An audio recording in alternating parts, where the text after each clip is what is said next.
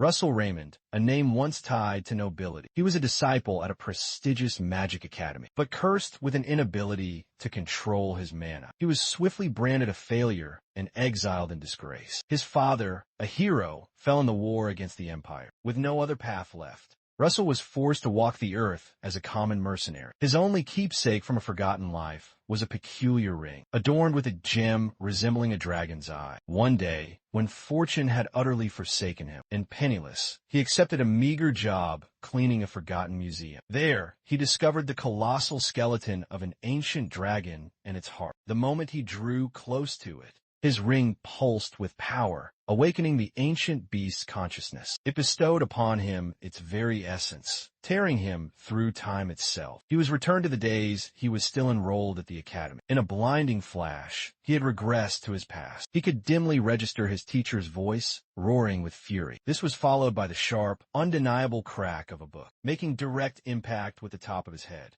He was violently jolted back to the present. The instructor's lecture tore into him for daring to doze off in class. Naturally, Russell was utterly bewildered by this impossible situation. And why on earth was Professor Hubert suddenly screaming at him? After all, according to his own memories, this very man had already passed on. His eyes darted around the room with intense curiosity, scanning the faces of his former classmates. Then, glancing down at his own youthful body, it didn't take long to grasp the truth. Somehow, by some miracle, he had been returned to his past. Meanwhile, a furious Hubert banished him from the classroom as penance. Russell, however, was on a different plane. He still had no clue. What cosmic power could have possibly triggered this regression? As the pieces fell into place, he became certain this was the work of that mythical dragon he encountered. He then noticed his treasured ring had vanished. This made him briefly contemplate if his own late mother could have played a part in this miracle. At that very instant, the professor emerged from the classroom. Even as our hero offered a sincere apology for his transgression, the professor remained sternly unconvinced. He was thus summoned to the office for a private reprimand. Although Russell was now facing punishment, he found himself relishing this nostalgic sensation, but his reverie was shattered by a solid smack to the back of his head. Of course, it was a pack of his classic tormentors, here to harass our protagonist. One of them,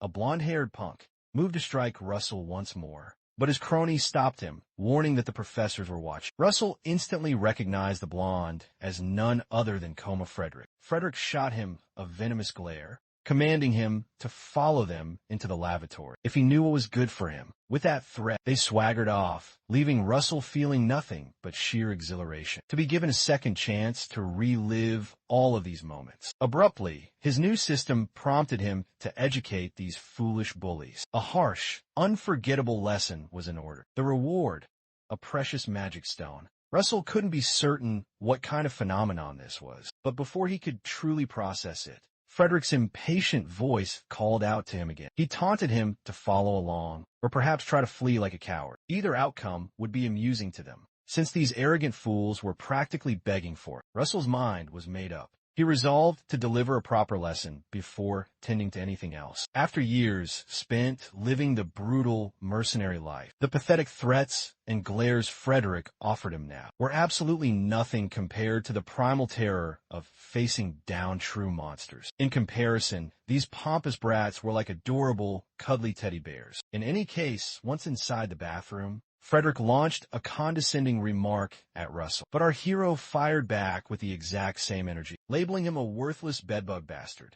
The trio was stunned to see him radiating such an unshakable aura of confidence, but they weren't there to exchange pleasantries. The most impatient of the group balled his fist to land a punch, but Russell moved like lightning past him and unleashed a single, devastating punch that knocked the thug out cold. The second one, seeing his comrade fall so easily, charged headfirst towards Russell with a roar. But he, too, was met with a bone-crushing punch, a blow powerful enough to neutralize him in one clean hit. Even witnessing this, the display wasn't enough to intimidate Frederick. In fact, his arrogance only seemed to grow. He tossed his smoking pipe aside and squared up for a real fight. He threw a swift jab at Russell while sneering at him, mocking that since Russell couldn't wield magic, he had resorted to learning some crude martial arts. This pathetic display, he claimed, was only to be expected from the disgrace of a fallen family. Frederick then slid 4 glimmering rings onto his knuckles, reminding Russell that while casting spells is forbidden, the use of minor magical artifacts is permitted. With that declaration, he lunged violently at Russell, but our hero simply caught the incoming fist with ease, twisted his wrist with veteran skill, and watched Frederick's knees buckle in agony. Russell's chilling glare bored straight into Frederick, shaking him to his very soul. He was utterly livid that scum like Frederick would have the audacity to speak of his family name. With one final, decisive blow, Russell dealt with the worthless bastard. Once he had finished drilling this brutal lesson into the bullies, Russell exited the bathroom and slumped against the cool wall on the floor. He briefly wondered if perhaps he went a little too far. In that exact moment, the system notification materialized again before him, and as promised, he received the lowest grade magic stone as his reward. The instant the stone appeared in his hand, the system issued a new, simple command: consume. While Russell was uncertain if he was genuinely meant to eat the rock, he instinctively felt that this had to be another grand opportunity, one that was intertwined with this second chance at life he'd been given, his second life. He began to chew the stone and was shocked to find it tasted incredibly good. Suddenly, a crimson energy known as mana erupted from his entire body. The raw power quickly enveloped him, causing a jolt of alarm. The system screen notified him that he had successfully obtained the mana that was contained within the mysterious stone. Abruptly, he felt a powerful sensation emanating from his chest, and he was still deeply startled by the phenomenon. Our protagonist suddenly understood what was happening. He placed his hands over his chest, willing himself to stabilize the flow. He realized that the mana he had just consumed was overflowing, so he calmed his mind, allowing the power to do its work. The screen flared to life again. It announced that the mana within his circle was increasing. The mana was not merely increasing. The raw mana he'd acquired was being absorbed by the magic circle that existed around his heart. He remained perfectly calm, relieved that it was finally stabilized. Our hero suddenly grinned. It seemed he had truly hit the jackpot. With this impossible new method, he could finally conquer the mana vein narrow that had plagued his entire previous existence. He thought back to the tragic fall of his noble house, and then his humiliating expulsion from the academy. As if those painful experiences weren't degrading enough, he had been forced to live as a third-rate mercenary. At long last, it appeared he could rewrite the bleak future he once foresaw. He strode through the hall, filled with a newfound purpose. It seemed the future was finally looking bright for him. A few moments later,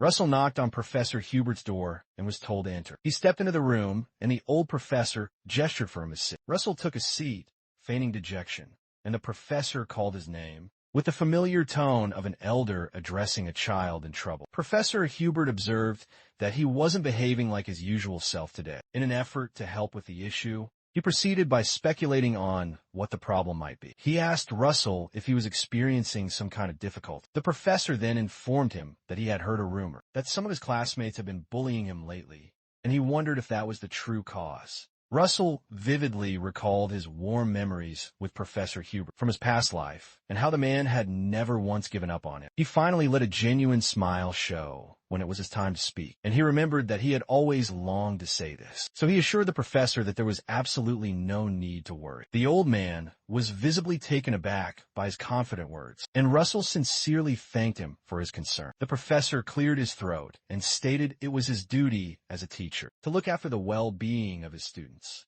He then added that, nevertheless, a punishment was still in order for dozing off during his lecture. The professor opened the large book before him and warned him that the punishment would not be a simple one. He was issued an assignment to compose an in-depth analytical report on a specific part of their textbook. As it happens, it was a difficult section that even the upper year students struggled with. While he was speaking, the system screen popped up once more and announced his next mission. His new quest was to perfectly complete Professor Hubert's difficult assignment. The system also informed him that he could acquire additional rewards based on his level of completion of the task, and also on Professor Hubert's overall level of satisfaction. The reward was yet another lowest grade mana stone, plus an additional mysterious item. Russell's eyes widened in shock. He realized that even completing his school assignments were now missions. The professor noticed his eyes widening with surprise, so he asked him if the assignment he gave was too difficult. Russell quickly told him that it was not.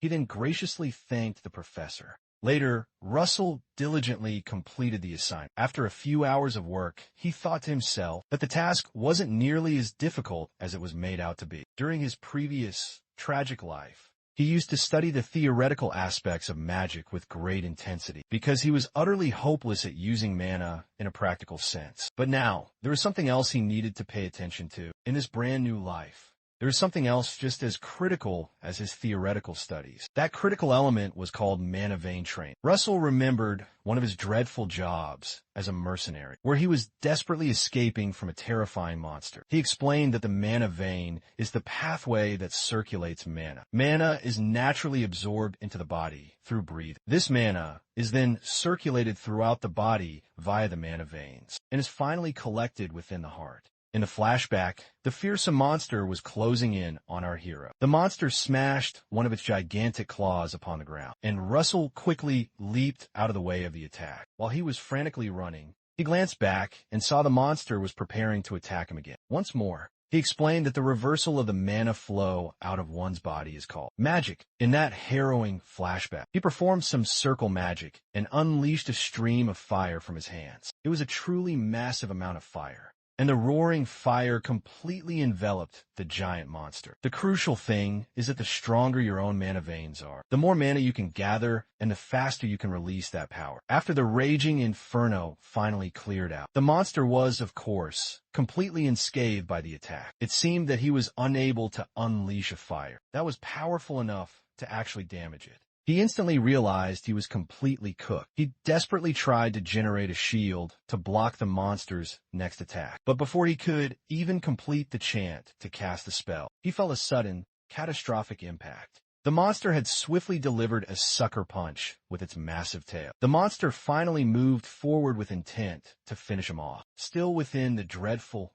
flashback. Russell explained that his crippling sickness made fighting monsters an absolute, unending nightmare. He remained among the rocks, barely conscious. Suddenly, he managed to regain his consciousness. He was immediately met by another brutal hit from the monster that launched him even deeper into the hollowed-out stone. He wondered if the sky itself had sympathized with his unlucky fate, or if it could have simply been a stroke of sheer luck. The thing is, that fall had launched him into a secret underground site. When he finally got up, he groaned and tried to find his way out. Inside this ancient site, he found 2 grimoires that contained strange secrets. Our hero walked towards the mysterious books and went to pick them up. The first ancient book was titled Over Vein, and the other was called Wizard Body. Back in the present day, Russell went on a long jog to continue his mana vein training. He explained that the book that was named Over Vein trains the physical body and greatly broadens one's own mana vein. The other book, which was called Wizard Body, teaches you training methods that help substitute your own muscle tissue for a part of the crucial mana vein.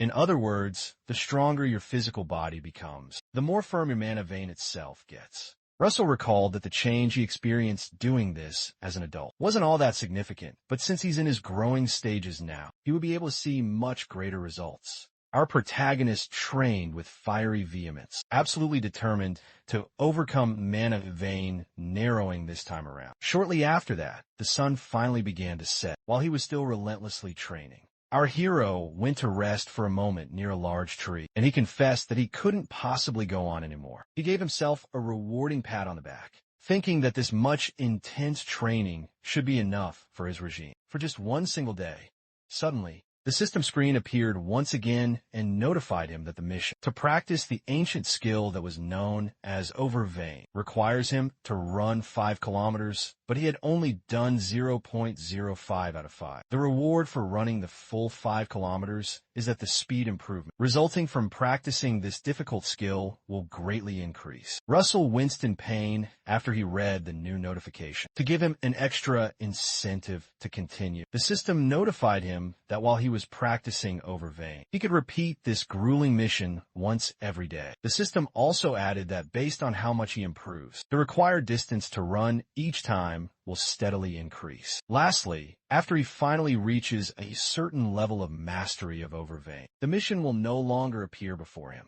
Russell became alarmed and frantically asked the system what the big rush was. The notification sounded a lot like a threat to him, so he decided he had to keep training. He reasoned that he had barely managed to obtain such a golden opportunity, so he could not just sit there and idly let pass him by. A short while after, our hero pushed himself further and ran 1.4 kilometers out of 5. He went even further and managed 2.7 kilometers out of 5. At this critical point, his tired legs began to shake uncontrollably. It soon got to a point where he had to take a break, because it genuinely felt like he had completely broken his knee. He checked the screen and noticed he had now run 3.6 kilometers. So he comforted himself that he was actually almost done with it. He decided he had to give it one final, desperate push. With all of his remaining strength and willpower, our hero ran like an absolute madman to meet the required target. Late into the night, he finally saw the system notification that he had completed the mission and that there were now rewards waiting for him.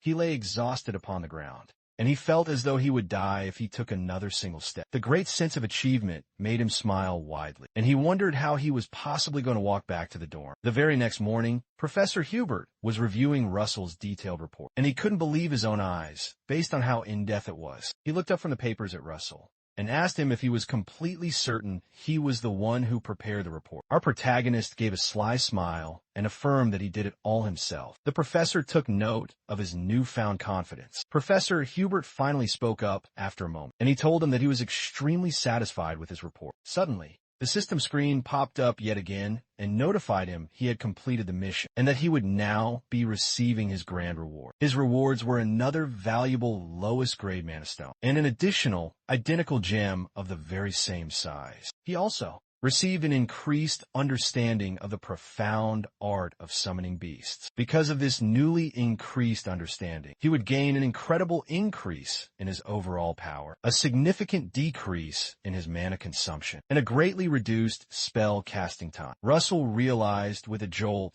that the higher his level of understanding became, the more powerful he would become. He quickly resolved to leverage that fact. The professor commended his excellent work and told him he could take his leave. Now, just before he decided to leave, Russell decided he would ask the professor for a special favor. A few moments after Russell had asked for the said favor, the professor asked him why on earth he would want to use the faculty library. The old man mentioned that the regular student library should have more than enough books to suit all of his academic needs. Our hero calmly informed the esteemed professor that he had already read all of the books in the student library. That statement sounded incredibly hard to believe, so the professor asked him if he had truly read all of it, to which Russell replied with a confident affirmation. His teacher expressed that that was quite shocking to hear. However, he then said that even if he was being completely truthful, it was an entirely different and complicated matter to simply allow him to use the exclusive faculty library. The professor told him that he would first put him through several tests to ensure that he was truly qualified for such a privilege. Russell's face lit up, and he agreed that that was totally understandable. Shortly after this, several new mission windows popped up on his screen, all of them requesting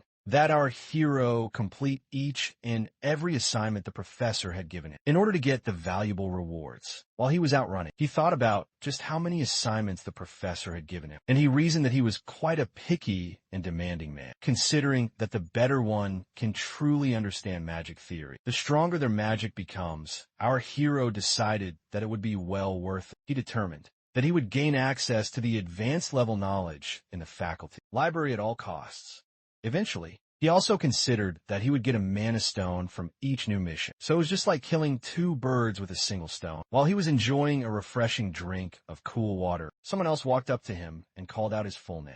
The boy's name was Anton Frederick, and he seemed to be related to Coma. Anton coldly mentioned that Coma, his dear friend, had to suffer greatly all because of him. Russell sharply retorted back to him by asking, "What's wrong with that?" And he asked if Anton was there to seek revenge. Anton laughed mockingly and said, "There is absolutely no point in coming here to take revenge against him," and his friends all laughed along with him. He then told Russell to stop deluding himself with such thoughts. He joked that absolutely no one would take revenge on a worthless piece of trash like him. Anton then told him that he would rather just trample him than take revenge here. The bully walked right past him and intentionally collided with his shoulder, reminding him that they would be meeting again soon in class. Russell suddenly remembered that they had a class together very soon, and he wondered why Anton was acting so smug and confident about it. He abruptly recalled that the class they had together was practical magic combat studies, a class where students are graded based on their sparring matches. against each other. The terrible part about it was that in his fights against Anton, during his previous life, he was always utterly humiliated in that class. He recalled how Anton had always beaten him badly at fire magic and would tower over him. He would grin and cruelly make fun of him because he didn't possess good mana veins like he did. Russell couldn't believe that he had so foolishly forgotten that they had to do those spars. Our hero decided that he had to quickly begin preparing for it. Better to be late than never to prepare. Suddenly, the system screen notified him that he now had a new mission. He had to achieve the coveted second circle by greatly increasing his level of understanding of the attributes that he currently possessed in his arsenal. That day, Russell spent all of his precious time doing each and every single assignment the professor had given him, and he worked diligently long into the night. The next morning, he brought a huge pile of papers to the professor's office in order to submit all of the assignments. The system showed several new notifications for each and every assignment, and it told him that he had successfully completed his missions and would now receive his well-deserved reward.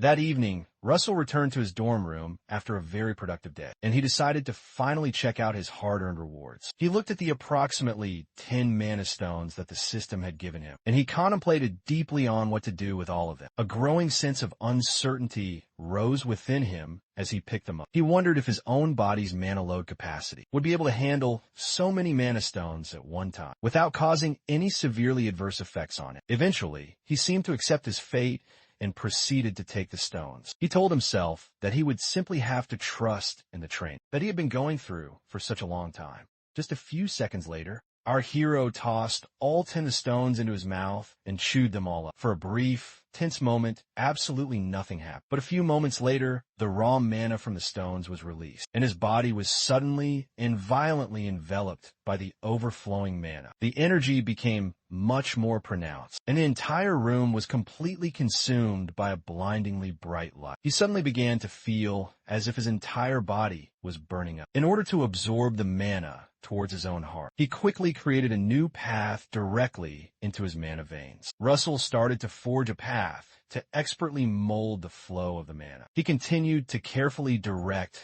the flow of the mana to channel it to his heart. It was abundantly clear that he was in an immense amount of pain, but he decided he had to bear it no matter what. Furthermore, he began to twirl the powerful mana flow around in an attempt to draw a brand new circle right around his heart, just like the very first one that he already had, so that he could finally achieve a second, more powerful circle. If he failed at doing this one task properly, his heart would most likely not be able to make it. Our hero very carefully drew the brand new second circle, but he hesitated just before he reached the very end of it, afraid that he would somehow mess something important up. He decided that there was no way of going back now. So he resolved himself to finally finish the process up. His powerful veins began to absorb the generated mana. Once he concentrated fully and completed the magic circle, our hero absolutely refused to give up on his goal, no matter what the final consequence would be. There was no way he could achieve his dream of being a world-class mage without doing this, so he promised himself he would achieve his second circle. Suddenly, a brilliant beam of raw light burst out through his window, and it looked for a moment as if he was actually exploding. A few moments later, Russell finally awoke on the ground, and he realized with a jolt that he was able to do it successfully. He realized that he had finally managed to achieve the second circle. Finally, the powerful mana flowed freely into his body while he laid on the ground. Suddenly, the system notified him that he had completed the mission successfully and would now receive his promised rewards for his hard work. As it turns out, his deep understanding of the elemental attributes had risen quite greatly, so the overall power of each elemental magic had also risen greatly. The very next morning, the professor was reading through all of the lengthy reports that Russell had submitted to him. He exclaimed in utter amazement and finally confessed that he couldn't believe that he was able to fully complete all of those difficult tasks in such a short period of time. The professor then told him that there was just one final question left before he would be able to grant him access to the library. It was a single question that was much more fundamental compared to the previous ones. The professor asked which of the four structures is the most important one among the four structures that magic is comprised of in total. The profound question completely shocked Russell, who just stood there for a moment in complete silence. Professor Hubert immediately noticed his stunned silence and started to regret asking a young student a question that he himself had only recently just figured out the answer to. In order to avoid overwhelming his student, the professor quickly got up from his seat and proposed to ask a different question. Russell, who had been completely silent all along, started to confidently answer the question anyway. The professor was completely taken aback by Russell's sheer confidence, shocked that he actually had an answer to the question. Professor Hubert stopped what he was saying and listened to him intently. Russell finally provided his answer, stating that the most important structure in all of magic is the mental image of the one who is performing the magic. The professor hesitated for a brief moment and considered the answer he gave. Professor Hubert finally asked him why he thinks that is the case. Russell thought deeply about the difficult question before he began to speak. He said that magic is the act of manifesting something into the real world by using mana. The world categorizes this complex process into 4 distinct levels. The very first level is more commonly known as assimilation, where you learn the fundamental principles that guide all natural phenomena. The second critical step is creating a unique mental image, where you visualize what you have just learned within your own mind. The third difficult step is what is known as construction, where you construct complex formulas in order to manifest the visual image. The final, crucial part is known as manifestation, where the magic finally comes to exist in the real world through the formula. Russell added that understanding things like construction and manifestation can be learned through enough effort and diligent study. However, the mental image is not something that can be reached through simple effort. Breaking out of one's own self-imposed limits and reaching the freedom of true imagination through sheer courage is what ultimately decides the level of one's mental images. Our hero held out his hands and generated a small flame to explain his point. He explained that he could choose to pretend that this very flame is an arrow and visualize that exact image within his own mind. If you're to do that, the flame would then become the second circle magic, fire arrow. True to his very own words, the flame in his hands instantly morphed itself into the distinct form of an arrow. Next, he said that he could also choose to imagine something else entirely. Apparently, the versatile flame will follow his powerful imagination, and it will become something else that is entirely different from before. He said that he doesn't have to place any limits on his own mental visualization, because by doing that, it can allow him to create something that doesn't currently exist in this world. The professor just listened keenly to his words and affirmed all that he had said. Russell said that it all begins with understanding how the known world ends, and then twisting the very rules of the known world in order to achieve something truly beautiful. Russell put out the magical flames and confidently ended his explanation. Professor Hubert, who had been listening intently all along, thought about how truly remarkable Russell seemed to have suddenly become. He finally spoke and said that he had been able to confirm what he had been thinking all along. The professor then smiled warmly at him and said that the student library is simply too small a world for him. Suddenly, the system notified our hero that he had now accomplished the important mission of gaining entry into the first floor of the exclusive professor's library, and he would be getting 2 low-grade mana stones as a reward. Later that very day, Russell walked with purpose into the first floor of the professor's library. Just the first floor alone seemed to be incredibly expansive, which he found to be very intriguing to him.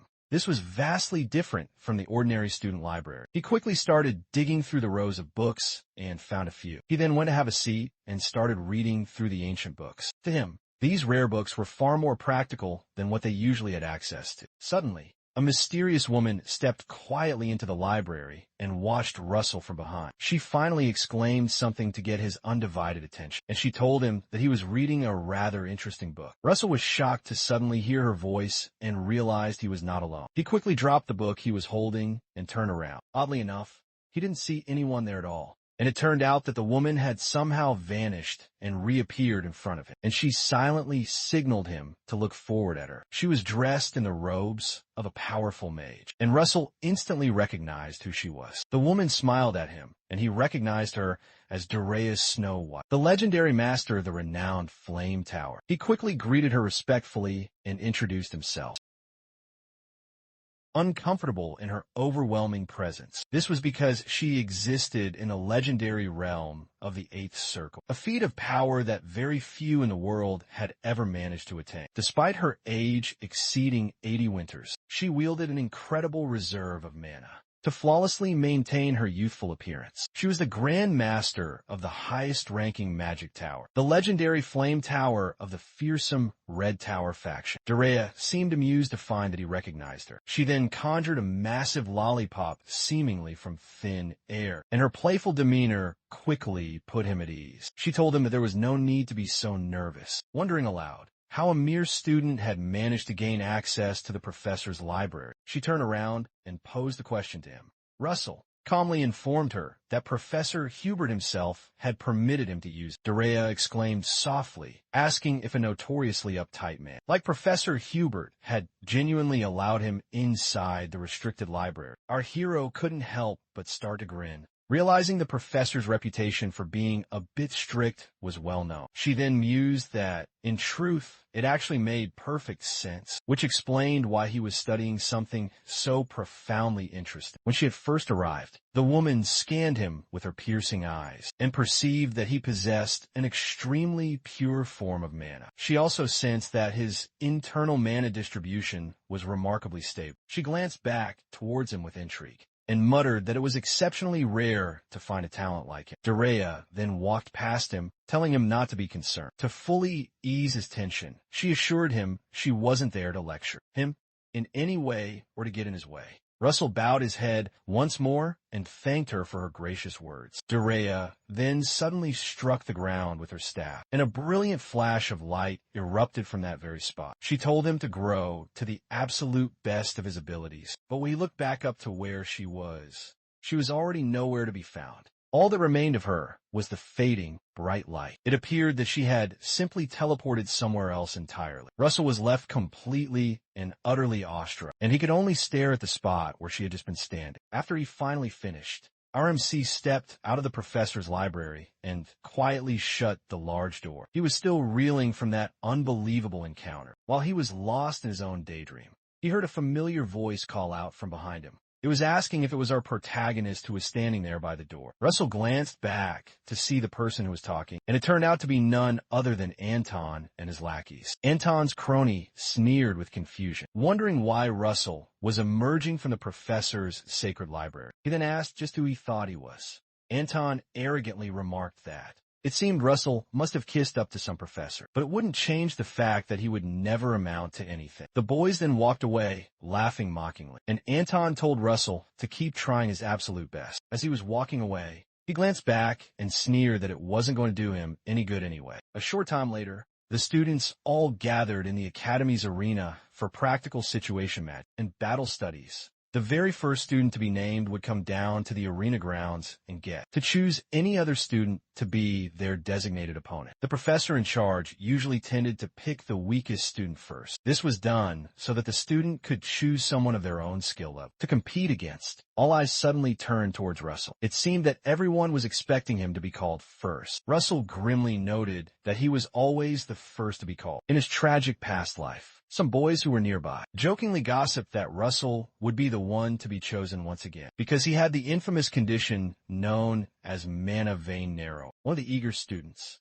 immediately started begging Russell to choose them as his opponent when he was called out so they could easily raise their grades this semester. Another student then told Russell not to pick that shameless bastard, but to pick him instead. The professor noticed the growing ruckus, and he sternly told all the students to quiet down at once. He then proceeded to pick a student and started to call out the first name. Everybody immediately started to whisper that it was going to be Russell, and a few people even started to laugh mockingly. But much to their astonishment, the person who was called out was Anton Frederick, and this development completely shocked the entire student body. They were all stunned to hear Anton's name being called, and they wondered why he would get to be chosen first. Anton proudly strode by the overseeing professor. He smugly thanked the professor for calling him out first, but the professor simply told him that This was nothing compared to the generous favors that he regularly receives from the powerful Frederick Merchant Association. Russell became alert, saying to himself that he was fully expecting this kind of corruption to happen. Anton walked confidently to the center of the arena field, and he stopped to pick one of the other students.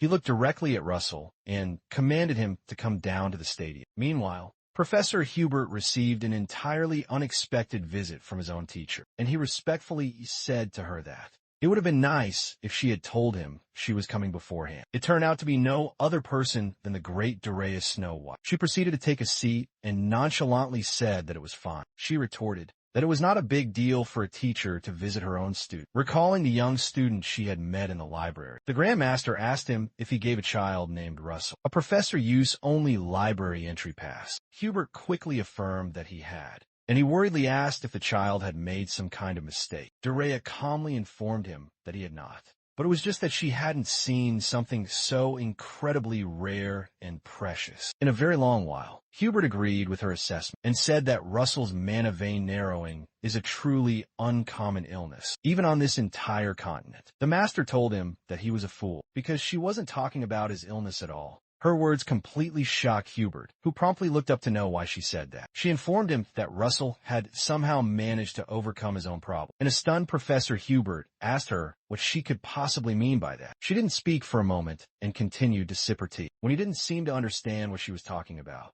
she finally broke the incredible news to him and notified him that the child had managed to form his second circle. Professor Hubert was sincerely and utterly shocked, and he wondered how that was even remotely possible. Meanwhile, the two young boys took their designated spots and prepared to duel on the Academy's stadium grounds. Just before the game began, another screen popped up in front of Russell. The screen notified him that his next critical mission was to win during this magic training, and he could receive lowest grade magic stones in a subspace compartment that could carry things weighing up to 40 kilos. Russell was thrilled to learn he would be getting a subspace compartment because this was a type of magic that only the absolute wealthiest mages could use. The compartment would allow him to easily store things, so it would be quite useful for storing all his magic stones. While he was still lost in his thoughts, Anton called out to him, disdainfully calling him an insect. The arrogant bully asked him if his entire body was frozen in fear. Anton taunted him that his only option of surviving this fight was to beg. Our hero just laughed contemptuously. Suddenly, Russell flared his aura, covering his entire body with potent energy, and calmly asked Anton if he was speaking to him. Anton was startled by this sudden transformation, and he wondered if it was what he was thinking it was. While they were chatting, the professor who was coordinating the games ordered them to move back to their spots inside the circle so he could officially start the heated match. He recalled the powerful magic that Russell had just used and wondered if someone with mana vein narrowing was truly able to achieve the second circle. But he quickly dismissed the impossible idea because it wasn't possible. Once the duel was officially started, Anton immediately released a second circle magic spell called Flamethrower. He poured out a torrent of searing flames and shot it directly at our boy. Russell instantly spotted the inferno heading right for him and responded. He swiftly summoned a powerful shield that deflected the raging fire. The fire slammed into the shield and shot harmlessly upward, completely unable to penetrate through the magical shield. Russell held the powerful shield firmly in place and continued to endure the relentless stream of fire. One of the other professors who was watching nearby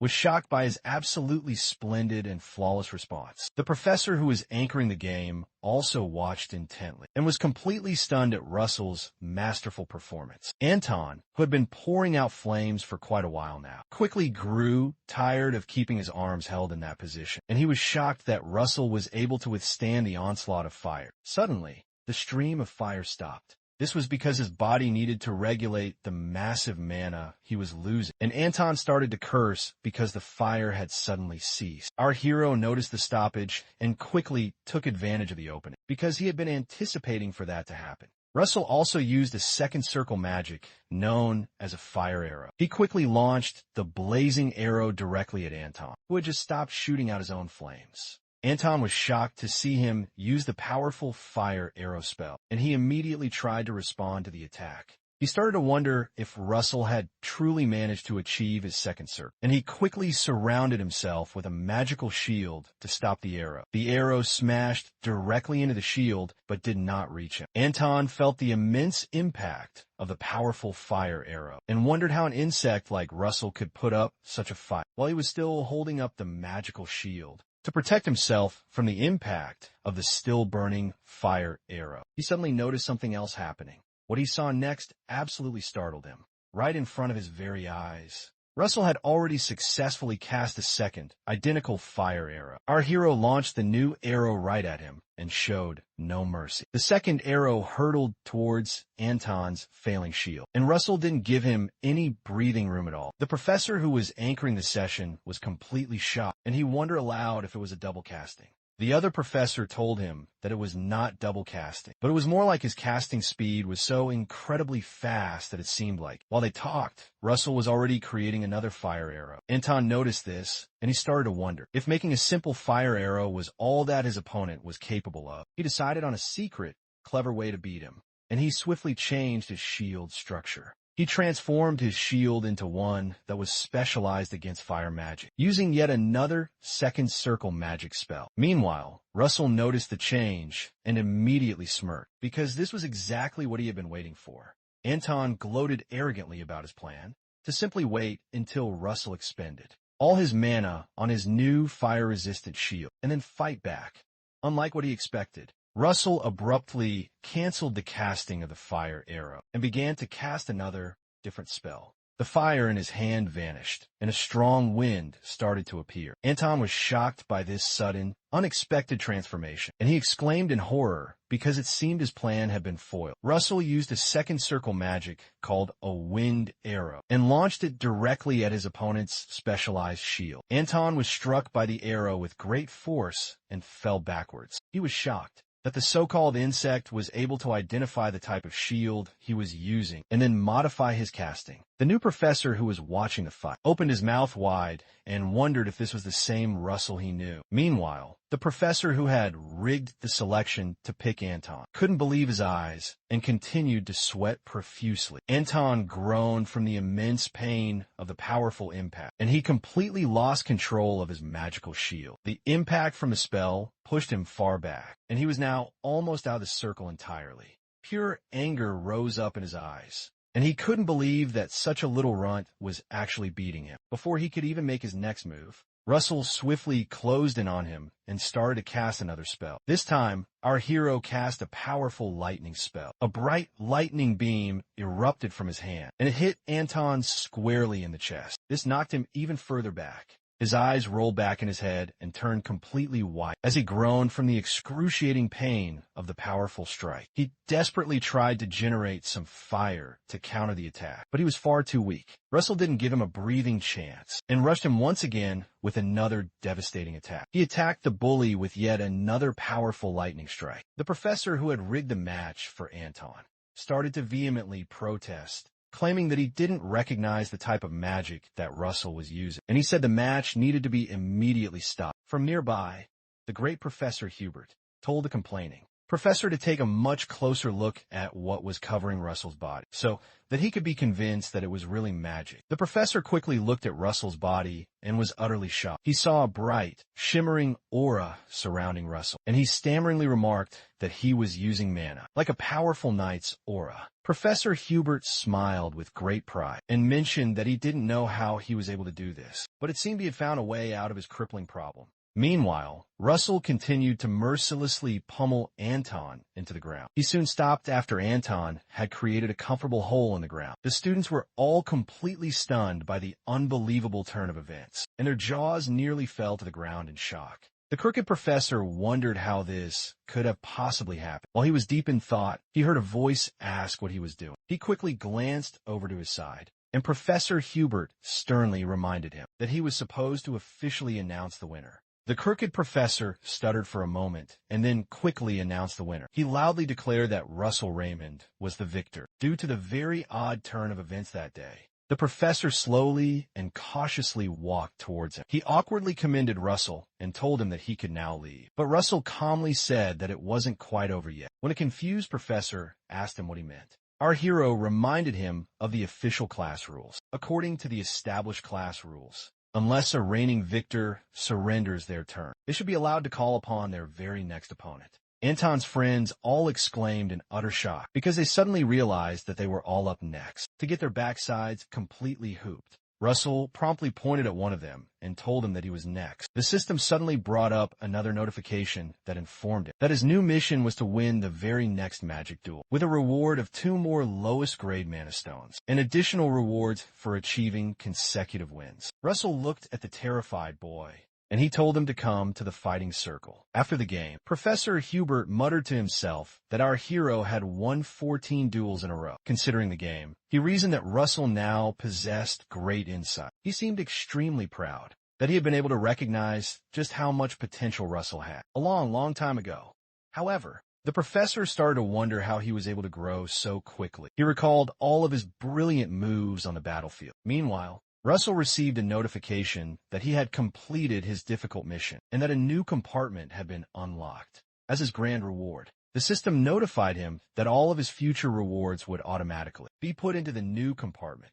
From this point on, he also got a whole series of mana stones as rewards for each fight he won. There also seemed to be a mysterious, unknown thing in the compartment, which the system had given to him as a special reward. Russell glanced over at the mysterious notification about the unknown thing, and he wondered what on earth it could be. He summoned the subspace compartment to find out. Our hero reached his hand into it and checked around inside. When he finally brought it out, it turned out to be some kind of ancient map where an X marked the spot. A notification popped up again with yet another new mission, where he had to go to the mysterious location on the map and complete the secret mission that was assigned there. The system then notified him that some magical lights would guide his way. Once he approached the correct location, the reward for completing this mission was something completely unknown, as well as 5 very valuable intermediate grade mana stones. The system then issued a stern warning that it was best to try this mission only after he had successfully reached the 3rd circle. Russell was completely shocked when he read that part.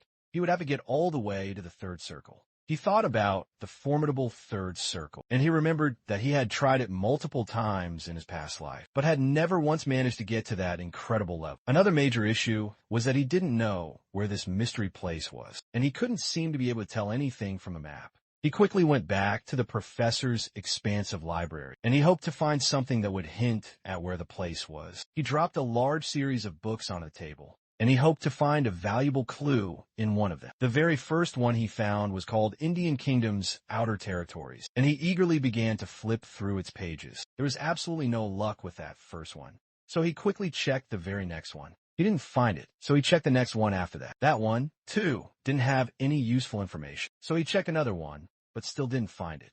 After checking through dozens and dozens of books, he finally groaned in complete frustration upon realizing that none of the places in these books matched the location that he was looking for at all. He cursed in his mounting frustration as he left the library and realized that he had wasted too much time. He decided it would be much better if he just focused on reaching the 3rd circle. First, when he went through the long hallway, several of the other students cowered in abject fear after watching his incredible display in the stadium. Russell thought to himself that he had finally managed to escape the resentment and bullying. The only remaining issue was that he was still a complete loner. While he was thinking, he heard someone call out to him from behind. He looked back, and it turned out to be Professor Hubert, who warmly asked him if he could come see him in his office. Russell cheerfully accepted the invitation to come see him. When they finally got to the office, Professor Hubert remarked that it was already almost summer break. He then poured them both some hot tea and asked Russell if he had any plans for the upcoming break. Russell told him that he did not have any plans for it yet. Upon hearing that news, Professor Hubert asked him if he would like to work with him on a research project, and this offer completely shocked him.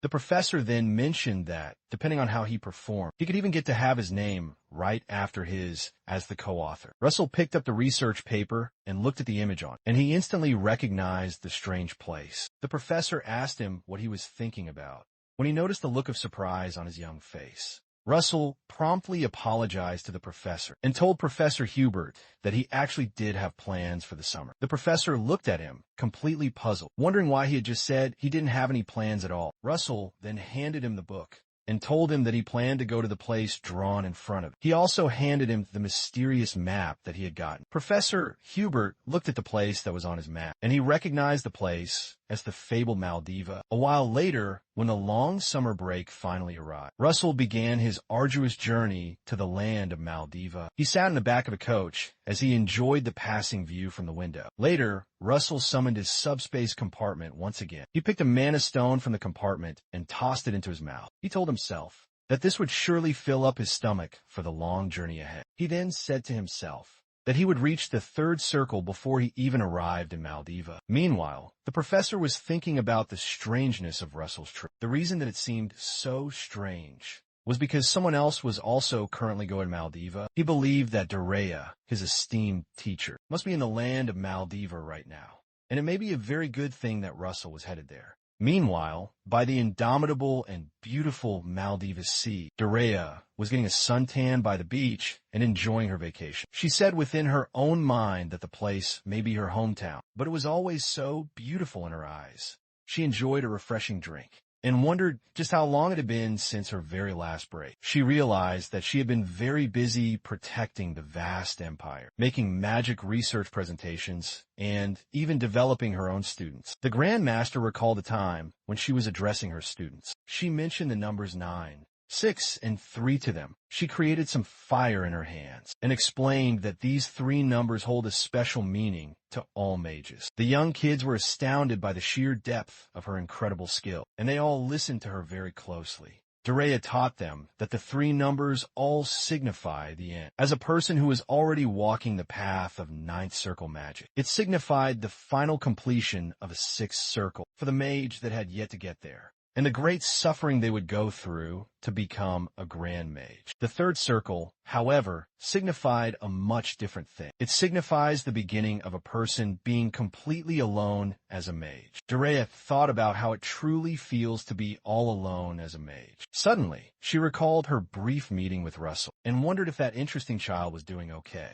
She continued, thinking about how she had seen him reading an advanced magic book. Meanwhile, the coach that Russell was in had finally reached Maldiva, and the rider informed him that they had reached their final destination. The coach rider waited for a little while, and he noticed that our protagonist was not coming down. When he came around to the back to check out his passenger, he exclaimed in absolute shock based on the state he found him in. Sometime later, Russell was furiously gobbling down some much-needed food. He tore a large piece of hot dog with just one hand, while he ate a huge loaf of bread with the other one. In front of him was a veritable mountain of delicious food, and he recalled that he had used way too much of his strength, trying to calm down the completely crazed mana when he was trying to draw the difficult 3rd circle. In a brief flashback to when the coach rider came back to check on him, the rider found him unconscious and frantically tried to revive him, thinking that he had died.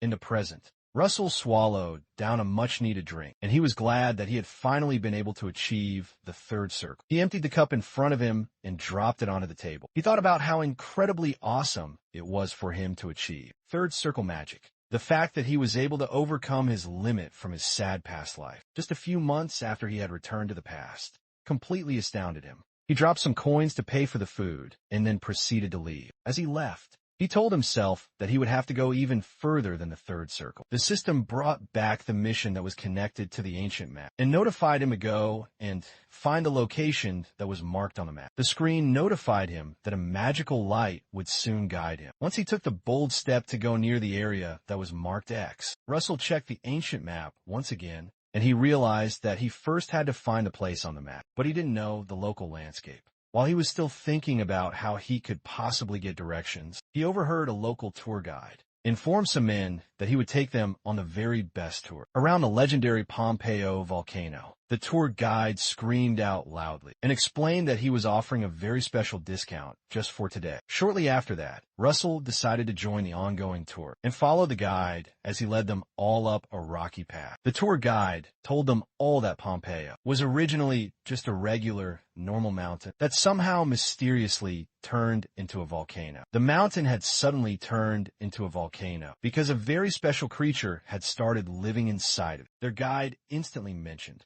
that there was only one single creature with that exact description in the entire world. The creature was none other than the Great Red Dragon. Russell decided it might be a good idea if he started to move on alone. From that point on, our hero crouched down behind the other tourists and proceeded to gracefully leap off the cliff they were all standing on, while the tour guide was still telling the other guys about the location. Russell jumped clear off the dangerous cliff. Our hero jumped on a nearby river and began to walk on the water. He said within his own mind that there may be a deep connection between this strange place and the reason he was sent back.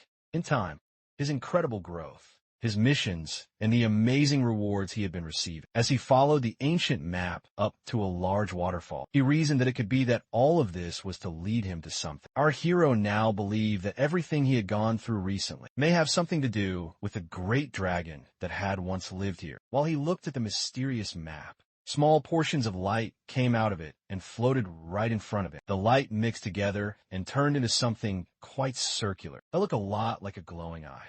Suddenly, the streak of magical light moved away from the map, and it started to head off somewhere else. He suddenly recalled that this must be the magical light that he was told would guide him. The light moved gracefully over the river and made its way through the waterfall. Russell smiled to himself slyly and realized that his secret mission must be behind the waterfall. He quickly cast a powerful wind spell, and he shot a wind arrow through the waterfall to give himself a clear passage to go straight through. After doing that, our hero leaped right through the hole to avoid getting himself completely wet. Once he got safely inside, he landed on a large rock and found out that there was a huge lava cave right behind the waterfall. He remembered that the system had warned him to wait until he had achieved the third circle to come here. But he noticed that he couldn't see any monsters or beasts anywhere here, and he wondered why the serious warning had been issued. Our hero continued to make his way carefully through the dark cave, cautious of every single step. He ran into some ancient pillars, which pointed to the simple fact that someone or some people had once lived there a while back. He placed his hands carefully on one of the large pillars, and he wondered just how long it had been built.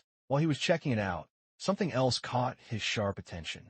From the far corner of his eye, he finally found the magical light he had been following, stopped directly in front of a strange-looking door. Russell walked toward the ancient door to investigate what was behind it. When he neared the door, his senses suddenly began to tingle, and he felt as if something was terribly wrong. He stopped walking and wondered if he had suddenly forgotten the harsh things he learned from his hard life as a mercenary. The thing is, in a situation where there are absolutely no monsters, no beasts, or any sounds at all, there can only be one explanation. It means that you have entered the territory of a very strong predator. Suddenly, a huge lizard surfaced in front of Russell and looked down menacingly at it. Russell leaped backwards instantly to avoid getting his head bitten clean off. Well, he was a few meters away from the terrifying creature. He looked at it again and realized it was the fearsome Komodo lizard monster. He remembered from his dark days as a mercenary that was a powerful monster that could only be defeated with at least 2 full teams of skilled mercenaries. Our boy watched as the monster advanced slowly towards him and decided that the only thing he could do now was to run away, because there was absolutely no way he could possibly kill it. He decided he would try to slow it down by casting some powerful lightning magic. Russell chose the second circle magic called the lightning arrow, and he started to generate a new one. The Komodo lizard roared menacingly at him again. As it got closer, our hero didn't give in to his fear and aimed the arrow at its face. He launched the powerful arrow directly at it, hoping that he could land an attack and somehow slow it down, so he could get a chance to finally run away. Lizard, immobilizing the creature for a few precious seconds. Russell was grateful for the brief opening his gambit had created. Without a moment's hesitation, he decided to make a desperate dash for it. He bolted straight for the stone gate where the guiding light had vanished, intent on reaching the next stage of this fated trial. As he came within inches of the ancient door, the 2 stone statues guarding the entrance crossed their staves, barring his path forward. They declared that he must prove his worthiness to enter with his mana. Russell was stunned by this development. He realized they wouldn't let him pass so easily. The monstrous Komodo lizard quickly closed the distance to him. It seemed that it had effortlessly shaken off the effects of his lightning strike. Russell glanced behind him, realizing he was trapped with no way out. Thinking fast on his feet, he resolved to do something completely reckless. Since his path was blocked, he turned around with a furious resolve. He knew he would just have to forge his own path forward. He thrust out his hand and generated a blast of fire that he directed towards the Komodo lizard. Instantly, the gem on the door began to scan the mana Russell was emitting. The monster noticed the stone's powerful response to Russell's mana, and it watched in shock instead of continuing its advance. The Komodo lizard suddenly halted its attack. Russell was equally as surprised by this. He wondered why the fearsome lizard had suddenly stopped in its tracks. The Komodo lizard monster then reared itself up, almost standing fully upright, and Russell could only watch in a state of utter confusion. Suddenly, the guards blocking the gate retracted their spears and ceased, obstructing his way into the ancient gate. The mysterious voice that had spoken to him earlier announced that he had now proven himself worthy. This meant he could finally enter the gate. The crimson stones set in the gate began to shine with a brilliant light. The light grew much, much brighter, until it completely enveloped the entire cave that Russell was standing in. A short time after, our hero woke up with a terrible headache in a totally different place. He quickly scanned his new environment and noticed that things had changed. He touched the ground below him and noticed it was made entirely of ice. And he wondered how he was now standing on solid ice, when he was just in a molten cave a few moments ago. It was completely unclear where he now was, as all he could see was an ice cave and some strange ice statues. As he looked all around him, he remembered that he was just in a fiery cave a few moments ago, and wondered if he was taken here through some kind of teleportation magic. While he was thinking, he noticed another very odd thing. Right behind him, and up a nearby staircase that was also made of ice, was some kind of mysterious magical horn that was held down by a series of chains. While he was still thinking, a system screen popped up once again. The screen notified him that he now had a brand new mission, which was to defeat all of the ice golems in the immediate area and successfully clear out the trial of fire. Some noise from behind him caused him to quickly turn back. To investigate, he realized the ice statues he saw were actually golems, and they had now all come to life. He looked all around him, and he realized that he was surrounded by several hefty ice golems, and he wondered if they were really expecting him to defeat all of these golems completely on his own. There was absolutely no time to waste, so he decided he would get right to it, and started to generate some fire magic within his palms. He cursed under his breath and mentioned that this mission was way too harsh, but it seemed like there was absolutely nothing he could do.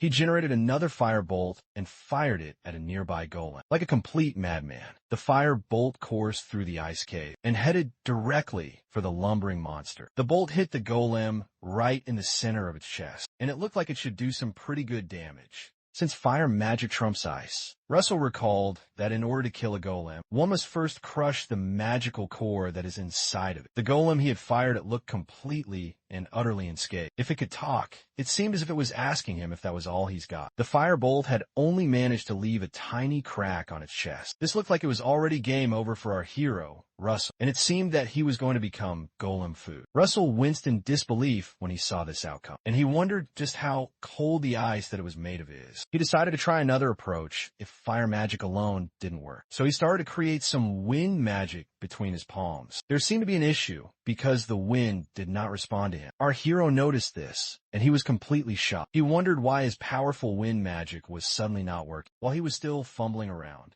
the golem rushed directly towards him, and it attempted to smash his brains out on the ground. Russell responded quickly and decided to use some lightning instead. But the lightning didn't come up either, and Russell realized that he was completely cooked. The golem smashed into the spot where he had just been standing. Luckily, Russell was able to move backwards just before the hit landed. He drifted backward and stopped only when he reached an ice wall. He thought about the notification that had come in just earlier, trying to get some information as to why his magic wasn't working. All of a sudden, he finally remembered that the system had mentioned something about clearing a trial of fire. Another golem came in to swat him like a common bug, hoping to crush his body into the wall. But our hero quickly moved backwards once again. He suddenly realized that he was not going to be able to use any magic in here other than powerful fire magic while trying to avoid the giant monster.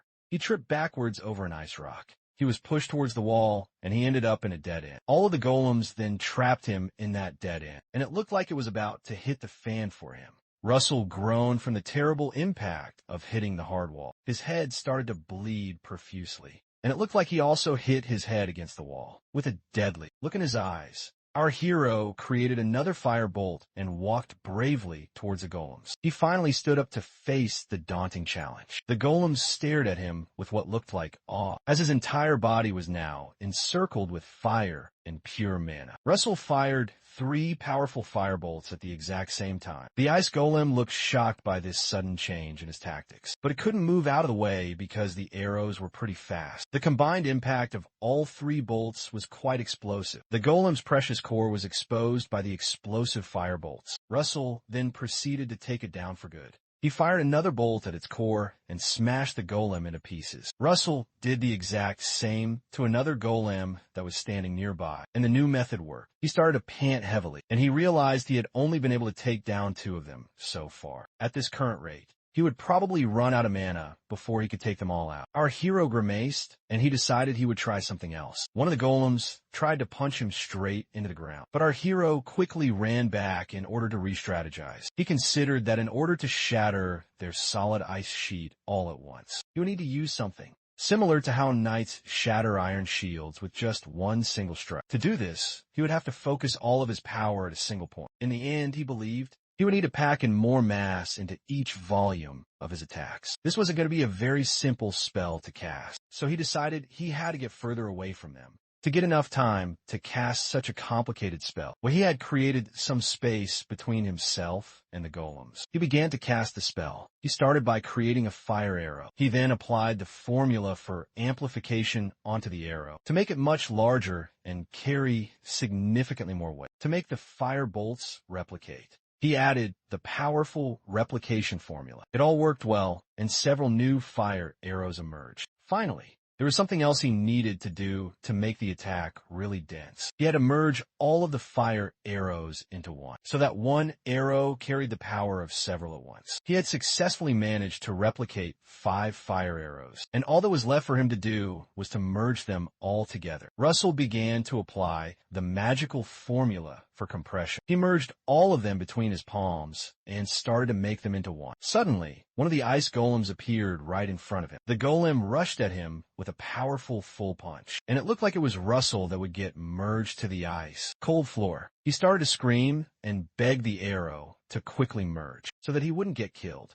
In the nick of time, he released the newly merged arrow, and a great explosion occurred. The explosion was so grand that it stopped the golems in their tracks. One of them got a full-blown hole in its chest from the explosion, right where its core used to be. Russell moved away and let the ice golem crash to the ground. He walked majestically with his newly crafted, powerful weapon, which he had now called the Blaze Lance. Once again, his eyes transformed into those of a powerful dragon. The system then gave him a new notification that his understanding of fire elements had now transcended beyond all limits. Russell agreed with the notification and said that he could feel it. He reasoned that the incredible power he was feeling was close to something. From the powerful 5th circle, he held on to the new spear, and he noticed that just maintaining the spear was a huge energy drain. To avoid wasting any of his energy, he made the first move. The golems all rushed towards him to let him know that they were not intimidated by his flashy new weapon. He launched his powerful attack right from where he was standing, and he burned through the core of 3 of the golems. And then he went to the next one and to the next one. Russell counted that there were just 4 of them left now,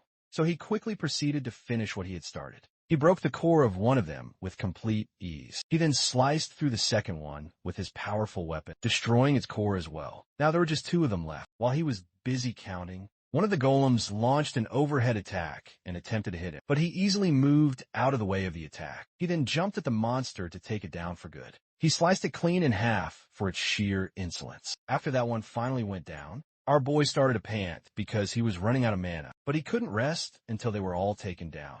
The last golem decided to go for a long-range attack, and it threw huge ice rocks directly at him. Luckily, Russell was able to block the deadly rocks, but some of them still hit him, and he realized that he would have instantly been killed if he hadn't blocked it with his powerful spear. At this point, he was left with just one breath of mana, and his spear started to dematerialize in his hand. Russell got back up and somehow maintained the magical spear. He told himself that there was one last thing that he could do. If that was the case, he decided to throw the spear at the monster. This would be the last blow he could muster, so it was absolutely critical. It would be terrible for him if he missed his final shot. Russell finally threw the magical arrow. When the monster got close enough, and he hoped that it would reach, finally, the arrow broke through its ice shield and got to its core. Russell just stood there completely still after his final throw, and watched as the arrow pierced clean through the monster. Our hero kept on watching, and he looked through the large gape in the monster's now shattered chest. When he realized that he had taken them all out,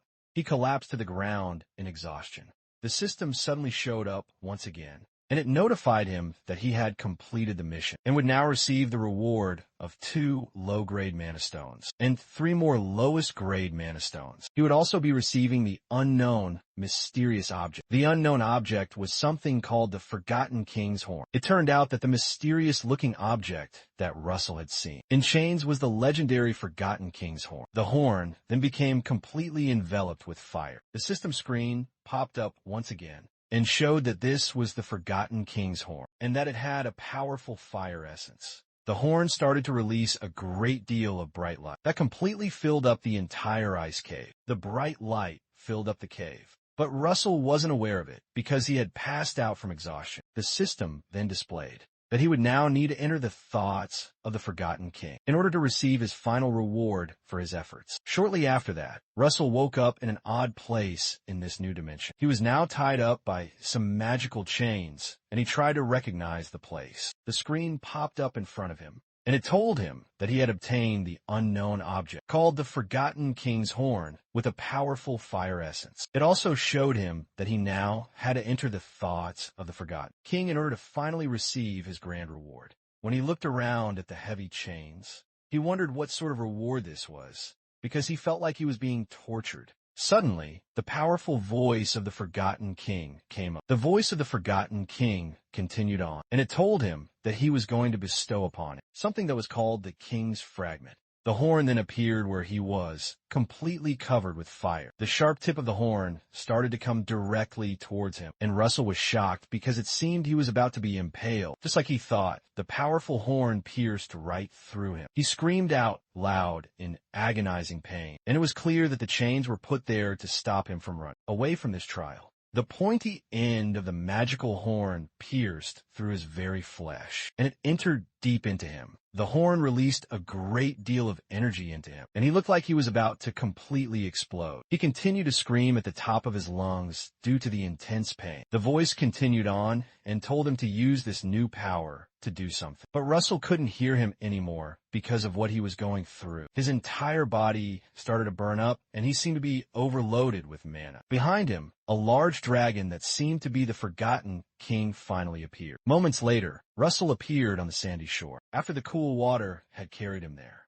He suddenly woke up and groaned because everywhere on him seemed to hurt. He wondered what was going on, and he tried to figure out where he was. It seemed to him that he was still in the land of Maldiva because the style of the building seemed to point to that conclusion. He looked completely confused for a little while, and it seemed that his memory was starting to fail him.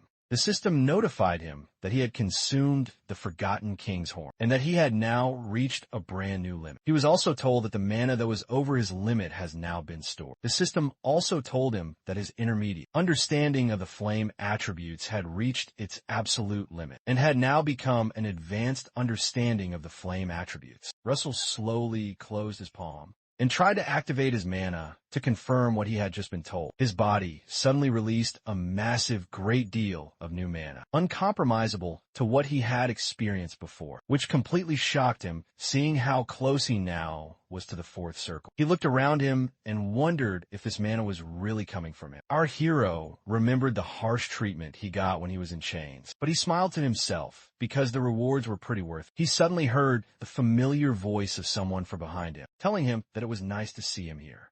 Behind him was the Grand Miss Daya, Snow White, in her regular, normal clothing, whom he was completely shocked to see in Maldiva. She then took him to one of the many bars by the beaches and mentioned that she had just sensed a sudden burst of powerful mana. She said she came to check it out, and that was how she had found it. Russell thanked her as he received the drink that she had given him. He smiled and said that he didn't expect to see her in this place. Meanwhile, the master scanned him with her all-seeing eyes and realized he had almost reached the fourth circle in such a short amount of time. She also noticed that his mana had become even more pure in that time. As they continued on with their friendly chat, Russell asked the Tower Master what had brought her to Maldiva. She simply told him that Maldiva was her hometown, but that many people did not know this. Russell was very surprised to hear that news, and he asked her again to know if he had heard her properly. Miss Daya replied with a simple affirmation and said that was the reason that she comes here every single summer, because she was now very curious.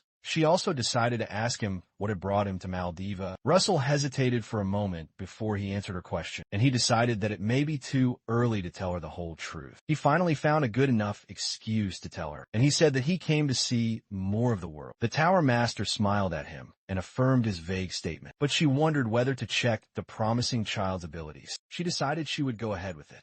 So she asked him if he would mind helping her out for a bit, and Russell seemed very confused by her sudden question. Miss Daya flicked her finger, and suddenly some magic happened. Some fire surrounded Russell's body and clothed him with a black cape. He recognized the symbol on the cape as the Flame Tower's official symbol, and he wondered why she had given it to him. The master told him not to worry about it, and informed him that the task that she wanted to give him was something he could easily handle. A screen suddenly popped up and notified him that his new mission was to pass Miss Daya's Snow White's test. He was informed that he would have to help her fight off human trafficking, ship pirates at the Maldiva harbor, in order to pass the difficult test. The reward for completing the dangerous mission was an intermediate grade, Mana Stone. The master mentioned that she was sure that he was already aware that Endymion strictly forbids any form of slavery. She explained that this was the reason why they don't allow human trafficking ships to land at their harbor. Unfortunately, there are still some people who choose to ignore their laws. She informed him that there were some guys trying to land their human trafficking ship near Maldiva, and she would like him to help her deal with them. That very evening, they both got on a small boat and proceeded to carry out the mission. Miss Daya informed him that she could do the mission all on her own. The only issue was that the plan involved rescuing the many victims, as well as taking over the entire ship. Russell caught on to her plan and told her that it means they would need to pretend to launch an attack in order to properly distract the enemies and then rescue the victims. The master commended his very quick understanding of the situation as they continued on with their journey. Russell thought to himself deeply. He considered the fact that 100 mages would come running to her, even barefoot, if the Flame Tower Master ever asked any of them for help. So if she was specifically asking him for his help, it was not because she really needed him for the mission, but because she wanted to actually test him. Soon enough, they finally reached the ship that they were looking for, before she got off of their small boat. She told him that what happens from now on might be too much for him. She explained that he would have to deal with it, because the path of a guardian is not always smooth and noble. Apparently, this was just another fate of all-powerful mages. After she was done talking, she stepped onto the edge of the boat to go to the much larger ship. She levitated up to the side of the huge ship, and she told him that she would attract their full attention and make it look like a very powerful attack, which would give him enough time to save the people they had kidnapped. Russell could only watch on as the Flame Tower Master flew up to the top of the ship, and he seemed to be pretty tense about it all. Miss Daya flew upwards through the air until she got to a comfortable height just above the large ship. When she got to a suitable height to attack, she stopped there and said that this height should do the trick. She suddenly began to activate her own mana. The entire place then filled up with a bright, blinding light, and she screamed out to Russell to go and help the people now. When the pirates saw the intensely bright light, they became afraid that they were being attacked. They headed up to the deck and started to prepare a giant crossbow to fire at the legendary Flame Tower Master. Several of the other men armed themselves with smaller side crossbows, and they prepared to try and protect the ship. Their leader then gave the signal to fire and told them to fire at the bright light that was over the ship. Dozens of deadly arrows flew up into the sky, aimed at the light over the ship. Miss Daya just smiled from within the bright light at their completely pathetic attempts to try and attack her. One of the soldiers started to curse out loud, when he realized that their arrows hadn't even reached the master. Miss Daya created a huge ball of lava in her hands, and she released it down towards the ship, causing it to split up into several different parts. Master Daya said she would like to see if they were as skilled as they were bold. On the deck, the portions of hot lava dropped onto the ship and started a lot of small fires all around the ship. The pirates saw the fires and were completely shocked. One of them tried to put it out by simply stomping on it, but it didn't work at all. Eventually, a fiery hand came out of the fire and grabbed the guy's leg. They were not really fire after all, but they were golems that were made of fire. The guy was extremely shocked as he struggled with the little creature that was holding onto his leg. All of the other portions of fire transformed into little fiery dwarfs that seemed to also be holding weapons that were made of fire. The men crowded around the strange little golems, unsure of how to possibly deal with all of them. These golems were specially created by Miss Daya Snow White, and they were called the Dwarves of Bunningwood, while the men all cowered in complete fear. One of them, who was pretty confident, walked towards the golems with his huge axe. Meanwhile, Russell climbed quietly onto the pirate ship. He managed to jump onto the ship while the men were all distracted. The confident man told all the others to move because they were afraid of absolutely nothing. Russell watched as the man walked to one of the little golems and attempted to deal with it himself. He watched as the man brought down his axe on the golem that was just watching him back innocently. The cocky guy swung his axe and divided the golem in two. Moments later, the golem started to mend its own body back together, and it didn't look too happy about it. Russell kept on watching, and he was amazed that he got to see these creatures in person. The assaulted golem responded and changed its own shape, and it started to wrap itself around the man's legs. Soon after that, the golem completely changed its shape and constricted around the man, setting him completely on fire. Russell was shocked by how quickly the golem was able to transform its entire body. Meanwhile, the other men watched as their mate got burned to death. In complete shock and utter horror, Russell snapped out of it and decided that this was not the best time to be watching such things. In sheer amazement, he left the spot and made his way down some stairs to get to the interior of the ship. Below the deck, there was a large prison facility that probably housed the captives. The guy that was on guard duty noticed the ruckus and wondered what was going on up on the deck. One of the prisoners blurted out that it seemed the Navy had finally come to get them, and he rejoiced that they were finally saved. Their guard hit their door with his weapon in order to scare them and stop them from talking anymore. He told them that it didn't matter what happened, because none of them would ever escape from their powerful grasp, and the men all cowered in absolute fear. When they kept quiet, he asked them if they heard what he had said. Meanwhile, Russell laid a hand on the back of the guard's neck. Our hero decided he would just knock him out, so he used some of his lightning magic. A lightning bolt came out of nowhere and hit the fat guy. One of the prisoners noticed their now unconscious guard, and he came closer to ask if he had come to save them all. He smiled at the man and told him that he had come to save them, but he informed him that it was safer for them all to remain indoors until all of the pirates were finally gone.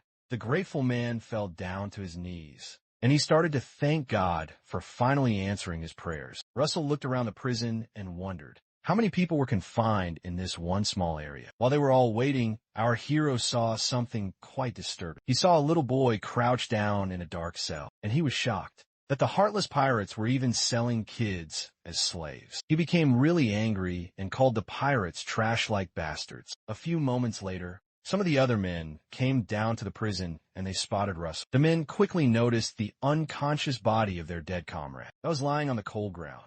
They realized that the ship had been invaded by the enemy, and one of them told the others to get the bastard that had invaded their ship. All three of the men brought out their swords and moved towards Russell. Our hero, who was already angry that they would kidnap a small child, told them that he would be the one apprehending them instead. And he started to create a chain that was made out of pure lightning. He used a second circle magic that was called chain lightning, and he threw the magical chain directly towards them. The chain bounced from one person on to the next one, and it electrocuted all three of the men on the spot. They were all electrocuted and became immediately unconscious. One of them threatened that something bad would happen if their captain ever comes. But Russell didn't let him finish his pointless statement, and he electrocuted him with even more powerful lightning. Our hero continued on by checking the other room in the prison facility. He ran into a dark cell and asked what the deal with the cell was. One of the people from inside the dark cell asked him if he was a mage from the legendary Flame Tower. Russell quickly created a small ball of light in his hands so that he could see better into the dark, gloomy cell. What he saw completely shocked him,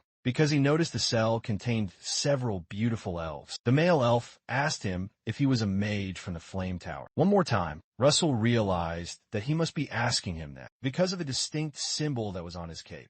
He informed the elf that he was not a member of the Flame Tower yet, but he was met with a very rude response, as the elf said that whatever he says is completely fine. The elf stood up in front of the gate, looking unimpressed, and told him to open the door for them already. Russell thought to himself that he was obviously going to open the door, but he wondered why this particular guy was so annoying. Even though elves are well known to have very huge egos, he took a good, long look at the guy and wondered if he should just leave them all there to rot.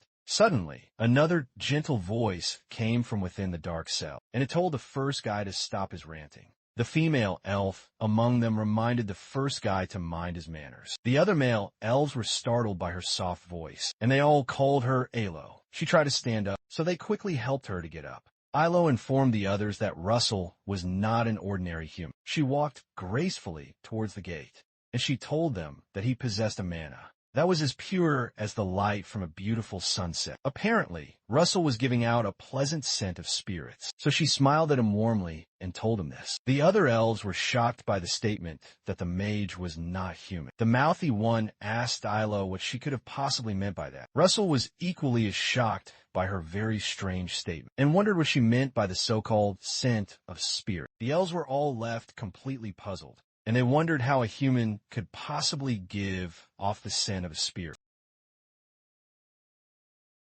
The ethereal spirit scent that Lady Ilo had mentioned as he was attempting this peculiar self-inspection. The once arrogant elf desperately called out to him again. The elf now pleaded for Russell to save them from this grim fate, even bowing his head low. All the other elves in the prison followed his lead, and the mouthy one began to earnestly beg him for rescue. Russell felt a wave of discomfort as he watched this display. He observed that all the prideful elves, who were notoriously known for their immense egos, were completely swayed by a single sentence from the female elf. He looked at her thoughtfully, wondering if she was a legendary high elf. A moment later, he began applying concentrated heat to the lock, attempting to break it. As he worked, Ilo addressed him as a guardian. She asked if he had already defeated the pirates and their powerful bosses. Russell paused, wondering what she could mean by bosses. Meanwhile, in another chamber of the grim prison facility, a man clad in knight's armor strode in, finding the guards unconscious on the ground. Back in the hidden cell,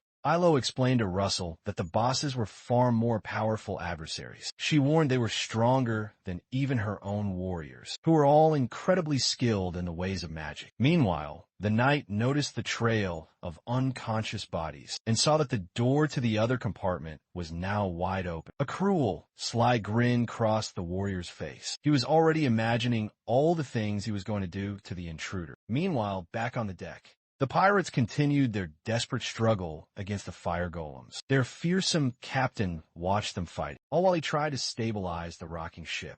The captain finally managed to steady the boat, and then proceeded to draw his enormous sword. Suddenly, he rushed towards the lower deck, deciding to join in the fun. He swiftly cut the heads off of the fire golems, and it didn't look like they could recover from this devastating attack. Once they were gone, he asked his men if they were all struggling because of such a laughably light attack. Meanwhile, the powerful captain had a distinct glow about him, which signified to all that he was a formidable knight. The men began to rejoice loudly when their captain joined them, and they loudly proclaimed to Daya that she was now done for. Miss Daya watched them with a look of pure amusement. She was surprised that they were able to handle her fire creatures. She decided to descend from her height and join them on the ship to investigate what was truly going on down there. Seconds later, the Grand Master landed gracefully on the ship's deck. All eyes immediately turned towards her location, as the pirates were completely shocked to see her come directly to them. The captain smirked confidently when he saw her, and he commented that she had the guts to close the distance between them. Daya looked at him with a cheerful expression, and she said that it looked like he was the captain.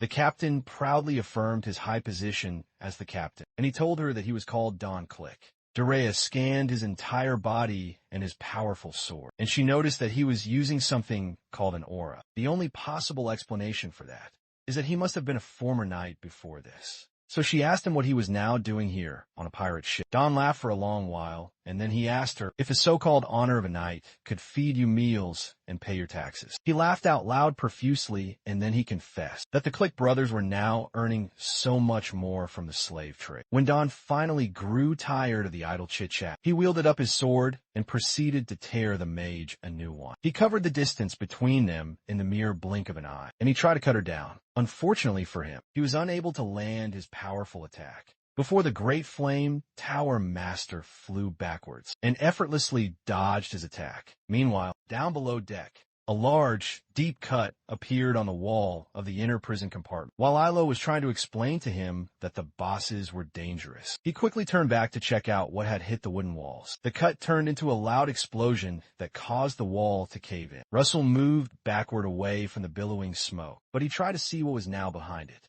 He quickly blocked himself with a magical shield to avoid being hit. The second of the Click brothers jokingly pointed out that Russell had been able to block his attack. The knight then proceeded to get his sword and came closer to him. As he got closer, he noticed that Russell must be a powerful mage. Meanwhile, Russell noticed that he was using an aura, which is only exclusive to knights. The system gave him a new mission and informed him that he was now faced with a very difficult fight. The new mission was to win his first battle against a true swordsman. Yahello felt tense due to the sheer presence of the powerful knight, and she warned Russell that he should be careful. She informed him that the second Click brother was the vice captain of this very ship, which meant that he was extremely dangerous. The vice captain just brought out his odd-looking sword, with a large, malicious grin on his face. He told Russell that he may be a mage, but he was still just a little kid. As the knight moved forward, he asked Russell why he had only knocked out the other men. He remarked that he should have killed them when he had the chance to. The vice captain told Russell that he would show him how it's done. Russell also activated his own powerful aura by using his mana. Our brave hero thought to himself,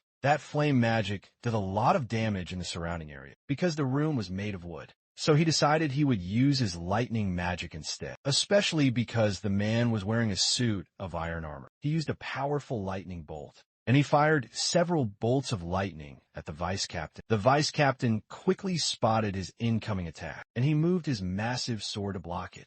Before the lightning bolts could even reach him, the vice captain broke the wooden floor in front of him, and he threw up some of the wooden fragments into the air to stop the incoming bolts of pure lightning. He commended Russell's very quick thinking, because he had realized his sword and suit should be conductive. Suddenly, instead of blocking the streaks of lightning flying around, the vice captain charged directly into it, and he told Russell that there was something that he was missing. Russell noticed the lightning flying around wasn't affecting his armor, and he continued to fire more lightning bolts. As our hero fired the new set of deadly bolts, the vice captain continued to charge directly towards him, and he told him that his attacks would not work on him. As the lightning bolts inched closer towards the vice captain, he just smiled and blocked them with his powerful iron sword. The bolts hit the sword and dissipated instead of shocking the knight. Russell, who was still safely within the magical shield, stared in absolute horror, and he wondered how the man's sword was not conducting electricity. The vice captain got very close to him, and he swung the massive sword towards his powerful shield. The vice captain landed a very strong hit on the magical shield, but it didn't seem to shatter it completely. Suddenly, the powerful knight stopped hitting, and he simply removed his sword slowly from the spot he had just hit. As he removed his sword, Russell noticed something truly astounding. There was a large, deep crack on the spot the man struck with his sword, and it looked like his sword was not an ordinary one at all. Suddenly, the part that was struck completely cracked open. Meanwhile, back on the deck, Don Click moved towards the Flame Tower Master incredibly quickly, and he attempted to slash her clean in two. He successfully cut her body in two, but he was shocked to notice that it was just a decoy that later burst into hot flames when he finished his brutal attack. He saw Daya in front of him, surrounded by flames, and he hissed. He remarked that she was a mage that was really good at fleeing, but Daya did not respond to him at all. When she finally spoke, she asked him if his brother was also a knight. Don Click proudly replied that his brother was also a knight, but he added that his brother was not as amazing as he is. While they talked, the fire around Daya became another flamed dwarf, and Don just laughed at it mockingly. He asked her if she was using the very same trick on him again. The Grand Master told him that she was not, and she added that it would be a bit different this time. Dawn became alarmed and wondered what she could have meant. The flame dwarves all emerged from the floorboards. They walked towards him with their fiery weapons, and Dawn wondered what on earth was going on. Daya finally assuaged his growing curiosity, and she informed him that the more of them he cuts, the more they will multiply, unlike the previous ones. A short time after, Dawn attacked the flame dwarves as they advanced towards him, and they soon became almost a dozen strong. These flame dwarfs were Miss Daya Snow White's own unique creation, and she had called them the Dwarfs of Hellfire. She watched him struggle with the powerful dwarfs, and she had a look of deadly satisfaction on her pretty face. Dawn started to get tense when he realized he was so outnumbered. Luckily, he was really fast, and he kept on fighting them off. He wondered how his opponent was able to wield such peculiar flame magic, and when he looked at her once again, he finally realized who she was. He saw the striking resemblance she had with the famous Witch of the legendary Flame Tower, and he realized she was the one. Meanwhile, there was some major bloodshed happening below Check. After Russell's powerful shield had been broken, the knight noticed that Russell had suddenly vanished from before him, and he wondered where on earth he had gone to. He quickly looked over to his side, and he saw Russell standing there. So he quickly faced him to finally finish him off for good. He wondered how Russell had been able to dodge his powerful attack when it was at such a very close range to him. Our hero just stood there and held his now bleeding chest, trying to stabilize himself after the blow. The knight recalled that his sword had made contact with Russell's chest, and he could have sworn that he should have been cut into 2 pieces. By now, when he looked much closer at Russell's body, he noticed that he also had a powerful aura around, and he wondered if he was also covering himself with magic in order to strengthen his own physical abilities. Russell maintained his powerful aura to speed up his physical abilities and to quickly heal himself from a deep injury. The vice captain thought to himself that it didn't really matter, since his young opponent was basically like a rat caught in a trap. Yahello, who had been watching the intense fight, sympathized with Russell's plight. Russell kept panting heavily, and he tried to stabilize himself from losing much more blood than he already had. He said within his own mind that he knew a thing about knights. He remembered that he had met a fearsome knight one time in his previous life. This knight that he had met was quite ruthless and had slaughtered an innocent mercenary group because one of them had simply bumped into his shoulder. One of his very last victims had been Russell, who had been very badly wounded. But suddenly, another mercenary had come to his rescue. A strange man had stepped in front of him in the nick of time and decided to protect him from the ruthless, evil knight. Apparently, the man who had barely managed to stop this knight's madness was a mage. The mage had created a shield between himself and the powerful knight, who had attacked his shield in a fit of pure rage. The mage was eventually able to subdue the powerful knight. The knight would have surely won, if not that the mage had a secret skill up his sleeves. Russell proceeded to create another shield to protect himself, just like the mage had done. The vice captain rushed toward him again and proceeded to land another attack on his shield to break it, just like he had done the last time. While he was doing that, Russell recalled the method that the mage had used in saving him in his past life, and he replicated it perfectly. The vice captain landed another strong attack on a magical shield in an attempt to finally crack it for good. He successfully cracked the shield, just like he had expected to, but something seemed to be completely different this time. Russell revealed that the method the mage from his past had used was to use one powerful shield right over another one. That was the very method he had decided to replicate, and the vice captain's attack had only cracked the very first shield he was using. The vice captain then stood back, expecting the entire shield to crash down. But he was surprised to see that Russell was completely unaffected. Russell caught him off guard and cast a powerful wind spell. He used the second circle magic, Wind Arrow, and he landed one right in the center of the knight's chest. The powerful attack was so strong that it threw the man towards the other end of the room. The knight hit his head on the wall and let out a painful groan, with some blood sputtering out his mouth. Meanwhile, Russell staggered just a little bit, and it looked like he was yet to recover from the gash in his chest. His body seemed to have mostly healed, but he was still in pain, and he wondered if he had lost too much blood. He quickly broke off the lock that he had just heated up so that he could let out all of the elves. When the elves came out, they thanked him for finally rescuing them. Our hero asked them to follow him out of the compartment so that they could leave the ship. Suddenly, the vice captain of the ship called him a little brat. He got back up onto his feet, and it seemed the effect of the hit didn't last for too long. The vice captain looked pretty angry now, and he told Russell that he should have gone for his head when he had the chance to. Russell wondered how he was able to survive when he had replicated the attack that the mage that had saved him did. None of that really mattered anymore. So he quickly told Yahello to get the other captives and go upstairs, where they would all be safe. The vice captain laughed at their planning and rhetorically asked Russell how he had the time to rescue the slaves. He moved from where he was standing to land another brutal attack at the very speed of light. In a single split second, he was already on Russell, but our hero quickly activated his shield. As usual, the blow from the sword cracked the first powerful shield, but it didn't crack the second one at all. The knight told him that he wouldn't give Russell any chance to counter. Attack him this time, like he had done the last time he tried. He started to attack the shields, rapidly breaking every generated shield in a matter of just seconds. Russell had no other choice but to keep creating shield after shield, and the vice captain kept on smashing every single shield he created. Russell decided he would just keep stalling until the elves were able to get the humans and then leave, while they continued their intense fight.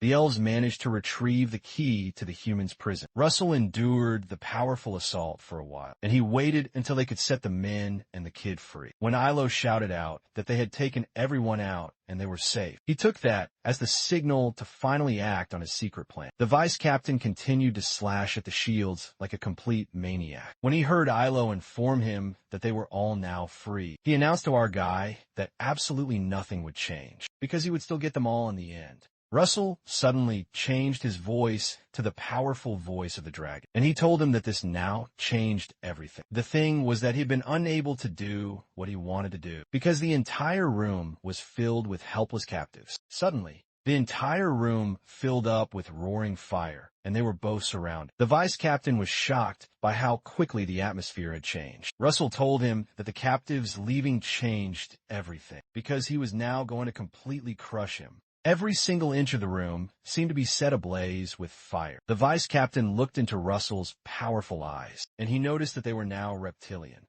which completely freaked him out. He quickly retreated and repositioned his swords. The vice captain gave a very uncomfortable laugh, and he wondered if Russell had finally changed his mind, and if he was finally ready to kill him. He decided to act first before Russell could possibly act. He moved as quickly as usual, and he told Russell that he was going to pierce through him and the shield all at once. As he moved closer, a bright, powerful light suddenly showed up, which caused the vice captain to slow down a little bit. Russell had now taken down the protective shield, and he was now holding one of his own unique magical inventions, which he had used to destroy all the ice golems before, his special blaze lance. The knight still continued advancing forward to try and impale Russell with his powerful sword. He wondered if what he was holding was just a usual fire spear. When he perceived the powerful aura, he realized that it was not just a simple fire spear, and he noticed that this new weapon was at least several levels above an average spear. That was made with simple fire. He continued his frontal assault and fell head-on into Russell's trap. When the vice captain finally got close enough, Russell struck him with the blaze lance, and everything blurred out. Meanwhile, up above on the deck, Don Click continued his battle with the dwarves of Hellfire. He soon began to curse out loud when he became overwhelmed. He realized that the more of them he killed, the more they just kept on increasing. But he also knew that he couldn't just stop killing them. Don wondered where his dumbass brother was, and why he had not come to join him yet. The fire dwarves kept on attacking and multiplying. Don had no choice but to keep on fighting back. He told himself that he needed to hold on just a bit longer until he could strike. Suddenly, a bright, powerful light started to come out of the ground, right through the wooden floorboards. Don looked down at the ground, and he was shocked to see the light coming from the cabin underneath. He stopped his feeding when the light became much brighter, and it appeared to be tearing through the wood under his feet. Seconds later, a great burst of energy emanated from that very hole, and it almost tore the entire ship clean in half. The powerful impact of the energy wave knocked Don right off his feet. He fell hard to the ground and slowly became unconscious. The Flame Tower Master watched the entire thing and wondered what on earth was going on.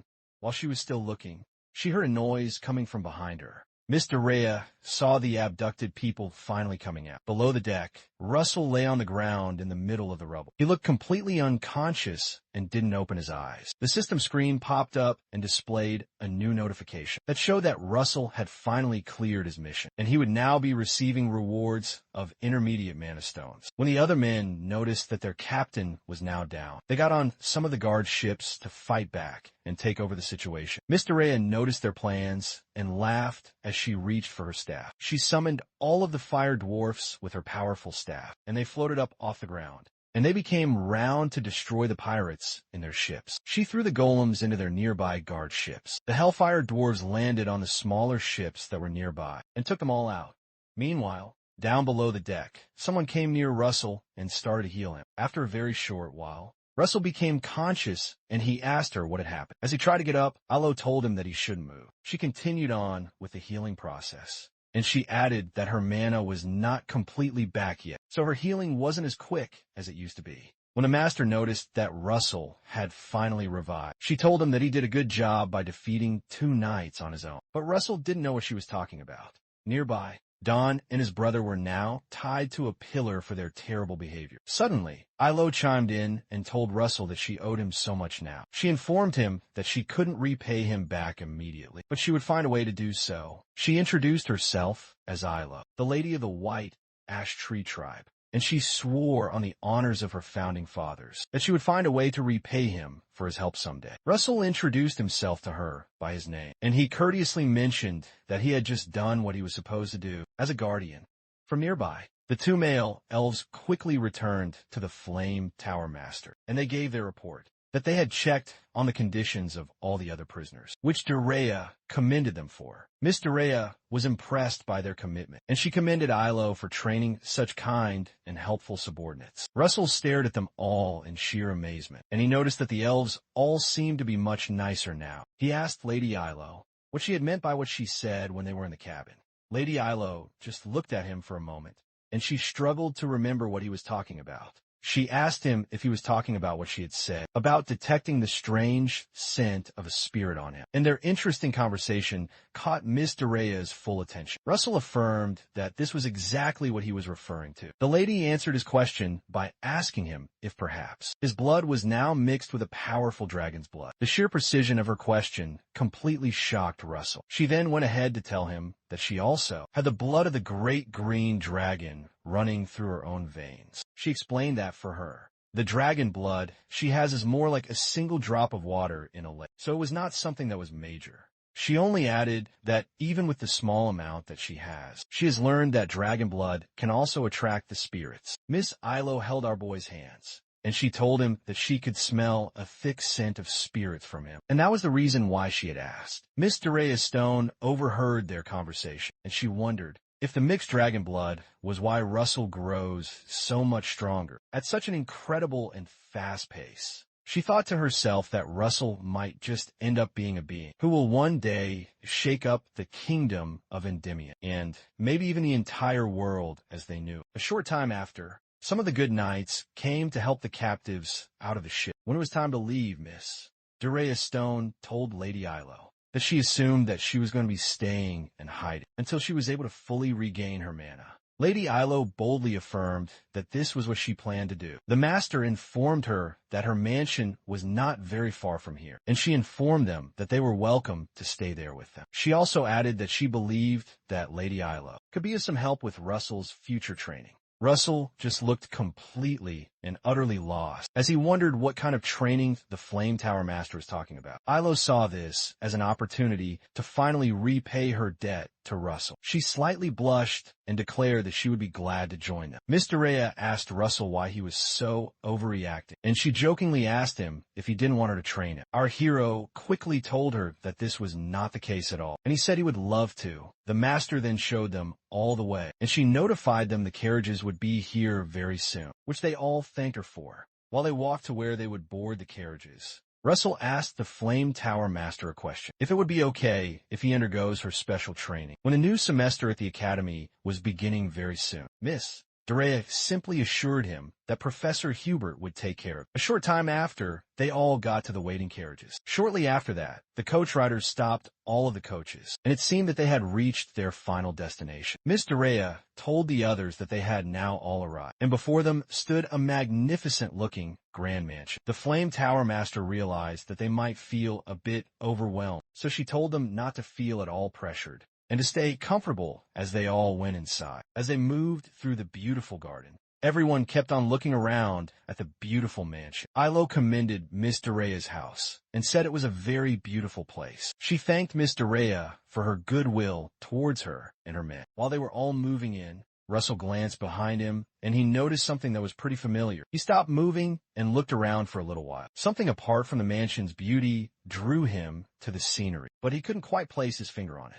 Suddenly, he recalled that he had come here with his parents years ago. Russell then approached Miss Daya, and he mentioned that he'd like to ask her a question. She stopped and turned to listen to his important question. So he asked to confirm if the villa was not originally hers. Miss Daya became a little bit uncomfortable, and she told him that people would think she stole it if they heard him. So Russell embarrassingly apologized to her. She affirmed his suspicions and informed him that he was right, because she had acquired the villa from some merchant association. Many years ago, Russell realized that this villa was one of the places that his family had owned before his father was tragically killed, and his entire family fell apart. Russell recalled that after his own family's tragic downfall, he had heard that the villa was sold off at a very low price. He wondered how incredibly odd it was to return here in this manner. 1 week later, Yahello woke up and entered the grand living room. The Flame Tower Master scanned her powerful aura, and she mentioned that she was relieved to see that Yahello had regained much of her lost mana.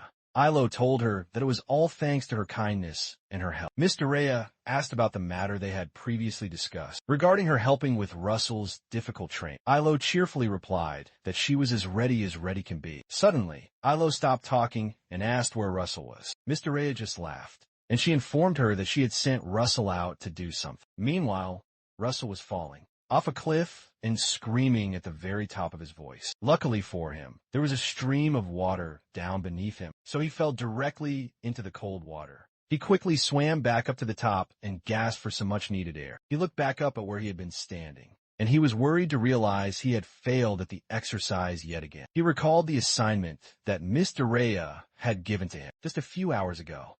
She had asked him what the greatest thing he had needed during his previous fight was. Russell thought back to how he had to continuously use a shield just to survive that brutal fight. So he mentioned that the thing he had needed the most was more distance. The master affirmed that and told him that in combat, distance is the most important thing for all mages. She smiled at him and asked him to watch her very carefully. As she did something, Miss Daya took one single step off the cliff, but some fire enveloped the leg that she had placed on the void. Shortly after that, her entire body was enveloped with roaring fire, and the master was nowhere to be seen at all. She suddenly appeared on the other end of another cliff, still covered in fire, and she crossed over to the other side. As Russell watched on, he realized that she had just used space distortion magic. This particular powerful method is called blink. After she had crossed the void between the two cliffs, Miss Daya told him that from this point on out, he would have to try to cross the cliff using blink. She informed him that he was going to need it in the future. Suddenly, the system screen popped up and told him his new mission was to learn blink. It revealed that the rewards were some intermediate grade mana stones. Russell finally made his way out of the cold water and crawled to the shore,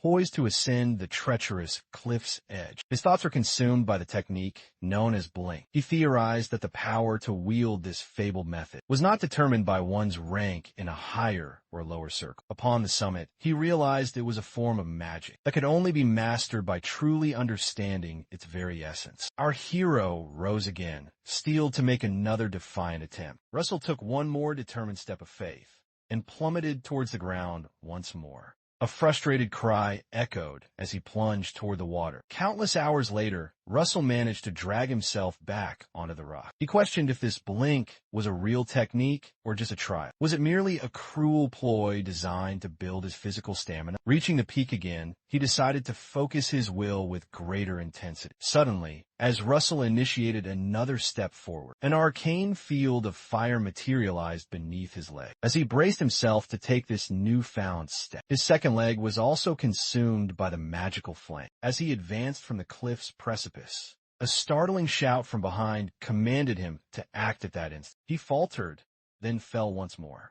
He glanced behind him mid-fall, and to his shock, the person who broke his focus was Daya. Daya watched his descent, a deeply uncomfortable smile on her face, all while our protagonist screamed during his fall toward the earth. That very night, Miss Daya escorted Russell and Yahello to a hidden sanctum in a rocky cavern before a crackling fireplace. She proclaimed to Russell that beginning today, he would learn the secrets of contracting with spirits. The revered Flame Tower Master then informed Russell that young Yahello would be his guide in this endeavor. Yahello rose gracefully from her seat and declared, "I am honored to be of assistance." Our hero also thanked Yahello sincerely. As they commenced, Yahello instructed Russell to slowly close his eyes. She prompted him to envision an image related to fire. In an instant, Russell's entire form was suddenly engulfed by flames, as his mind was filled with the concept of fire. She then informed him she would project herself into his imagination to guide it, and she did precisely that, entering the world of his mind. Yahello materialized inside of Russell's consciousness, taking his hand to lead him down the correct spiritual path. Yahello began to share a profound secret. She explained there's a truth that most people never realize. She said the gateway to the spirit world exists for everyone. It makes no difference whether you are a human,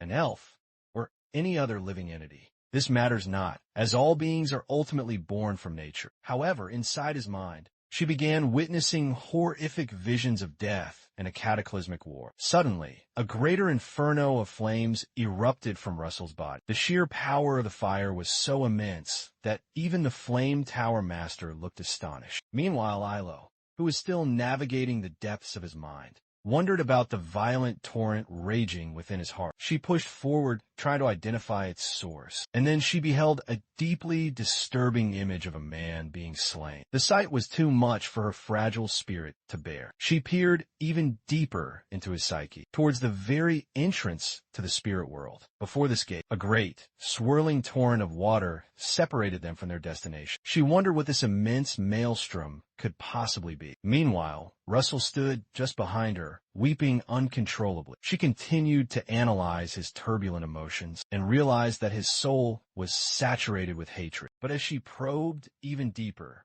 she sensed it might not be hatred, but something else entirely. Back in the physical world, Russell's face contorted from the agonizing impact of reliving terrible memories. The ghosts of his past haunted him on the spot. The combined mana from Yahello and Russell continued to escalate wildly until the emanating light became absolutely blinding. The blinding intensity of their mana instantly alerted Miss Daya. She observed that the radiating light was so brilliant that it appeared as if they were on the verge of exploding. So she resolved to intervene before they went any further. As their combined manas kept swelling to a truly alarming rate, Miss Daya swiftly cast a powerful spell to shield the two of them. A few agonizing hours later, Russell awoke to find the Flame Tower Master watching over him. He saw the powerful mage standing right by his side, and he was completely shocked to see her there. Waking with a splitting headache, he asked her what had happened to him. He explained to her that it felt as if his mana had suddenly detonated. While he was speaking, Lady Yahello stepped quietly into the room. He immediately noticed the bandages wrapped around her arms and asked her, "What happened to your arms?"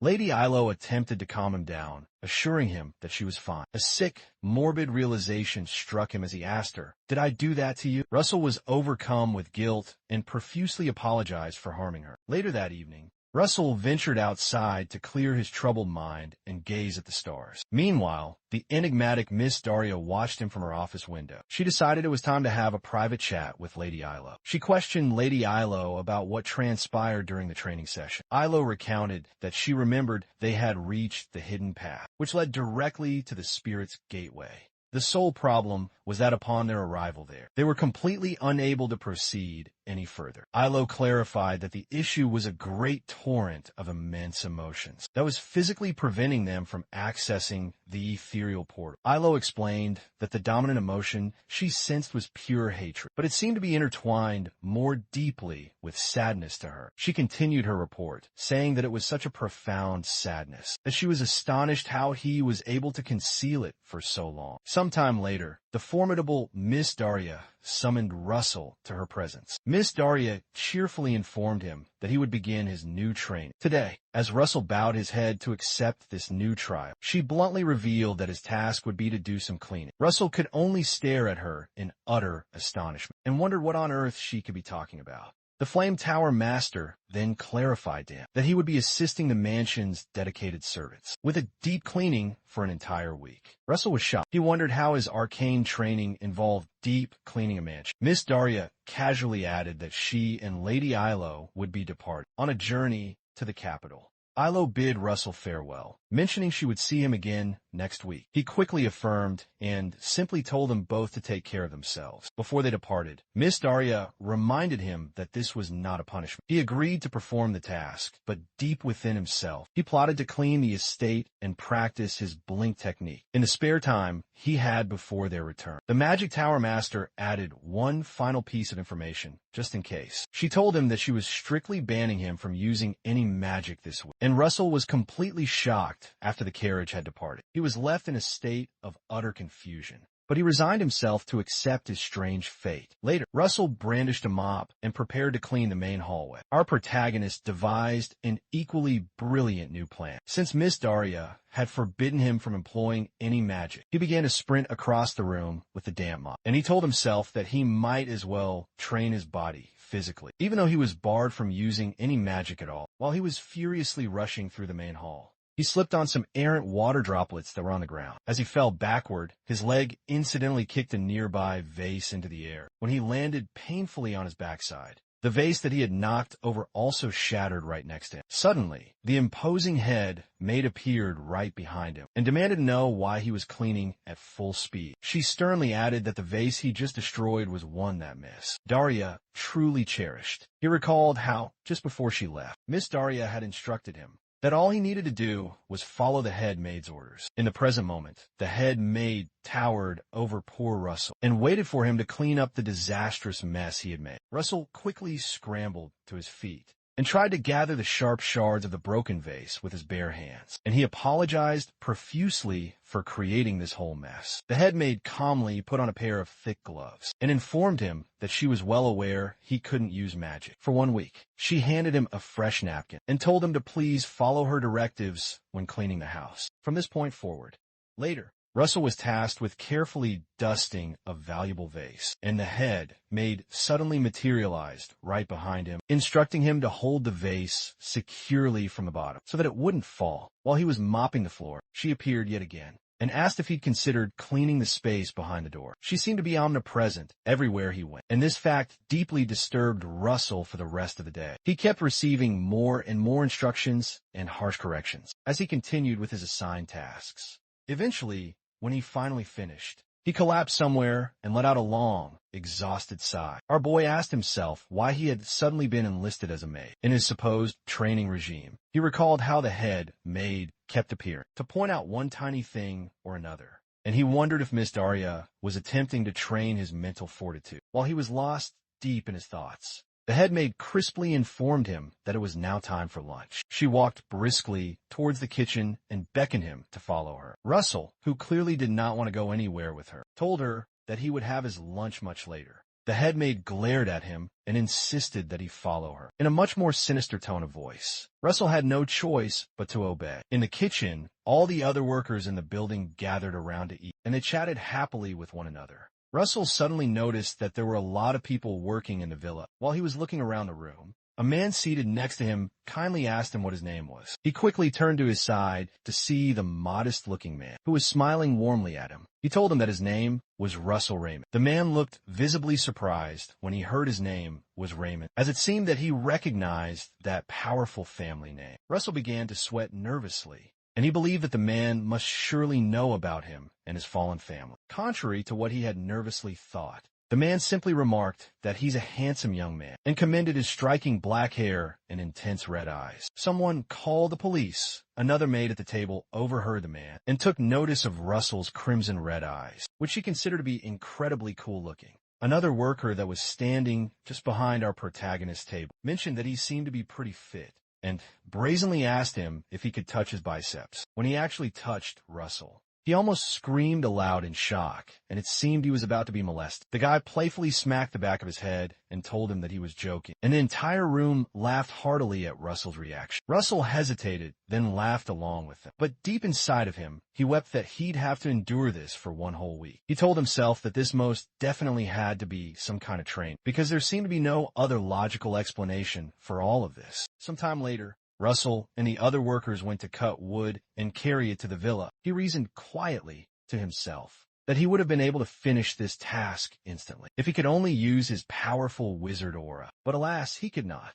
They carried the heavy wood across a small bridge, going back and forth. After they were finally done transporting and cutting all the wood, the workers all sat down together by the lake to celebrate a job well done. They all raised a toast to a job very well done. Russell didn't hesitate and began to chug the beer like a seasoned expert. This alarmed the friendly worker that was sitting right near him. The guy playfully smacked Russell hard on the back, and the shock caused him to spill the beer right out of his mouth. Our boy asked the man why on earth he had suddenly hit him. The guy told him that he's still technically a student, and he'll lose all his muscles if he drinks alcohol. Russell suddenly recalled that he's in a much younger person's body, and he had confused the present time with his old wine. Binging days when he was a battle-hardened mercenary. One of the elderly workers kindly mentioned that it's okay. The man poured some more beer into a cup for Russell and told him he's supposed to learn how to properly drink from a seasoned adult. As the man sat down, he declared that it would be a sin not to drink, considering the incredibly beautiful scenery spread out before them. All of the people gathered at the table looked out in front of them, and they saw the truly beautiful sight of the setting rays of sunlight. While they were watching, someone nearby proclaimed there's another sin that they would be committed. They all quickly turned around to find out who was talking and why that person had said such a thing. It turned out to be none other than the headmaid, who told them all that it would indeed be a sin if they continued to drink without having any snacks. She brought a large basket of snacks and shared it amongst the workers. They all enjoyed the tasty snacks and cheered to a brand new family member. Referring to Russell, of course, everyone laughed together, including Russell, and there seemed to be true joy in their midst. The headmaid noticed that Russell seemed genuinely happy staying with the workers, so she continued to watch him very closely. She noticed him laughing heartily with the other worker, the very one who had told him not to drink earlier. And they truly seemed to be a real, genuine family. Over the course of the next few days, the headmaid supervised Russell as he cleaned the entire roof at night. They also gathered together to eat again, and everyone chatted and laughed with each other as usual. On the final day before Miss Daya was set to return, Russell sat down quietly by the fountain, and he realized that tomorrow would mark 1 full week since Miss Daya and Lady Yahello had originally left. He felt a slight sense of dissatisfaction and wondered why. Suddenly, the headmaid interrupted his train of thought and pointed out that he seems to like staying by the fountain. He was shocked to see her, so he quickly got up to formally greet her. She calmly adjusted her glasses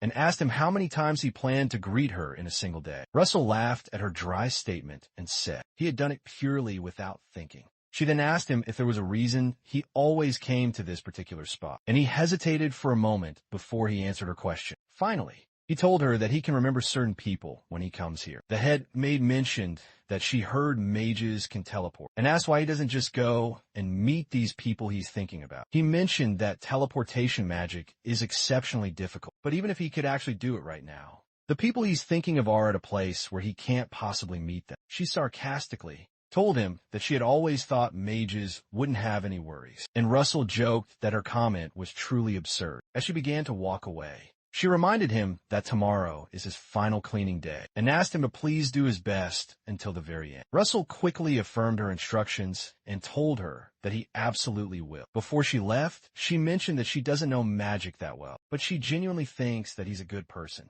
This time, she didn't call him Mr. Russell, as she usually does, but just simply called him by his first name. Russell was deeply touched by her statement and just stared at her in silence. She finally joked that even if he doesn't become a great mage, she would like to hire him as a very good servant. Our protagonist playfully replied that he would certainly think about it. The very next morning, Russell went outside to formally welcome Miss Daya and Lady Yahello. The women asked him if he had been well in their absence, which he immediately affirmed. Miss Daya called Russell over to the side and told him to come with her. As they walked together through the garden, she mentioned that she realizes he must have gone through a lot this past week, and he remarked humbly that it's not like that at all. She added that it took quite a bit of time to search for the medicine that will fully restore Yahello's lost mana reserves after the incident where they tried to reach his spirit gate. She also mentioned that she had checked the historical archives, and she had found something incredibly interesting. Miss Daya then revealed that she found out this very villa once belonged to the Raymond family in the distant past. Russell looked down morosely and did not say a word. The Flame Tower Master informed him that Yahello had told her there was a massive torrent of water inside his heart, and that is the reason why they couldn't reach the door to the spirits. She asked him if he feels angry, and if it wasn't anger, if he perhaps felt sad. Russell still continued looking down at the ground, and he told her that he feels all of that. At the exact same time, Miss Daya told him this all reminds her of the very first time that she saw him in the Grand Library. She saw him then, studying voraciously to develop his own magic. She suddenly realizes that he had been fighting completely alone, now that she truly thought about it. She mentioned that after giving it a great deal of thought, she believes he is a very lonely patriarch who is struggling desperately to rebuild his fallen family. Miss Daya decided to make him a startling proposition, so she asked him to simply take this entire property. Russell almost lost his mind and demanded what she meant. She finally calmed his frayed nerves and then told him she's not just giving it to him completely for free. She suggested that he become the Flame Tower's official war mage and become the sworn protector of this very country. If he decides to do that, he can earn a great deal of money from it and buy this property off her hands. Russell breathed a heavy sigh of relief when she explained what she truly meant. She smiled warmly and asked him if he now understands. She cheerfully added that he no longer needs to struggle alone in the night. Miss Daya, Lady Yahello, and Russell ventured into the woods once again for their train. Lady Yahello informed Russell that during the last time, she didn't awaken his consciousness as they approached the door of spirits. She informed him that she guided him with her unconscious mana, but this time they would head to the great door together. Russell did not look so happy to attempt this again, and he asked her what would happen if she gets hurt once again. Yahello cheered him up by mentioning that they brought a lot of medicine, but Russell told her he would prefer not to hurt her at all. Yahello simply asked him to close his eyes and think of a great fire, just like he had done the last time they tried this. She told him she will awaken his imagination, so he's fully conscious when they finally get there. Suddenly, they arrived within Russell's deep subconscious, and our protagonist was able to see and identify Yahello this time. He looked down at his own hands and checked out what his pure, ethereal mana form looked like for the very first time. She led him forward and said their journey would now be smooth, just like the last time, until they reached the great torrent. As they walked further on, they both stopped at the edge of the cliff, and Yahello informed him that the immense torrent was still there. She told him that it's still incredibly hard for them to reach the origin and finally get to the legendary door of spirits. Russell moved closer towards the churning torrent, but Yahello desperately warned him not to get any closer. As he got close, he felt a powerful rebuttal that violently pushed him backward, and he screamed aloud in agony. Lady, Yahello told him that it's dangerous enough to just see and perceive this torrent, and it's far worse to foolishly try to step directly into it. The sheer impact of walking towards the swirling torrent allowed Russell to finally perceive what it was truly made of, and he began to see powerful thoughts about him. Successfully graduating from the prestigious academy, selecting a powerful magic tower to join, rebuilding his fallen family, and revenging the tragic death of his father. The immense weight of these thoughts shocked him to his core, and he learned there are things truly dear to his heart. He became profoundly sad and sincerely apologized, because these thoughts aren't something he could ever get rid of. Suddenly, they heard a distant voice asking someone how it was to stay with Russell. Russell looked up and detected that it was the voice of the Flame Tower Master. Miss Daya, in the real world, The head maid reported to Miss Daria that Russell was a good person. Meanwhile, in his own subconscious world, Russell heard the head maid's distinct voice and figured out that she and the Flame Tower Master must be having a private conversation about him. Miss Daria asked the head maid if she didn't leave his side, just like she had asked her to, and the head maid affirmed that she had. Russell continued to listen in on their conversation, and he finally figured out the point of the week-long training. He recalled his beloved Professor Hubert, who has always had his very best interests at heart. He recalled his joyous celebration with all the workers, where they had all cheered for a new beloved family member, referring to him. Another experience that had touched him deeply was the head maid's final parting words to him, when she had told him that he's a very good person. Lastly, he vividly recalled Miss Daria, who told him not to struggle all alone since he has people with him. Russell pieced together the entire thing and realized there was a profound lesson to be learned from, which made hot tears roll down his astonished eyes. There seemed to be only one possible thing he could do. Even though he realized that he can't ever get rid of the torrent, he rose up from his dejected state and proclaimed, "I can jump over the torrent."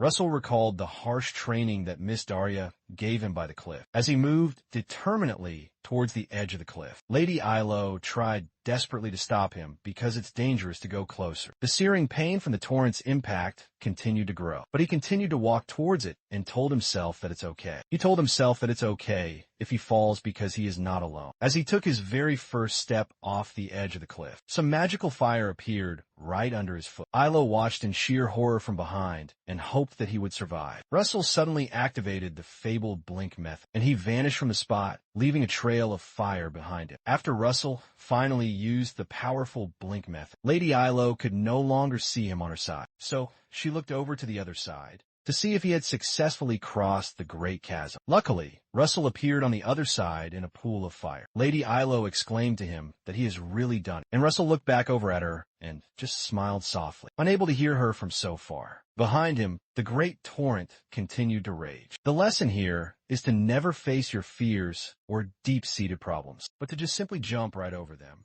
Suddenly, a mysterious notification screen appeared, and it notified him that he has finally cleared the mission and has received an intermediate grade mana stone. As a reward, Russell stood proudly in front of the door, happy that he's been able to successfully cross over, but it seemed he did not know what to do next. Out of nowhere, he heard Yahello's voice inside of his mind, and she told him to now go to the door of light in front of him. Her voice surprised him greatly, and he wondered how he could hear her. Lady Yahello informed him that they can still communicate with each other because their manas were still intricately connected. Another mysterious screen popped up and showed Russell that his new mission is to contract with a spirit. He was now told to summon a new spirit, according to Yahello's earlier explanation, and form a magical contract with that very spirit. Lady Yahello asked him to place his hand directly into the door, and he did that. After he put his hand inside, he asked her what would happen now, because he didn't feel anything at all. She told him that it's now entirely up to the spirits to decide. She added that absolutely no one knows what will happen. So Russell continued to hold out his hand into the mysterious door and wait patiently for something to finally happen. Yahello said that no one knows what kind of spirit will come. It's also quite possible that he might not even get chosen. So Lady Yahello reminded him to hold out his hand and just simply wait. Meanwhile,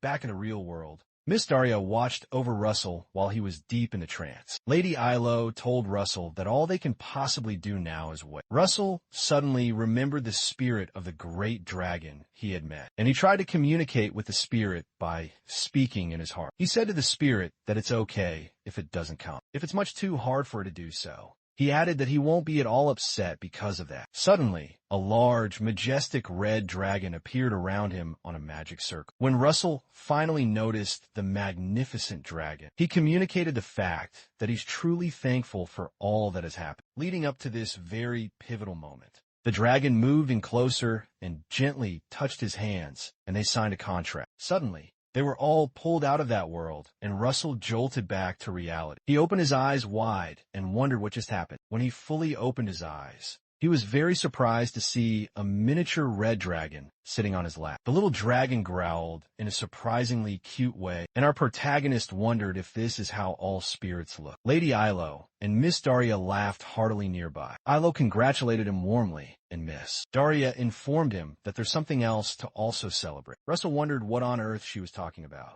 and figured it out when he glanced down at his own chest. Once he looked down at his chest, he suddenly realized that he had finally reached the fourth circle. Meanwhile, the cute little red dragon continued to roar cutely. Suddenly, yet another screen popped into existence and notified our boy that he has now awakened new knowledge with this successful spirit summoning, and has now reached the legendary fourth circle. He was told he will now receive unknown extra rewards. Russell read the glowing text and wondered what the extra rewards could be. While he was thinking, the tiny little red dragon roared yet again, trying desperately to catch his attention, and then flew upwards. The little dragon jumped right on his head and cuddled into his hair. The tiny dragon started to playfully bite his hair and continued to roar. Yahello came closer to play with the cute dragon, and she mentioned that she doesn't think it's a normal spirit. She asked him if he would give him a truly fitting name. She told him that bestowing a name upon him would complete the contract. Miss Daya then affirmed her wise words and told Russell to please give him a very good name.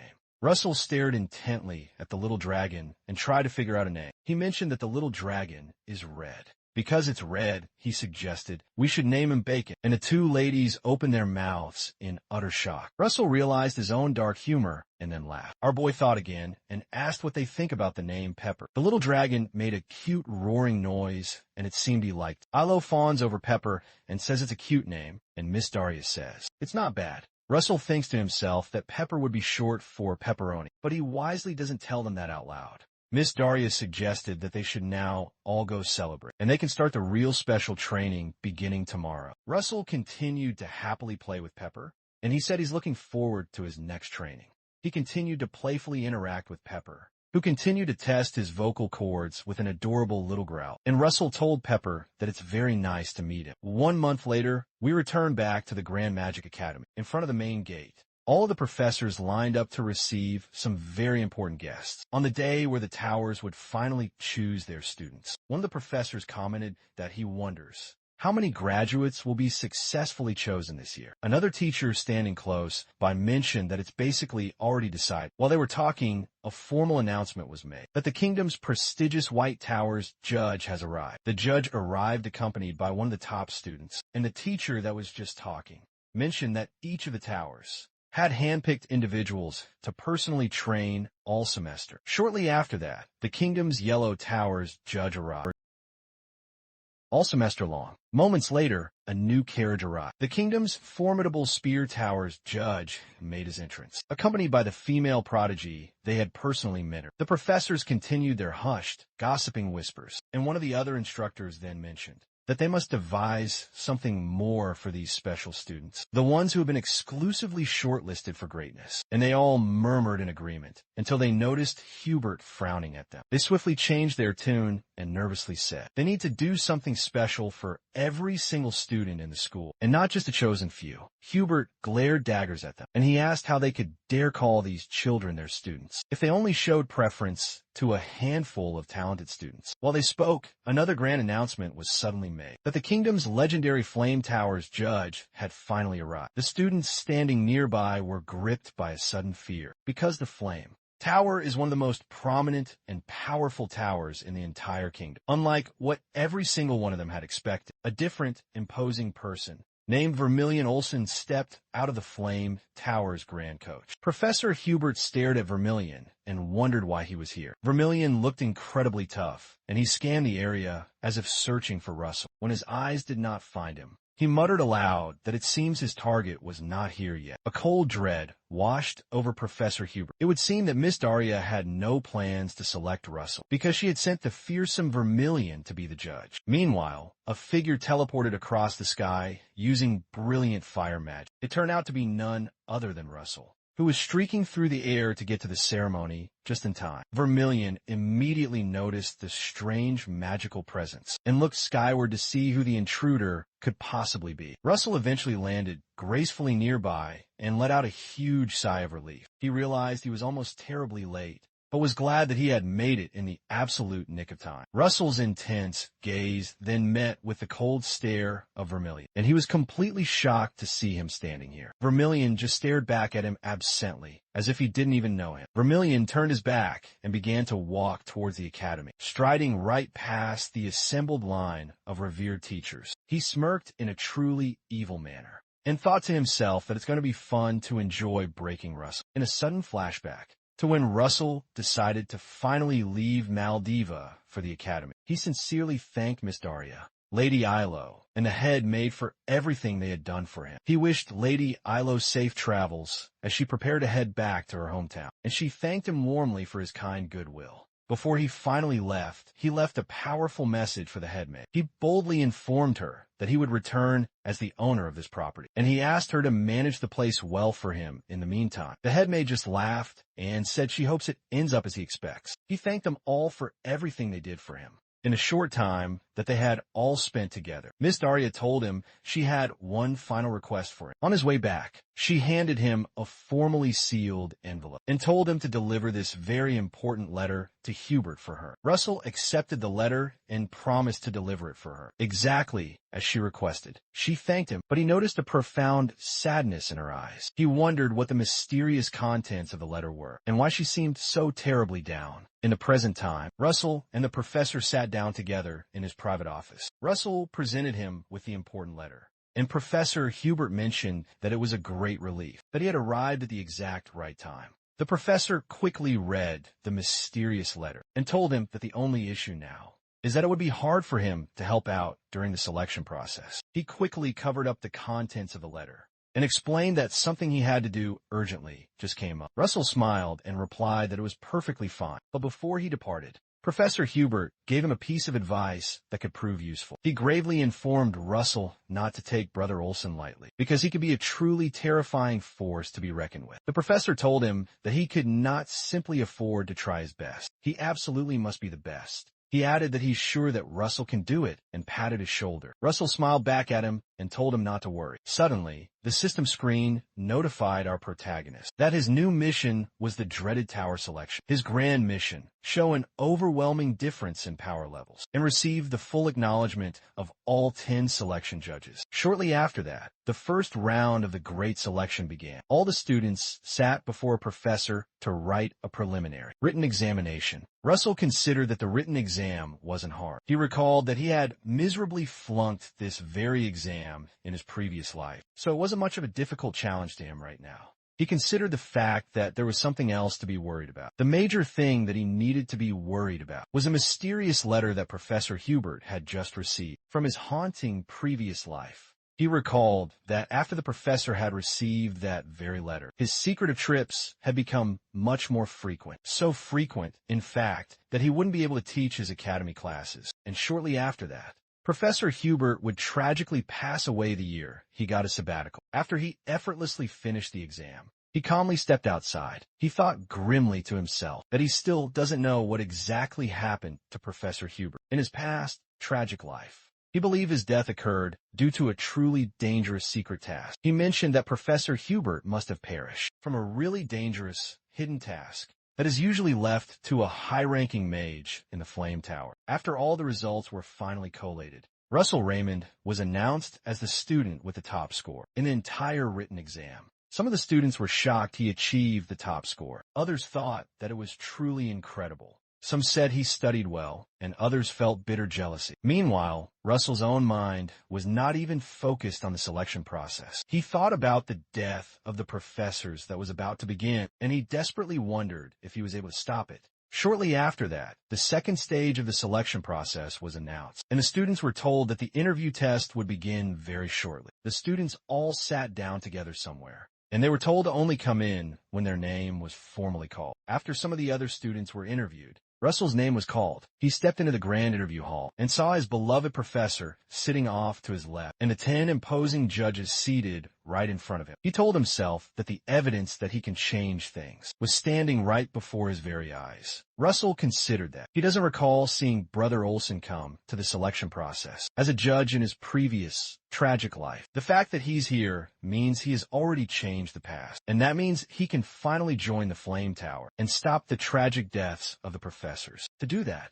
Russell realized that he needed to be acknowledged by all of the judges. Meanwhile, Vermilion Olsen stared at him with pure contempt in his eyes. The professors announced the next rule and told him that the judges would now ask him a question, and he had to respond shortly and only verbally. The White Tower judge decided that they should start right away. So she read out her very first question about a complex formula created by the mage, Arugan Gong, over 3 years ago. A rapid series of questions were thrown directly at our boy, and he answered them all well and with perfect articulation. The hardest part of the interview questions was a hidden second task. Shortly after, the seat where the judges sat started to shine brightly as they released powerful bursts of their mana to see if he could stay composed enough to address their questions. As they released their mana, it was customary to the selection process, and Russell told himself that he'd have to endure the immense mana exertion of the selection judges. He remembered that he had always failed this part in his previous life, and he would profusely cough until he had almost passed out. In the present time, he confidently endured the mana subjection and continued to flawlessly answer their challenging questions. The Yellow Tower judge mentioned that Russell is truly incredible because his expression doesn't change despite the swirling mana storm. Meanwhile, the fearsome Vermilion Olsen did not seem at all impressed. Brother Olsen smirked and mentioned that this isn't much of a mana storm. He then suddenly amplified the crushing intensity to know if Russell would be able to truly bear it. When it became much stronger, Russell noticed the strange, sudden change in the mana's intensity, and it became much harder to withstand its powerful effect. Olsen just smirked cruelly, and the effect of the powerful mana storm started to affect the guards, who were standing right behind the powerful judges. The Yellow Tower judge looked over at Olsen, and he confirmed that he's truly a crazy wild tiger. The Yellow Tower judge thought quietly to himself that the poor candidate could die if this continues. Russell started to find it a bit harder to cope, but he refused to budge. He continued to look right at the judge, as he calmly expected their very next question. The Spear Tower judge was shocked to see that Russell was enduring this insane barrage of powerful mana. He noticed that even the newly appointed professors that were assigned to the examination were having a truly hard time enduring this intense and crushing mana storm. The Spear Tower judge considered that Russell is surely a truly desirable genius. Suddenly, the system brought up a new notification that Russell has managed to get the acknowledgement of 9 judges out of a total of 10. Olsen continued the immense intensity, but he was surprised to see that Russell was still enduring. He decided to increase the intensity a little bit more to know if our protagonist would be able to survive it. Russell started to get pretty uncomfortable now, but he still managed to maintain his unwavering position. Vermilion Olsen absolutely refused to back down and kept increasing the intensity of the terrible mana storm. Suddenly, the Spear Tower judge placed a hand firmly on Olsen's shoulder and informed him that they have other interviews to still perform, so he needed to stop. Olsen hissed at the Spear Tower judge's comment, but he finally decided to stop. Olsen retorted that it's such a shame because it was about to get fun. Meanwhile, Russell stood there completely resolute, but his clasped hands started to shake violently behind his back. Meanwhile, the new professors who had been sweating so profusely rejoiced that they had survived the brutal mana storm. One of the judges commended our boy that he had done well and informed him that he could now leave the room. They asked the next person in line to come inside, and Russell finally headed out of the tense room. Our protagonist collapsed onto the waiting chair after the intense exam. He heaved a great sigh and said within himself that he genuinely thought he was going to pass out. Suddenly, a notice screen popped up once more. The screen told him that he has gained the acknowledgement of 9 selection judges out of a total of 10. Russell smiled uncomfortably when he realized that the system was trying to tell him this still wasn't enough, and he needed one more to pass the mission. He laughed grimly within himself and said that Olsen is not an easy target. After the second test, the judges from the towers walked through the hall, and they all talked about Russell Raymond. The Spear Tower judge mentioned that Russell is the student that the powerful Fire Tower master has been keeping her eye on, which means that he's off limits for all of them. The Yellow Tower master mentioned that he's a student that absolutely anyone would want on their side. and it's a great pity that he's already taken. Vermilion. Olsen didn't say a single word and just walked silently in front of them. The White Tower judge cheerfully asked Olsen when he's going to finally start to train Russell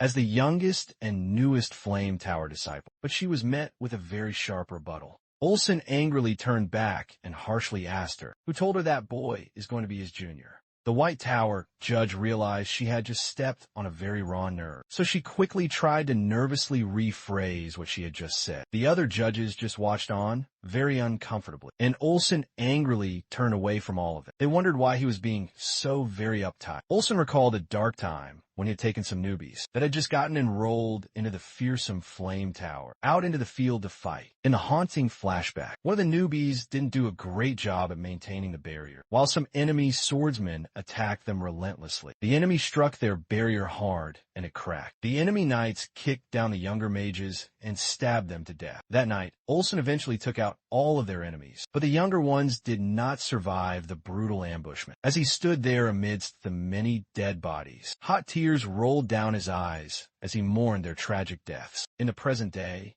he remembered that if there's just one weakling among them that falls, then everyone falls. It seems this is why he's so hard on Russell. Shortly after that, the third round of the screening test finally began, and they all gathered together outside. The organizers announced to all of the participants that their next great test is something like a magical treasure hunt of sorts. The man told them all that they'll have to go into the lush Walker Hill Forest, and they would have to find green mana stones. He announced that they will all be awarded points based on the number of mana stones they can find and the order in which they finally return. Russell reasoned that some of the other guys will be desperate enough to try to steal other people's valuable mana stones, so he knew that he had to be very careful. They were told to line up so they could be released into the dark forest while they were all forming a long line. A notification screen appeared before Russell once again, and it told him that the last part of his mission is winning. Olsen's final approval. He looked at the screen blankly, and he wondered if senior disciple Olsen would even acknowledge him at all. He considered how cruelly he's been treating him since the screening began, and he wondered if Olsen would still approve of him if he clears this difficult third round. While he was still deep in thought, he heard the loud announcement to start their searching. Russell joined the other young boys, and they all scurried deep into the woods to find the green stones. As the boys all rushed into the woods to find the magical stones, our protagonist decided that there's one thing he can do to find stones much faster. Moments latte.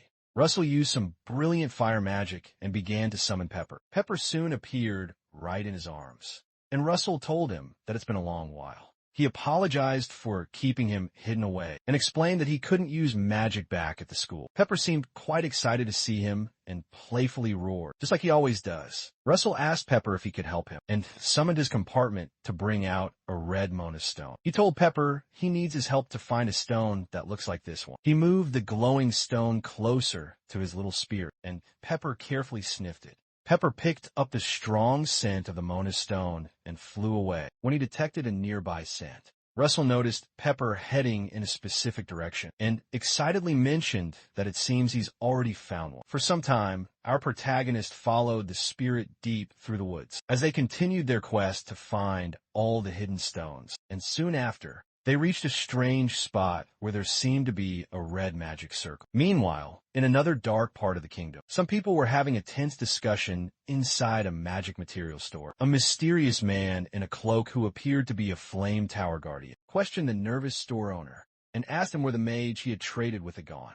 The man, who looked quite terrified and confused, told him that he did not know, and all that he did was sell him some raw materials for a ritual. The interrogator changed his powerful voice and asked him if he knew the truth about the ritual he speaks of. He asked him if he knew that the mage came to buy those materials for a forbidden pagan spell. The man was shocked to hear that his customer had bought materials for a pagan spell. The guardian pushed him roughly to get him talk. He told the man that aiding a dark cult is the same as treason against the kingdom, and the man realized he's in a lot of trouble. The guardian, who was now very, very angry, asked one more time if he knew where the vile mage had gone. The man stammered and repeated that he doesn't really know where the man had gone. He went on to say that all he had heard was that a snarly woman, who kills people by burning them to a crisp, had taken on a new disciple and this mage that they were looking for had gone to check it out. In a flashback, this dangerous mage watches as Miss Daria speaks to Russell back in Maldiva. The mage watches as Russell receives a cape of the Flame Tower Guardians from the revered Flame Tower Master. The Guardian let go of the man and thought darkly to himself that the person these people from the vile cult have a grudge with is no one else but his very own teacher. He uncovered his face, and it was clear that it was Professor Hubert. The professor rushed quickly outside, and he told himself that Russell is in grave danger. Professor Hubert's body was consumed by a magical fire, and he ran from the place using powerful teleportation magic, running to warn the academy about how dangerous the screening test is. Meanwhile, one of the other students looked around and cursed when he couldn't find any of the valuable mana stones. He complained that he was unable to use his light magic because he didn't want to attract the attention of other contestants and become their next helpless target. As the guys walked further into the woods, he noticed a dark and very strange figure. The boy stopped dead when he saw the moving figure, and he exclaimed. The boy sent a powerful wind arrow at the strange figure, but nothing happened. The attack didn't seem to do any damage at all. The boy noticed that it looked like a man, so he told the person that he had startled him. The candidate kept watching the strange, still figure, and he wondered if he was also another candidate. When he didn't get any kind of a response, he decided to turn around because he thought he was already dead. He wondered whether he should go over and check on him, but he decided to just ignore the mysterious man, since it was a competition, and it's every man for himself. As he walked away, he got a terrible idea. He looked back over at the strange figure and reasoned that this strange guy might just have a huge stash of mana stones he could take. When he turned back to check out the man's dead body, he didn't find him there anymore. When he noticed the spot was completely empty, he wondered where the strange figure could have possibly gone. He noticed something moving right behind him and quickly glanced back, and he was horrified by what he finally saw. A loud, blood-curdling scream ripped through the entire forest, and it was clear the poor contestant was now down.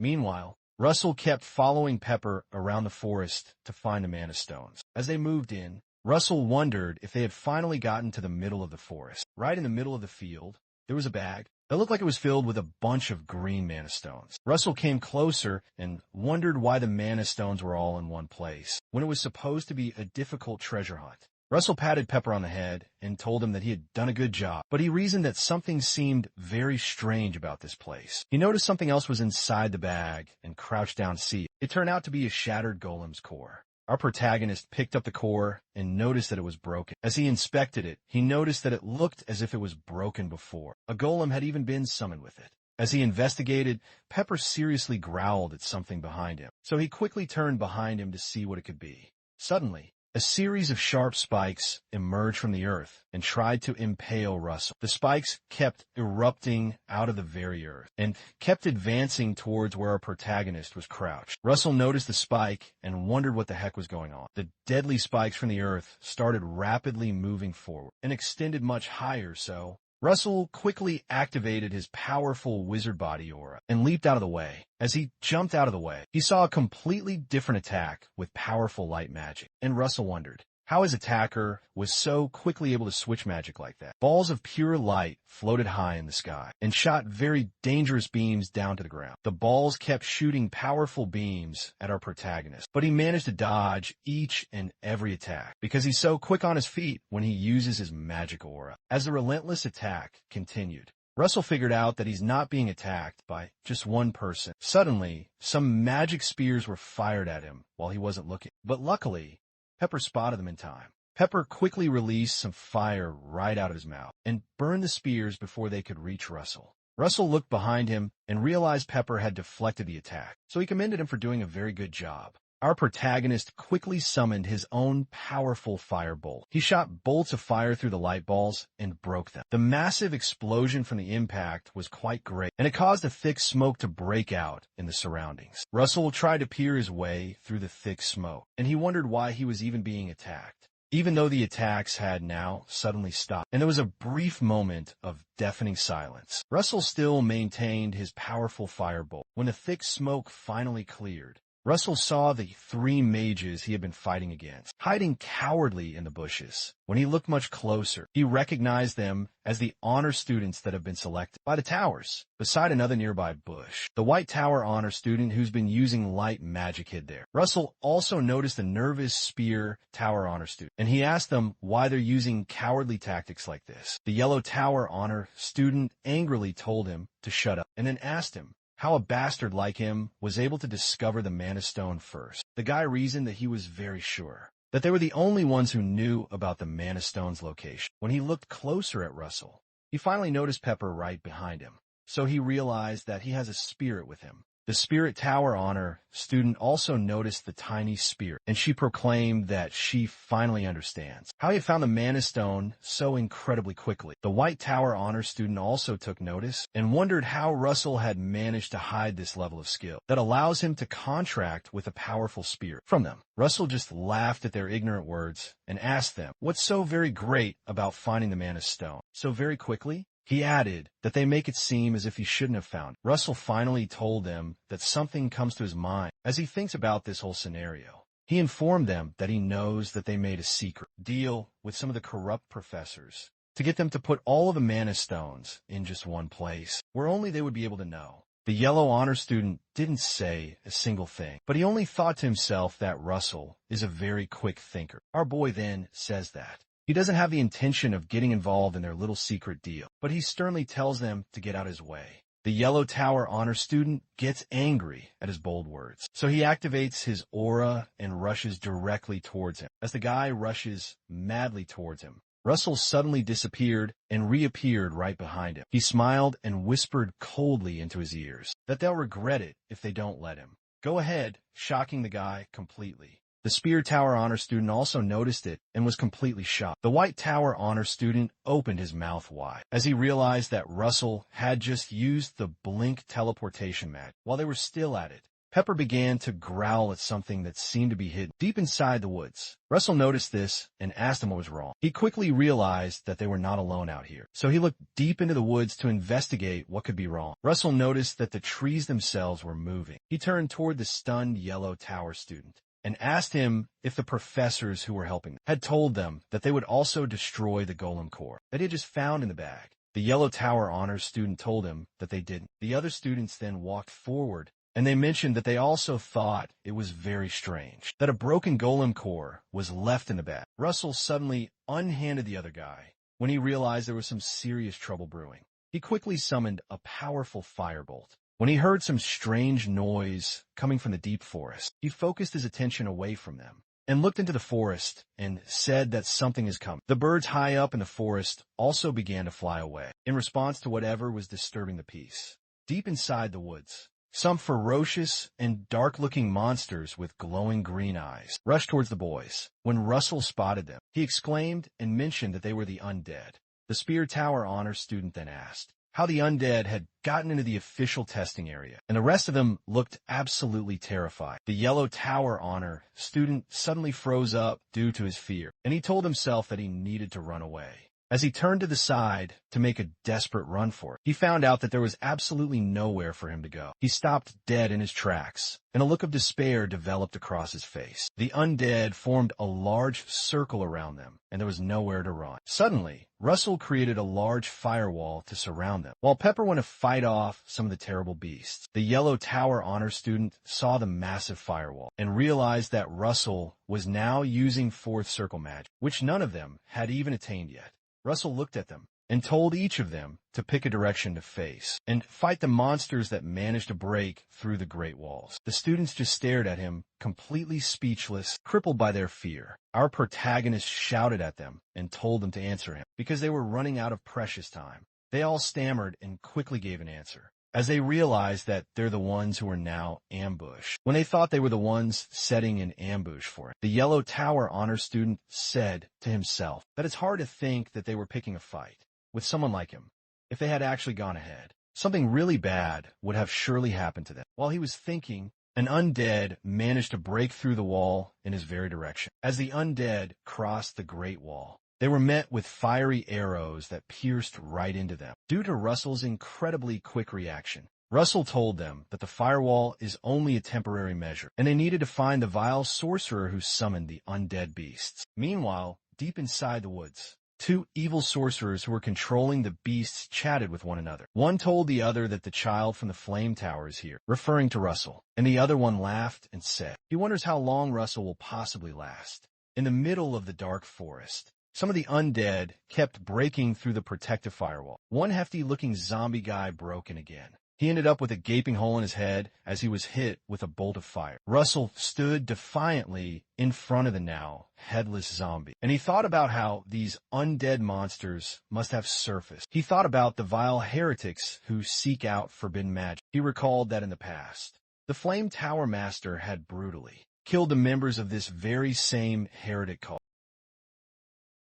The old heretic movement that survived that catastrophic destruction. Our hero then wondered, what sinister endgame are the heretics planning by appearing here? As his mind raced, three undead ghouls that had managed to breach the fire came hurtling toward him. He unleashed another searing firebolt, blasting gaping holes in their skulls. Russell knew that delving deep into his thoughts would be a fatal distraction, so he decided to focus his will on the brutal fight right before him. His tactical mind analyzed that the magic they were using was a type of insidious curse. Russell recalled that one of the characteristics of such vile curses is that it consumes very low levels of mana. So the longer this brutal fight dragged on, the more they would be at a terrible disadvantage, because they were expending immense amounts of mana to fight this endless swarm of undead soldiers. He quickly spun around to face the other students and commanded them to use their mana much more efficiently. He explained that they could accomplish this by decreasing their firepower and aiming only for the vital points of the approaching undead army. The Yellow Tower Honor student heard him and shot back. That's easy for you to say, but much harder to do. The White Tower Honor student quickly agreed and said that the powerful selection judges would be here soon anyway, so they only needed to hold out until their saviors finally arrived. The Spear Tower Honor student overheard his foolish words and told him grimly that the selection judges were not coming. The Yellow Tower Honor student demanded to know what she was talking about. Russell countered, agreeing with the White Tower student that she had to be wrong. He then added that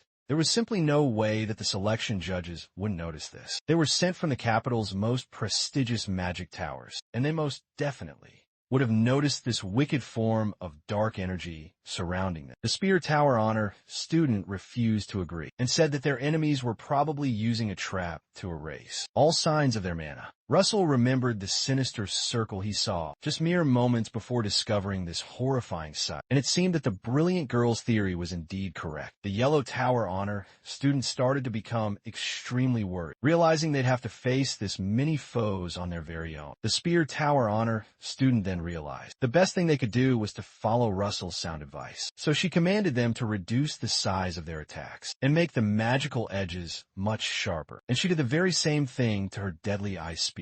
She completely reshaped the deadly spears and fired 3 of them at the heads of 3 different zombies, and the powerful attacks knocked them down with ease. Meanwhile, the White Tower Honor student started to streamline his beam of lights to minimize the amount of precious mana he was using. One of the vile sorcerers noticed that the students were saving their mana, so he informed his fellow that they're surprisingly quick-witted. The other sorcerer, who appeared to be his fearsome senior, told him that it simply doesn't matter because he was about to give them a brand new problem that would cause them to not be able to save their precious mana. Right behind them stood a large, undead troll, a hulking monster with a huge metal axe. In the middle of the firewall, the students noticed something different coming right through the fire. This time, the large monster easily walked right through the flames, bearing its massive metal axe and heavy armor. It looked like it was truly about to go down.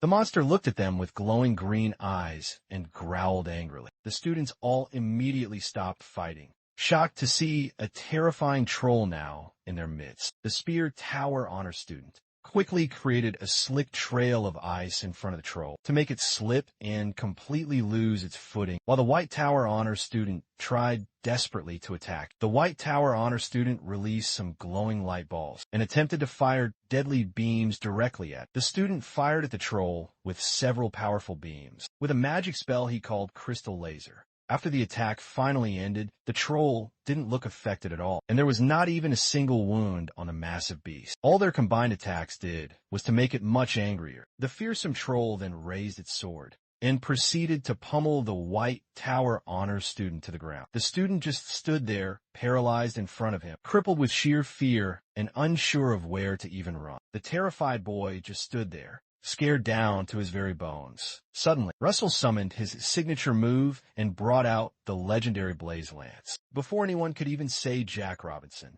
Russell leaped directly towards the monster with his new lance in hand and cut deeply through its chest. With a maximum release of his incredible power, the lance cut through the troll's chest and burned through its entire body. Russell landed back down on the ground and watched carefully to see how much damage he had done. Meanwhile, deep inside the woods, the core that the sorcerer was using to control the troll suddenly broke, and that completely shocked him. The junior lamented to his powerful senior that Russell had managed to take down a whole troll in a single blow, but his senior just angrily fumed with rage. Inside the firewall, the spear tower, honor, student noticed that the magic that Russell just used is extremely distinct. She scanned the sword and realized that the power from it rivaled the destructive power of a 5th level. Circle magic. She kept staring intently at Russell, and she wondered if he was a student in the same academy as she is. Russell didn't notice her staring at him, but something high in the sky suddenly caught his sharp eye. He looked up into the sky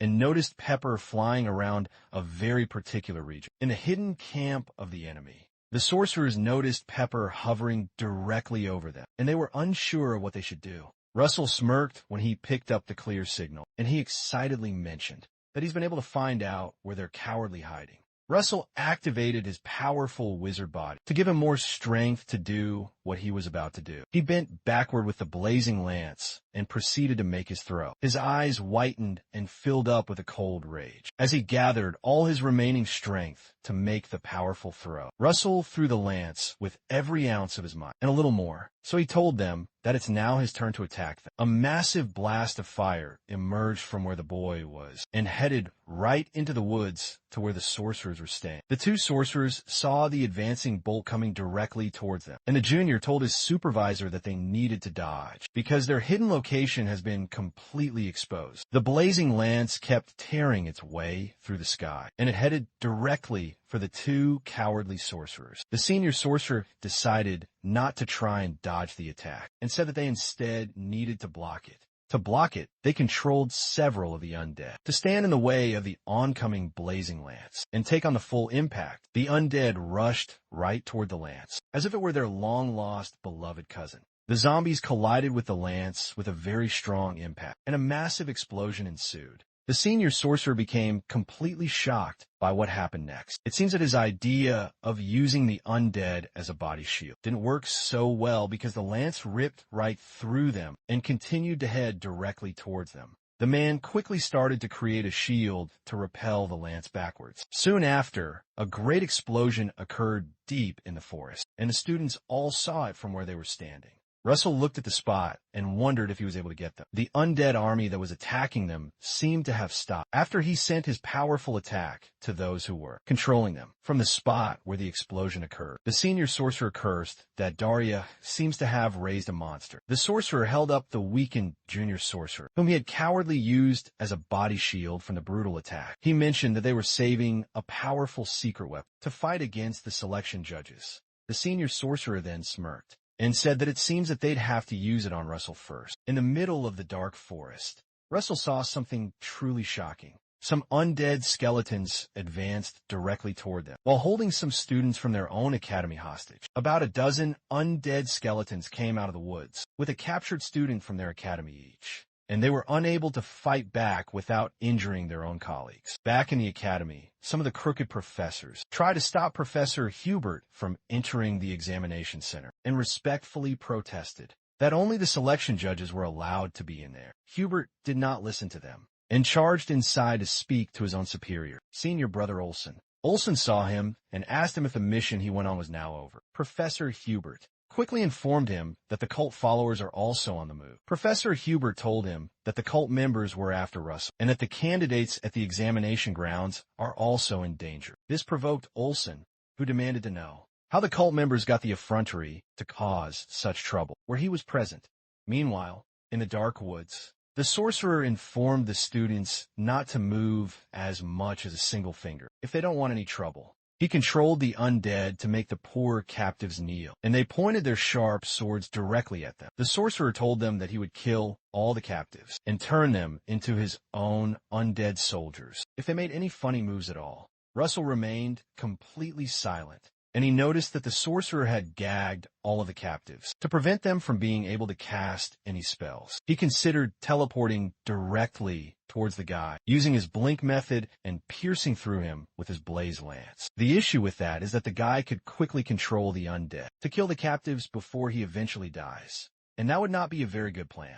He'll not only kill the poor captives, they'll kill them all. The sorcerer told them not to try and resist, and said that they should all step forward. The sorcerer specifically requested that Russell himself steps forward, referring to him as the kid from the flame tower. Russell confirmed his suspicions that they had come here to get it. He clenched his fist and created a powerful aura, but he decided it was not a good idea to try and fight back. Our hero slowly walked forward as was instructed to avoid any bloodshed. The sorcerer told him that he thinks it's very impressive, that he would give up his own life to rescue his friends. Russell scoffed and said that these guys were barely his friends. He said they're just people who prey on the weak to their own advantage. The Yellow Tower honor student overheard his words and realized that they were all completely fried. He also added that there are those who will get closer to the strong, to their own advantage. The Spear Tower honor student overheard him, and she didn't feel too good about herself after that. Russell continued his speech by saying that all he ever got from the other students was pure scorn, loathing, and bitter envy. He said that they're all just people that are jealous of others. The sorcerer just looked at him in complete silence, processing what he had just so boldly said. Russell broke the silence and told him he probably cannot understand. He said he's doing this because it's the sacred mission of a guardian, to protect people. His powerful words shocked the rest of the guys, who had expected him to express only hatred and deep enmity. The sorcerer didn't understand his strange logic and asked how he can still be thinking about missions and justice in a cruel world where the strong praise over the weak. The sorcerer said that words like that are far too big to be coming from such very weak people. Russell smiled at his ignorant remark and retorted that it's funny he's saying that because he has been cowardly hiding in the back all day and hasn't had the courage to kill his enemies by himself. His sharp words stung the sorcerer, who tried desperately to calm himself. The sorcerer decided to respond and said he would oblige him since he wants him so very much. Suddenly, one of the undead skeletons came up behind Russell and tied up his arms. The sorcerer controlled the undead to gag Russell's mouth, so he couldn't possibly cast any spells, and told him he'll kill him with his very own hands, since he wants that so very much. The sorcerer called him the Little Flame Tower Kid, as an evil aura surrounded his entire body. After our protagonist was subdued, the man grabbed an odd-looking green sword and joked that it's a great shame he won't be able to hear his screams as he kills him, but he realized that he doesn't have a choice. The man walked closer to him and brought the knife closer to stab him. Russell then recalled that there's a type of magic that does not need you to chant spells in order to use them. This type of magic is one that you can cast from within your own mind. He remembered the time when he had just contracted with the spirit, and the system had appeared to inform him that he would be gaining an extra reward for attaining such a great enlightenment by summoning spirits. He remembered wondering what that additional reward actually was. In the flashback, the system delivered a strange and powerful ring to him. Back in the present, he thought about how artifact magic is, the type of magic that allows you to wield magic without ever actually casting any spells at all. The ring is called a cloudy ring, and it has the shape of a normal ring, but it transforms into a powerful thundercloud when it is needed. Suddenly, a strong thundercloud developed over the place where they were. The sorcerer didn't even notice it, and continued to pour out threats about what he was about to do. The man told him that his own death will be the very first of many in their grand revenge plan. Suddenly, the sorcerer heard a loud lightning strike right behind him, and he wondered what was going on. As he looked up, he noticed a strange thundercloud high up in the sky. Meanwhile, Russell, who was still tied down helplessly by the undead, started to release powerful streaks of lightning from his own body. When the time was finally right, our boy summoned the thundercloud in his mind, and he commanded it to crush them all. The sheer magnitude of the lightning strike was so large that even the honor students had to cover their faces to avoid getting blinded by the enormous light that was released. The powerful lightning strike continued to hit on the very same spot, and everyone that seemed to be in its way became instant barbecue. The sorcerer passed out cold and dropped the core he was using to control the undead on the ground, and it broke. The man just stood there and seemed to be experiencing some kind of rigor mortis as the electric charges ran through his entire body. Finally, he fell to the ground, and the other undead soldiers followed suit. But Russell was the only one left standing. Russell, who was still pretty electrified, tried to loosen the rope that was used to tie him from behind. Suddenly, someone appeared behind him and helped him out. It turned out to be the Spear Tower Honor student, who told him that she couldn't believe that he thought of artifact magic. In a dire situation like this, she whispered within herself that this guy is really something else. After she finally freed him, Russell smiled at her comment and thanked her for helping him out. The Spear Tower Honor student nervously scratched her head and then told him that they're the ones that are supposed to be thanking him.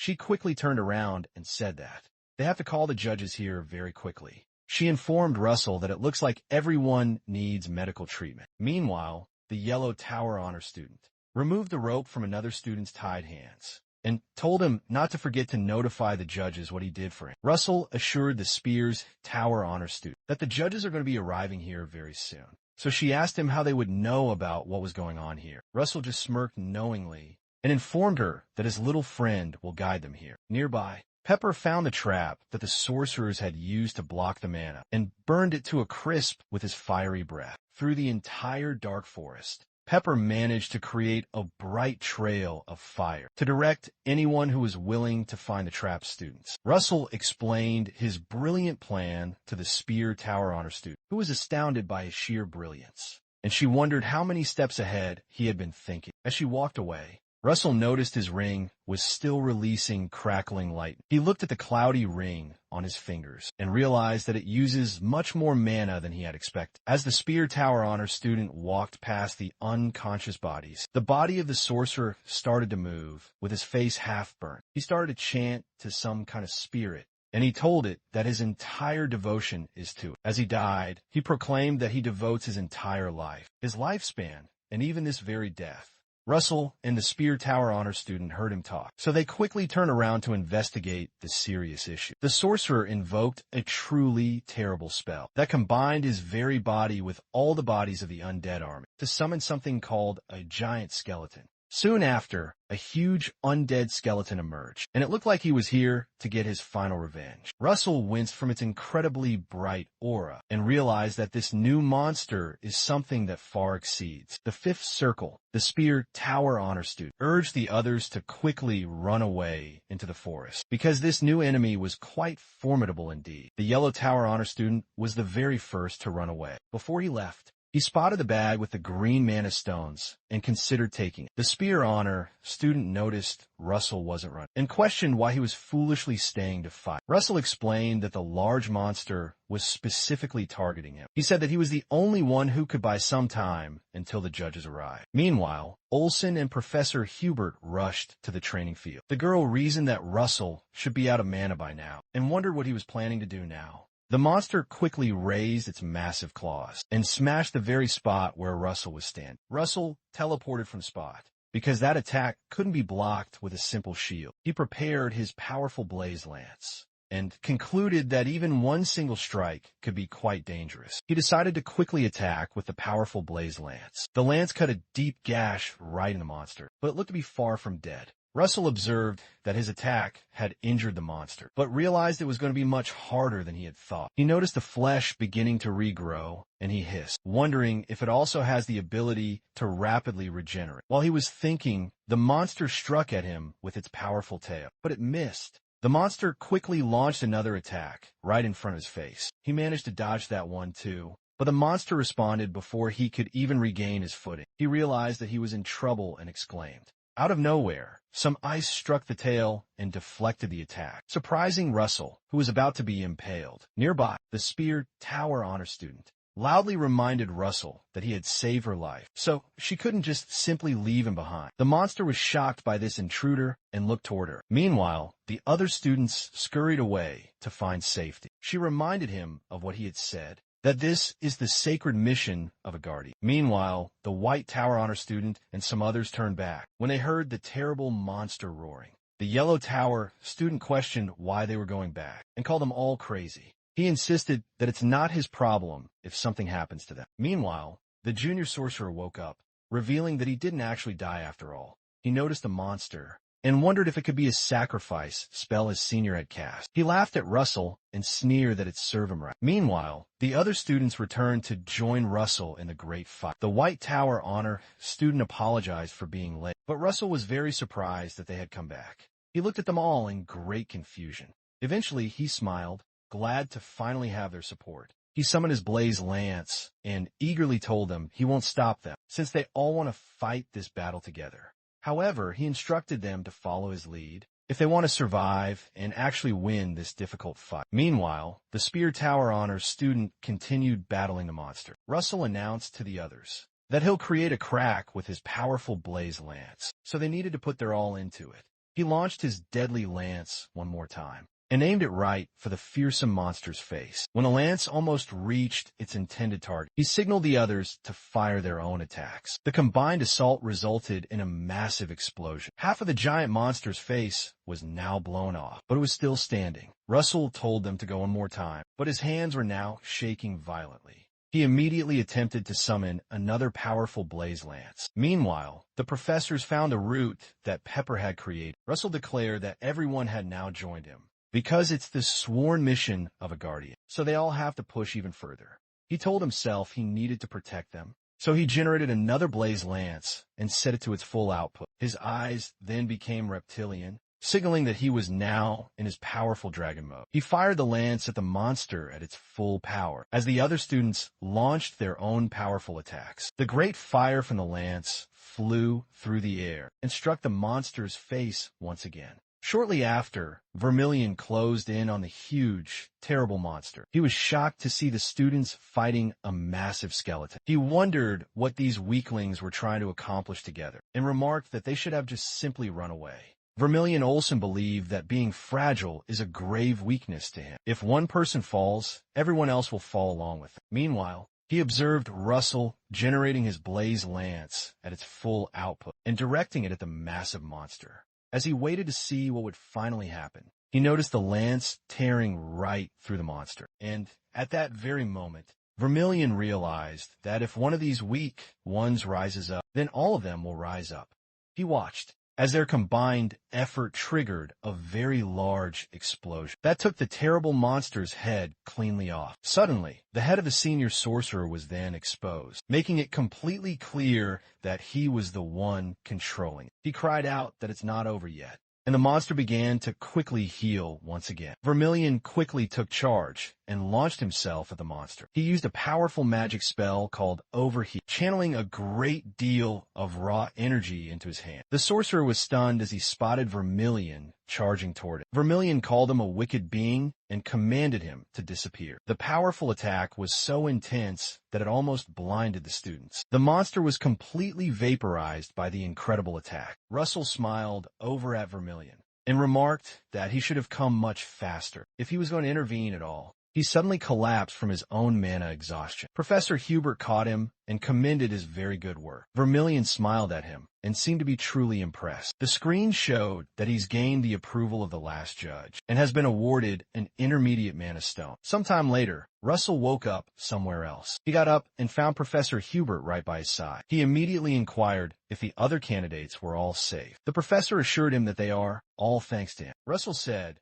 that was a relief, and the professor heartily agreed, adding that they might all be dead if it weren't for him. Russell chuckled and said that he had some help. The professor promptly asked if he's curious about the test result. Russell suddenly remembered they had a test and urged him to reveal it. The professor explained that the judges had many different concerns, especially because of the attack caused by the Vile Heretics. Due to that attack, the third test had become completely irrelevant, as teamwork proved much more important than simple competition. Meanwhile, the Yellow Tower student had run back with all the mana stones and hadn't stayed to fight. The professor revealed that with this in mind, the judges had reached a final conclusion. They decided that in this entire selection test, the person who truly deserved the highest score was Russell. Russell was completely shocked to hear the news that he got the highest score. He thanked the professor, glad that he could now finally graduate from the academy. The professor informed him that a new investigation has begun into the heretics to uncover the mastermind behind the brutal attack. He assured Russell that they'll soon get to the very root of it. Russell informed Professor Hubert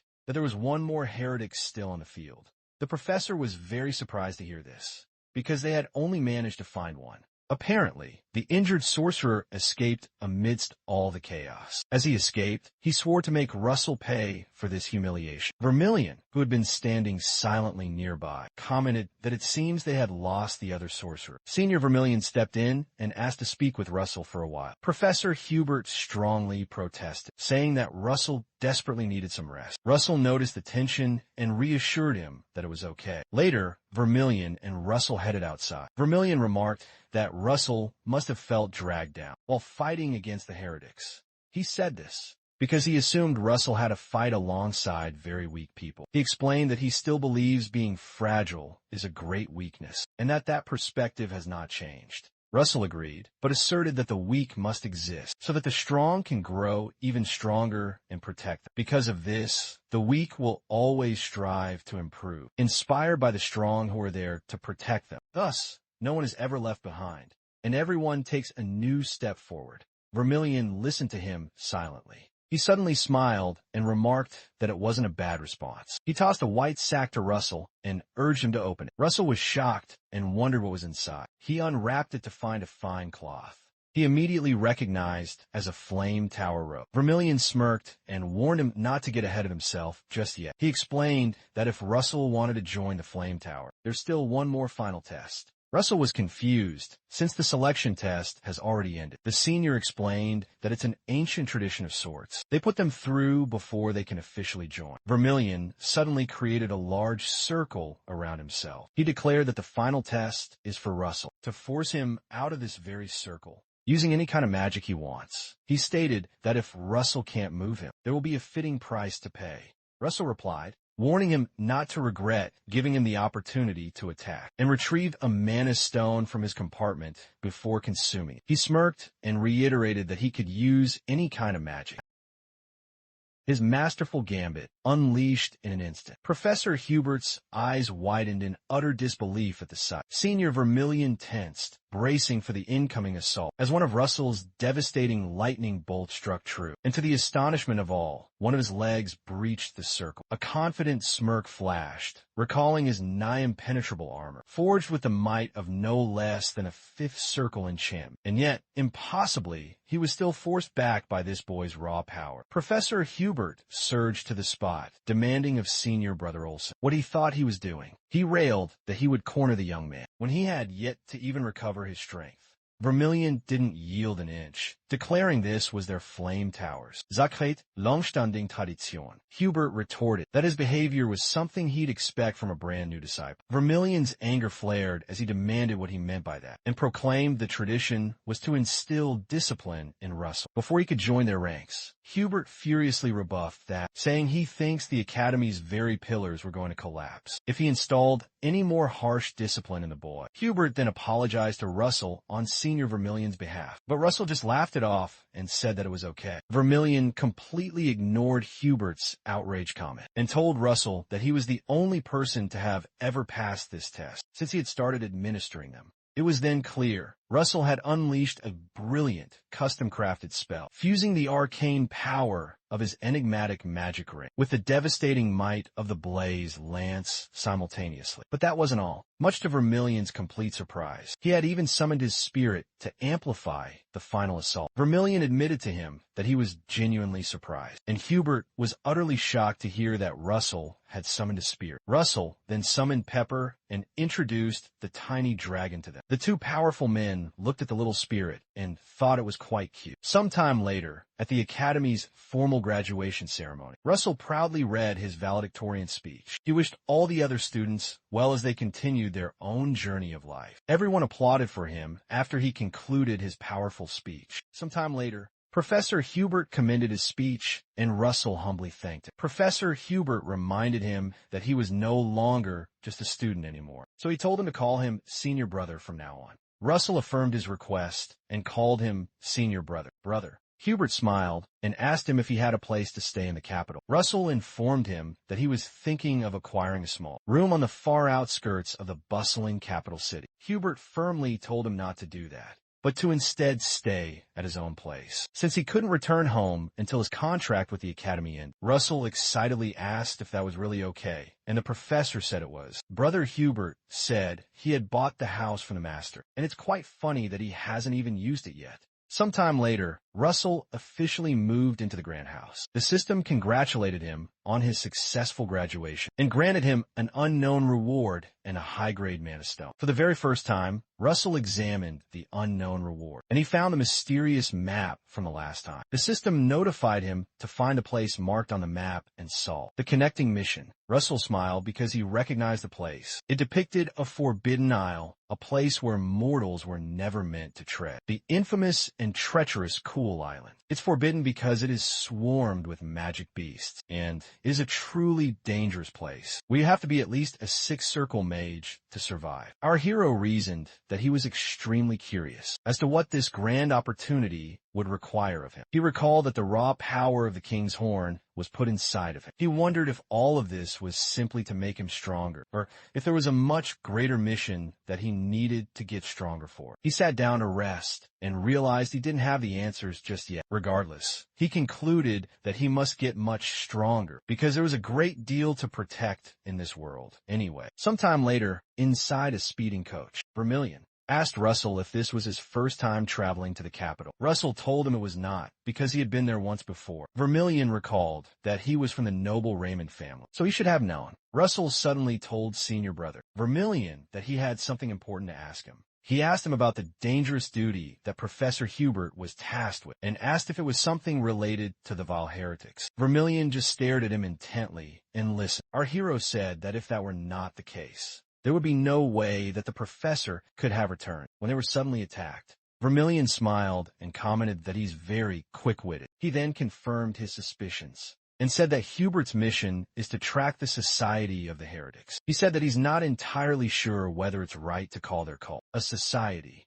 Russell excitedly confessed that he would like to help with that mission as well. Vermilion was shocked by his statement and asked him if he was serious. He watched the boy very closely, and he noticed that it didn't look like he was bluffing at all. He grinned and told Russell he was a true man, so it's okay that he dreams so big. He promised to inform a master about his keen interest, and Russell thanked him for it. Vermilion said he'll only do it if he can learn the magic. He'll teach him before they finally arrive at the capital. Russell laughed when he finally realized that Brother Vermilion truly likes to place wagers. He said that the magic is called overheat. He grinned and said it's a magic that kills with a single hit. Vermilion triggered the powerful magic and said, it's a one-hit kill spell done by focusing one's mana in a single spot. Although it is only temporary, he said, you could think of it like pulling back on your mana and then shooting it like a powerful slingshot. He smirked and then asked Russell if he could possibly do it. Later, the two of them got down from the coach to see if Russell could actually use the overheat technique. Russell slowed his breathing, concentrating all his mana into one palm. Moments later, he tested it by shooting an attack at a boulder. After the smoke cleared, the rock revealed a massive, gaping hole, and it looked like it was a completely successful test. Vermilion smiled to himself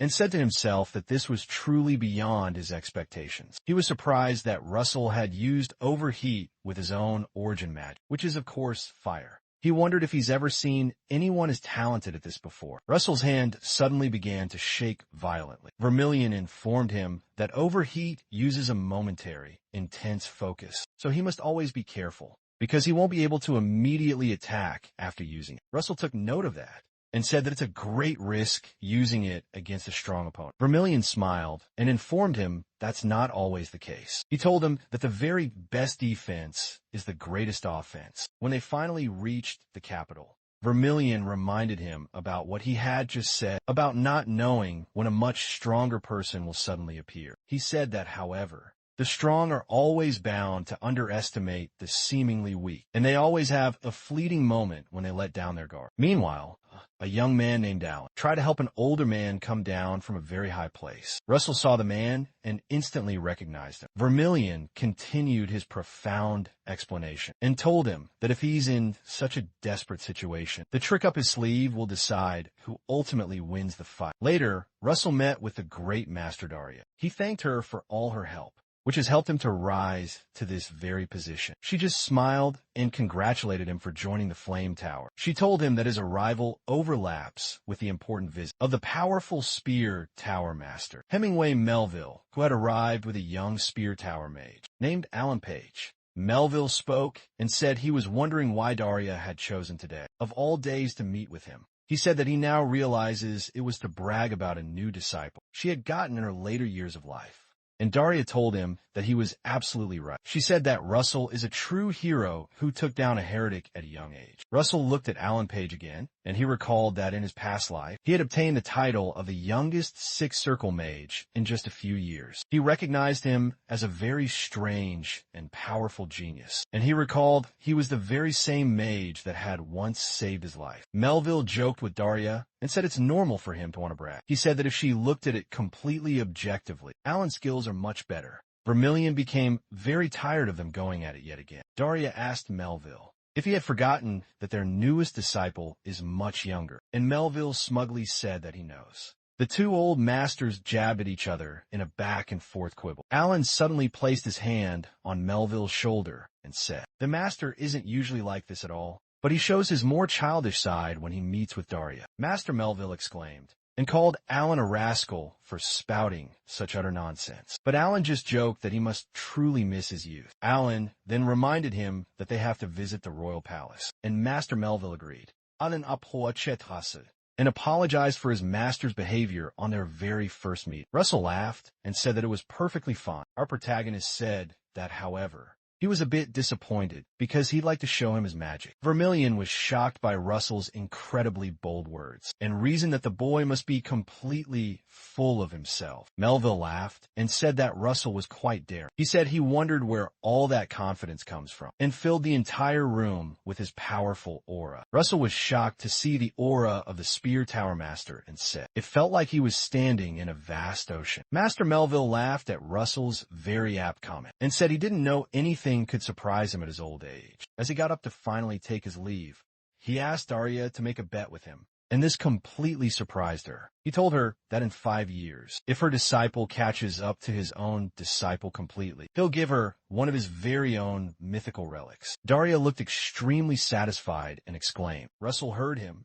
and recalled that mythical relics are powerful artifacts from the Age of Myths. They were powerful relics that existed in the forgotten Age of Myths. According to what he had heard, even the weakest of these relics holds mana bordering the seventh circle. Daria said that he should change it to just 3 years, and Melville was completely shocked. She then proposed that if her disciple doesn't catch up to his in only 3 years, then she will give up her own powerful mythical relic. Master Melville laughed and reminded her she can't take it back now. She just smiled and informed him to prepare his artifact well ahead of time. Melville finally left and notified Alan to follow him. Alan bowed respectfully and informed the Flame Master that they'll be taking their leave, as Melville continued laughing heartily. When they finally stepped outside, Alan asked his master if it's okay for him to put a mythical relic on the line for a bet. Melville informed him that it is not, which completely shocked Alan. The master turned back toward him and told him to do his best, to give it his all. Alan cringed and said he feels like the older one in this particular relationship. Meanwhile,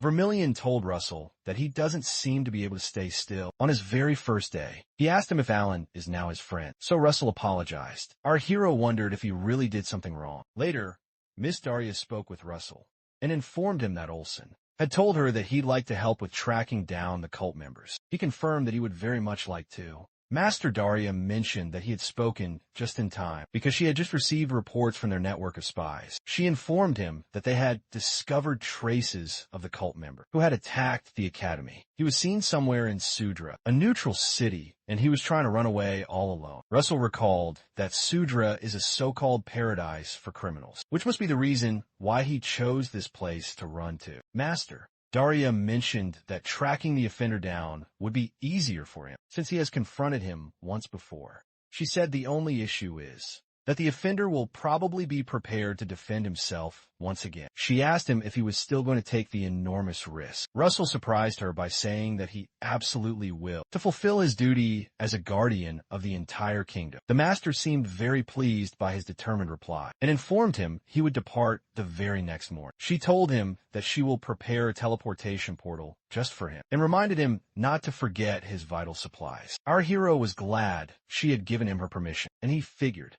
that he had now taken the first step to stop Professor Hubert's death. The next morning, Russell traveled to Sudra in a swift coach. Inside, he was surprised that they had given him 2 highest grade potions, which he's never been able to use because they're extremely expensive. Russell guessed that the master was truly worried, since he was their youngest disciple, even though she had allowed this dangerous mission. While he was traveling, he saw a grand building that caught his eye, so he decided to stop by for just a bit. It was the Louvre Museum where his time travel had first begun. He rushed to the very room where he had first seen the dragon's heart. He said to himself that all this entire time, he's been wondering why such a miracle had happened to him. His conclusion was that it was all for him, to grow much more and protect even more people. Suddenly, a screen popped up with a mission to get the heart of the dragon folk, with an as-of-yet unknown reward. Another notification showed him a new mission called Dragonification, where he could draw on the power of a dragon at his own will, with rewards of 3 intermediate grade stones. Russell realized that securing the heart of the dragon folk meant that he would have to make a very great contribution to warrant the granting of a rare commodity belonging to the powerful royal family,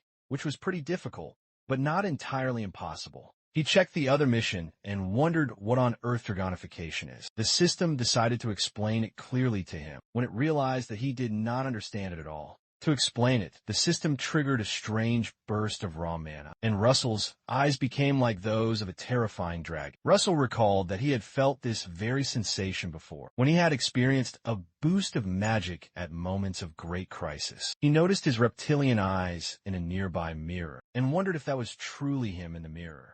Later that day, he reasoned that this power must have manifested during the fire trial, and it must be the reason why he was able to survive. He wished he was able to control the powerful sensation at will. He also considered the fact that he might be able to increase its great potency by adding the overheat technique to his Dragonification. If he managed to do that, it may be an extreme death blow that could come close to being a 6-circle spell. The only issue is that he doesn't yet know how to master it, since the power only manifests on its own when he is in danger. Pepper overheard him complain that he doesn't have time to train because of the mission, and he realized it won't even be possible to summon Dragonification with the usual kind of training. Pepper got an idea and tried to drag him away. He kept sulking, and he told himself no matter how much he focuses, he can't feel the same sense of crisis at his own will. Pepper noticed he didn't budge and then got angry. Suddenly, Russell noticed a stream of fire right over his face. He quickly got up and noticed Pepper growling in the dragon language. Russell laughed and asked him if he could help him out. Pepper smiled and growled affirmatively.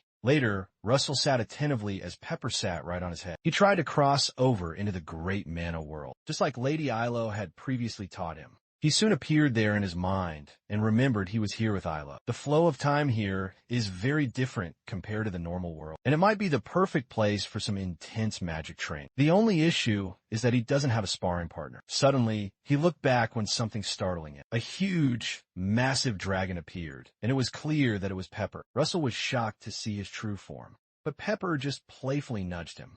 He thanked Pepper for helping him, but he said that he's not comfortable fighting him. Russell noticed that Pepper had brought some other spirit beings for him to be able to fight against. and he laughed that he was worried for absolutely nothing. One of the powerful spirit beings looked just like a man, and Russell smiled when he finally saw him. He cracked his knuckles and told Pepper to do him a quick favor. Meanwhile, in a dark pub in Sudra, some of the spies reported to their captain that the pagans have finally left the city and asked if they should chase after them. The captain ordered them to get all hands on deck to pursue. The captain asked a man named Jackson to report to Miss Daya that the entire situation has now changed. Jackson affirmed his orders and told them all to be very careful. The captain smiled and said that he doesn't have to worry. He informed him that he heard a divinity trained by Daya herself is coming to help. He added that he can't let whoever it is come to take away his own chance to play. And immediately after, he ordered his men to follow him as they go out on the mission. 3 long days later, at a hideout in Sudra, Jackson realized that they needed the Flame Tower divinity to get here. Very quickly, he sent a new report through a crystal orb and notified them that the Flame Tower scouts were all missing. Later that day, some guys noticed something very odd on the street. They were surprised to see a kid like Russell in a hardcore, dangerous place like Sudra. Sudra is a neutral city where criminals usually come to escape the law. Russell realized that it would have taken him a while to reach Sudra. Regardless, it still took him a full week to get here at the gate. But thanks to the intense image training in the spirit realm, he was able to train himself very well. And it was as if it had taken him months to get here. He remembered his many fights in the spirit realm and how he was finally able to learn dragonification. After he does so, the system notifies him that he has manifest the ancient power of a dragon at his will, and his dragon horns will now manifest as per his current level. He's also told that during dragonification, his use of the flame attributes will increase very greatly. Regardless, he then realized that there were still too many problems that needed to be solved. He remembered fighting with the gruesome spirits in the realm, and how his dragonification had stopped after just a few seconds, allowing the monster to strike him down to the ground. The first big problem is that the power lasts for just 15 seconds. The second big problem is the recoil of actually using it. Just like when he was using overheat, you become pretty defenseless immediately after using it. Meanwhile, while he was walking, Russell saw a big stick swing right in front of him. A man stopped him and asked if he had lost his way. The man smiled and told Russell that he can show him the way if he wants, but our hero didn't reply. Since it was clear the guy was trying to simply rob him, Russell grabbed the stick right from his hand and told him it was such a coincidence that he ran into him. And all the men who surrounded him were completely confused. After being beaten to a bloody pulp, the guy cheerfully took Russell to a place called the Wyvern Tavern, just like he had promised. The 2 beaten men bowed in respect and said that they hoped he had a very comfortable trip. Russell laughed within himself that these guys were worthless idiots, so he coldly told them to leave. When Russell stepped inside, he spotted Jackson, who was working as a bartender. When he sat down, Jackson asked him what he would like, and our protagonist said he would like a cocktail of a red drake mixed with a 12-year-old Briggs. One guy nearby laughed and called Russell a complete lunatic because he was going to have a cocktail of drinks with over 70% alcohol. Russell realized that he could die if he drank something like that, but the order he had just made is a secret code of the Flame Tower. Jackson caught on and said within himself that he couldn't believe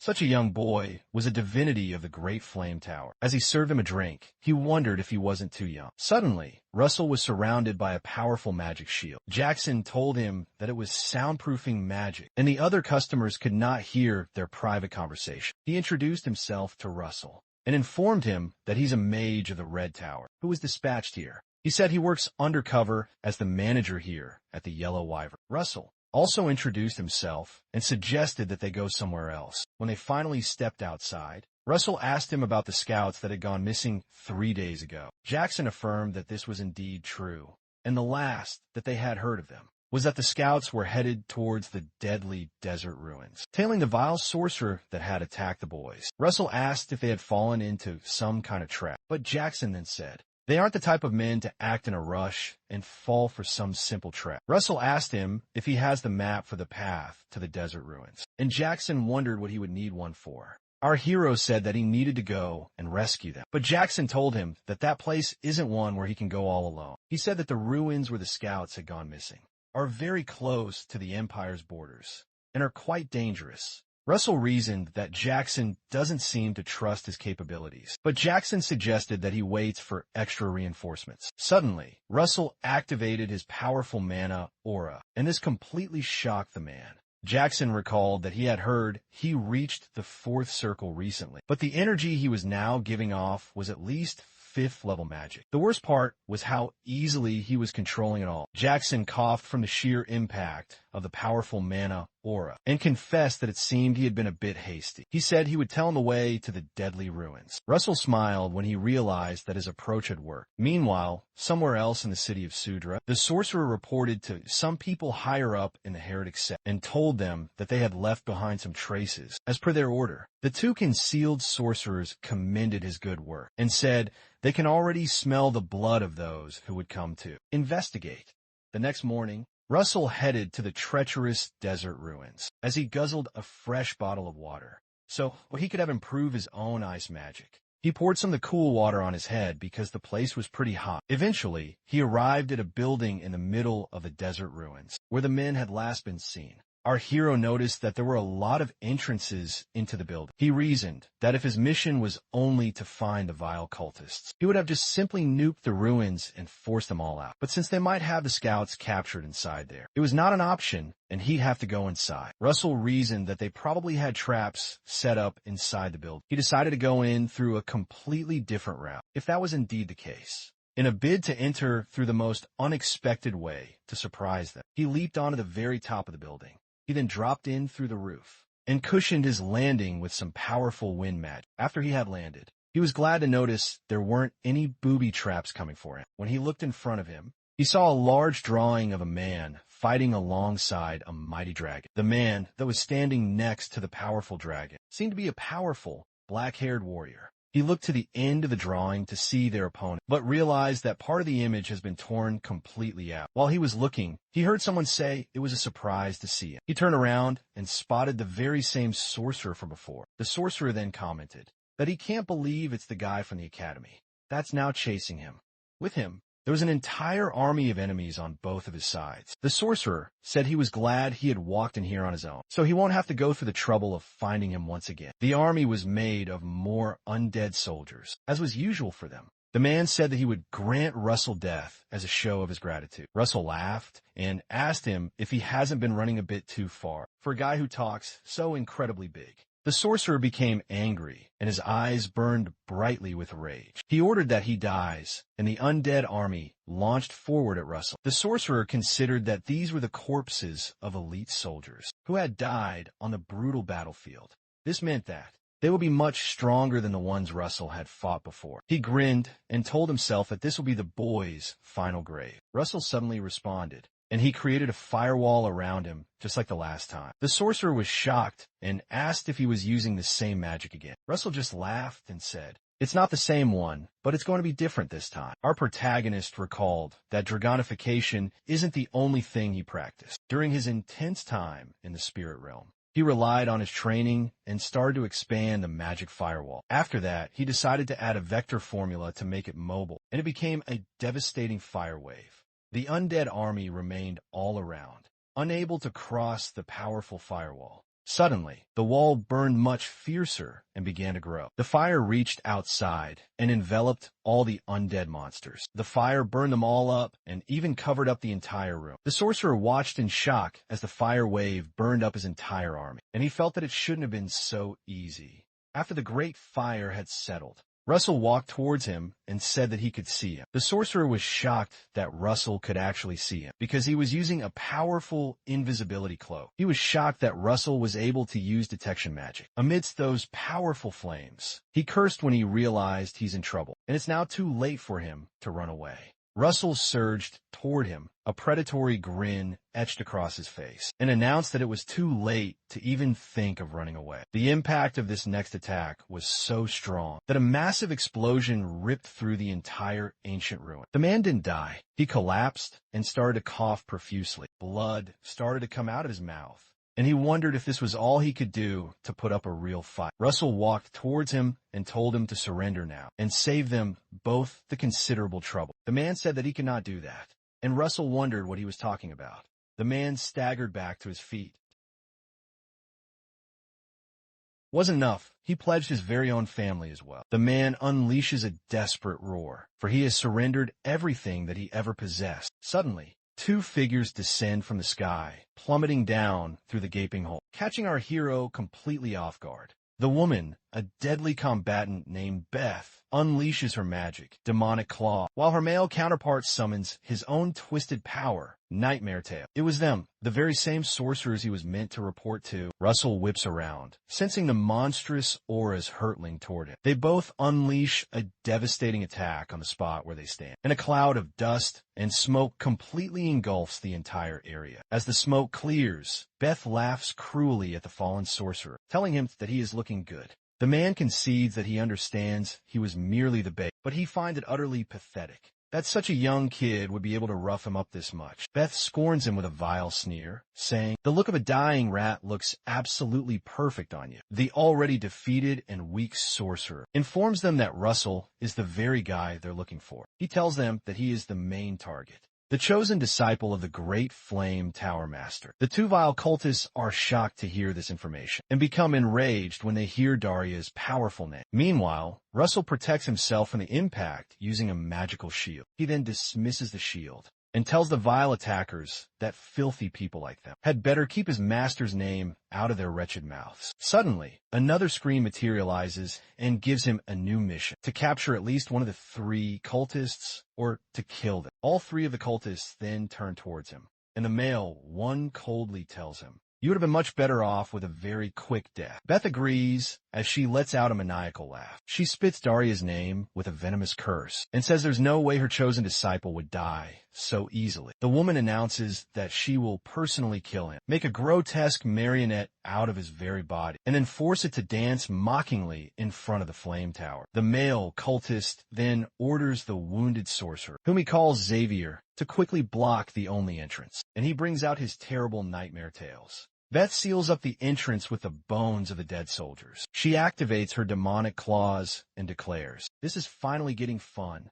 Russell notices these two are using a full frontal assault, and not just calling on the dead, while cowardly hiding in the shadows. Like the other pathetic sorcerers, he figures that they're nothing like the other opponents he's faced. Until now, Beth yells and asks if he's not going to come at them, because they certainly will if he won't. Russell calmly informs them he'd like to ask them one single question. He asks what they did to the scouts who came here before him. The male cultist asks him which scouts he's talking about. Beth becomes impatient and tells him to stop pulling such petty tricks, just to stall for some more time. She launches the demon claw stingers at him and begins the fight. Russell gracefully jumps out of the way and wonders how these two don't know about the scouts before. Before he can land, the man targets him with his whips using Nightmare Tail. The whips move with incredible speed, but Russell still manages to dodge them all. He wonders if they don't really know or if they are just pretending. He decides he'll have to find out for himself. Beth explodes with rage at his evasiveness, calling him a cowardly little rat. Suddenly, Russell cuts to the chase and generates his deadly blaze lance. He easily deflects the demon claw using his powerful lance, which completely shocks Xavier, the sorcerer standing behind them. He screams out that the spear he is holding is the very same one that crushed the giant skeleton. Beth laughs loudly and says, "This is getting very interesting." She raises her hands high up and summons two large, demonic hands, using her demon claw technique. The two massive hands clasp around each other, and Beth tries to merge them together to create a greater impact. She generates a fearsome spear of her own called the Demon Claw Spear, and grins incredibly widely. She laughs and tells Russell to guess which one of them is sharper. Russell doesn't say a single word, but he just stares back at her. When Beth lunges forward to finally attack, the man tells her not to act on her own accord, but she refuses to listen. She rushes towards Russell and says, "It's too humiliating to be scared of a mere kid like him." Meanwhile, Russell prepares to attack her as she lunges at him with her new spear. He meets her powerful attack with his blaze lance. Both weapons touch one another, and the demon claw spear shatters. Beth sees this happen, and her eyes widen with sheer surprise. She looks beside her and sees that her entire arm is now missing. Beth screams at the very top of her voice when she realizes that her arm has been completely cut off. Suddenly, the man stretches out his whip and cuts off Beth's head, much to Russell's shock. He calls her a fool and says it's her own fault, since he had warned her not to act all alone. He then faces Russell and calls him the disciple of the Flame Tower. He says that he's his sworn enemy, but he acknowledges his great skill. Suddenly, His eyes begin to shine, and he creates a web around him with his whips, releasing a powerful mana breeze. Russell just watches him in confusion and waits for him to make his final move. The man says that from this very moment onwards, he'll tear him to pieces with all of his might. Our hero notices the terrible whirlwind of whips and jumps back to avoid being hit by them. The man tells Russell that it doesn't matter how amazing he is, because he can't possibly block attacks coming at him from all sides. A huge, fiery inferno suddenly erupts from where Russell is standing. The guy notices something weird that catches his full attention. Russell appears in front of him with a confident smirk on his face, and the guy is shocked when he realizes that Russell had just used blink. Russell channels all his energy into one hand to use overheat. He lands the powerful attack on the guy's stomach, moving quickly with his powerful wizard body. The guy groans from the crushing impact of the unexpected hit. Xavier witnesses the whole thing and is completely surprised. He notices Russell towering over the male cultist and wonders what is going on when he realizes that he is a dead man now. He collapses when he sees that they are losing once again. He tells himself that he won't end in a simple death, cursing the cultist for bragging earlier as if they were some big deal. Next to Beth, he sees a red, glowing object on the ground. He recognizes it as an artifact and gets a terrible idea. Meanwhile, the male cultist shivers after getting his behind hooped. The batter guy tells Russell to stop playing around and just kill him, but Russell coldly orders him to shut up. He holds the guy's head and points a deadly firebolt at him, demanding that he finally answer his important question. He asks what had happened to the missing scouts. The guy spits at Russell and asks him why he keeps asking about scouts. The cultist asks what on earth he's even talking about. Russell is shocked that it seems the guy genuinely doesn't know. The guy spots an opening to strike at Russell and considers that he doesn't have his guard up anymore. He reaches for his hidden dagger and tries to take his chance. But before he can reach it, a long, dark whip extends across the room and grabs the guy by the throat. Russell is shocked and looks to his side to see what's going on. He sees Xavier performing another terrible sacrifice spell, with the artifact now morphing into a giant monster. Our hero is shocked that he has to face yet another sacrifice spell. Once again, the cultist sees Xavier and wonders if what he's holding is the Hell Giant's heart. He is soon dragged across the room by the whip that came from Xavier. Meanwhile, Xavier keeps devoting the life and death of himself and the others to complete the dark spell.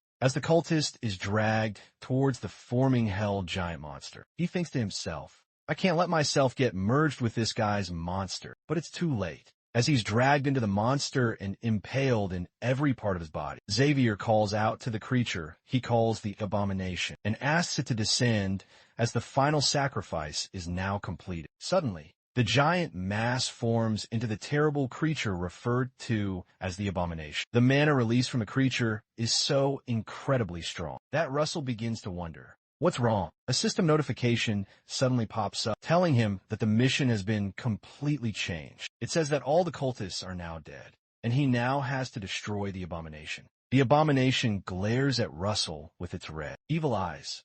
Xavier, now transformed into the great beast, looks at himself and growls menacingly. He asks Russell how he dared to make him turn into such a mess. The monster uses a magic spell called the Demon Claw Stinger and tells Russell that he will make sure to rip him into little pieces. Russell is shocked to see the Abomination, realizing that it's now using Beth's powerful magic. The Abomination fires some demon claws directly at him, and he looks at them in absolute dread. The massive explosion from the impact is so great that it brings down the entire building. Luckily, Russell creates a firewall all around himself to protect from the imploding stones.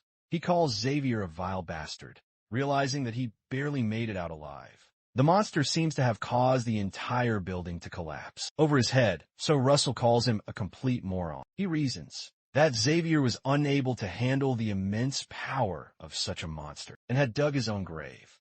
Suddenly, the rubble starts to shake, and it seems the monster is still alive. Russell notices the shaking and exclaims with frustration. The Abomination lunges out of the ground once again, and it looks like it is hell-bent on completely destroying Russell. It releases its terrifying threefold chains and smashes them on the spot where Russell is currently standing, telling him to die. The Abomination threatens to chew him up until he is nothing but bones. Suddenly, the monster is hit by a fiery explosion on its back. Russell, who had just thrown the blaze lance at it, watches to see if it had finally landed. The monster is enveloped by thick smoke, and everything is now unclear. Finally, the monster, who is completely unscathed, turns around and spits on it. It declares that his attacks will not work on him. Russell grimaces and realizes that the terrible monster is right, because he has unbelievable defensive power. He realizes that he needs to think of a way out of this. But the monster quickly attacks him with its powerful spiked chains. It tells him to think all that he wants,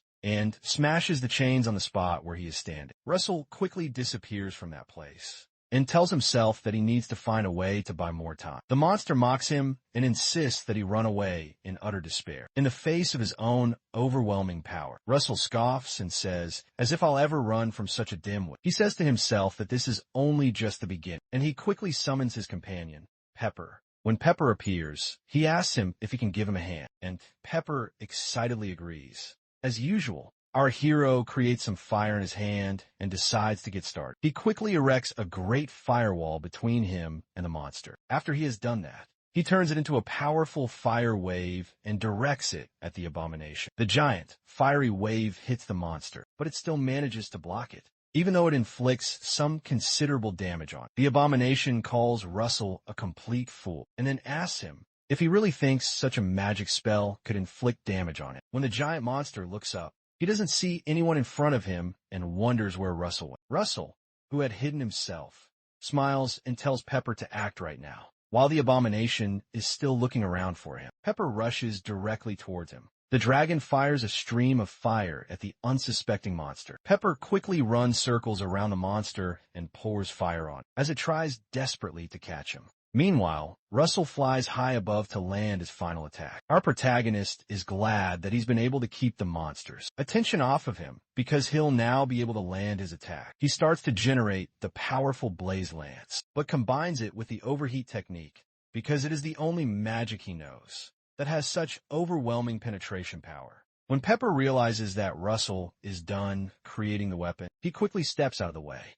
Meanwhile, the monster tells Russell to stop playing around and come out. Russell, who is jumping down at his head with a peculiar blaze lance, says he will now grant him his request. And shortly after, our hero lands the blaze lance on the monster's head with great power. The monster's head and body fill up with a roaring fire, but informs Russell that all he's doing is completely useless. Russell tells him that he knows, and laughs that he's yet to see his real final deal. Suddenly, our protagonist summons powerful lightning. He creates a large lightning sheet over the giant monster's head to attack it with.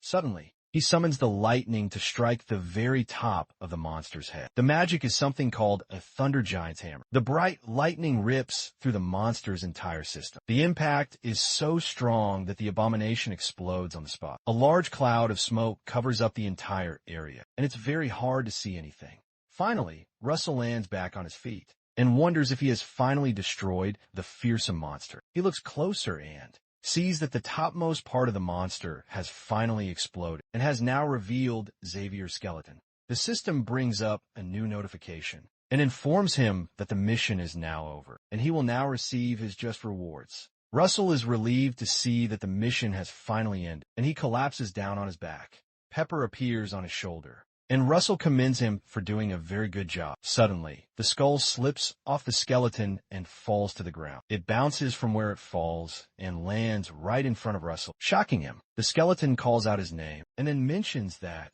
Daya trained quite an amazing boy in her final years. The skull asks who would have known that her prodigy would be a Raymond, and Russell is shocked that the skeleton is actually talking. The skeleton continues and says that he wonders if the son will be more interesting than the father. Our hero just remains completely shocked as he listens to the skull. Russell becomes angry and grabs the talking skull, demanding to know who is really speaking, as it seems that someone else is speaking through the skull. The skull laughs and tells him he will find out sooner or later. The skull also says he'll find out how his own father looked in his final years as well. Suddenly, it explodes right in Russell's hands. The voice laughs and says that his father had quite a fierce look. Our hero begins to cry in the rain due to the frustration of learning that the enemies know his father. In the pouring rain, he demands that the voice tell him who on earth he is, and he begins to curse as Pepper comes to his side to comfort him. The remnant of the Abomination's body remains immobile in front of him. Meanwhile, someone watches Russell with a powerful telescope and informs his fellows that their great battle is now over. The man orders his subordinates to send a full report to the base. We switch scenes to the 12th Desert, among the 2nd Battalion of the formidable Imperial Army. Inside the base, the battalion commander, Viscount Montmart, reads the detailed report from his men. He learns that the brutal clash between the man, assumed to be a powerful mage of Endymion, and a vile cultist, resulted in the great mage's victory. The report also states that, judging from the raw magical force, the magician's level is also estimated to be over the 5th circle. The information completely surprises him, and he calls for the intelligence officer. Commander Viscount demands to know how it's possible for him not to realize that a mage of this caliber had come this close to their own territory. The intelligence officer nervously apologizes and says that there were no reports of any unusual movements of high-ranking mages of Endymion. One other officer, sitting nearby, then says it's possible that the person is a brand new mage. He adds that there's a rumor that the Flame Tower has a new, youngest member. The intelligence officer tries to defend himself by saying that the mage must have just graduated from the academy, so there is no need to worry, as long as they don't come close to their borders. The commander calls him a moron, and then tells him that fresh graduate is estimated to be above 5th circle already. He says that means he could be a major force of Endymion in the future. Both men keep completely quiet, and the commander just sighs. The commander curses and says he doesn't want to have to deal with it. He says he has no choice but to call that maniac to deal with this new threat, referring to an as-of-yet unknown person. Meanwhile, under the hot desert sun, Russell sits on a sandhill and chugs some more water. He's in deep thought and keeps thinking about something. He wonders if the cultist had really killed his own father. Russell tells himself that he has to focus on the mission now, to find the missing scouts right now, especially now that he has people closely trailing him. He can't afford to lose his focus. He looks over to his side and figures the people must be scouts sent by the powerful Empire. He notices that they haven't attacked him yet, so he supposes that their objective is just simple surveillance. Suddenly, he sees a strange figure far away on the desert ground. As he looks closer, the person starts to shine incredibly bright. Russell rushes towards the person with his wizard body to catch him. When he gets closer, the person completely disappears. He mysteriously sustains a deep cut to his cheek, and he falls to the ground. Russell gets up and wonders if all he had seen was a magical aura. A system notification then comes up and tells him that he's encountered an enemy of a level he has never before encountered. His mission is to escape the clutches of this enemy completely unharmed, with rewards of 5 intermediate grade mana stones. Russell is shocked, and he looks at his attacker to know who he is. The guy appears to be a swordsman, and he recognizes him as someone named Spandam. Spandam just smiles at him and says, "I definitely aim for your neck." The guy says that it seems that the report about a master, above the level of the 5th circle, was indeed true. Russell frowns at him and recognizes him as the Empire's superhuman. He is the disciple of the great master swordsman, McCrae. Spandam smiles like a complete maniac and tells Russell that it will be fun slashing him up. Russell says that in the end, the best way to describe Spandam is Spandam, the homicidal maniac. The swordsman is surprised that Russell actually knows his name. He stretches out his sword at him and tells him that's a relief. Russell doesn't move and just frowns back at him. Spandam says that since he already knows his name, he'll be able to accept the time of utter pain he must now endure. Our hero thinks about why Spandam is called Homicidal Maniac Spandam. Spandam's sword starts to shine with a terrifying crimson aura, and Russell remembers having seen it before, just because they had bumped shoulders with him in his past life. He had brutally cut down the whole group of mercenaries and killed them. Russell also almost died. If it had not been for Alan's timely intervention, they would have all been cooked. In the flashback, Alan jumps into the scene just as Spandam is about to kill Russell. Spandam isn't scared and just smiles like the maniac that he is. The knight and the mage clash in a truly fierce battle. Even at that time, Alan Page, who had crossed the great wall of a mage, was barely able to subdue him and was gravely injured. Russell tells himself that Spandam is an unprecedentedly powerful new enemy. Spandam gets tired of waiting, and he says it's time to get started. The knight uses a slash attack that he calls Flying Blood. Russell quickly creates a shield to block it, and creates 5 layers. The attack lands on the shield and smashes through it entirely. Russell is shocked that one single attack is able to break through 5 layers of his shield. He has no choice but to jump backward to avoid the line of attack. The flying blood lands on the spot where he was standing and creates a huge explosion in the sand. Our hero wonders how Spandam's attack has this much raw power, even after breaking through 5 full layers of his shield. He wonders how Alan Page was ever able to deal with someone like him. Spandam seems surprised that he was able to avoid the attack, and notices that he had overlapped his shield.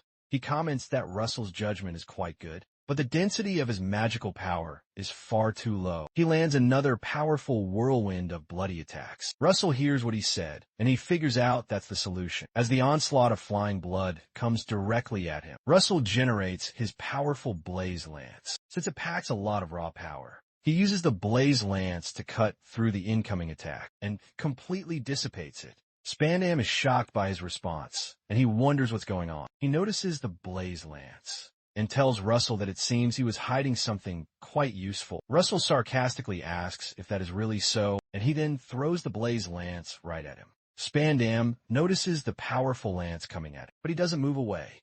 Rather, he's surprised that the Blaze Lance remained completely intact, even after Russell had thrown it. He quickly generates a flying blood wave to block himself from the flying lance. The knight then smiles, and says that he really finds battles with mages quite interesting. Suddenly, Russell uses his blink and appears behind him with the Blaze Lance right in his hand to strike him. He quickly launches the lance at Spandam's back to strike him down from behind. Suddenly, Spandam disappears, and it seems he also knows teleportation magic. He appears behind Russell and comments that Russell can also use blink, just like the rat that he is. Russell is shocked to see Spandam behind him. When he turns around, the knight strikes Russell with his sword, and there's a spray of bloodshed. Spandam laughs and says it's been a long time since he's had this much fun. Before his sword can go all the way through, Russell manages to teleport a few feet away from it. Our protagonist sustains a deep cut in his leg, and Spandam scornfully asks him if he's already bleeding. Spandam keeps on laughing, and he tells him he'll wait for him to go and heal himself. Russell tries to use some magic to quickly heal the wound. That Spandam is using the aura around his body to enhance his own speed, which is why it looked like he had teleported. He reasons that Spandam's aura is not comparable to his wizard body. Meanwhile, he tries to cut through his clothing to stop the bleeding. Spandam keeps watching him, and asks if all the people from the Flame Tower are this stubborn, or if they have to be that way to be able to join their organization. Russell wonders why he asked the question, and asks him what he means. Spandam grins, and says the ones he encountered a few days ago didn't give up until the very bitter end, referring to the missing scouts. He said they had come to look for one of their scouts that was missing. Russell realizes that he's the one who had killed the scouts, and he is horrified. He asks Spandam again if he was the one who killed the missing scouts. Spandam just smiles and casually shrugs. Russell becomes extremely angry and clasps his fist. He recalls that he had planned to escape after just a short confrontation, as the system had told him, so he could go and find the missing scouts. Instead, he activates and releases a great deal of raw mana, seeming ready to finally make a stand. He angrily reasons that this is not a time for him to be thinking about the future. Spandam smiles and exclaims that Russell has been hiding his real power while fighting him. The knight grasps his sword and says they'll see if he can stay so easygoing, while his entire body is in pain from being torn into shreds. Russell looks down at his powerful cloudy ring and notices that it hasn't recharged just yet, which means there's only one way out. In the end, Spandam raises his sword to land another powerful attack. He uses something that he calls a Rottle Torrent, causing a massive torrent of blood. Russell sees the torrent rushing directly toward him, and he decides to finally use his last option. He activates his Dragonification. Russell's entire body is suddenly covered in powerful flames as he sends out fire to burn through the terrible torrent of blood. Spandam is shocked that the boy is able to pierce through his attack. Meanwhile, Russell doesn't emerge from the pool of fire that he's in. Suddenly, he jumps out after having activated his Dragonification. He starts a countdown and realizes he is just 14 seconds before the immense power runs out. Quickly crafting his Blaze Lance, He rushes directly towards Spandam. Spandam smiles as he watches him, and reasons that this might be quite dangerous. Regardless, he doesn't move out of the way as Russell leaps directly toward him with a blaze lance in his hand. Russell launches a destructive fire blast at the spot where Spandam is currently standing. Shortly after, the flames clear and Russell stands in the fiery furnace. He looks around for Spandam, but the knight appears right behind him. Spandam speaks from behind, shocking him. He says he doesn't know what trick Russell just used. He attacks Russell with his powerful sword, but our protagonist deflects the attack with his own hand. Spandam tells him he's sure he only temporarily boosted his powers. Russell keeps counting down and realizes he has only 9 seconds left. Spandam proceeds to attack once again, slashing across Russell's face with his sharp sword. But our hero quickly retaliates with a powerful swing of his lance. The effect of the attack results in a very great explosion. Spandam jumps out of the way to avoid the powerful explosion, and Russell counts that he has only 6 seconds left. Spandam scorns him, saying that if buffing up his power isn't enough to kill him, then it is a completely useless power. The knight leaps upward, saying it is now time to end this. He uses a powerful skill called Cyclone Typhoon, and a typhoon of bloody slashes suddenly emerges. Russell looks up at him and frowns deeply. The knight leaps downward directly toward our protagonist, aiming to tear right through him with a powerful attack. But Russell blocks with his incredible lance. To match the attack, Spandam's sword clashes with Russell's lance. Deflect the lance, redirecting its deadly trajectory. Russell's mighty lance crashed into the earth below, unleashing its volatile power directly into the ground. The resulting detonation was absolutely apocalyptic, swallowing the entire battlefield in a maelstrom of fire. When the inferno subsided, Russell collapsed to his knees, our hero panting heavily. He looked utterly drained as the menacing Spandam stood before him. Spandam watched him, kneeling as the raging flames died out. Russell's mind raced. He knew he had only 2 seconds left. Spandam let out a cruel laugh. "Are you finally finished now?" Russell retorted. "There's still one more thing left." He declared, "I still have one more second," and he slammed his hands upon the earth for his final gambit. The spell he unleashed was sixth circle magic, shocking Spandam to his core. The very ground beneath them began to fracture as fire erupted from the cracks. The fissures widened, and Spandam looked genuinely horrified for the first time. The erupting fire transformed into molten magma, making it seem as if they were both inside an active volcano. Russell had to just transform the entire area into a volcanic death zone, using a forbidden skill called Meltdown. In a swift flashback to his studies in the professor's grand library, he remembered reading about the legendary meltdown technique. He recalled that he had understood the principle behind it, but because it required the power of 6 circle magic, he was unable to use it. The skill works by starting from small fire embers and then covering the entire area with scorching hot magma. In the present, Pepper swooped in to Russell's rescue, carrying him out of the magma and into the sky. Russell weakly thanked Pepper for his timely help. Meanwhile, Pepper struggled to keep him aloft because of their difference in weight. From the top of a high rock, Russell peered down to see what had become of the maniacal Spandam. Suddenly, a figure appeared right behind him. Russell spun around instantly to see who it could possibly be. It turned out to be none other than Spandam, who was coughing profusely, looking badly injured, with one arm cut off. Russell moved closer to him, targeting his head with a deadly firebolt. He coldly asked Spandam if he had any last words, but Spandam didn't respond and just kept shivering from the pain. Spandam finally smiled and asked him if he finds their situation funny. Spandam talked about the Guardians and then said, "They drive them to war in the name of protecting their precious country, but they don't let them know how to get out of it." He mentioned that you have to kill over and over again. He added that the path of a guardian is indeed a very bloody road. Spandam told Russell that he welcomes him to it. Russell hesitated for a moment, and Spandam just kept on waiting for him. Seconds later, Russell executed Spandam right on the spot. He stood in front of the corpse and just thought quietly to himself. The system soon brought up a brand new notification that he had finally completed the mission and had greatly exceeded the requirements. So he was awarded 8 intermediate grade mana stones. Meanwhile, back in the tavern, another scout came to give new intel to Jackson and told him that word has gotten around that Spandam, a feared knight of the Empire, was acting in secret in the desert. The man told Jackson that the disappearance of the scouts might be connected to him as well. Jackson was shocked, and he reasoned that if this was true, then the divinity of the Flame Tower was in grave danger as well. He reasoned that no matter how skilled he is, he wouldn't be able to stand a chance against Spandam. While they were talking, Russell walked into the tavern. He walked to the counter and dropped a broken sword onto the table. Jackson was shocked, and he recognized the sword as Spandam's sword. Jackson just stared at him blankly and didn't know what to say. Russell smiled at him and said he'd just like a glass of water. Jackson quickly got him the water and said that he could ask for whatever he wanted.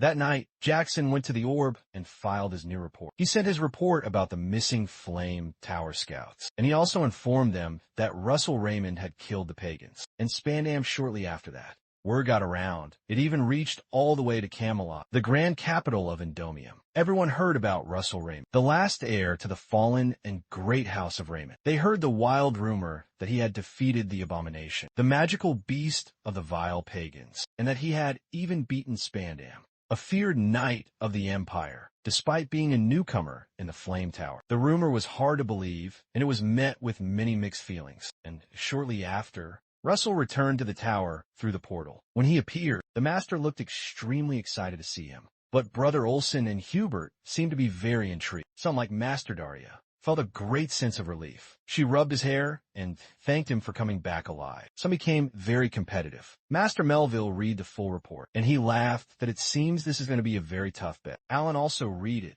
and he commented that it seems this junior is way more awesome than he had ever thought. Some felt pure hatred and rage. In another dark part of the world, some people informed Spandam's master, McCrae Hughes, that he is now dead. McCrae cleaned his sword, and he asked the men if that's all the information they have for him. McCrae is the feared swordmaster of the Empire, and the pure rage was evident in his piercing eyes. The men cowered before him and told him that's all the information they currently have. Russell reasoned that even though everyone felt different emotions, they all had one thing in common. Meanwhile, McCrae declared that it's going to be an eye for an eye, a disciple for a disciple. He smashed his powerful sword on the ground in a deep, burning anger. A dark, sinister force came out of the ground where he struck and traveled forward. The force traveled from where he was into the forest and completely destroyed the whole place. The one thing everyone that heard the message had in common is that they all had a very strong impression of Russell Raymond. McGregor remembered Daya Stonewhite, and he said that he'll get his payback for this at all costs. Later, Russell gave Master Daya a full report of his mission. She asked him if what he was saying is that the pagans were involved in his father's mysterious death. Russell reaffirmed what he had said. She informed him that a lot of records were lost during the Great War, and it's very hard to find out the true situation. She said it will be even harder to identify the true culprit. Russell told her that he was well aware of that.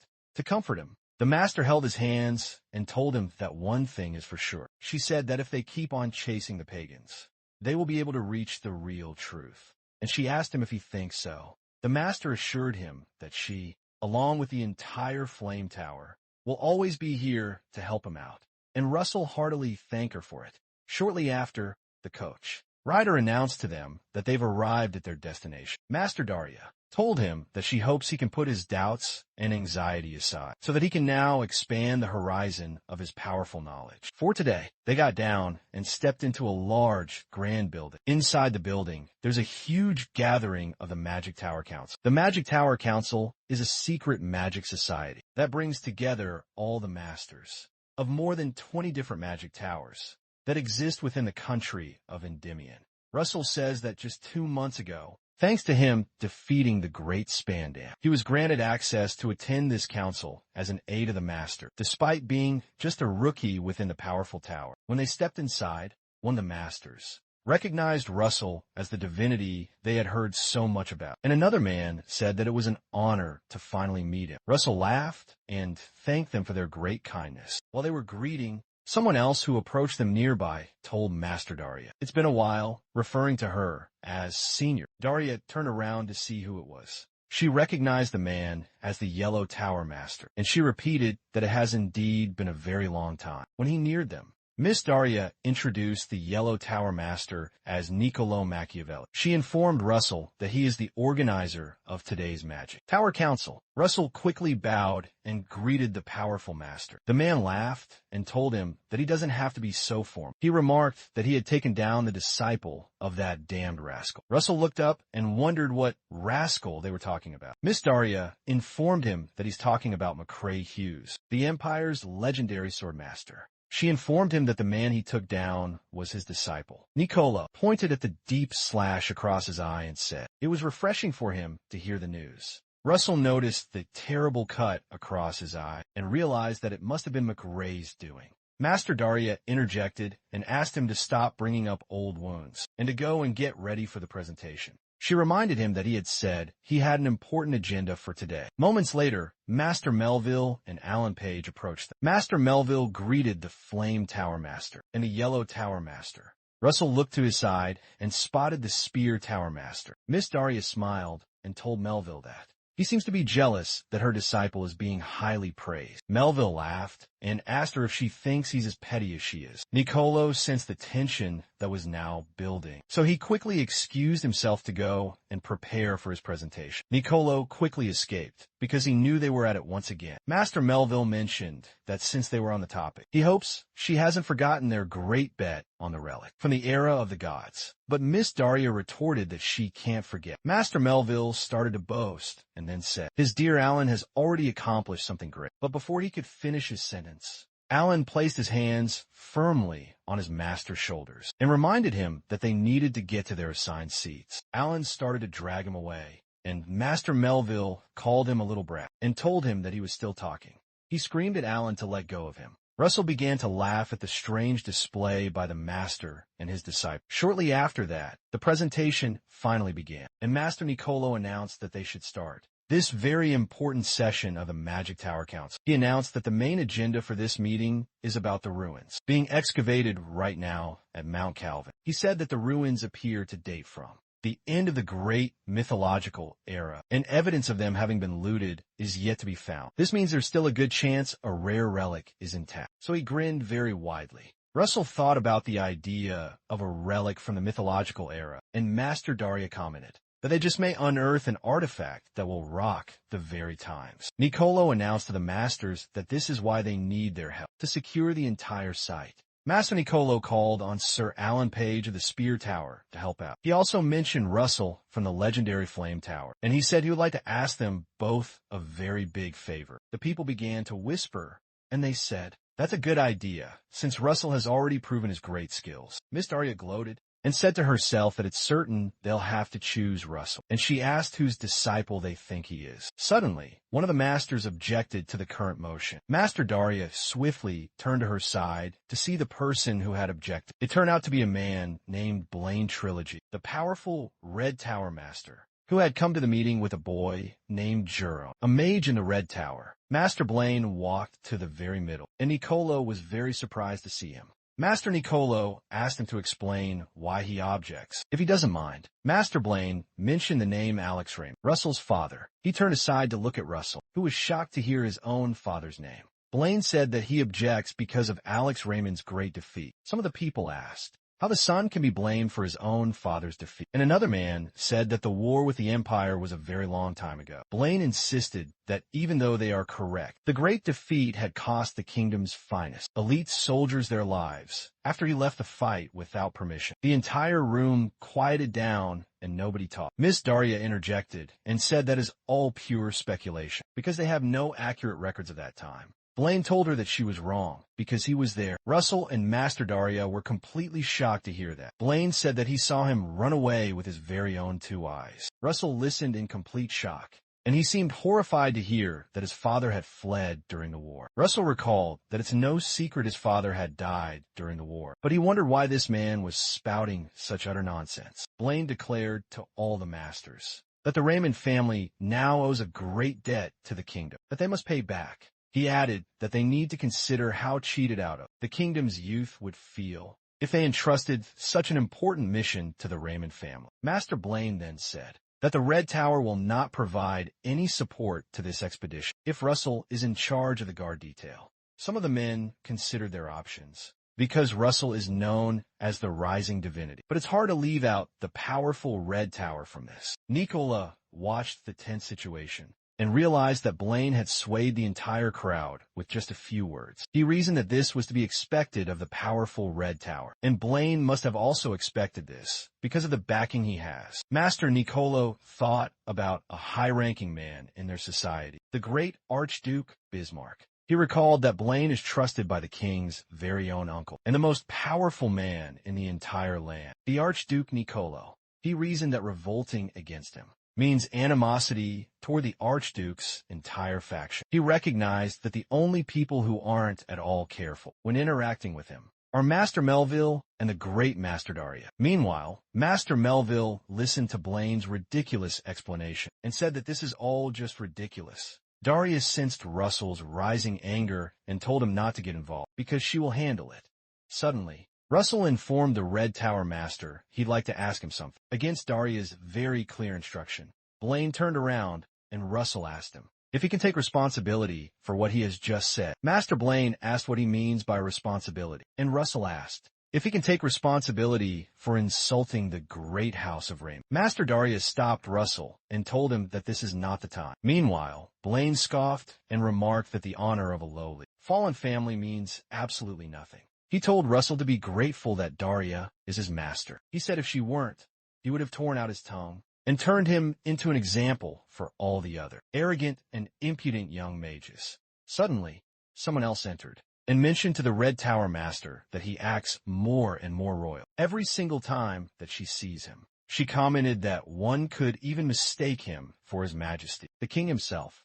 Everyone turned around, shocked to see who had just entered. The intruder was Hecate Rathmos, the princess of the entire kingdom. The masters promptly bowed down to greet the princess. Blaine also bowed down to greet her, but wondered why the princess was even here. Princess Hecate said she was listening from just outside, and she thinks that the Red Tower Master has a very good point. She said that if someone owes a great debt, they absolutely have to pay it back. Miss Daria tried to interject, but the princess said that there's a but. Princess Hecate said that for the person to be able to pay it back, they must be given a chance to actually do so. Finally, she announced to them all that she's ordering that the Spear Tower and the Flame Tower act as guards, along with the powerful Red Tower. Blaine heard her verdict, and he was completely surprised. Princess Hecate simply smirked at him. Blaine reacted and reminded Her Highness that this is not a matter to be taken so very lightly. Princess Hecate called on Niccolo and asked him who the greatest sponsor of this excavation is. Master Niccolo mentioned that she is the great and powerful sponsor. The princess smiled and said they're going to proceed as she had said. After she made her powerful statement, she left the room. Blaine looked at her and smiled uncomfortably. Niccolo quickly quieted everyone back down and announced that the next item on their agenda is the full schedule of the great excavation. Russell seemed dumbfounded by all that had just happened and thought about the powerful Princess Hecate. After the important meeting, Blaine reasoned that this was his one chance to nip the Raymond family in the bud. But he can't believe the princess had just interfered. Suddenly, Jiren noticed something on the track of their coach, and he jumped to the roof, wielding a terrifying crimson sword. The coach rider stopped abruptly when he reached someone, blocking their path. Master Blaine came down and told Daria that he can see she still has absolutely no manners. Daria simply smiled and said, "He's not the only one who doesn't have any manners." Suddenly, Jiren pointed his sword directly at Daria's neck. She smiled at him and asked if he thinks his sword is actually enough. Jiren just looked at her, not understanding what she meant. Master Blaine stepped forward and told Jiren to put his weapon away. Jiren was surprised by his master's sudden change in tone, so he bowed and left. Blaine told Daria that from knowing her, he knows she's not here for a simple apology. So he asked her what she wanted to say. Daria said she wants to talk about Alex Raymond, and Blaine seemed very surprised. She asked him if he also witnessed Alex's actual death, and he informed her that he didn't exactly see it happen. Miss Daria said that's a great shame, because she's trying to get to the very bottom of his death, and thought she would ask him just in case. Blaine commented that he doesn't believe she'd go to such lengths, and asked if she was ever acquainted with the dead. Raymond. Daria angrily rebuffed that it's a matter concerning my youngest and newest disciple, and a disciple's matters are always their master's matters. She added that she's simply trying to help her disciple settle the score, and she's going to find whoever was responsible for his father's death. She immediately struck her staff on the ground and then disappeared, leaving the two men completely surprised. Master Blaine ordered the rider to turn the carriage around and head to the powerful Archduke's mansion.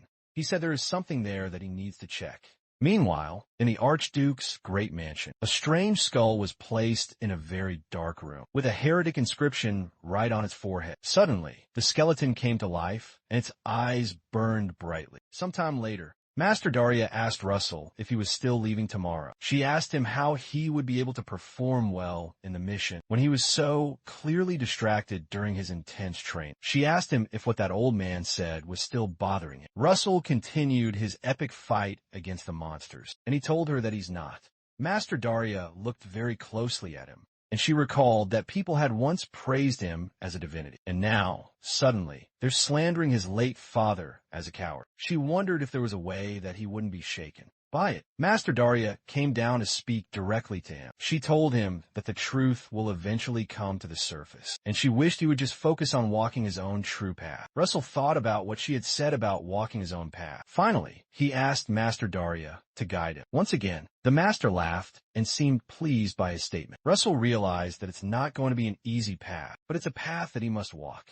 He told himself that children must step out of the great shadows of their parents. Meanwhile, Princess Hecate walked out into the public and concealed her own identity. As she looked back at the Grand Palace, she thought about how large the shadow of her own parents is. She turned away from the house and proceeded to explore the vast city. 3 days later, on the slopes of Mount Calvin, a portal opened up from the powerful flame tower. Russell walked through the portal and stepped onto the cold mountain. He looked around at the amazing scenery of the mountain that he'd heard about. Suddenly, he realized how cold it was and started to shiver. He flipped his finger and released some energy to warm up the atmosphere. The people around were surprised to see that the air had suddenly warmed up. Meanwhile, one of the people working in the excavation center looked just like the princess. One guy asked Russell if he is the Russell Raymond of the Flame Tower, and he affirmed that he is. The man told him that they've all been waiting, so he showed him the way.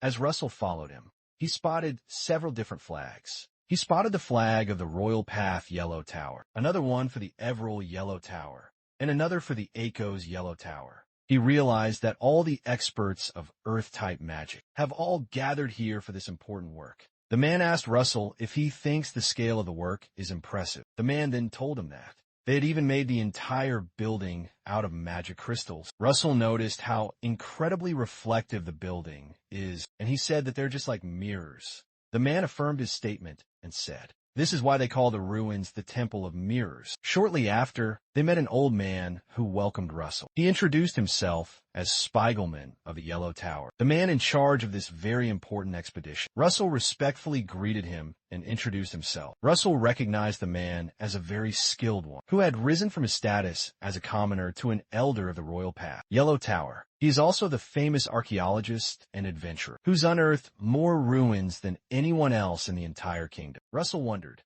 if he could ask him some questions that had been on his mind. Suddenly, Alan arrived, and he acknowledged Russell's presence. Our hero was excited to see him, and he commented that he had come so very soon. They both shook hands, and Russell said it was nice to meet him. Russell jokingly called Alan a diligent genius, and told him that was cheating. But Alan laughed and said he wants to protect the mythological relic. Alan said they'll have to wait for the Guardian of the Red Tower to finally arrive, so they can talk about their shift and their missions together. Mr. Spiegelman reasoned that it's definitely comforting to have the divinities of the kingdom guarding the important excavation site. He also wondered what trouble they could ever have at these stinking old ruins that had made them send all of these personnel there. Spiegelman thought deeply, and he felt it was all a bit excessive. While he was thinking, a loud explosion caught the attention of all three of the men. In another part of the site, some of the workers ran away, and Russell asked them what was happening. An ice golem emerged from the spot and growled fiercely at them. Spiegelman recognized it as a terrifying crystal golem, and Alan quickly told everyone to run to a very safe place. The crystal golem became irritated and fired several sharp crystals at them. Spiegelman protected the workers from an impact using his shields, but the crystals broke right through them and impaled the poor men. Spiegelman was shocked to see that his shields didn't stand a chance. He decided to use something else. So he hit his hand hard on the ground. His actions caused the earth to protrude forward, to act as a wall between them and the monster's deadly crystals. Spiegelman told everyone to raise an earth wall to block the attacks. Princess Hecate found one of the injured men and helped him up, telling him to please hang in there. Suddenly, the golem appeared behind the princess and the man she was helping. The monster reached out its large hand and shot out more crystal bullets, and the princess exclaimed. When she turned backward, she raised her hands and tried to release some mana to stop the terrible onslaught. But before she could respond, Russell came to her rescue with his powerful blaze lance and burned away the crystals with a single sweep of his weapon. The princess was very surprised to see him, so she didn't respond. He turned towards her and asked her if she's okay, but he saw something that caught his immediate attention. He saw her purple hair, and he remembered that he's seen that somewhere. He realized that she's the princess and called her by her royal position. But Hecate seemed dissatisfied that her identity has now been revealed. The monster growled at them and stopped their little funfair, drawing Russell's attention once more. Meanwhile, Alan Page used an original magical construct of his, called the Glacier Bow. He fired an arrow at the monster's back, but the attack didn't seem to do much, except make it much angrier. Alan reasoned that he had tried to destroy its entire torso, but it seemed to be quite hard.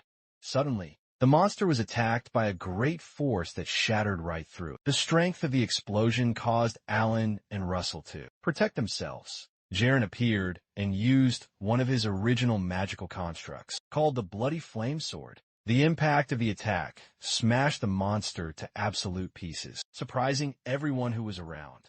After the monster was completely destroyed, Jaren mentioned that he doesn't think he's late. He introduced himself as Jaren of the powerful Red Tower. Russell didn't say anything, but just stared at him. Jaren also just stared back at him, wondering why he was staring at him. 3 days earlier, Jaren and his master Blaine had gone to a secret room in the Archduke's dark house. Blaine asked the mysterious skull about Alex Raymond. Blaine informed the skull that Daya had already started investigating his mysterious death, and he asked the skull if it had any idea about that. The skull thought for a while and said he can't think of any other reason other than the fact that Blaine had ordered his very death. Blaine just kept quiet and looked off into the far distance. The skull asked him what was wrong, and asked if he was worried that he'll now get caught. Blaine said that's not possible, but that he's just disappointed. He spoke to the person speaking through the evil skull.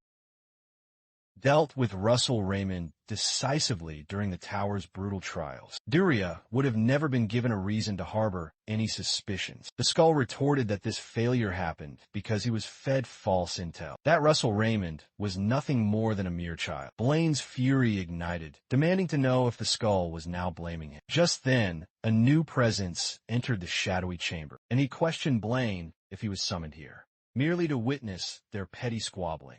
It was none other than the feared Archduke, Bismarck Rathmos. Blaine instantly bowed before the Archduke, who then inquired, "Is it true that my little niece interfered in your grand meeting?" And he commented that time certainly does fly quickly. Blaine affirmed that the princess had indeed interfered, and stated that they had originally planned to keep the guards to a bare minimum. The Archduke commanded him to get directly to the point, and asked how he now plans to seize the ancient ruins. Blaine informed him that Euron, his own devoted disciple, would be joining the guards. He said Jaren will create a breach in the protective barrier that was set up by the powerful Yellow Tower. After he accomplishes that, the henchmen of this ill-mannered pagan will then ambush the entire expedition team. By pagan, he was referring to the voice speaking through the skull. The Archduke pondered what he said and then reminded them that, as they all know, in order for their grand plan to succeed, they must first subdue the masters that protect the current king. He said that to cut off the support of those powerful masters, they need the sacred article from the ruins. The Archduke brought out a strange object and then asked them, "Don't you think we could use a little insurance on this matter?" Meanwhile, Princess Hecate dragged Russell somewhere much more private, and he tried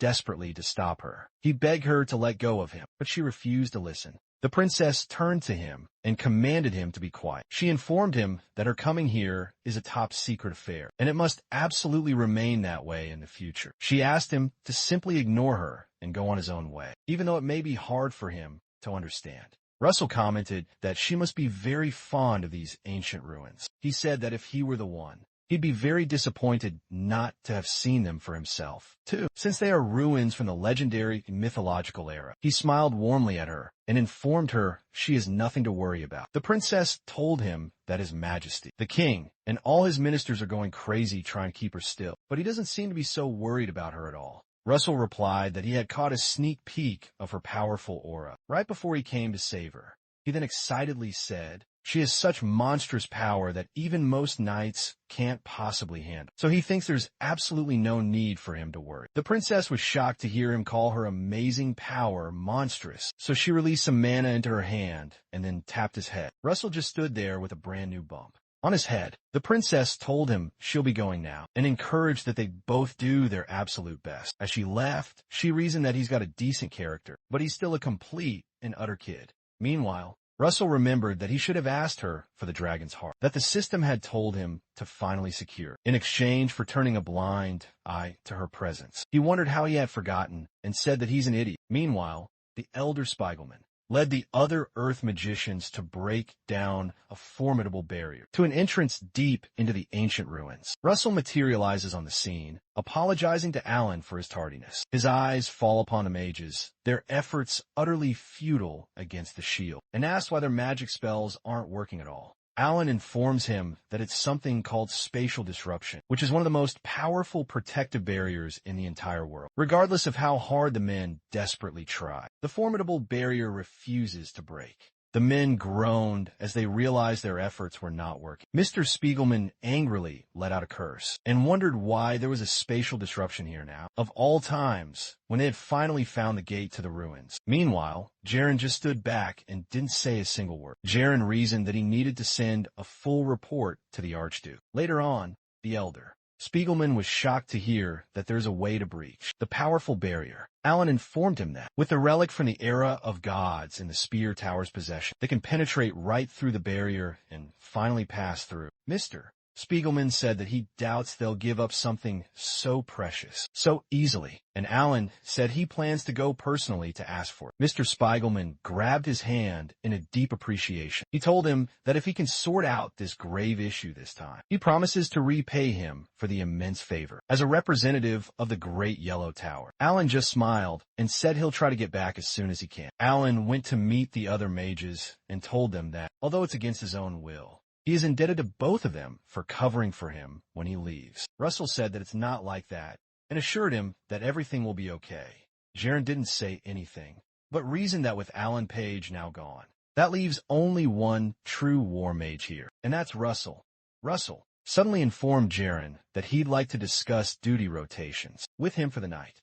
Today, Jaren smirked and told Russell that he would go on watch first. He turned his back and informed the others that he was tired, so he would be going first to rest. Russell reasoned that he's got such a very creepy smile. Later that very night, some Yellow Tower magicians sat by one end of the protective shield to guard the site while they were warming themselves by a small fire. They spotted some intruders who were the henchmen of the pagans outside the shield. The men ordered them to stop where they were, because this place is under the Yellow Tower's strict jurisdiction. They were suddenly pierced through by crimson shots and screamed out in terrible pain. In front of them, Drun, who was the inside agent, used his own magic to finish them all off. He went to the shield and created an opening to let the henchmen in. As they entered, he informed them that there's been a change of plans. He informed them that a spatial disruption had appeared in the area where the ancient ruins are being guarded. He said that to bring the artifact that can break it down, Alan Page is now headed for the Spear Tower. The masked guy, amidst the group of henchmen,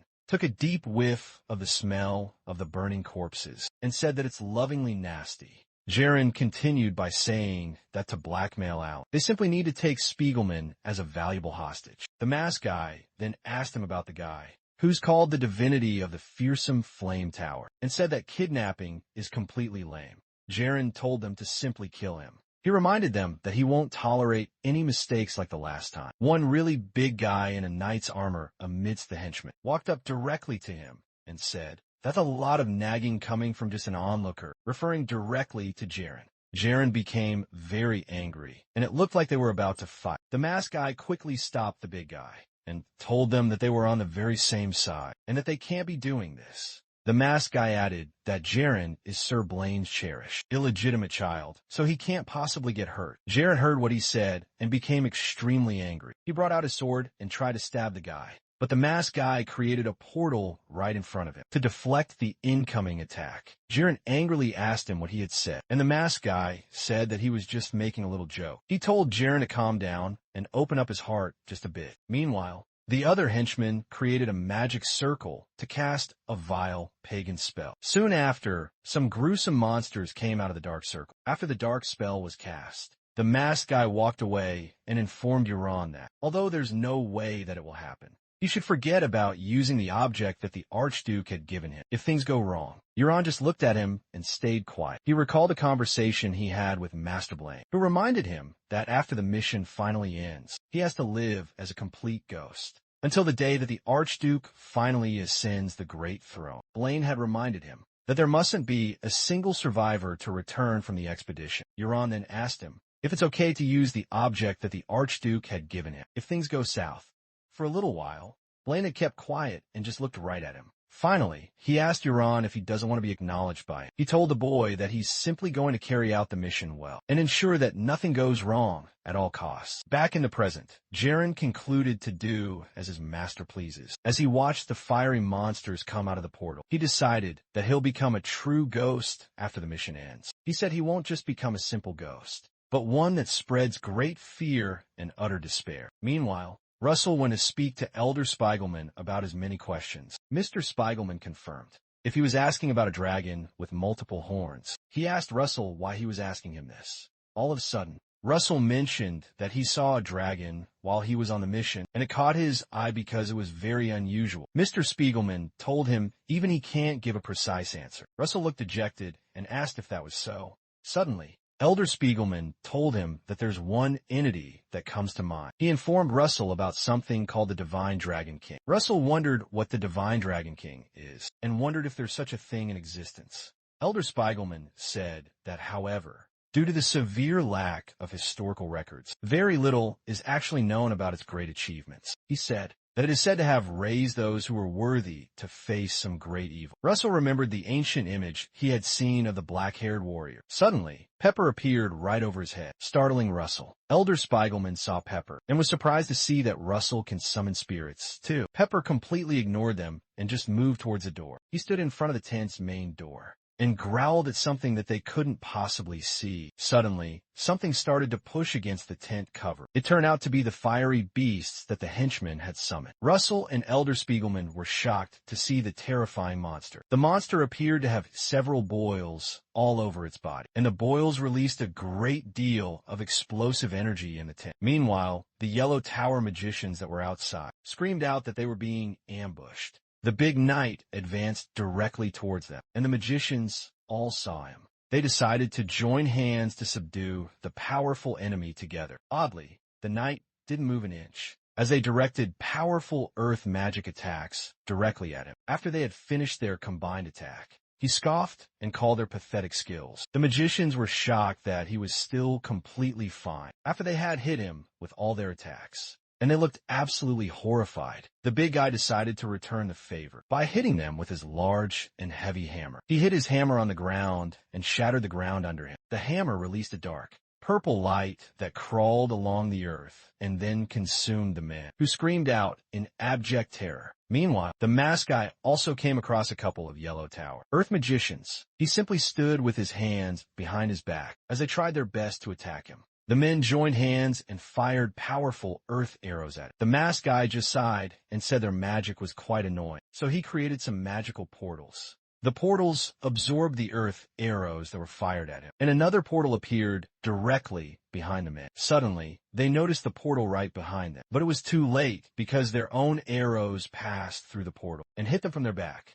They screamed in terrible pain as they were killed by their own attacks. The masked guy walked past their corpses and into the main camp. He stopped for a moment and wondered where Old Man Spiegelman could be. Meanwhile, Russell protected himself an elder Spiegelman from the impact of the huge explosion, using a powerful shield. Elder Spiegelman angrily asked who these insane people could possibly be, who would dare to attack the excavation site of the great Endymion. Russell then removed the shield, and he recognized the monster as one of the undead. Russell informed Elder Spiegelman that those who use the dead as mere weapons can only be one thing. Elder Spiegelman asked if they're cultists, and Russell just apologized and said to him that he has to go and protect someone important. As he left, he told the elder to meet up with him at the front of the ruins, which greatly surprised Spiegelman. Elder Spiegelman watched Russell leave in a state of confusion and wondered if the person is more important than even him. Meanwhile,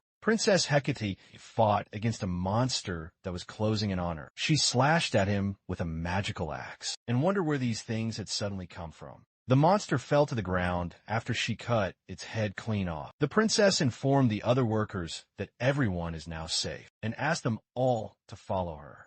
They rushed to go and meet her, but they met someone on the track that made them all stop. Princess Hecate also spotted the stranger and became very alert. Right in front of them stood the big knight that had killed several of them just moments earlier. The princess leaped toward the knight and considered knocking him down. With just one single strike, she jumped over him and hit him on the head, using her mana-drenched weapon.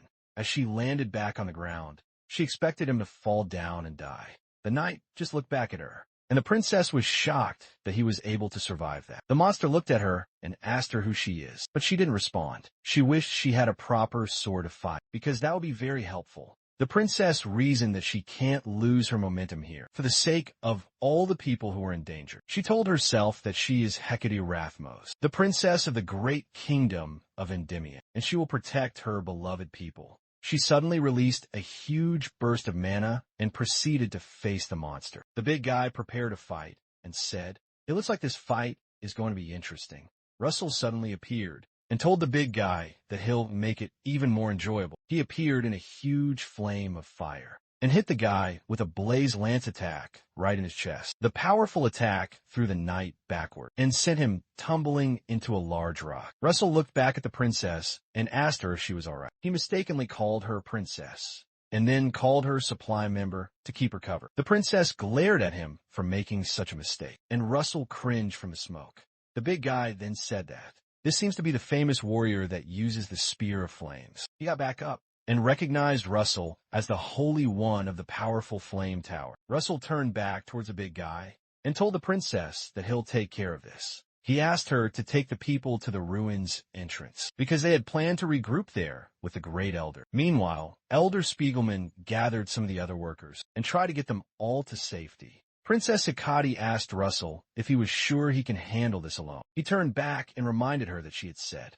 she would give him a chance to finally repay his debt. The princess smiled upon hearing that, so she gathered the people and informed him she'll leave it up to him. The big guy announced to Russell that it would have been much more fun if the two of them had fought him together. And Russell told him not to worry, because he's not fighting all alone. The guy just stared at him and wondered what he was talking about. Suddenly, Pepper rushed at him with a great blast of fire in his mouth. The resulting explosion was huge, and it startled the big warrior. Russell used the distraction to craft a brand new weapon that combined overheat with his powerful blaze lance, and added the explosive formula directly to it. The man emerged out of the fire and reminded Russell that his little tricks won't work on him. He raised his dark purple hammer and attempted to respond with his very own attack. Before he could act, Russell asked if he thinks this is just a little trick, and he struck the guy's hammer with his new blaze lance. Another fiery explosion then occurred, shocking the big warrior. An onslaught of fire covered the entire place. Meanwhile, some other workers tried to escape to the ruins to meet Elder Spiegelman. On their way, they ran into someone and had to suddenly stop. It turned out to be Jaren, who just stood there and stared at them. The men asked him if he was injured.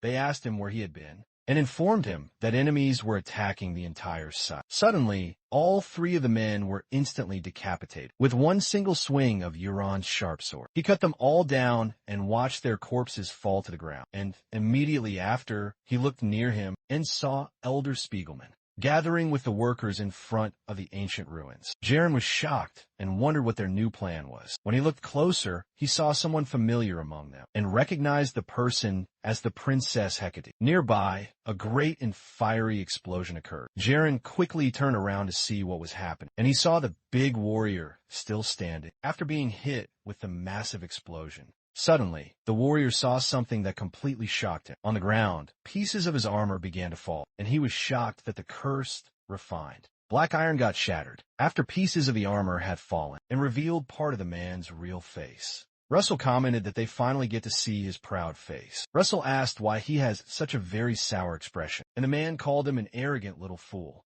He shouted at Russell and told him not to underestimate it. Russell saw the purple streaks of color around the man's entire body and was shocked that the man was able to use an aura like a knife. Meanwhile, the guy realized that he has to use the heart of a knife transplanted into him against Russell. The guy had two different hearts in his chest, his own original heart and the transplanted knight's heart. The big warrior prepared his deadly weapon and told Russell that he would cut him to absolute shreds. As he jumped forward to hit Russell with his massive hammer, Russell jumped out of the way to avoid the powerful hit. He was surprised that the big guy was able to move so very fast. The big guy angrily turned toward him to quickly pursue, but Russell just smiled. Russell recalled his fight with Spandam and reasoned that Spandam was much faster than him, so there's absolutely nothing to worry about. Russell jumped at the big warrior and used a special blaze lance construct called the Cutter. He ran past the warrior and cut him by his side. Before he even noticed, the warrior raised his weapon to attack Russell, but he soon realized that he had been wounded.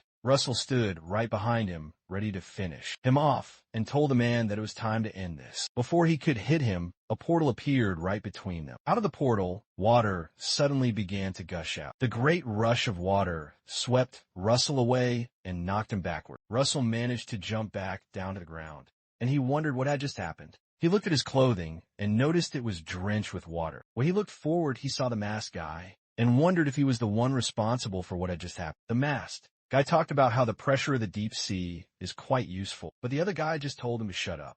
Russell said he won't miss this time, and he prepared to attack once again. He created another blaze lance construct that was called the Cyclonic. As Russell rushed towards them with the powerful cyclonic attack, he reasoned that it's impossible for them to dodge it. Suddenly, the masked guy got an interesting idea and created another portal right between them. The portal led to where the elder, Spiegelman, and the others were rallying in front of the ruins. Russell, who was rushing right towards them, spotted the portal, but it seemed like it was too late for him to stop. The cyclone fired into the portal and appeared on its other end. The workers in front of the ruins saw the bright, hot fire and wondered what was going on. Princess Hecate, who was also among them, looked up and wondered what was going on. Suddenly, a great blast of fire came out of the portal and headed for the people with Spiegelman. Elder Spiegelman and everyone else looked up in sheer horror as they saw the blast of fire coming directly towards them. Russell was horrified by this terrible turn of events and couldn't believe his own eyes. He told himself that this can't be happening. But it was. The blast tore right through the portal and was directed at the very spot where the men were all gathered. The extent of the blast was so great that it resulted in an explosion. Moments after the large explosion hit the poor men, the thick smoke from the impact still remained. Russell arrived to check for any survivors, and he was horrified by what had just happened. He called out to the princess and to Elder Spiegelman, but didn't get a single response. Suddenly, a hand emerged from the smoke, and the elder signaled to him. Russell found Elder Spiegelman amidst some of the heavy rubble. He rushed to him and asked if he was okay. But Elder Spiegelman asked about all the others. Russell turned around and saw some of the corpses, and he told the elder that he was truly sorry. They suddenly heard a sound, and they both turned around to see who it was. They saw Jaren carrying the unconscious princess directly towards them. Russell loudly called out the princess's royal name, worried that something bad had happened to her. Elder Spiegelman was shocked to see that Princess Hecate was present on their site. Russell found out she was still alive, and he thanked God that she's safe. Russell thanked Jaren for having rescued the princess. Jaren smiled, and then stabbed him. Russell looked down and saw Jaren's sword right in his belly. He was horrified by the sight, and he started to cough out blood. Elder Spiegelman was shocked by this terrible turn of events, and he called out to Russell. Pepper appeared to attack Jaren, and Jaren was shocked, since he didn't at all expect it. But before the dragon could attack him, The masked henchman created a portal right in front of them, and Pepper entered it. The masked guy said that Pepper has been bugging him for a while now, and he called him a little insect. Behind them, the henchman appeared through another portal. Russell started to become drowsy as his body started to lose strength, and he thought about Pepper. Jaren turned to the masked guy and reminded him, "I told you to take Spiegelman hostage." The guy suggested that they could also take him as a hostage, since Alan doesn't know that he has rebelled. Suddenly, Mr. Spiegelman fired an attack directly at Jaren and asked him how he could dare betray them. The big warrior ordered Spiegelman to shut up, and he smashed him into the ground using his powerful weapon. Spiegelman passed out immediately under the terrible weight of the hammer. The masked guy asked Jaron who the woman he's holding is, and Jaron informed him that she's the Princess Hecate. He said having her is synonymous with controlling the entire Indian kingdom. Jaron told the guy that his foolish actions almost made the whole mission fail, and the guy retorted that it's all good, as long as the princess isn't dead. While they were talking, Russell declared to them that he can't possibly let that happen. They turned towards him, and he told them that they're not going to be able to get away. Meanwhile, he staggered to his feet and tried to stop the bleeding. The big guy informed the others that they'll take care of Russell, so he walked toward him with his heavy hammer. Russell used his cloudy ring and summoned a thick mist to cover the area. The big guy reminded Russell that this is revenge for what he did to him earlier, and attempted to hit him. Suddenly, a thick mist covered the area, and the masked guy noticed, as the big guy was about to break Russell's head. He excitedly said, "It's time for you to die." Russell just looked at him and activated his dragonification. The guy noticed a sudden, great outburst of fire from Russell, but it was too late. A great outburst of fire enveloped the spot where Russell and the man were standing, and it looked like it was game over for the big guy. The masked guy noticed the raging fire, and he wondered if the mist was supposed to block their vision. Moments later, Jaren and the masked guy heard the screams of the other henchmen through the thick mist. When they looked closer, they saw their corpses lying on the floor. The masked guy quickly created several portals all around himself, and he reasoned that this must be why those who came before them were all defeated. He sensed a rapid increase in mana that went beyond common sense. Through the mist, he saw a bright pair of eyes and wondered what on earth was going on. Suddenly, Russell appeared under him and impaled him with a blaze lance. The masked guy looked into Russell's dragon-like eyes, and he told him that he's basically a monster.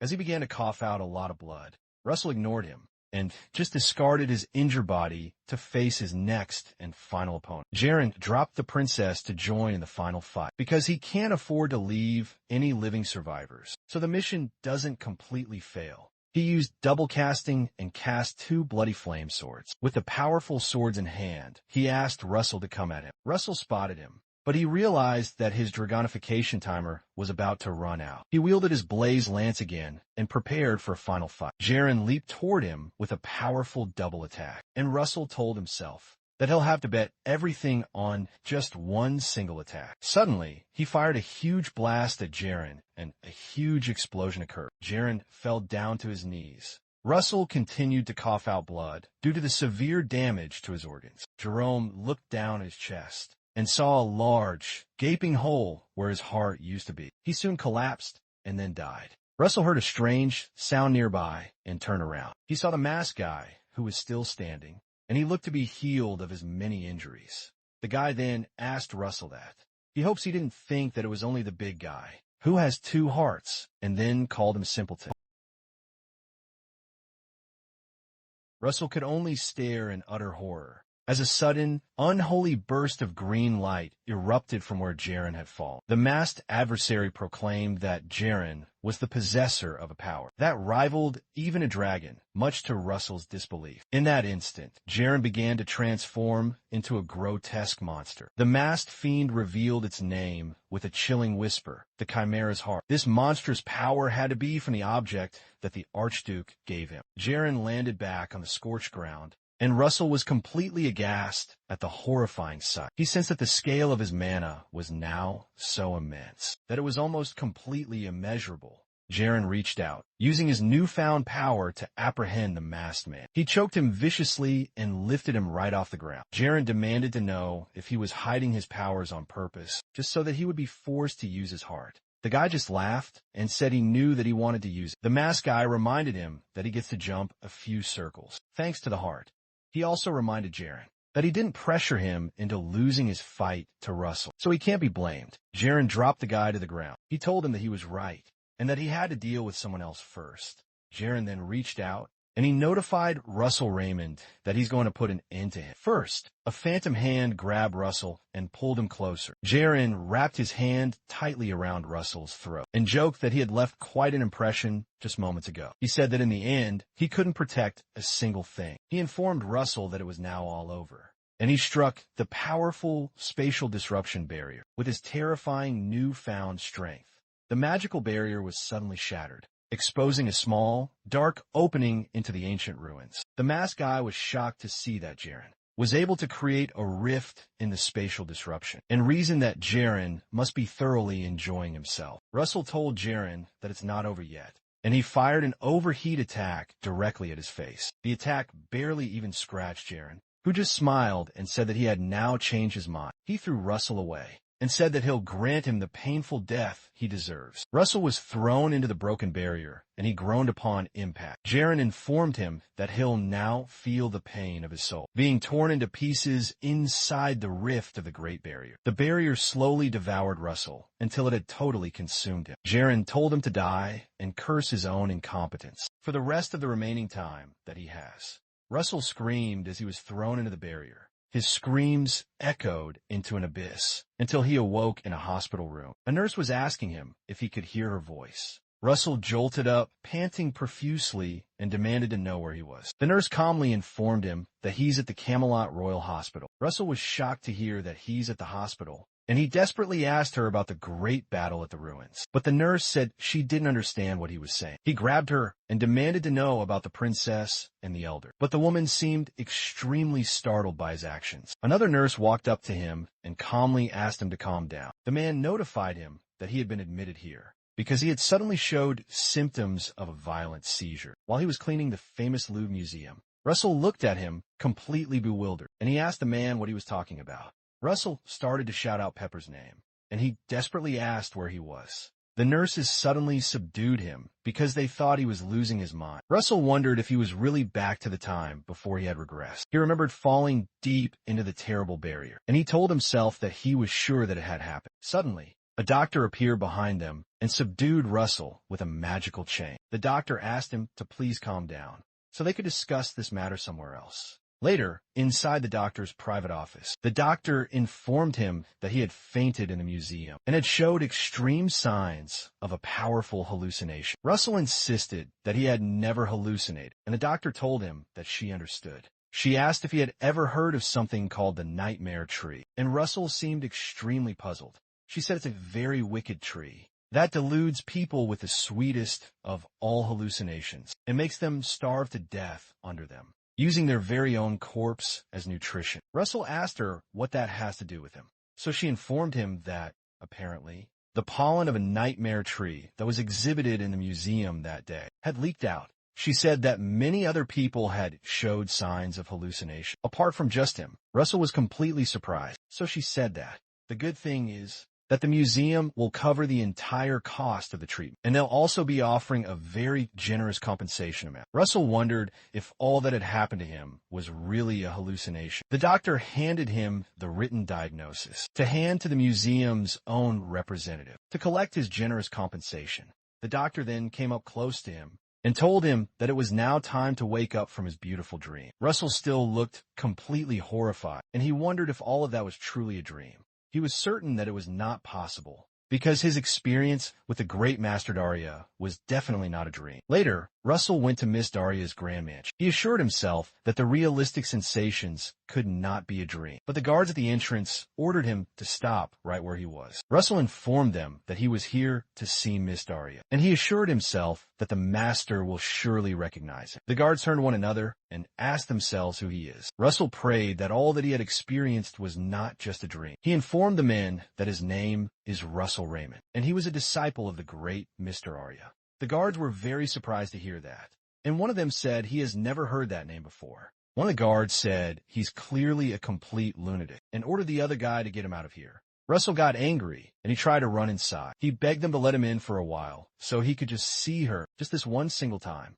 One of the guards got angry and pushed him down to the ground. Suddenly, A carriage carrying Miss Daria stopped by, and Russell saw Miss Daria. The master asked what was going on, and the guard went to bow down to the great master. He told her that this guy keeps saying that he's her new disciple. Miss Daria was very surprised to hear that, so she turned to see the person. She looked at him for a long while and didn't seem to recognize him. After a short, awkward pause, she asked him if she knows him. Russell looked at her, completely horrified. Russell stared at the master, completely speechless, and she just stared right back at him. After a short while, she told the coach rider to keep on moving, and Russell just remained there, standing in the rain. Later, Russell broke into the Great Louvre Museum. He went to where he had first seen the dragon's heart, and he wondered if all that had happened was really a hallucination from a nightmare tree's terrible pollen.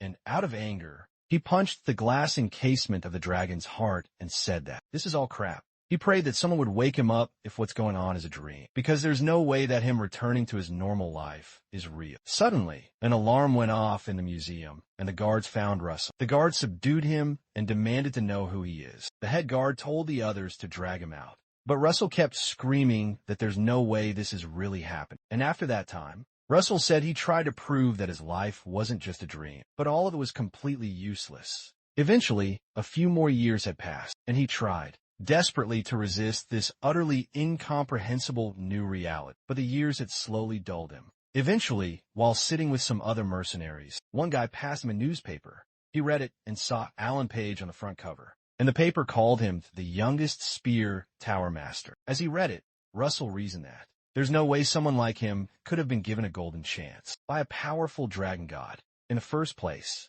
Meanwhile, at the famous Walker Hill Academy, Russell did some menial cleaning job, and he reasoned that he didn't expect to end up in this place. He recalled that he had emptied his mind. He had abandoned his ambition. And in the end, he had abandoned himself. Russell thought about it and said this life isn't half bad either. He reasoned that it might, in fact, be the right job for the person he currently is. While he was cleaning, he heard some noise nearby and went to investigate. He saw some bullies asking a kid named Spiegel what makes him think he can act the way that he does, and reminding him to know his own place. They told him not to think that they're on the very same level. Russell continued his cleaning, and he said that this has nothing to do with him, so he chose to simply ignore them. The kid told the bullies that no matter what they say, he's going to become a great mage. The leader of the bullies scoffed, asking how someone who has mana vein narrowing can be so very chatty. Russell overheard them and was completely shocked. The bully reminded the boy about the terrible crimes his family had committed, and he said that he's going to leave a mark on him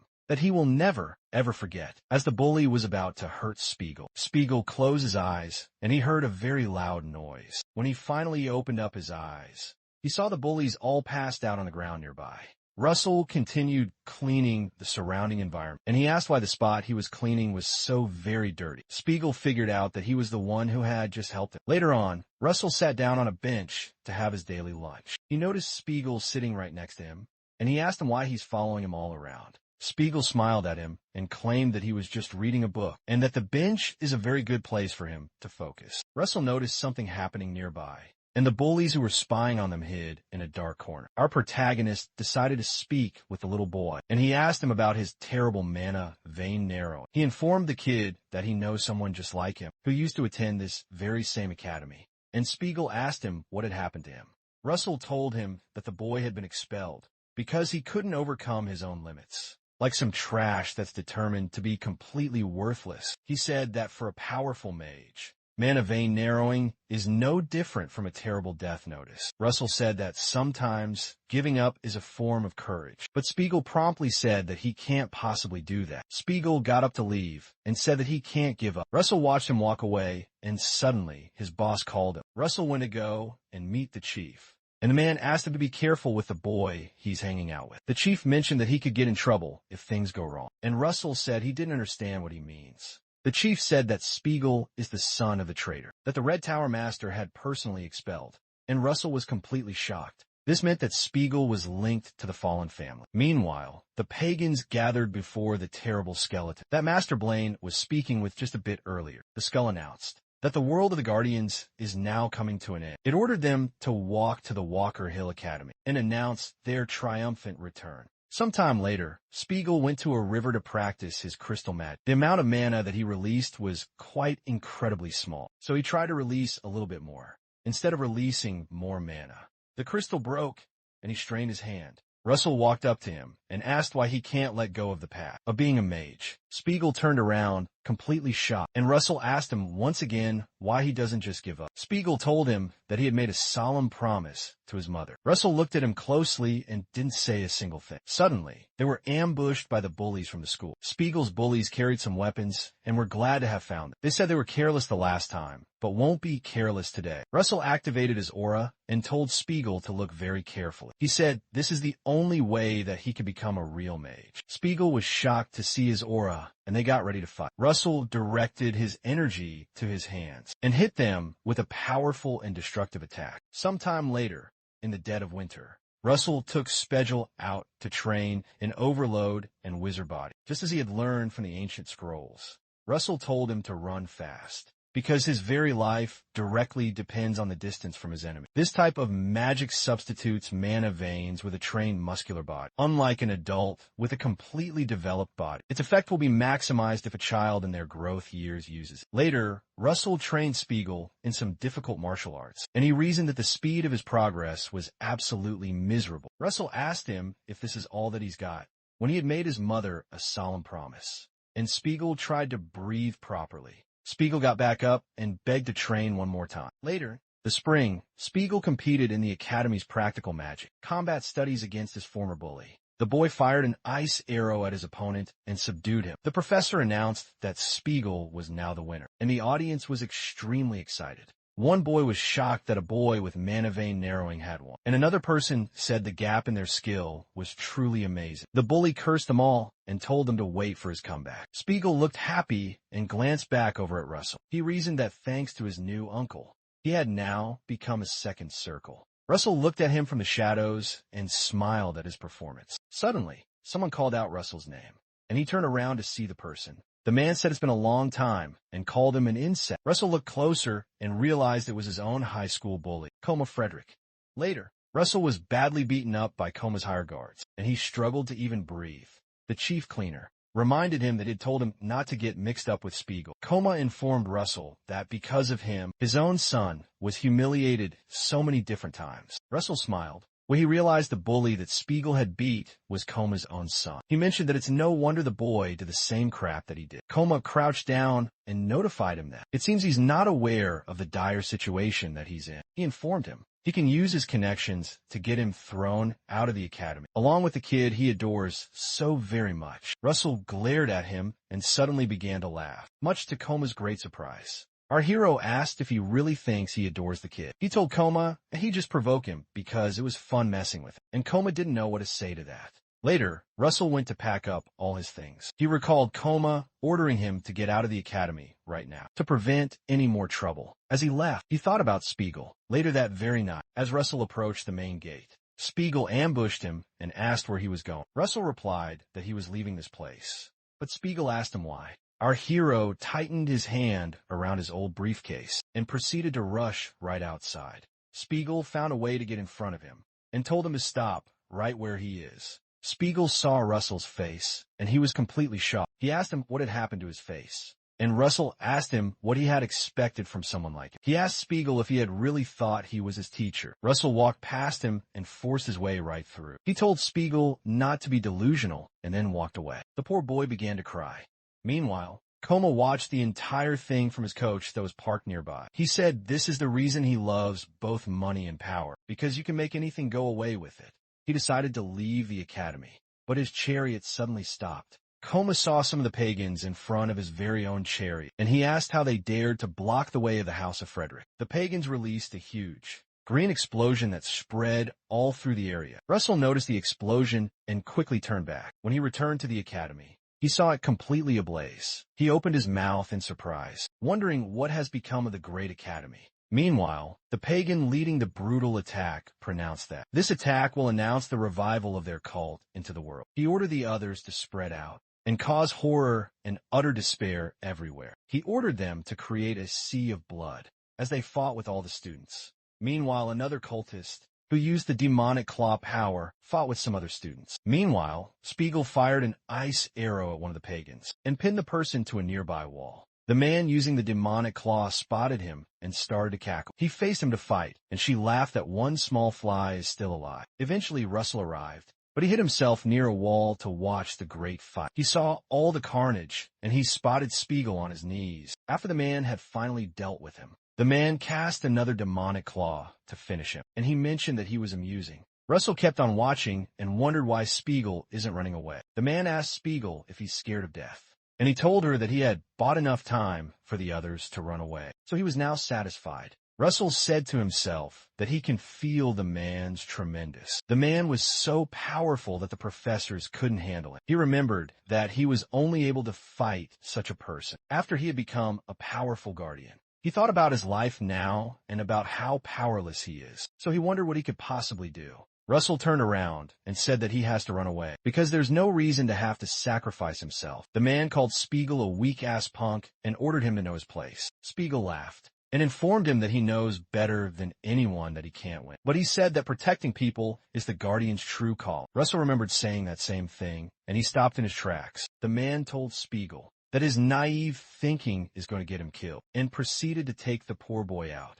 Before he could hit Spiegel, Russell stabbed the man with a long sword. The man retaliated and struck Russell with a demonic claw attack. The man called him an insect and asked him how he could dare attack him. Spiegel took advantage of the distraction and used a third circle. Magic ice bolt. He fired the bolt at the man and pinned him to the wall. Russell quickly picked up a nearby spear and rushed toward the guy to impale him to the nearby wall. Our hero rushed towards the man and stabbed him in the neck. After he stabbed him, he crouched down, tired from all the blood loss after the man cut him in his torso. Spiegel rushed to Russell's side and noticed the terrible cut. He tried to stop the bleeding, but he realized that the blood just won't stop. Russell told him to quickly leave, because others will soon come this way. Spiegel said that he can't go all alone, but Russell put his hand on his shoulder. He asked Spiegel if he's going to turn him into a teacher who can't even protect one of his own disciples. Spiegel was shocked to hear Russell call him his own disciple, and Russell asked him to go and make it out alive so he can finally become a guardian. Our hero smiled at him and mentioned that it won't hurt to keep one more little promise. Spiegel started to cry, and he told Russell that he promises to become a powerful guardian and called him master. After Spiegel had run, Russell thought about how Spiegel is just like his own lost dream, like the courage that he had abandoned, and that was why he had hated him. Later, some of the other pagans came in that direction, and Russell told them to stop. Russell reminded himself that that was the very same reason he had also liked Spiegel. The pagan called Russell trash and said that even Circle 2 magic would be a complete waste to use on it. Russell smiled, and he said to Spiegel in his mind that thanks to him, he was able to live. Russell leaped towards the two men, and he decided to use the magic that can be learned, with a principle that doesn't regard the level of one's own circle. He used Blink and appeared in front of the guy with his spear. The pagan cultist was startled, and Russell pushed his spear into him. The guy quickly responded with a great blast of energy. A huge blast ensued, and Russell spoke within himself that Spiegel has to make it out alive. Suddenly, Russell appeared in another dimension. He heard someone tell him that it's about time that he finally goes. He looked at his body, and he wondered where he is. A strange man walked up to him and asked if he was finally awake. The man asked him how the world he was just in was. Russell informed him that he had lost his dream, that he had so persistently held on to, but he had found it again and had protected it. Suddenly, someone appeared in front of him that completely shocked him. He saw Spiegel in this very dimension, and he asked him if he was unable to run away. Russell rushed to meet him, but he was stopped by a transparent, invisible wall. Russell hit the wall in utter despair, and he realized that in the end, he wasn't able to protect anything. The man behind him informed him that he was completely wrong. The man called his name and called him the heir to the dragon's power. Russell turned towards the man and asked him who he is. The man informed him that he is the master of this wicked world. He said that those people call him by another different name. He told Russell that he's called the Temple of Mirrors. Russell looked at him in complete shock and wondered why he was named that. The man said that this place reflects the deepest fears in one's own heart. He said that in his case, his deepest fear is his own qualification. He reminded him of when he told himself he was just a third-rate magician, and said he always wonders why such a great power was given to him. There was also the time when Blaine said he had seen his father run away from the war zone. And he says Russell always wonders if he truly deserves to wield such power. He says that to that great question, he has now found his answer. when he told himself that he got stronger to become a true guardian and protect even more people. Russell collapsed to his knees, asking if this long period of time was all just a test. The being replied that it indeed was, and that he has surpassed his own answer by showing that, even without any power, he can be a guardian by choosing to protect a boy. Russell returned to his young self and saw a vision of Spedrel, telling him that he won't ever forget the promise. The Temple of Mirrors then informed him that the boy in front of him is not just an illusion, but the purest courage he's protected and must continue to protect. The being called him successor and declared that he will now fulfill his own long-standing oath. The man removed his mask and said there will be a brand new light. When he removed his mask, he transformed into Spedrel and informed Russell that it's now time to move forward. Suddenly, another screen popped up and notified Russell that he was absorbing dragon's blood to completely reconstruct his entire body. He was told that he has now obtained the first golden mask. Meanwhile, Jaren told Alan that his performance was quite impressive. He asked Alan what his name was again, and Alan, who had been badly injured, apologized to the princess for being unable to save her. The mask guy mentioned that he's heard a lot about being a genius, but Alan's ability to grasp the situation immediately upon his return and take action based solely on limited information was a very valid move. He said he was surprised that Alan had even used the artifact as bait to try and save the princess. Jaren said that all of that doesn't matter because nothing has changed. The masked guy became extremely impatient and told Jaren to stop playing around so they can get down to their real business. Jaren flew toward the Great Barrier with the powerful artifact that Alan had brought to break it down. With the artifact in his hand, a magical contraption appeared high in the sky that could break down the entire barrier. Mr. Spiegelman recognized the artifact as the artifact of the divines. The princess wondered if the artifact could ever be blocked. Jaren concluded that once he finds the precious item, he won't hand it over to any of these vile scoundrels, referring to the Archduke or the evil pagans. He said that he'll show the entire world that he is superior to them. Jaren ordered the artifact to break through the tough barrier. The contraption fired a powerful shot at the barrier, but the impact was suddenly stopped when a hand came out of the rift. The weight of the immense power that came out of the rift shattered the entire contraption. Jaren watched in confusion as the contraption was completely broken. The other onlookers were also very shocked that the artifact of the divines was so easily blocked. Alan also noticed that the contraption was blocked, and he saw someone was there. Suddenly, Russell came out of the barrier with the blaze lance in his hand. The mask guy and Jaren spotted the mask that was on him and wondered if the mask could be the thing they were looking for. Russell flew toward the masked guy and tried to attack him. The guy quickly created a portal to block the powerful attack. Russell tried to cut him with his powerful weapon, but it was stopped by the dark portal. Suddenly, something unusual happened that shocked the masked guy. Russell managed to cut right through the portal and trash the man. After he was done with him, Russell jumped away, and even Jaren was shocked that someone could cut through a portal. Russell went to untie Mr. Spiegelman and the princess and try to communicate with them. When he untied them, Mr. Spiegelman asked him what he had said, since they couldn't hear him over the mysterious mask. Russell removed the mask and said that he's relieved that they're safe. Mr. Spiegelman and the princess were both shocked to see that it's Russell, and they asked him how he had made it. Alan smiled and concluded that it seems the bet his master made won't be an easy one. Relief washed over her, seeing him return unharmed. But Russell swiftly halted her, his grip firm. His eyes were locked on Euron, a menacing figure advancing upon them. He proclaimed that their conversation would have to wait for a later time, because this confrontation was his to face alone. Euron drew near, sneering as he called Russell an inferior being, declaring that he was becoming a troublesome thorn in his side. He informed Russell that just because he miraculously survived, it did not mean the outcome would change. With chilling finality, he vowed to end him and claim the artifact as his own prize. Instantly, a cataclysmic explosion ripped through the air above them as our hero ascended, taking the fight directly to the arrogant Euron. Euron furiously insisted that the legendary mask belonged to him. Russell countered, questioning if Blaine had orchestrated this entire plot, but Euron merely roared for him to shut his mouth. Russell soared into the heavens and then blinked behind his opponent. He commanded him to cease this madness and admit he was Blaine's shadow. Russell then struck him with the devastating blaze lance, slamming him hundreds of feet down toward the unforgiving ground. The force of the impact was immense,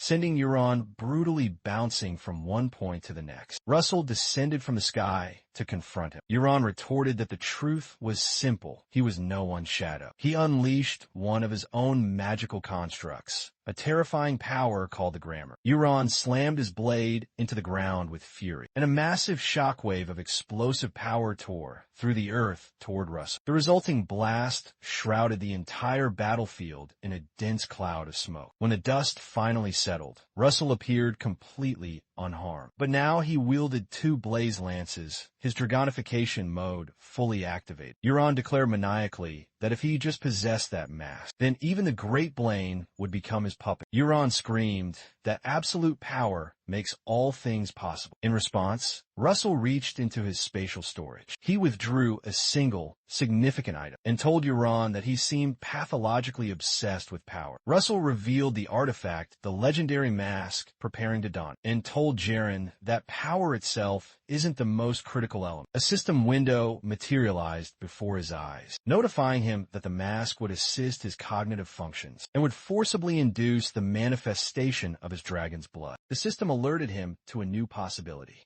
The second stage of dragonification was now accessible to him. It prompted him, asking if he wished to utilize the mask's power. Without hesitation, Russell confirmed his choice to use it, and with that, his second dragonification stage was unleashed. A vast vortex of fire erupted violently around it, and Russell declared to Jaren that true courage always precedes power. In an instant, the ancient mask fused itself onto his face. His draconic eyes now burned with a much more defined intensity. Jaren scoffed at his words, retorting that it was merely empty talk, the kind of nonsense spoken by one who has never tasted true despair.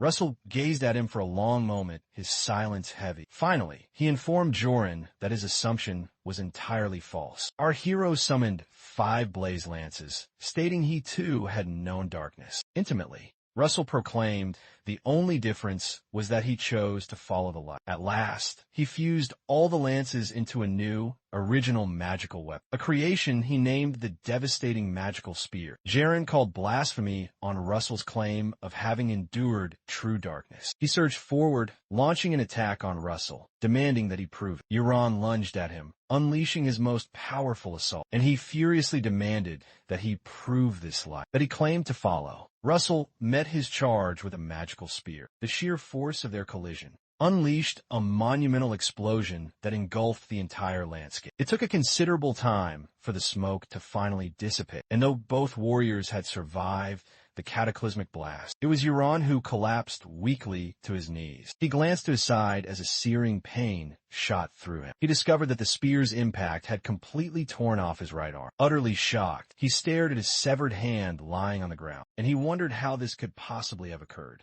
Not when he possessed the heart of a chimera. Russell, however, remained standing tall. He advanced toward his foe, ready to continue the battle. Jaren questioned why he was still unable to reach Russell's level, even when wielding the immense power of Chimera's heart. Russell told him to surrender, as it was clear he could never win. These words seemed to provoke Jaren immensely, and he furiously screamed for Russell to be silent. Suddenly, several grotesque, new arms erupted from his body, in the very place where his original one was severed, and he bellowed loudly that he could not possibly lose. He unleashed a tremendous torrent of raw mana, but immediately began to violently cough up blood. It was clear that he had sustained severe internal injuries. Meanwhile, the system notified Russell he had only 10 seconds remaining to utilize the power of his second dragonification. Russell glanced at the timer and replied to Jaren that just like him, he could not afford to lose this battle either. Our hero readied his magical spear to deliver the final, decisive attack within the precious 10-second window. He waited with cold patience for Jaren to make his next move to strike. Jaren launched himself forward, roaring it was finally time for Russell to die. But Russell did not flinch or move an inch, and he waited for him to get just close enough to land a fatal blow. Our boy supercharged the incredible power within the spear, and he directed all of its volatile energy to a single point, unleashing his overheat skill with just one powerful swing. He thrust the spear deep into the charging Jaren, who had foolishly hoped to tear him limb from limb. Joran looked down in shock as the spear pierced through him. The resulting explosion tore violently through Joran's entire body, and the beam of energy extended for nearly a mile behind him. Even the massive boulders behind him did not survive the hit's impact. A thick smoke once again covered the entire area, and Russell waited patiently for it to clear. After the smoke finally dissipated, Joran, whose body had been grievously torn apart, coughed violently and argued that it was not yet his time to die. As he protested, he continued to expel blood as his body disintegrated. Soon after, he gave up the struggle and finally collapsed. In his fallen state, his mind drifted to the power of the Chimera. He lamented to himself that he had wanted to become a true dragon, but he was unable to see his ambition through to the very end. As the final light faded completely from his eyes, he wondered aloud if this truly was his destiny. Suddenly, a nearby volcano was violently triggered by the massive explosion that had occurred moments earlier. Russell watched as molten magma erupted from the mountain peak. While observing the scene, he heard several people call out his name. It turned out to be Alan, Mr. Spiegelman, and the princess, all of whom survived. Russell smiled and waved back. Completely out of nowhere, Pepper joyfully jumped on Russell from behind. Russell was overjoyed to see that he was all right, and Pepper let out a roar of jubilant unison. They both shared a hug, and our hero thanked the heavens that Pepper was safe, while his companion cried tears of overwhelming joy. The princess watched their heartfelt reunion from afar, and Russell declared it was finally time for them to return to Endymion. Sometime later, after they had all vacated the area, a mysterious, cloaked figure appeared and retrieved Jaren's severed hand. This man, who seemed to be affiliated with the dangerous pagan cult, took the limb and vanished into a swirling portal. Later on, within the Endymion Supreme Court, the judges solemnly read aloud the severe charges concerning Jaren, a mage of the Red Tower who had conspired with the vile pagans, and in doing so threatened the very security of the kingdom. The judge continued reading that his own teacher, the Red Tower Master himself, was also held responsible for these crimes. The man then requested that the defendant in this very question, Master Blaine, to please step forward to the stand. The judge then asked him if he held any objections to the charges read. Blaine calmly stated that he did not object, and claimed he tragically failed to notice Euron's dark behavior, due to what he called his own negligence. Blaine declared that the sins of a disciple are for the master to carry, and as the Tower Master, he must rightfully accept that heavy responsibility. While he was delivering his speech, the powerful Archduke Bismarck arose and signaled toward the judge. Bismarck stood and asked the judge if he might be permitted to say something. Bismarck shot a menacing glare at all of the other Tower Masters. He finally told the judge that while his words were not incorrect, it was also an undeniable truth that the Red Tower Master had made many significant contributions, all for the greater good of the nation. The influential Archduke then suggested that they should conclude this matter with merely 6 months of probation. The judge gave a slight nod of his acceptance. Meanwhile, a wide, wicked grin spread across Blaine's face. Master Daria, who was also present and seated, thought to herself that it was clear they were all complicit in this, but she remained silent, instead looking upwards toward the king, who was observing the entire trial from his high throne. She thought to herself that the scheming Archduke would constantly continue to challenge the authority of the entire royal family, and she wondered what on earth His Majesty was truly planning. Meanwhile, back inside the royal palace, Russell was given a new change of clothes, and Mr. Spedgel complimented him on his brand new look. While Alan stood by, the princess herself walked in to meet them and said she had no idea they were already here. The 3 men immediately bowed to greet their royal princess. Princess Hecate kindly asked them all to rise and said that she should in fact be the one to greet them. She bowed to them, sincerely thanking them for saving her life. She gave her particular and heartfelt thanks to Russell, and he was stunned as she gracefully walked out. She winked at him, saying she would see him once again, as she playfully blocked the door to the large room. Russell's face flushed as if he were about to explode, and the other men tried to snap him back to his senses. He quickly composed himself and regained his focus, and reminded himself that he absolutely must stay focused. He reasoned within his mind that this is a golden opportunity to re-imprint the Raymond family name into the collective minds of the people of the kingdom. Following the conclusion of the trial, All three heroes went to meet the king in his court before everyone. His Majesty informed them that their gathering here today was meant to honor the brave knights for all their great contributions. He proclaimed that they would discuss each hero's individual contribution. After properly recognizing their collective heroic achievement, the king announced that Spiegelman bravely resisted the vile pagans, who threatened the safety of the entire kingdom. He ordered that he be awarded 200 shiny gold coins and 2 rare pills of a potent mana-enhancing drug, which a grateful Spiegelman very gladly affirmed. The king then addressed Alan, the second son of Count Page, stating that he had valiantly defended against the wicked pagans, who were shamelessly aiming for the kingdom's sacred relics, and he would be granted the medal of Don Morgenroth and the noble title of Baron, to which a proud Alan agreed. Finally, the king turned his gaze to Russell and asked him to lift his head. The king stated that in the distant past, his own father had shamefully deserted the battlefield, posing a very significant threat to the kingdom's overall safety. He said it was therefore only natural for all the ministers to greatly doubt the loyalty of the now fallen Raymond family. Russell was stung by these words, and a fire of anger rose in his heart. His Majesty challenged him to prove his family's loyalty here today, and Russell, confused, asked him what he truly meant by that. The king informed him that the Flame Tower Master had told him that he had miraculously advanced to the legendary 5th circle. Meanwhile, Master Daria watched the dramatic proceedings, and she mused within herself that the deeper the darkness, the more brilliantly the light will shine.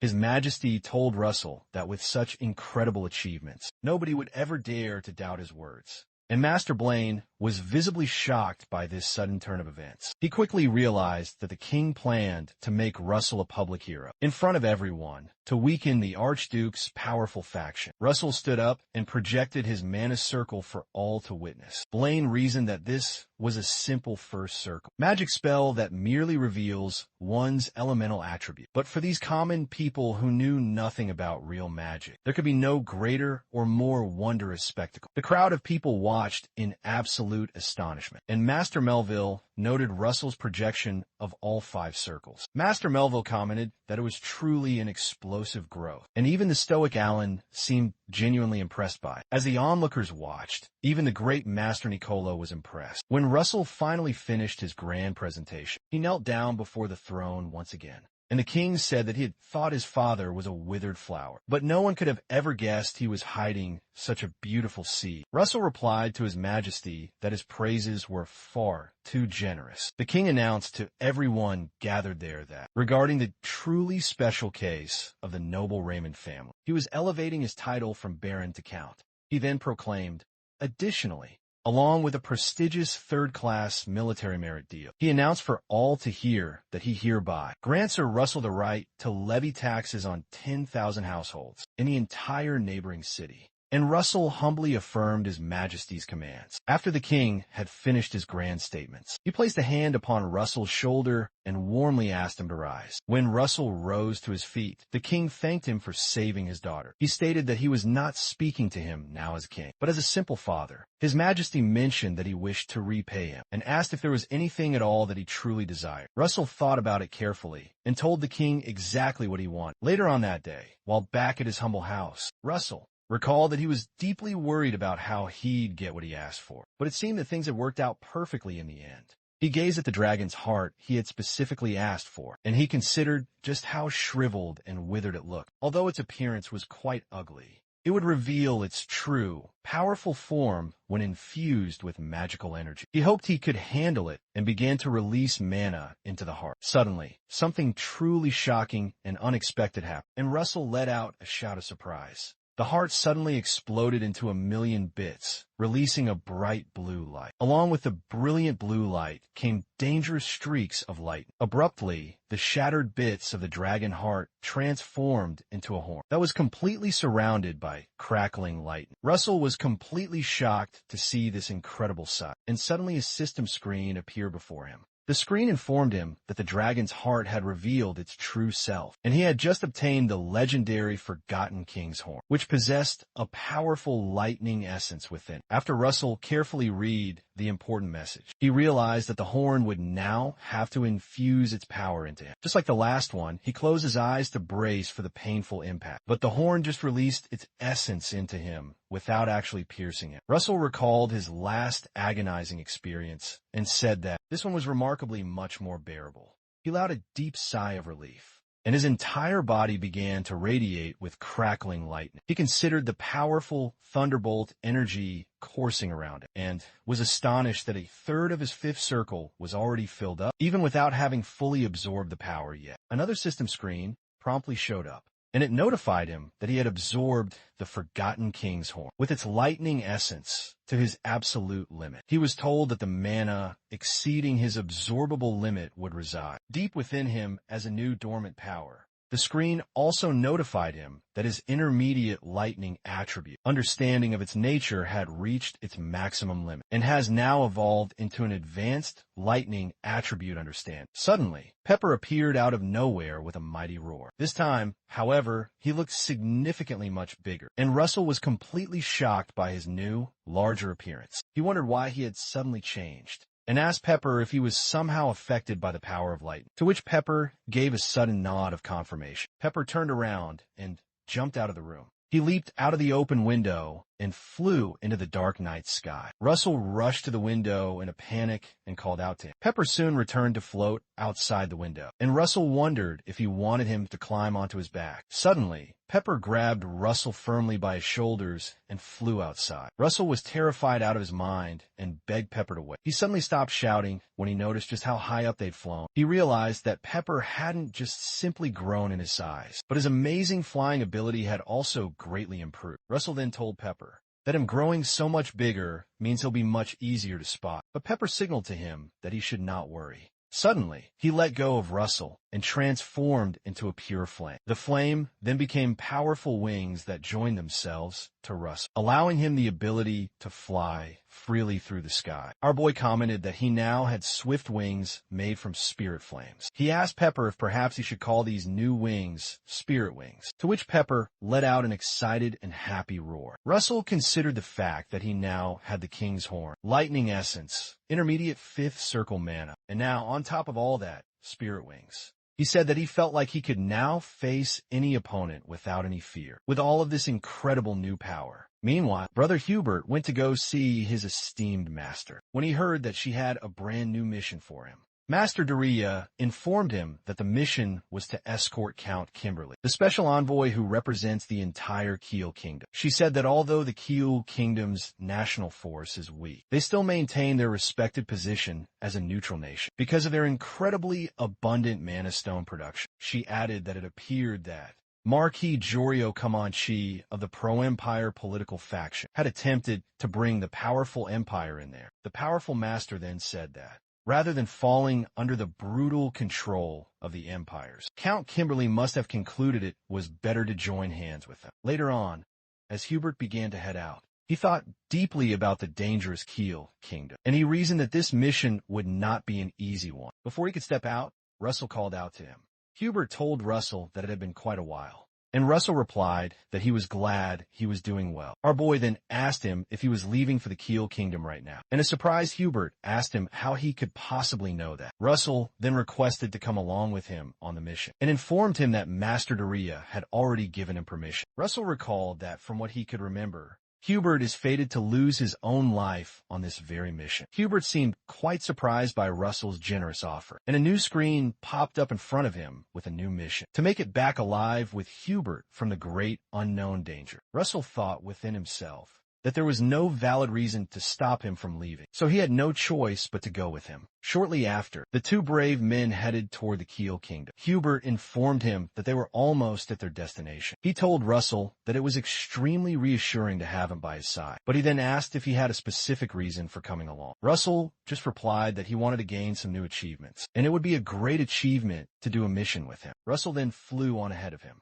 and said that he would go on ahead and check the situation out. As he began to fly ahead, He recalled that this mission's failure leads directly to Hubert's death, and the powerful Empire interferes with Keel's own internal affairs, which ultimately means there's a very high chance that the Empire was involved in his death. While he flew, the system screen popped up again and gave him a mission to escort the special envoy of the dangerous Keel Kingdom and to enter the kingdom's territory with him safely, with the listed rewards of 5 intermediate grade mana stones. Russell immediately spotted some mysterious men fighting with Count Kimberly's men. He swiftly moved much closer to them, and he decided that he was going to eliminate this threat from the Empire. He attacked the enemies using a powerful magic skill called a fire cannon, and he told himself that he absolutely had to prevent Hubert's fated death from happening. Count Kimberly noticed the use of the powerful 5th circle magic, and he wondered who this mysterious, powerful person was. Russell soon came down after he had helped knock down the intruders. He then calmly approached the Count and introduced himself as a powerful mage from the Flame Tower, who had been sent here to escort him. Count Kimberly's face lit up, and he commented that he's the famous Sir Russell. He profusely thanked him for coming, and said people started trailing him the moment he left the safety of the castle. Russell noticed some other problems nearby and turned to investigate. He asked the Count to give him just a moment and walk toward the place. From a great distance, someone sensed Russell's powerful presence. The mysterious man reasoned that Russell is at least on Spandam's level, and perhaps he was even more skilled than that. Some of Count Kimberly's loyal guards struggled to fight the man off, and the lead guard ordered all of the others that the Count must not have gone very far yet.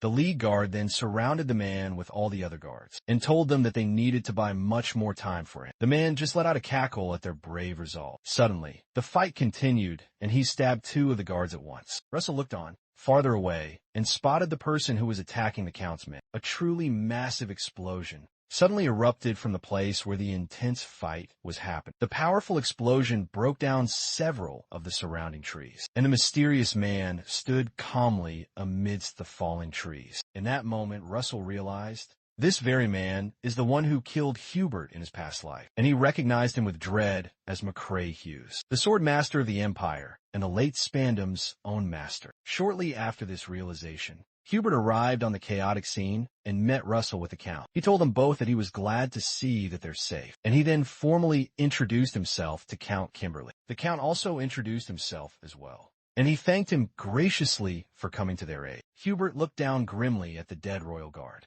and informed them that the people who were tailing the Count are in fact part of the dangerous Imperial army, based on the distinct scent he had picked up earlier. Russell grimly commented that it looks like they weren't even trying to hide their identities. He said they either don't feel the need to hide it, or perhaps things were just far too urgent for them to even bother with concealing their identities. The Count was visibly shocked by his ominous words, and Russell turned to him to seek some confirmation. Suddenly, the princess of the Keel Kingdom stepped out of the carriage. She gracefully removed her traveling cloak, and she informed Russell that he's as extraordinary as the rumors said, because he was somehow able to quickly uncover the entire situation. She then formally introduced herself as Princess Camilla of the powerful Keel Kingdom. As they extracted them from the place, the Count began to explain that Marquis Camancy is trying to consolidate his immense power by having his son marry the princess. Count Kimberly explained that with the full backing of the Empire, Comanche's ruthlessness might be truly incomparable. Kimberly suddenly asked if there was a good reason they were rushing so much, since they had already shaken off all of their pursuers, and Hubert gravely told him that they had chased them as soon as they had departed from the fortress,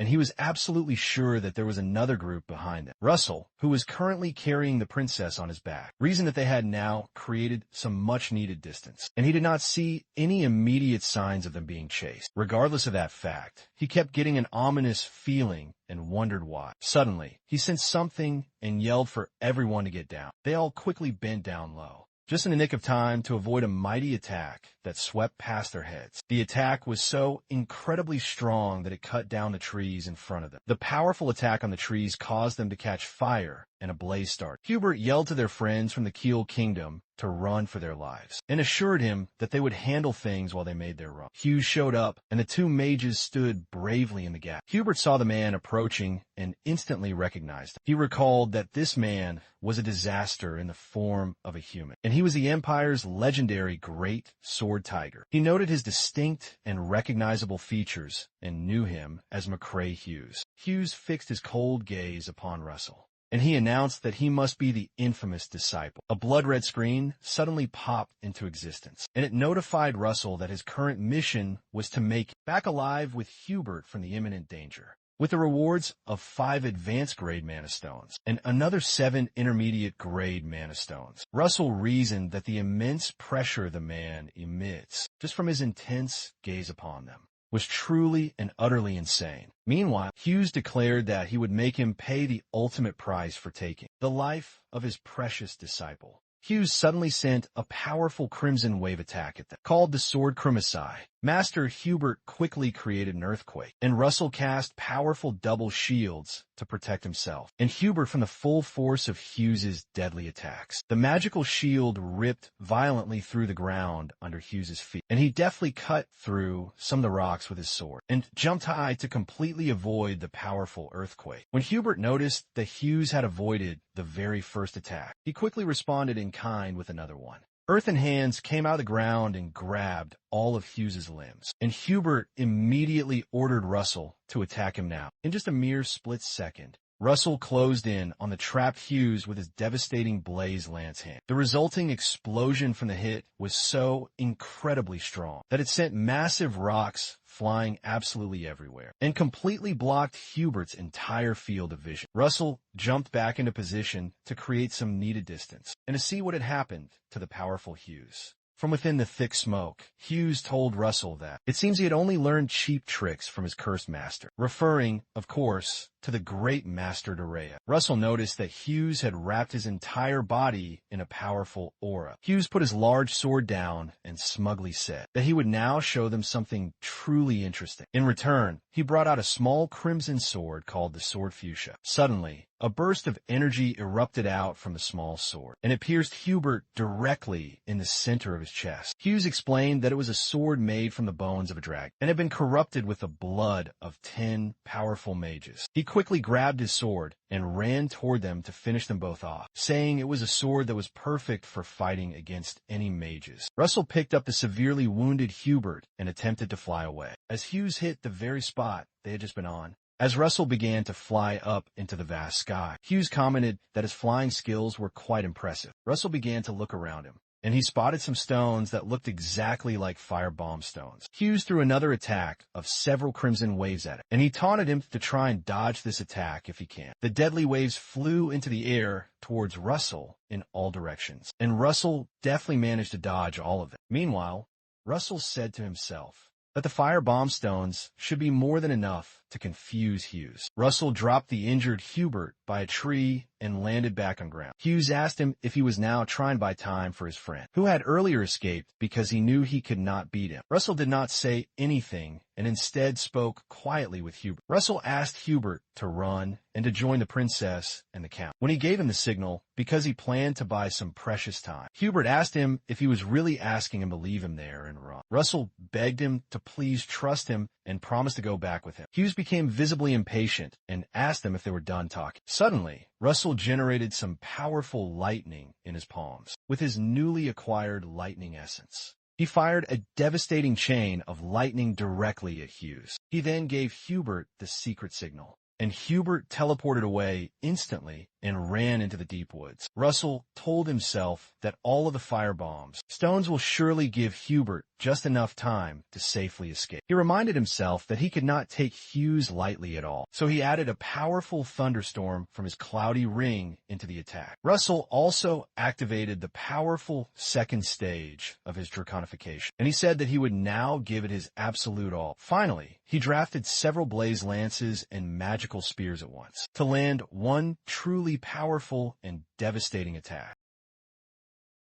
He unleashes a cataclysmic explosion upon Hughes, the very man he had just stunned with lightning. Hubert, having successfully located the Count and the Princess, witnesses the world-shaking explosion from his position. The sheer force of the attack is immense, carving a massive crater into the battlefield. Russell pulls back, believing his ultimate attack finally succeeded. But before a word of victory can escape his lips, Hughes's voice echoes, "You've truly done it now." He snarls, "Don't you dare think you'll die a peaceful death." Russell is utterly stunned that he actually withstood that, and Hughes lunges forward, preparing to land a devastating attack. But suddenly, Hughes begins to struggle with his own sword, cursing. He desperately wonders what is wrong with his cursed blade. An ancient voice emerges from the very ether, and it asks Hughes how he would dare harm the Dragon Lord with the desecrated bones of another dragon. Russell instantly recognizes the powerful voice. It is the same one he heard before the legendary Dragonheart. The voice calls Hughes a ridiculous, insignificant human. As the spectral visage of a colossal dragon materializes behind Russell, Russell wonders if this is the Dragon King speaking on his behalf. The Dragon King then directly addresses Hughes for insolently attempting to use dragon bones to harm the Dragon Lord, referring, of course, to our hero, Russell. Soon after, the Dragon King informs Russell that he is going to transfer his immense power for a brief moment and begs him to eliminate this vermin, this fool who has insulted the sacred name of all dragons. He also instructs Russell that he must find the other dragons, because their very existence will allow our hero to reach him, and he will then become the true master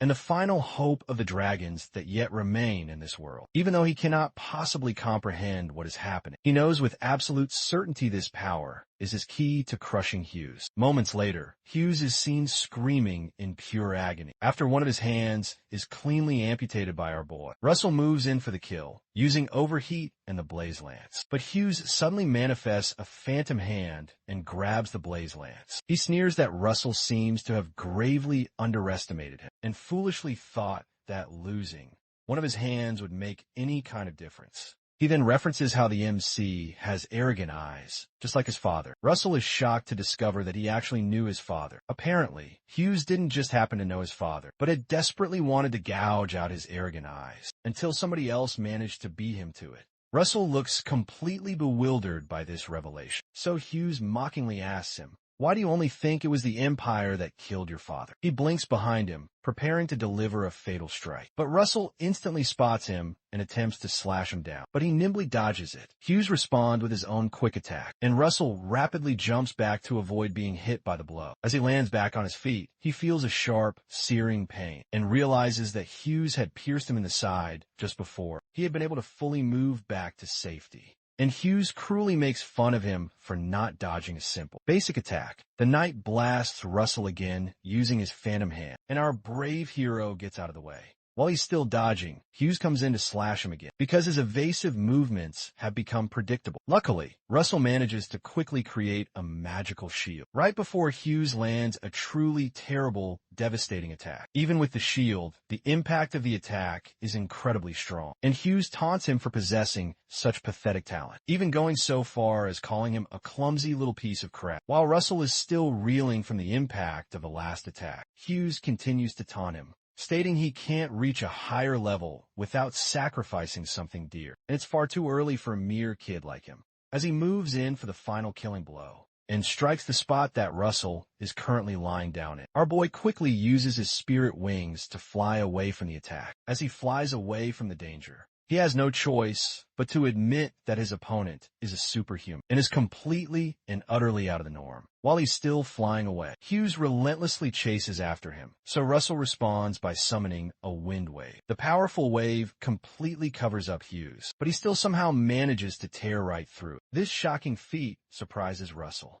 and makes him wonder if it's truly impossible for him to win. Regardless of the odds, he chooses not to give up hope. He makes another desperate move by changing the direction of gravity. This forces Hughes to remain rooted to a single spot and try to keep himself from helplessly floating off. To show Hughes exactly how a powerful mage fights, Russell uses another one of his magic skills and triggers an explosion that covers up the spot where Hughes is currently standing upon. He soon collapses onto the ground due to the explosion's impact and watches intently to see what will happen next. He's shocked to see a burnt and battered Hughes emerging from the explosion and relentlessly coming towards him once more. Hughes dashes toward him and strikes him with his new phantom hand, since he has now basically lost both of his limbs. The knight asks him if he really dared to fool him with his lowly and petty tricks and tells him that he is now dead meat. Our hero knows he's been pushed beyond his limits, and so he calls upon the Cloud Ring to summon the lightning giant. After all, Hughes himself had said that in order to soar higher, one needed to sacrifice everything they had. So he decides to sacrifice his lowly body to completely destroy him. The sudden, massive bolt of electricity hits Russell's body and forcefully tosses away the surprised Hughes.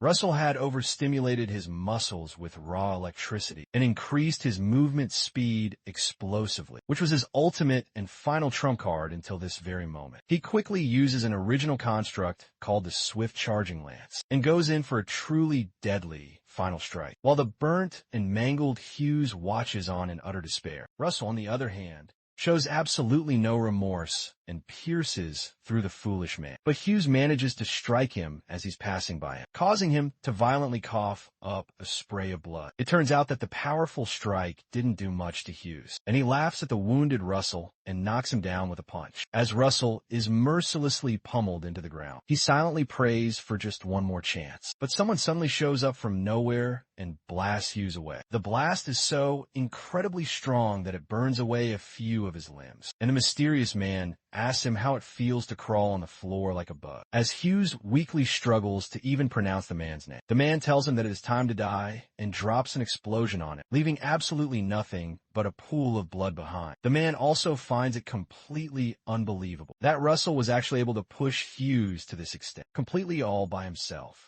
While the man realizes that Russell's truly desperate struggle has just single-handedly changed the fate of Endymion, and Keel, Hubert, and the others rush to help him up. Now, nobody in the world can doubt his incredible abilities, and it is truly and undeniably the birth of a brand new hero. 10 long days after that harrowing incident, Russell is still yet to make a full recovery. Despite the fact that he used overload and his wizard's body, it is clear that the wall to becoming a superhuman is quite formidable. If the great Sir Nicolo had not arrived in time, he surely and certainly would have died. He had truly thought he had gotten much stronger, but it looks like he still has a very long way to go. However, he can't seem to forget what the Dragon King told him: to find the dragons because their existence will connect him to him. And it doesn't make any logical sense to him either. Dragons are known throughout the land to be extinct, though. So, this brings up the question of whether there are any living dragons left in this world. Sometime later, while he is chatting with his friend Hubert, he tells him about how Hughes had once speculated that it was not the Empire that was responsible for his father's death. Hubert suspects that he might have simply said that just to provoke him, but would still be wise to be extremely careful regardless. While they secretly investigate the matter through the Flame Tower, after they had ended that particular discussion, Hubert informs him that the master had been very worried about him, and that he is glad to see that he is okay. Before he leaves his side, he hands Russell an invitation to the upcoming royal banquet sometime later. At the banquet, Russell realizes he's not very used to formal suits, and he suspects that it may be because he always wears robes, while he is lost deep in his own thoughts. Master Daya calmly approaches him from behind and expresses just how glad she is to see that he is healthy. She commends him, saying that he's done truly great things, and there's nothing more gratifying for her to see as his teacher and the proud master of the Flame Tower. While they talk, a man named Jillian approaches Master Daya, and she is very surprised to see him at the royal banquet. Jillian retorts that he couldn't possibly resist seeing the rumored divinity. However, Russell recognizes him and confirms that he is Sir Gillian Pearson. Gillian Pearson is a weapon master and a superhuman aura practitioner who can expertly handle 18 different types of weapons. And he's surprised to think that such a very strong individual would actually come to the banquet just to see him. Gillian jokes that he heard a rumor that he gave Hughes a very hard time, but Russell humbly confesses that he was merely lucky. Gillian, on the other hand, believes that luck only favors the truly skilled, and he commends him for doing a great job by killing that bastard, because Hughes and all of his disciples are absolute scum. Suddenly, Gillian feels his muscles and says that they're well developed. He then asks Russell if he's also practicing his spear skills, too, but our hero humbly says he's still at the stage of just repeating the basic spear techniques. Gillian replies that the basics are indeed important, but he needs appropriate training if he wishes to surpass his limits. He hands him a special ring and asks him to bring that ring, and to find him if he ever finds himself in need of guidance. His generous hospitality completely shocks Russell, and he asks him why he is showing him such incredible grace. But Jillian corrects him, saying it is not grace, but he's just giving extra fertilizer to a truly promising tree. This heartfelt gesture touches Russell very deeply, and he promises that he will definitely reach out to him. Shortly after, an announcement is made that the ruler of Endymion, His Majesty the King himself, has entered the Grand Hall. Everyone in attendance bows down to their respected king, who is accompanied by the beautiful Princess Hecate, as they walk gracefully past all of their guests. Hecate spots Russell in the crowd and smiles warmly at him, making our usually tough guy blush like a little fifth grader. When the king finally ascends the main stage, Brother Hubert and Russell come forward to kneel in front of him, and the king acknowledges all of the great contributions that Russell has now made to their new alliance with Kiel and their most recent glorious victory. The king grants Hubert 500 gold coins as a reward, 100 fine horses, and the legal right to collect taxes from 1,000 households in the southern part of the kingdom. And he then grants Russell a whopping 3,000 gold coins and designates 3 entire cities in the west of the kingdom as the new Raymond County and places them under his authority, which completely and utterly shocks Russell. He's soon given a formal document that contains the names and locations of the 3 cities now included in the Raymond County, and Russell receives it with the greatest of honor, happy to finally own his very own plot of land, which brings him one step closer to fully restoring his family. After giving out all of the just rewards, they all resume the banquet to celebrate the truly great victory. While they are all having a very good time, Princess Hecate's attendant notices she is not at all pleased, and Hecate points her finger toward Russell, who is currently being thronged by a large group of women. The princess's attendant notices the large thronging and proposes that the princess should ask him for a dance. But Hecate says that she will patiently wait for now. She says it's popularly said that one mustn't be too aggressive when it comes to dealing with the younger men, and that quietly waiting is the true virtue of an older woman. But her attendant wonders where on earth she learned that from. Suddenly, Russell apologizes to the flock of ladies all around him and calmly walks towards the royal princess. Then he asks to have a dance with her. When he does this simple act, Hecate turns to her attendant and reminds her that she was right. After all, while they begin to dance, Princess Hecate brings up the simple fact that he seems to have a question he wants to ask her. So he mentions how she had previously said that she would watch over him some time ago and asks her why she said that. She replies that it's because he's exceptionally capable for his age and for several other various reasons. But the major reason is because his face is quite to her liking. Her bold words completely startle Russell, and he asks her what she means by that. But she just grabs his waist to continue their dance, stating that a woman does not say such things to a man she has no interest in, especially because she is not that kind of forward person. She informs him that she is not asking for his answer right away, but she truly hopes that his answer will be a positive one. Later on that night, Russell goes outside to think. He had known about her personality, but he did not expect her to say those words so directly to his face. Hecate Rathmos is the king's only direct descendant, and the single person who is closest to the throne. Accepting her romantic feelings would be the correct choice to make, for the sake of his beloved family. But he's not yet sure about his own personal feelings. While he's deep in thought, he is suddenly approached by Sir Alan, who apologizes for interrupting his train of thought, but informs him that he's come to propose that they finally end their wager. When he finally gets back to the tower, it turns out that Master Melville had sent a formal letter to Master Jiraiya, proposing that they should end the existing wager. After Russell had agreed with Alan to end their long-standing wager, he had expected for Alan to eventually get in touch with him. But this was much, much sooner than he had ever expected. When the wise Master Daya asks him what he thinks about this, he mentions that they don't really need the initial 3 years that were first stipulated in the original bet between them, so they all decide to simply go along with them.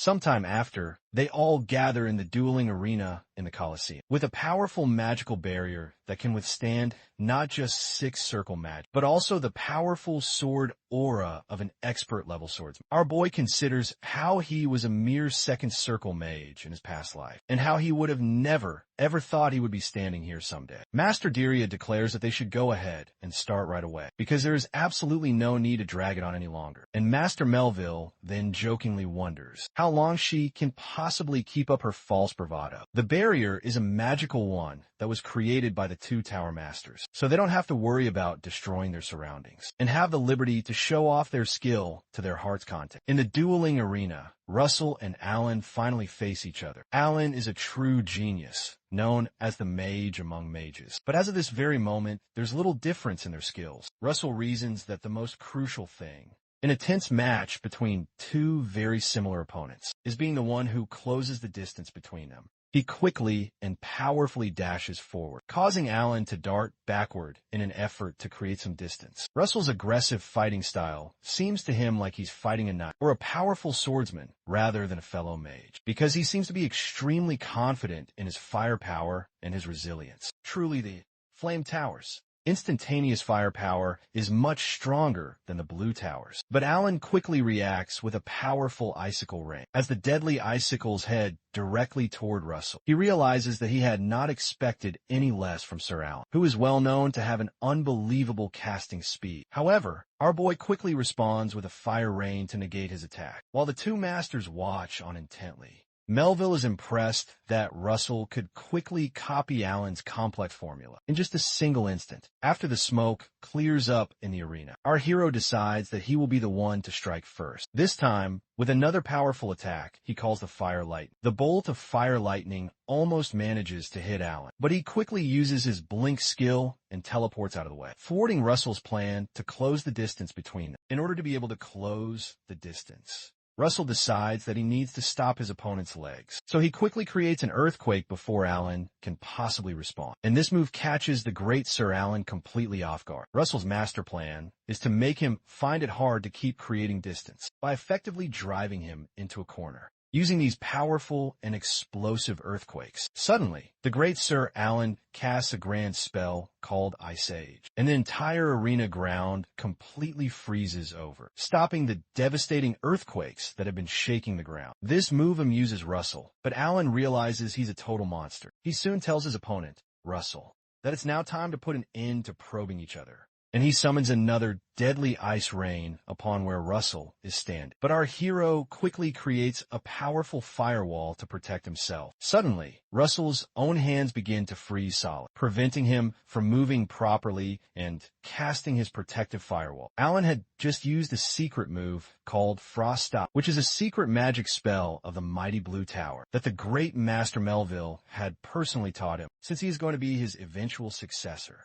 Alan commends Russell's truly astonishing growth in power, which he says he would like to observe a little bit more. But he explains that his own master is patiently waiting, so he will now have to postpone that for later. Using a powerful method he calls the Aqua Field, he completely floods the entire arena with rushing water, and the mighty waves of water overflow toward Russell to cover him up. Upon seeing the massive incoming flood of water, a power that he did not plan to use before this moment, suddenly Russell triggers a magnificent explosion, releasing a violent crimson energy that stops Alan from being able to move his body. Master Daya recognizes this method as something called Dragon Fear, and the great Master Melville suddenly realizes that the reason he possessed such exceptional talent for his age is that he inherited a powerful dragon's own bloodline. Right on the spot, Russell's body transforms into a terrifying merge of a human and a dragon's body. Daya is completely shocked and believes this is truly impossible, because she is absolutely certain that his parents were ordinary humans, which can only mean one single thing. Master Melville then speculates that this must mean there's a very high-ranking dragon among the ancient ancestors of the noble Raymond family. In the arena, Alan notes that the terrifying power Russell has just released is more than enough to make his whole body tremble in fear. However, Russell is not the only one who is hiding his true power. He also has something powerful hidden up his own sleeves. Alan suddenly casts a very wide area of effect spell, which can freeze an entire legion at the high level he's cast. Our boy quickly casts the Gi Bulg overlap spear technique and skillfully combines 6 of them for even more destructive power. His ultimate plan is to win by breaking through Alan's powerful magic. Meanwhile, Alan decides to finish this fight immediately, and he releases a literal sea of cold energy that greatly alarms Russell, because it's so incredibly cold that it could freeze not only mana, but perhaps even time itself. However, he still manages to tear through it with his powerful weapon, and he also recognizes that it would have been very tough to do that had it not been for his battle experience with the great McCrae Hughes. The fact that he could still break through it completely surprises Alan, and Russell jumps towards him to land a devastating attack. He's moving incredibly so fast that Alan realizes there is no time for him to use his blink skill, so he has no choice but to block before Alan can possibly react. He gets hit by Russell's spear and falls hard to the ground, while Russell holds the spear to his face while standing over him. At that very point, Alan just smiles and he realizes that he's lost. Suddenly, the system announces that the mission has been accomplished, and Russell will now receive a highest grade powerful mana stone, as well as a priceless relic from the forgotten era of the gods. Master Daya soon walks confidently towards the defeated Melville, and she asks the old man if he has prepared the legendary relic from the era of the gods. And the old man sadly admits his utter defeat. As the great tower master of the mighty Blue Tower, he knows he cannot possibly break his solemn promise. So he opens his spatial compartment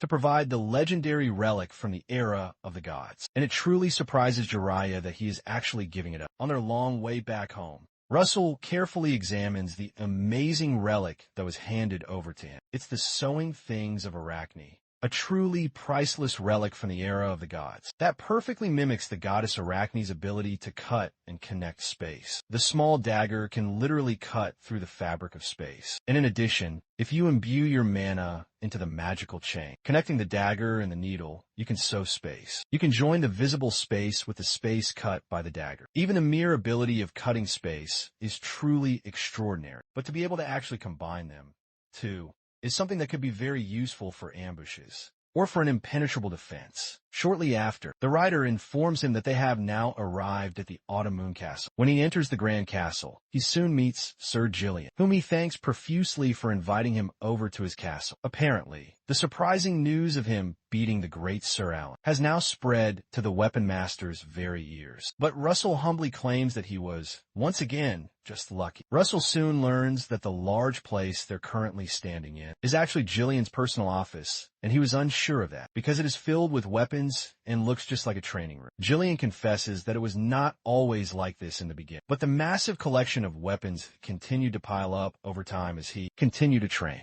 Since Russell had told him that he uses a spear, Gillian hands him one of the spears from his collection and proposes that he get to know his skill level accurately so that he can then guide him in the proper way. It's a truly great opportunity for Russell to receive some guidance from a legendary weapon master himself. And he can use this opportunity to improve his overall spearmanship, which will serve as great help for all of his future battles. Once they finally begin their awaited spar, Sir Gillian decides to let him have the honor of the first move, which is an offer far too irresistible for our hero Russell to turn down. He charges bravely at the great Sir Gillian, but he soon ends up flat on his back on the cold, hard ground. He's very surprised that he got defeated so very easily, even though he did not use any of his powerful magic. And that just shows the immense strength of a true weapon master. When he asks him how he actually performed, Gillian replies that his visual acuity and flexible thinking are good, but he does not seem to have a natural talent for wielding the spear. However, it is still quite impressive, considering the fact that he is self-taught. Gillian finds Russell very amusing to watch, but Russell wonders if he should perhaps use his magic in their next spar. Suddenly, Gillian informs him that he will not be teaching him for free, but he will be personally training him just once a week, and he will spar with his very own knights in return. Sparring with Gillian's powerful knights is not a bad offer at all, but he feels just sparring will not make them completely even. So Russell goes ahead and makes a special request. Meanwhile, all of the knights are summoned by Gillian to meet with Russell when they hear that the great Russell is around. One of them speculates that Russell is the mage that blew off McCrae Hughes' arm and is said to have horns on his head and to breathe fire. One of the other knights considers that to be pure nonsense because that just sounds like a strange circus guy to him. But then Lord Gillian soon arrives at the scene with Russell, so they all respectfully greet him together in perfect unison. Immediately, Gillian announces to all of his knights that they will have 2 separate sparring matches with Russell, starting today. In the very first match, they will be allowed to use both magic and their powerful aura, but they will not be allowed to in the second match. The knights are surprised to hear that they will be fighting without aura and magic in the second round, because that will be very disadvantageous to Russell, who is, of course, a powerful mage. However, the main goal of this training is to improve their skills rather than experience, and not using magic is much better for just that. Based on that, Russell introduces himself to all of the knights, and he informs them that he looks forward to all their guidance before they officially start their sparring match. Suddenly, the system displays to him that the next mission is to spar with the powerful knights of the autumn, Moon Castle, and to defeat all of the knights and achieve consecutive victories by simply sparring, with the rewards of some low-grade monas. Shortly after, Russell is paired up with one of the knights named Rohak, a 4th-grade knight of the castle, who expresses that it is a great honor to cross swords with a famous hero, like the great Russell. They soon begin their spar, and Rohak dashes powerfully toward Russell, with a perfect form that seems to be straight out of a swordsmanship manual, which Russell does not expect at all from a 4th-grade knight. Regardless, such skill is to be expected from a knight trained by Sir Gillian, but Russell easily dodges his swift attack and knocks him onto his back. After he casually points the dull spear at him, Russell then asks him if he would like for them to continue. But Rohak gracefully accepts his own utter defeat. Meanwhile, the other knights are very impressed by how Russell had moved, and they realize that he actually has some real skill outside his use of magic. The other knights soon become quite tense, as it is only natural for their immense pride to be hurt after losing to a mere mage in a fight of pure martial skill. The special request that Russell had privately made with Gillian was for him to be allowed to spar with them without using any magic, and Gillian had accepted the strange proposal purely out of sheer amusement. However, it seems to have turned out to be a great motivator for everyone. Suddenly, another knight who is named Sir Vincent, a powerful 2nd-grade knight, asks to spar with Russell next, and some of the other knights begin to wonder if he really thinks that the 3rd grades can't handle Sir Russell. Sir Vincent is a strong 2nd-grade knight, strong enough to be compared to the vice-captain of the Knight Order, and Russell thanks him for the amazing opportunity to fight with him, as it will be a truly great opportunity for him. Later that very evening, Gillian realizes he had greatly underestimated Russell when he finally managed to secure a draw against the great Vincent. But Russell just claims that he got very lucky, as usual. Gillian, however, does not buy his flimsy luck story, and he asks if Vincent would have even stood a chance if he had used magic back there, when Russell does not immediately answer. It goes to prove Gillian's main point, that Vincent still would not have stood a single chance, even if he were a powerful 1st-grade knight. Gillian is not wrong, because Russell is a powerful 5th circle mage, which puts him on the exact same level as an expert grade knight. Gillian cautions him not to try and sell himself short like that. As they say, excessive humility can easily become pure arrogance. Shortly after that conversation, Gillian opens a secret vault to show Russell a gift he has for him. Inside the dusty vault are many books that Sir Gillian had collected while traveling all over the vast continent in his much younger days, including volumes on spearmanship, books that our hero Russell can now use to study from, since it will take far too long to check all the books in the library. His attention now centered upon the art of the spear. Gillian noticed Russell was torn at a critical crossroad, caught between 2 legendary spearmanship manuals, the devastating 6 Union Heaven-Shattering Arts and the refined La Mancha. The weapon master noted that both were paths to immense power. He explained the 6 Union Heaven-Shattering Arts was a notoriously arduous path, but once it was perfected, it was said to be the ultimate among all powerful spear styles. The La Mancha style, conversely, was a far more refined spear technique. Its true strength was its fluid efficiency, free of unnecessary actions. Personally, Sir Gillian recommended the 6 Union Heaven-Shattering Arts. Yet, Russell made a different choice, selecting the path of La Mancha. His reasoning was that a highly refined spear style that offered him true flexibility, adapting to any given situation, was more fitting for a mage than a technique of raw, overwhelming power. Gillian saw that he had selected the truly rational option over one that was just immensely strong.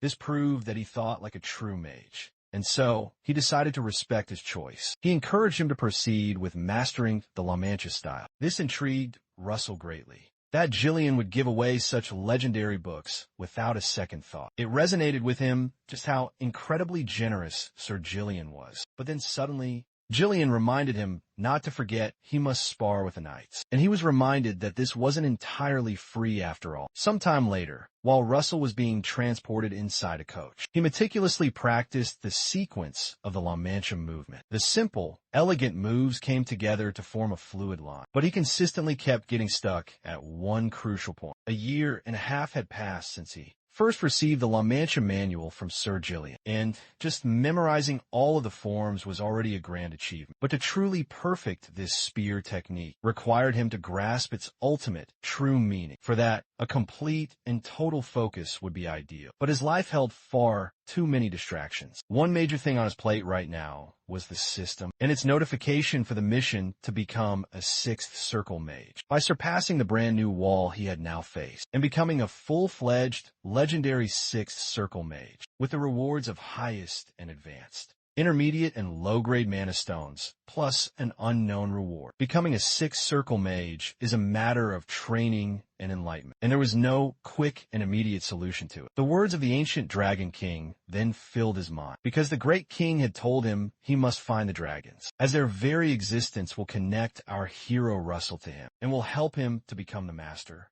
and the final hope of the dragons that still remain in this world. He had no clue as to how he was supposed to find the lost traces of the dragons. He had already checked out the old books, and he found 4 places where he could find the traces of dragons. So far, he had checked 2 of those places, but to no avail. That now left the Red Mountain Belt Canyon and the Coral Island. The Coral Island seemed to be the more likely of the 2, but exploring it at his current level was far too dangerous. He made the decision to postpone it, exploring Coral Island until after he had become a 6th circle mage, and he would head to the Red Mountain Bell Canyon, for now, to explore the underworld hidden deep within its depths. In a private discussion held with the Master Daya, she learned that he was going to the underworld this time. The underworld is the fabled land of the dwarves, and humans cannot enter that sacred place very easily. Russell agreed with her completely. So the master told him to visit the White Magic Tower Master, if he absolutely must go, because she is a half-blood of the fairy race, and she must know something that could be able to help him. Later on that night, Russell headed over to the White Tower. Apparently, the dwarves are a distant part of the fairy race, so it seemed Master Daya had a very valid point. As he began to approach the White Tower, he was suddenly ambushed by someone that Master Daya had completely forgotten to inform him about. A person who would be there, Brother Olsen. Olsen wrapped his strong hands around his neck and jovially mentioned that it had been a while. Apparently, Olsen had also applied to the overseas research trip in the underworld. He had thought that it would be lonely, since it is not a very popular research location, but it now seems he won't be bored with Russell around. When Russell asked him if he'd met the White Tower Master before, Olsen admitted to having already met her, and he described her as someone who was like a cute, yet very eccentric and quirky girl. Shortly after, they were finally led inside of the tower, and Russell was very intrigued by the cuteness of the room. When they stepped into the magnificent main hall, they were welcomed by a young woman hugging a large teddy bear. Olsen quickly bowed, but Russell just stared at her incredulously, while the White Tower Master recognized the both of them. Her name was Amelia Merwin, and she was the Great White Tower Master. The White Tower Master is one who can control the wind and spirits, possibly because she is also half human and half elf. She also gives off an aura of pure mana, which can only be truly felt from the ancient elves. Brother Olsen was amazed that she remembered their names, and he concluded that it must be because of Russell's fame. But then Master Amelia commented that it was because of the peculiar mana that Russell possessed. She floated towards him and began to sniff him, detecting that he had made a special contract with a spirit. Russell was very glad to affirm that fact, especially because nobody else had ever noticed that before. The master then asked him if he could summon the spirit he's in contract with, because he could not go to the underworld using any normal means. He would have to either be lucky enough to find a hidden portal, or find a map with a secret portal marked upon it, or have a special artifact that could find a hidden portal. Since they did not possess any of those 3 things, they would need a spirit to go there for them. Suddenly, Russell summoned his companion Pepper, and Amelia fawned over just how unbelievably cute he is. She also noted that he was an intermediate grade spirit and a mutant. Meanwhile, Archduke Bismarck was being engaged by someone who was speaking through an enchanted demonic skull, a being named Karen, who stated that he had come because it was the day of their contract. Apparently, Karen had to come personally because Hypnos, the mysterious person who the Archduke is in contract with, was currently busy. The powerful Archduke was surprised that the 5-year contract had already fully elapsed, and he was soon given an apple he was supposed to eat at the very end of that long period of time. After the Archduke dutifully eats the forbidden apple, he is suddenly engulfed by some dark magical power. He reasoned that repeating this dark deal could help him become immortal, but that would not be possible because of its terrible side effects. After he had finished eating it, he informed Karen that Daria's disciple had gone to the Red Canyon, but Karen replied that he already knew that, especially if it was any information about that wretched woman. Karen then detects that the Archduke is worried about the Red Canyon's border with a dangerous Amazonian forest, which he believes that Russell will certainly interfere with, especially given the current situation with Blaine. However, Karen then clarifies that their secret operation is being carried out deep in the forest, far, far away from the canyon, which makes it impossible for them to find, unless they came there specifically looking for it. Suddenly, Karen then abruptly leaves him, stating that there are other people waiting besides the Archduke. The sheer insolence of the lowly cultist greatly annoys the Archduke, and he plans to deal with him once he finally ascends the throne. Suddenly, he notices that his treasured magical plant has withered, realizing that he now has to hurry things up a bit. The very next morning, inside a carriage, Amelia then thanks, because they should be able to track the presence of the Earth's spirit, Gnome, and find their way to the underworld with Pepper's great help. Shortly after that, they finally arrive at the vast Red Canyon. Even from a great distance away, Russell is able to feel a mysterious power emanating from the rocks, and he hopes that he might finally be able to find clues about dragons. In this very place, Olsen suggests that they should head straight to the canyon, without wasting any precious time in the nearby city, to which Russell agrees with him. Soon after, they alight, and Pepper is released to track down Gnome's scent. When Pepper reaches a truly great height in the sky, he is soon ambushed by a flock of one-horned eagles. When Olsen quickly tries to handle them himself, Russell stops him because Pepper had signaled not to. Suddenly, Pepper releases a torrent of fire that burns the eagles and rejoices after. Shortly after that, he senses Gnome's presence and leads the men there. The place seems to be filled with over 300 caves at a single glance, and it might take up all of their time just to research, and they still would not even get to the fabled underworld. But Pepper leads them all to one very specific cave. When they step inside, they notice that it is not an ordinary cave, because there is no humidity or stalactites to be found, which are the very characteristics of caves, making it seem just like an artificial cave. It is almost as if an artificial cave was made to hide the entrance, which would also mean that there are many traps there. But they decide to go in anyway to see what the dwarves have set up. Not long after, they can't even count the number of traps they have successfully evaded, and they seem to be on their 15th trap so far. Russell had thought he could easily dismantle the traps with his magic, but he did not expect there to be powerful mana control devices placed throughout the entire cave system, stopping him from being able to use his mana, and making it necessary for him to use his draconification as he is about to finally activate it. He faintly senses some mana, while Olsen urges him to run away. Our hero realizes that the powerful mana control devices were not installed in that one specific spot, and he quickly activates his Blaze Lance and uses the Lamancia. The only single reason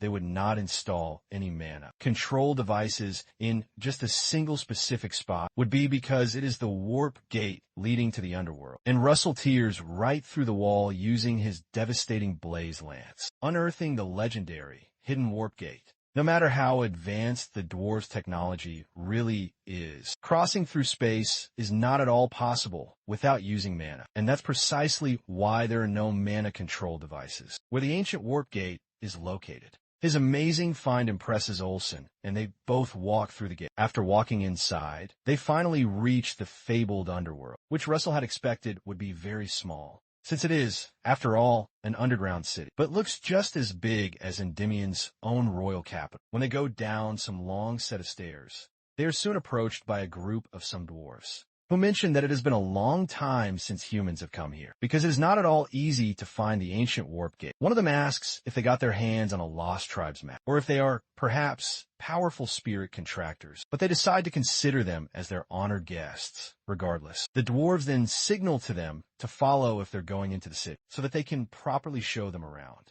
Because the underworld is much more interesting on the inside. Russell watches the dwarves with complete incredulity, since he has never actually seen them before now. During their grand tour, the dwarves explain that the luminous stones embedded in the high ceiling were put there over 100 years ago, and they still manage to shine just like the stars. When they show him several other very cool things, Russell feels like they are bragging more than just showing him the way. Suddenly, Olsen approaches Russell from behind and reminds him that their own research goals are quite different, even though they both had come here together. When Russell agrees with him, Olsen runs after the Dark Dwarf, and he proposes that they should meet back on this spot in 3 weeks' time. He does not even listen to Russell, who protests to come along with him, until he is dragged away by the other friendly dwarf, Miggy, who mentions that he still has a lot more to show him. While on his grand tour, Russell notices the statue of a red dragon. He recalls the ancient legend that says that the underworld was blessed by 2 powerful dragons, which Miggy quickly affirms. Apparently, the silver dragon, who governs both iron and wind, bestowed those who reside in the underworld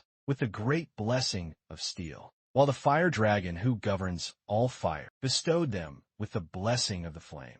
The place with the grand statue was built when the fire dragon bestowed them with the great blessing of the flames. And history says that the dragon even occasionally stayed there. A few thousand long years ago, upon hearing that, Russell considers that there may still be some traces left, if a powerful dragon truly stayed there. He quickly asks Miggy if any outsiders can enter the altar, so Miggy decides to take him inside to see. While they begin to head towards the sacred altar, Miggy explains that the weapons which are sold in the underworld are much better than those sold in ordinary smithies. As such, there are more races besides just dwarves in the underworld, especially from the dangerous Amazon forest fairy race, who come to the underworld to trade or to get new equipment. While they're walking along, Russell is very surprised to be approached by the Lady Yahello, who is very glad to be able to meet him again. Soon after, an elder of the White Ash Tree tribe, Yahello's own tribe, introduces himself to them as Scan, acknowledging Russell as the very one who had helped Yahello. So they then exchange some simple pleasantries. Skin was very curious as to what kind of person had helped Yahello, and he senses a powerful aura that is like a living volcano coming from Russell, and is very surprised that a human can possess such pure mana. Russell soon learns that Yahello had come to the underworld to buy some weapons. It is very odd to hear that a peace-loving elf would buy weapons, so Russell asks her if something bad happened to her peaceful tribe. True to his darkest suspicions, it turns out that the monsters in the Amazon forest have become truly barbaric. Yahello laments that this would not have happened if her blood had awakened, but Scan comforts her, saying that it is not at all her fault. Back in the distant past,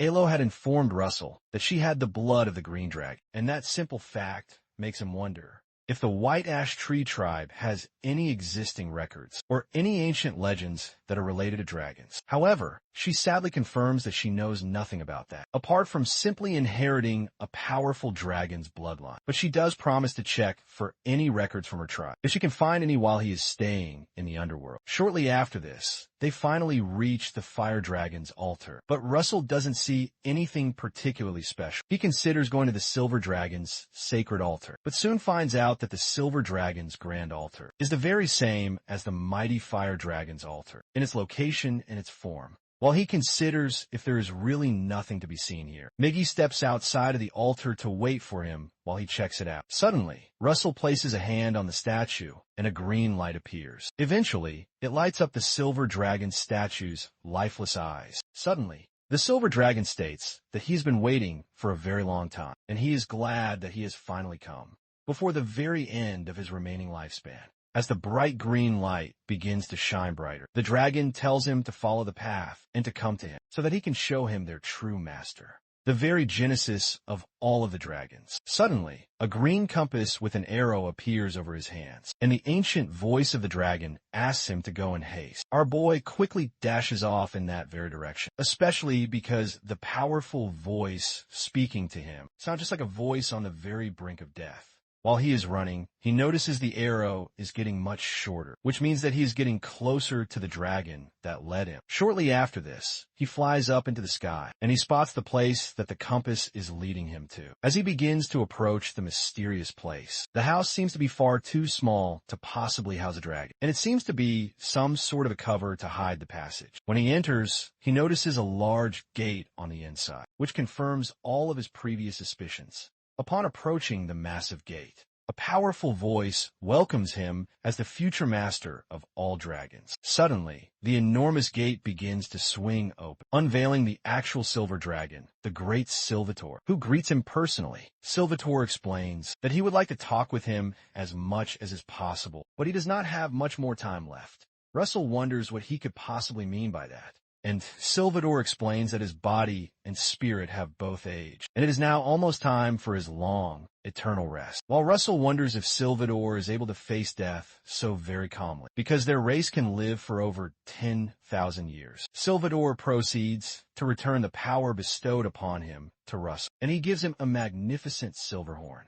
The immense power is being transferred from the previous master, Silvator, to the brand new master. When Russell finally receives the horn, the system notifies him that he has inherited a brand new power from a silver dragon with the divine dragon king's horn of wind essence. He had first gotten the powers of fire and lightning, and now it is a horn with the very power of the wind. Oddly, this time it has been tagged the divine dragon king's horn, and not the forgotten king's horn as it was before. When Silvator asks him why the young master is now delaying the succession of power, Russell explains that he is doing so because the power of the horn so far has increased his understanding of the respective elements of all his mana, which means it would be more efficient for him to become a sixth circle mage first, and then use the horn's power. This intrigues Silvator, that he is able to stay so calm in the sight of such immense power, and he then chuckles that Russell is a master who is worthy of waiting 10,000 years for. After Silvator prays that all of his wishes will come true, he suddenly begins to fade completely away. But he states that his mission does not end here, even though his body and his spirit will now disappear. Apparently, Silvator will now leave his power to the child, who currently carries his own bloodline.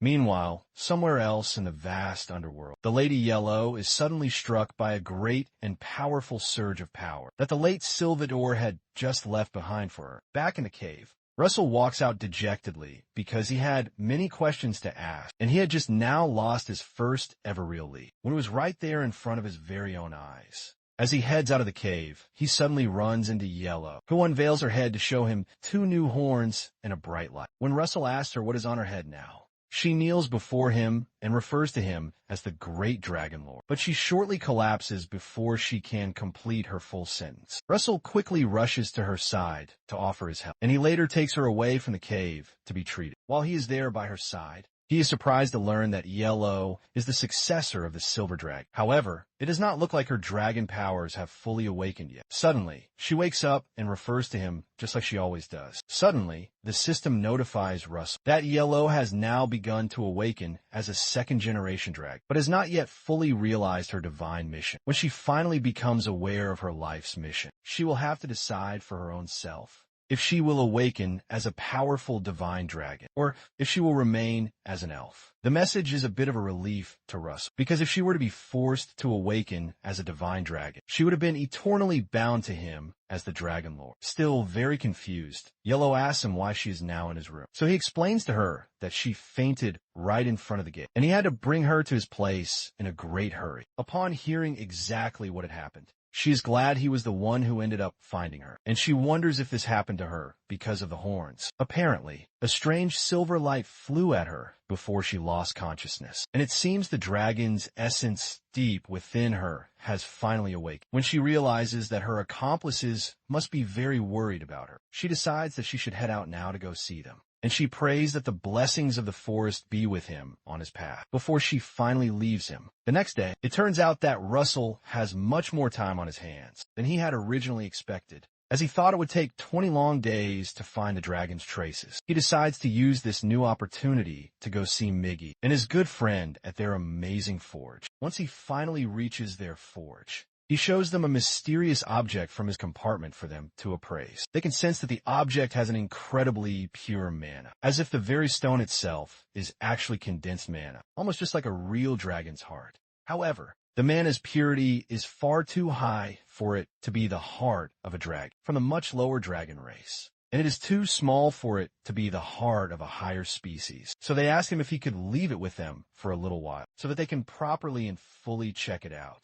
To which Russell happily agrees. The dwarves rejoice after he agrees, and they quickly go to consult the Dragon Encyclopedia right away, and Russell feels as if they are excited. Mages who have just successfully secured some new research funds. Shortly after that, Russell heads to the Grand Library after having been referred by Miggy. The underground library is actually quite unique, and it contains a wealth of precious knowledge. Normally, it is not allowed for Russell to be here at all, but he is allowed because he has a recommendation from a Meisters. A Meister is known as the cream of the crop among all the artisans that are found in the dwarf race, and only about 1 in 1,000 ever receives that title, of which the 2 dwarves he had met are a part, which is quite unexpected to him. The underground library is very, very spacious, and it seems pretty different from the theories of the surface world. At this point in time, he has 19 days to return to the Flame Tower, so he's going to try to surpass the 6 circles barrier within that set amount of time.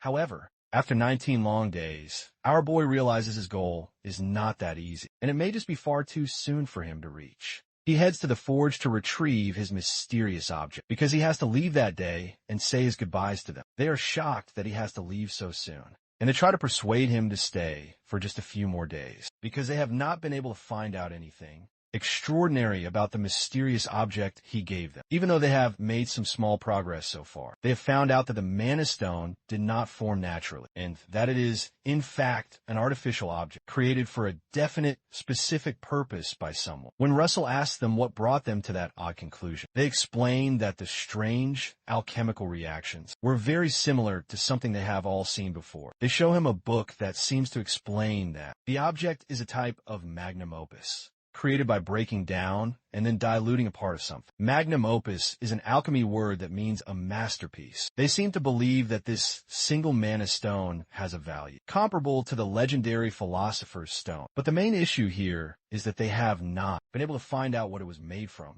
However, Russell thanks them since the information is more than enough, and he thanks them for helping him know how amazing the underworld truly is. They both ask him to come back anytime that he can. As he leaves, he figures that the material for the Mana Stone is likely a draconic heart, which would be quite a shocking revelation. When he reaches the place that Olsen had asked him to meet, he does not see him there, but he soon shows up, looking very shiny because he had applied something to his body. Apparently, this strange oil is the secret behind the dwarf's muscle strength, and Olsen plans to modify it for humans when they finally get back, which was his initial main research purpose. When he notices that Russell seems to look troubled, Olsen asks if his own research is not going very well, but Russell confesses that he actually got what he had come here for. So Olsen then senses that the thing bothering him is the wall of becoming a 6-circle mage. Apparently, Russell is able to now see it, but he can't seem to cross over, which is very frustrating. Olsen recalls an ancient saying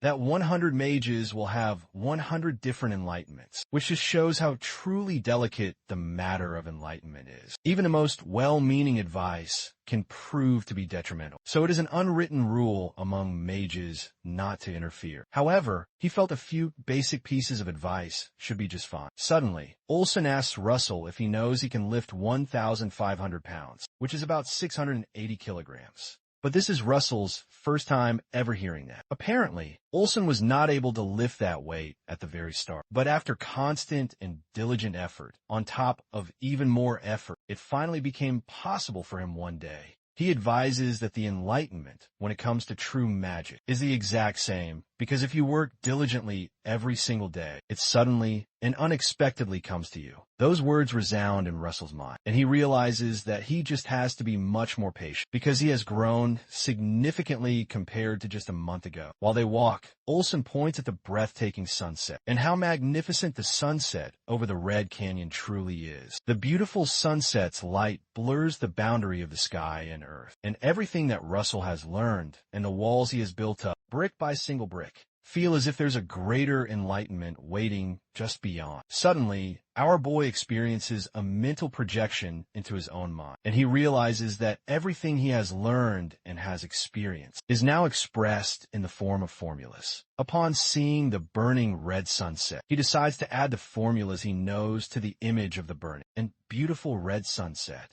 And he suddenly creates an original construct that is known as the falling sun. The energy that is released is so strong that Olsen has to stop him, because he seems to be planning to set the entire canyon on fire. When Russell appears to be in some kind of trance, Olsen casts a powerful sleep spell on him, and he passes out on his shoulders. Although he had just advised him about the nature of enlightenment, he did not expect it to actually come to him so very suddenly. And this is going to cause quite a massive stir in the academic world. At this very point, Russell is now the youngest Sixth Circle mage. The system soon announces that he has reached the fabled Sixth Circle and will now be rewarded with the highest grade of mana stones, as well as advanced grade mana stones, and some intermediate grade mana stones, and the lowest grade of mana stones, as well as a mysterious unknown reward. Sometime later, back at the mighty Flame Tower, Russell recalls the powerful falling sun, original construct he had just made, the one that allowed him to become a legendary Sixth Circle mage. There's a strong feeling of pure mana now flowing through his veins. Circle mage. But that was not all. He was bestowed with the second golden mask, a glorious prize for ascending to the legendary Sixth Circle. Unlike its predecessor, which aided in offensive calculations, this relic was a bastion of defense, an artifact of debuff immunity, a perfect counter to the vile sorcery of the wicked pagans. Master Daya was overjoyed that he had returned, and she eagerly asked him about the fabled underworld. Before she could even finish her full sentence, she saw it in his aura. He had already shattered the Great Wall. So he humbly confessed the external research was truly instrumental. It had only been a single year since he'd mastered Fifth Circle magic, because she truly thought it would take him at least a few more years. Regardless of that, she was immensely proud of him, exclaiming it was expected of her disciple, and he vowed to continue to strive ever forward on his path. Another amusing thought that crossed Master Daya's mind was just how furious Master Melville would be when he found out. She suddenly proposed that they witness the skills of their remarkable youngest prodigy and teleported them to an open space for practice. This entire scenario reminded Russell of the day before the expedition to the ruins when it was difficult for him to face just one giant. Meanwhile, the great Master Daya figured that this very challenge against those same giants must be much easier for him now. So she decided to raise the difficulty to perfectly match his new level, using one of her original constructs, which she called the Firewood Dwarves. The entire vast area was soon covered by several hundred of the fire golems. But his master warned him that it was too early to be truly shocked. Before he could even react to her words, she unleashed another original transformation of hers, and with it, she summoned a giant firewood king into their midst. At this point, Russell wondered if she was going a bit too far, but he realized that she just wanted to get straight to the main point. In that case, he decided that he must respond in a similar kind, by unleashing his cataclysmic falling sun construct, a grand-scale warfare spell that truly excited Master Daya. He also excitedly bore down the power to show his master his new enlightenment, and he incinerated all of the golems using the falling sun's power. After he had destroyed everything around them, he realized the destructive force was far too strong, and he would have swept away his allies in a real battle scenario, which meant that he had to be extremely careful.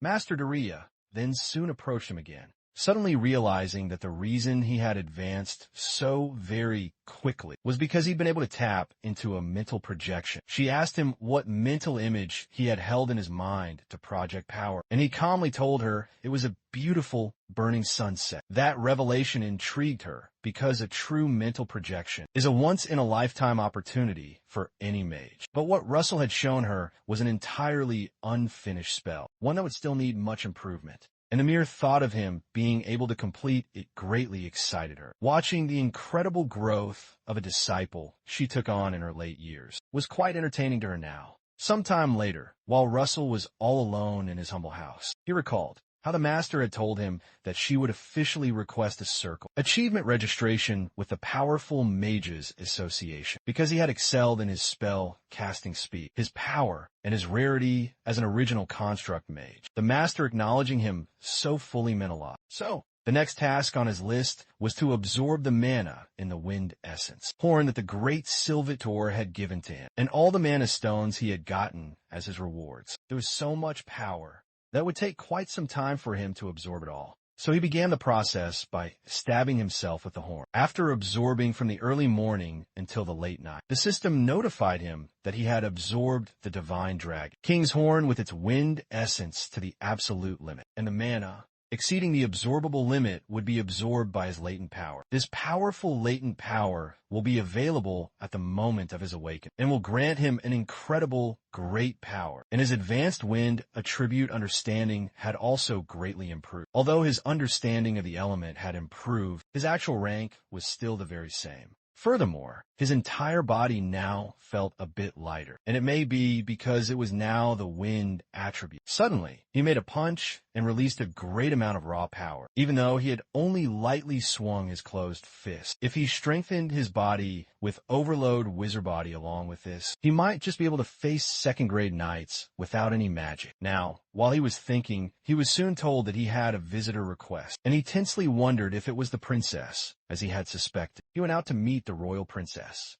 who asked him about his recent journey to the fabled underworld. She explained to him that she was so curious about his grand adventure, that she had rushed here despite knowing that it was quite rude. However, Russell cheerfully asked her to ask him whatever she wanted, about all of the things he had seen in the underworld. But she said she had to ask him about something else first. As Russell grew tense from the very question he knew was coming, the system notified him that his brand new mission was to finally respond to the princess's awaiting heart. Because the great princess, Hecate Rathmos, has now been waiting a long time for his final answer, and it was now his turn to give her a proper response. Some of the tempting rewards for this difficult mission included an intermediate grade mana stone and a pair of Eros and Psyche's legendary rings. The question she finally asked him was if he thought of her while he was gone, and Russell was pushed to a corner when he realized this was a mission. After she had finally asked him the difficult question, Russell's face became red, and he replied that her joke was too much. His cute reaction put her at ease, because she thought teasing him was fun, since he was always just so stiff. She finally stated that it seemed her efforts had not been in vain. After all, regardless of that, she explained to him that she was not asking for an answer right now, but that she only hoped that he would finally consider. By her efforts, she was referring to the simple fact that she had been approaching Russell constantly since the last Grand Ball, but he had kept on pushing her away from him, with the flimsy excuse of being busy with his own revenge, which now made him feel just like a coward. Now, when she noticed that the time had already passed, she mentioned that the time seemed to just disappear, rather than pass, when she was with him. But it was a shame that she would not be able to get her answer, the answer she was expecting to hear today. Before she could even finish her own statement, Russell went down upon his knees. He brought out the rings, and he confessed that he was indeed stiff, just as she had said, and that because of that, the only thing that he could say was that he looked forward to sharing his future with her. A shocked Hecate got up from her seat and joked that he did not know the slightest bit about creating a mood. However, she acknowledged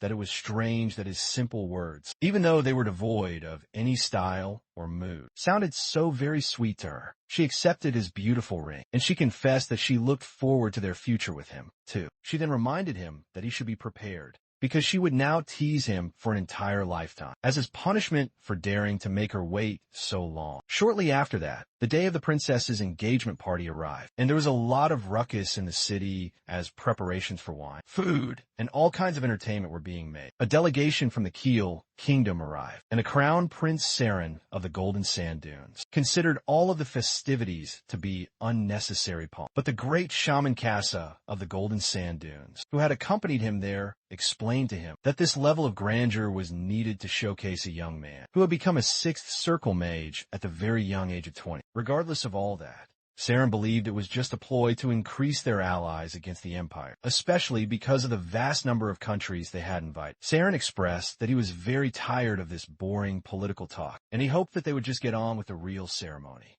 because he wanted to see what this Russell guy actually looked like. Meanwhile, back with our hero, Russell was shocked that he had to wear 4 tuxedos for the banquet, and even some other formal attire. And he asked Sir Alan if engagements were always so complicated. Alan, however, corrected him, saying it was not a simple engagement, because numerous envoys from all the surrounding countries that were not their allies were now currently attending, and His Majesty probably did not want to just end the engagement as just a joyous festival, but he also wanted to achieve some sort of a political aim. It may not just be about solidifying the current royal power. It might also be a grand stage to showcase Endymion's might. Russell, tensely, realized that the best card that Endymion had to show off was him, so his own role would be extremely crucial. Alan assured him that he would do very well, and made him start to study the rules of etiquette. Sometime later, after all the tables were set, the announcement of Hecate Rathmos was made as the very first heir to the mighty throne of the Endymion royal family. After she had appeared, the announcement of the groom, Count Russell Raymond,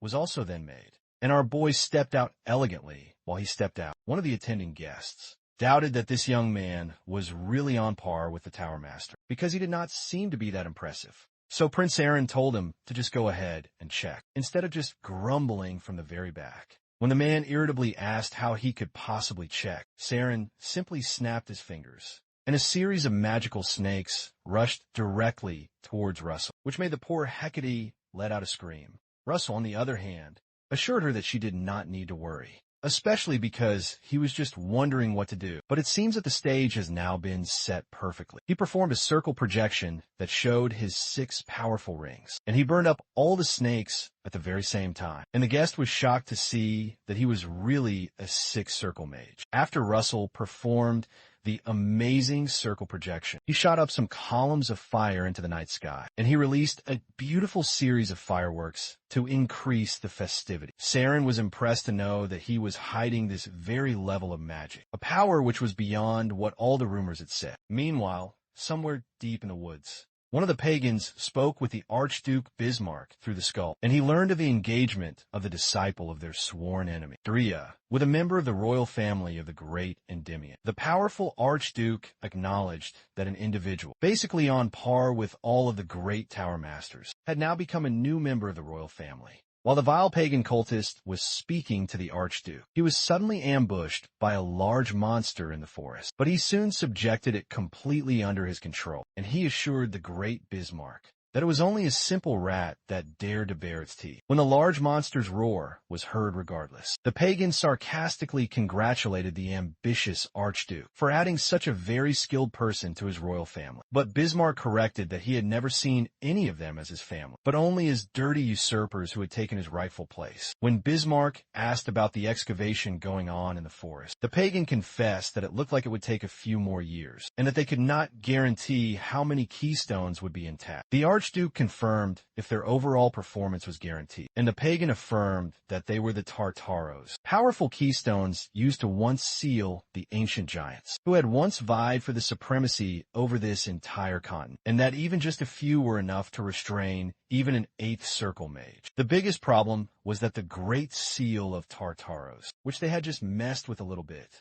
had caused the monsters of the forest to start going completely berserk. However, that was actually good news to the Archduke, who believed that the rampaging creatures could draw some attention and help to weaken Endymion's powerful forces, who could then proceed with their plan much, much faster. It was very amusing to the pagan that the Archduke could be happy at the death of his own country's very own citizens, which truly made him a tyrant. The only single reason they were able to achieve this was because they had erased and damaged the records of the era of the gods, including the stories about the otherworldly savior and the giants. The black-haired hero who had come from another world had joined forces with the dragons in order to seal the giants, as one of his many great and heroic feats. But it was a story that must never be passed down to future generations, so that it would not ruin their ultimate plans. Oddly, the pagan realized that Daya's disciple also had black hair and an abnormally fast and unnatural growth rate, which could mean that he had actually inherited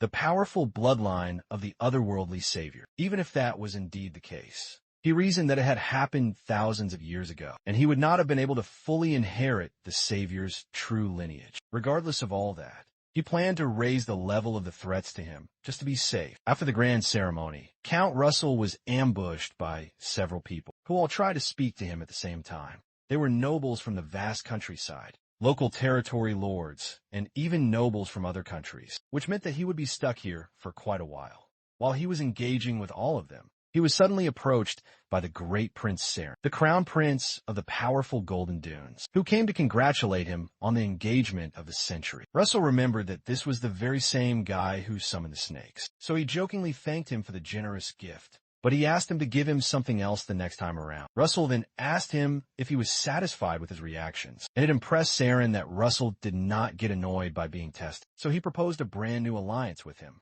The Golden Sand Dunes is one of the richest countries on the entire continent. If they were to become powerful allies, they would be of great help in the upcoming war with the Empire. However, Saren clarified that instead of an alliance between their two countries, he would like to form a new alliance with Russell, specifically, looking forward to their brand new alliance together. 3 days later, our boy was finally relieved that the ceremony was over. While he was alone, the beautiful princess came to see him, and she sympathized with the simple fact that he was tired, since he was not used to such grand events. She had brought with her some business documents that had piled up because of her important engagement ceremony, but she had finished them quickly because she wanted to come see her fiancé. Her sweet words made Russell turn bright red again, and he accused her of teasing him yet once more. He noticed a single letter among all of the documents, which Hecate then said was his. Upon opening it, he realized it was a request letter for research she had made on his behalf, so that he would not have to walk around on eggshells when he wanted to go out all by himself. She asked him if it was an unnecessary thing to do, but Russell hugged her from behind and thanked her for thinking of it. It amused her greatly that he was so happy about something she ought to do, and she suddenly said that she was now feeling tired. Finally, she turned to him seductively and proposed that they turn off the lights, and Russell agreed. They soon went to bed and passionately made love. Sometime later, at the City-State Alliance in a place called Nasal, an officer who handles all of the freelance mages explained to a man that they did not have what he was looking for, only a few third circle mages. The man then protested that only a fourth circle mage could possibly repel a pirate ship, and one mage suddenly entered the room upon hearing the strange request. When a man asked who he possibly was, he presented his ID token. His name was Ridman Lewis. He was 38 years old and a freelance fourth circle mage. He soon introduced himself to them formally and stated that he was now looking for some job requests. That would be going to the Great Kulal Island.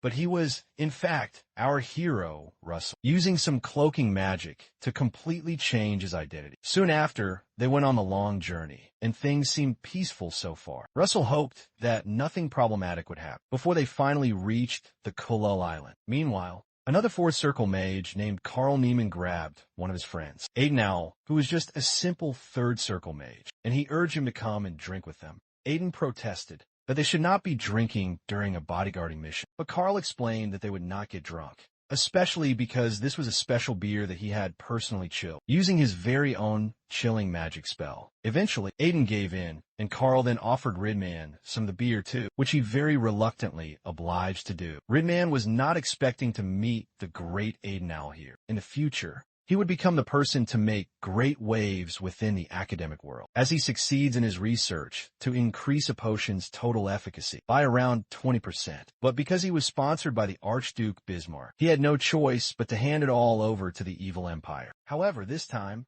Russell planned to ensure that Endymion would be the one to get it, as they all continued on to drink. Ridman pointed out that he could feel a strange flow of mana from Carl's bracelet, and he asked him if it was a special artifact, to which Carl affirmed that it was an artifact used to clear one's mind. While they were all busy celebrating, a group of pirates suddenly appeared in about 5 different ships. The man who had hired them promptly came out to gather the mages, but Carl just smirked because he had drugged the beers he gave to the mages, which had now made them all pass out completely. When the true owner of the ship arrived, he noticed Aiden and Ridman passed out on the ground, and he realized that Carl was actually in league with the pirates. Carl quickly affirmed his growing suspicion, and he advised him to do a much better check on people's backgrounds. Then he told him to go to the pirate ship if he did not want to die. Suddenly, Ridman's special ring began to spark with power, triggering a powerful lightning storm. and activating the ring's signature Thunder Giant's hammer, releasing a torrent of pure lightning at all of the pirates. Carl was very surprised by the sudden flash of lightning, unsure of who had caused it to happen,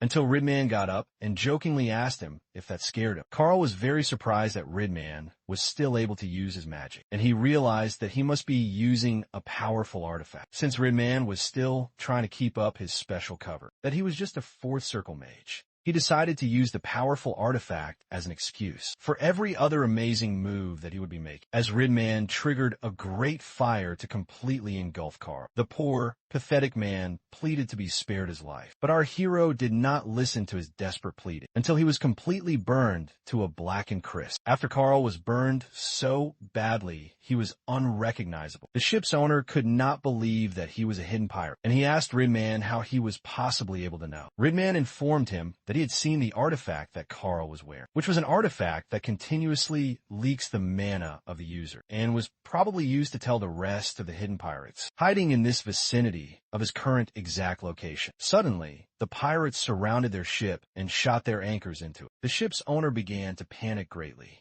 especially because Ridman, who was just a fourth circle mage, could not handle this many pirates. So he began to consider paying a large toll fee to get them to leave. However, Ridman told him to go and take care of Aiden, while he went outside to go and feed the fishes. Surprisingly, Ridman flew a few feet up over the ship, and he decided to end all of this in an instant by releasing a powerful fire rain over all of the pirate ships. Sometime later, after the pirate ships had been destroyed at sea, Aiden woke up, wondering what had happened to all of the pirates. Ridman did not answer, but encouraged him to rest for now, and he informed him that he had infused some fire energy into his mana, rode to get rid of the powerful drug's effect. Aiden soon laid back down and apologized for not paying more attention. Ridman told him that it was all right, and asked him if he had written the research paper he had found on him. Aiden was very surprised to see him with the special paper, and Ridman explained that he had picked it up when it fell to the ground, while he was busy moving him into the other room. He confessed to Aiden that all of the research to increase the overall efficacy of the potions that he had read from it was quite very interesting, and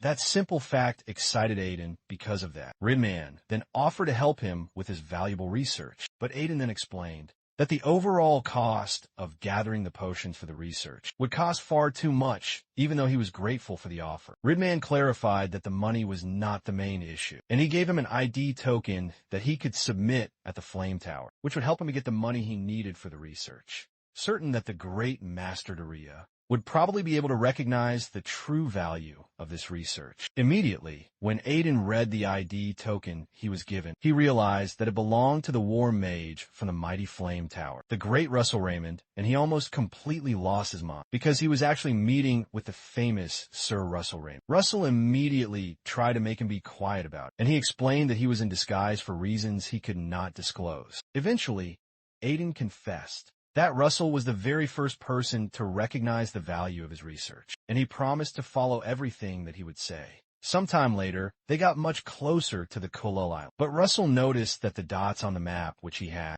suddenly and completely disappeared, leaving only some cryptic words. The words said that, above, the place where the river of ice and the river of flames overlap. Head to the very end of the river of flames and rise up from there. The map's main objective seemed to be to lead him to that specific point, but he did not yet understand it, just yet. Moments later, the ship's crew lowered the heavy anchor, and the proud owner of the ship thanked the two powerful mages for helping their merchant association to arrive here safely. Aiden humbly explained that he had not really done anything, and he almost said that it was Sir Russell that helped them. But he suddenly remembered his name was currently Ridman. The merchant handed them some money as a handsome reward, and informed them that he had put a little bit more than the amount stated in the contract, wishing them good luck in all their travels. After the man had departed, Aiden sulked a bit, because he had hoped to learn a little bit more from Russell before they had to go on their own separate ways. Suddenly, Russell transformed back to his original handsome face, and he informed Aiden that he would see him at the Flame Tower. Then he left. As our boy went around the strange new place, there did not seem to be a lot of humans around him,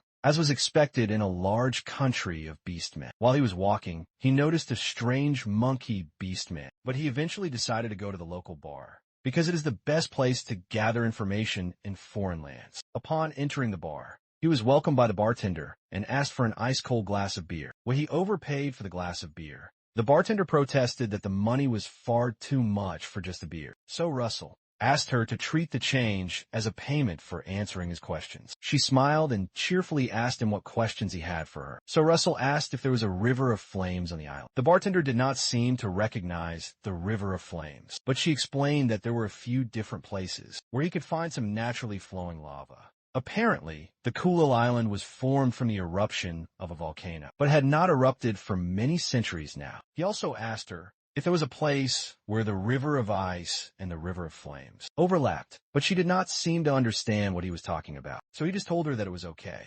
Eventually, our hero decided that he would have to walk around for a bit, so he proceeded to go to the center of the vast island. On his way there, he ran into the monkey beast man he had seen before, who asked him if he needed to hire a guide, stating that he only charged 2 silvers for just an hour, when the Beastman promised that he would not regret hiring him. Russell considered him to be a complete a-hole, who was simply trying to rip him off in an elaborate and tricky scheme, as they so usually do to outsiders. Eventually, Russell decided to follow the strange monkey man, who explained that there was no race as connected as the monkey man among those that lived here near the coastline. The monkey man explained that they knew the area the very best, and Russell agreed, but he asked where he was now taking him. The monkey man cheerfully insisted that he was taking him where he wanted to go, but Russell then explained that he did not remember telling him where he wanted to go. When the monkey realized that he was onto him, he asked when he had realized his ploy and why he followed him. So Russell explained that he had followed him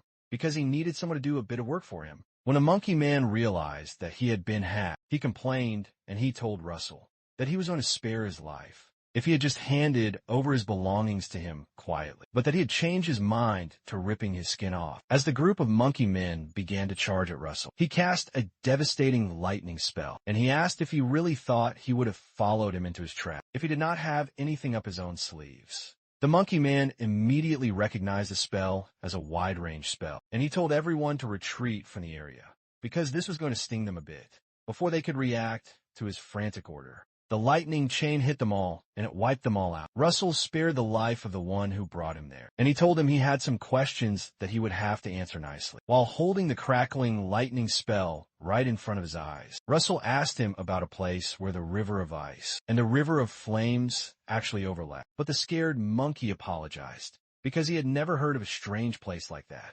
When Russell asked him if he was lying about being the most knowledgeable when it came to the Kulil Island, the monkey man fearfully explained that there was not such a place on the outer ring of the island. When Russell asked if it could be in the inner ring, the monkey man confessed to not know what was in the inner ring, which meant that Russell would have to go there all on his own. When Russell proceeded to go towards the strange inner ring, the monkey man protested because those who were inside were not ordinary and were quite hostile by their very nature, and would charge at him almost immediately if they came to know that an unwelcome outsider, a human, had stepped into their sacred territory. Shortly after, Russell headed towards the inner ring, and he was approached by some of the hostile locals, who asked if he was the outsider that was causing a stir on the island. Their powerful leader stated that he was tinier than they had thought.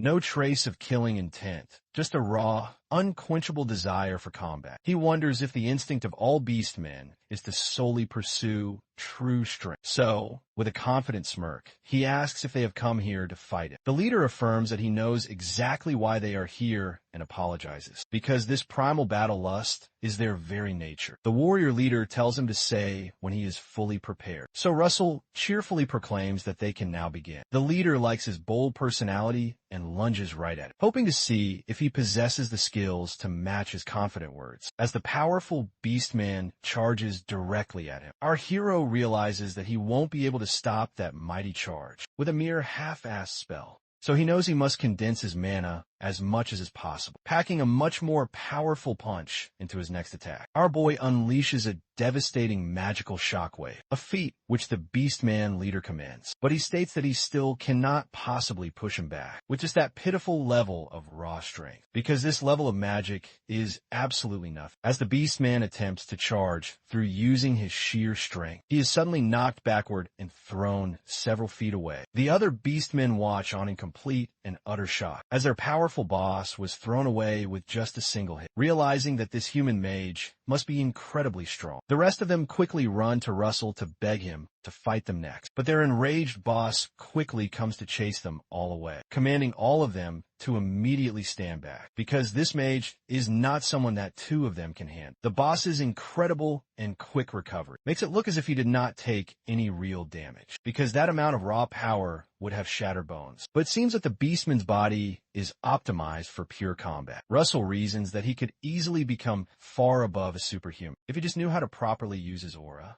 Our hero asks the mighty Beastman if he would like to continue, to which he very gladly agrees to.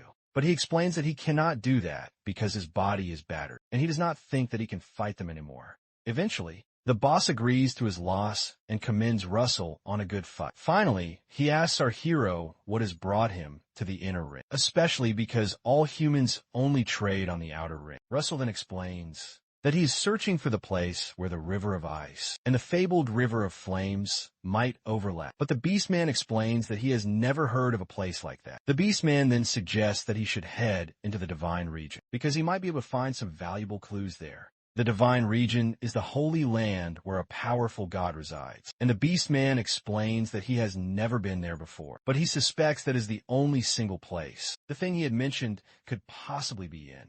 Russell recalls that there were old records of the first beast, King Fenrir, being a powerful, mixed-blood dragon, and he has no other choice but to investigate this, since he got the original clue from the altar in the underworld. Days later, Russell defeats another Beastman in the dangerous Inner Circle, and it seems to be his 17th tough fight just that very day. The boss Beastman he fought with before had told him that he needs the acknowledgement of the great warriors and the great elders in order to enter the divine region. But he first has to prove his strength to get their acknowledgement. So far, he has been fighting them for 15 days straight, but no one has yet shown up to acknowledge him. Not long after, another Beastman from the Jaguar tribe shows up, and he asks him if he is the rumored outsider human. When he confirms this, the Beastman then asks him to follow him, because there is someone very important looking for him. Russell spots the intricate knot tied around his waist and identifies that it is the symbol of a truly great warrior. So he asks him if it is a great warrior,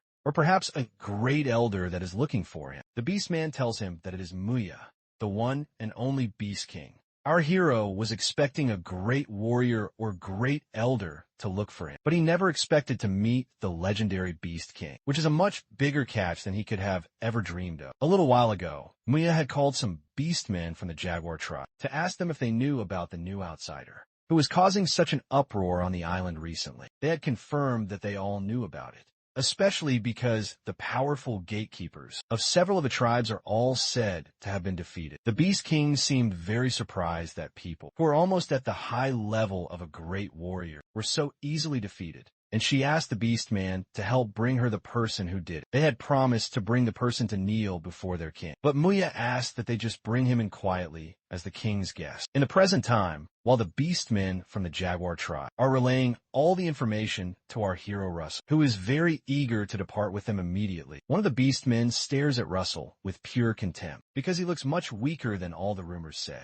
The Beastman guesses that all of those who had lost to him had simply let their guards down too much, and finds it unbelievable the king is treating a runt like him as a guest. One of the other Beastmen notices his mate's open hostility, and he warns him not to let his fighting instincts get ahead of him, because they are currently on an important mission. Upon hearing that, the Jaguar Beastman then agrees that he is not stupid enough to mess with the king's honored guest, and he irritably walks right up to Russell to inform him that they now need to go much faster, because they're all kind of busy people. When Russell agrees to his request, the guy leaps up into the sky and asks him to try and keep up. As the Beastman begins to fly towards where the Beast King is, he secretly intends to show Russell the true difference in their standards, compared to that of the human scum. But our boy soon appears behind him, commending just how incredibly fast he is going. The Beastman is shocked to see that our hero was able to catch up to him at his absolute fastest possible speed. But he is even more shocked when Russell asks him not to hold back. Because of him,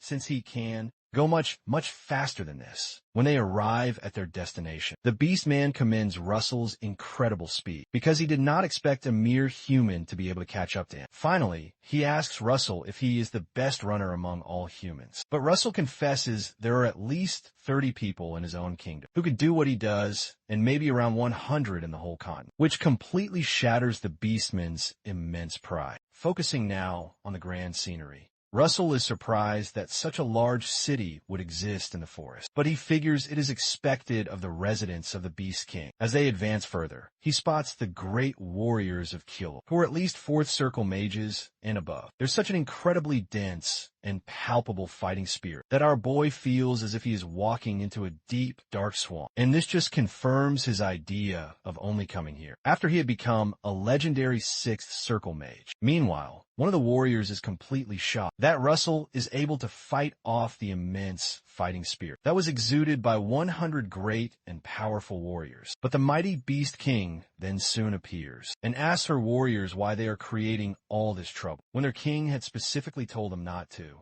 Muya soon ascends her magnificent throne, and she tells Russell that it is very nice to see him, calling him a human kid and then introducing herself. Our hero notices the immense strength of the Beast King, and he guesses that she is probably on par with Master Daya. However, he was certainly not expecting her to be a female. She soon asks him why he is staring at her like that, and Russell greets her very respectfully, introducing himself as a warlock of the mighty Flame Tower, and he pleads for her kind understanding regarding his ignorance of all the Beastman etiquette. After she hears that, Muya looks away and says there's no real need for him to be so very formal, but it's clear to see that she totally liked that.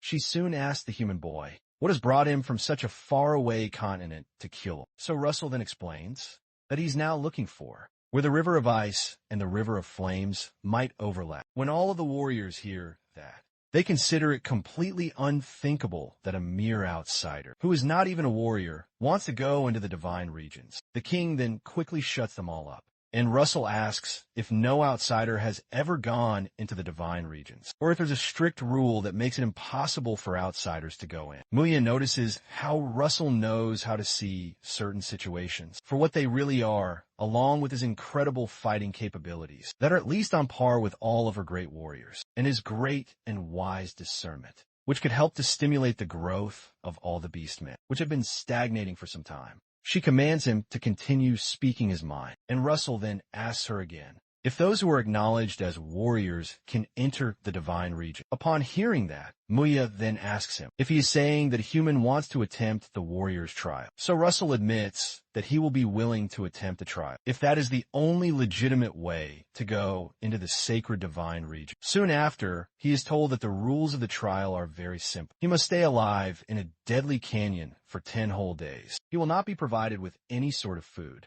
so he will have to procure whatever is required for his own survival. And he must fight 5 great warriors each day, while winning all of the ensuing fights. Russell realizes that this entire exercise is to test one's mental capacity, their survival ability, and all of their skills. Also, there is a strange, dark energy flowing from the canyon, so he realizes that he will need to be careful to keep his mind focused. Soon after, Muya states that it is now time to enter the Great Canyon, so they finally begin the warrior's brutal trial. Once he takes a mighty leap, and when he lands in the canyon, he realizes the dark energy is much stronger than he had first expected, and he then remembers that he had heard that this is the canyon where the corpse of Jormungand, the great snake that had killed Fenrir, the very first Beast King, now lies. Suddenly, several large snakes approach him, but Russell just calmly summons his companion, Pepper, who blasts them all away with his powerful fire breath. After Pepper does that for him, Russell tells him that they are having some snake meat for dinner on the final day of the long trial.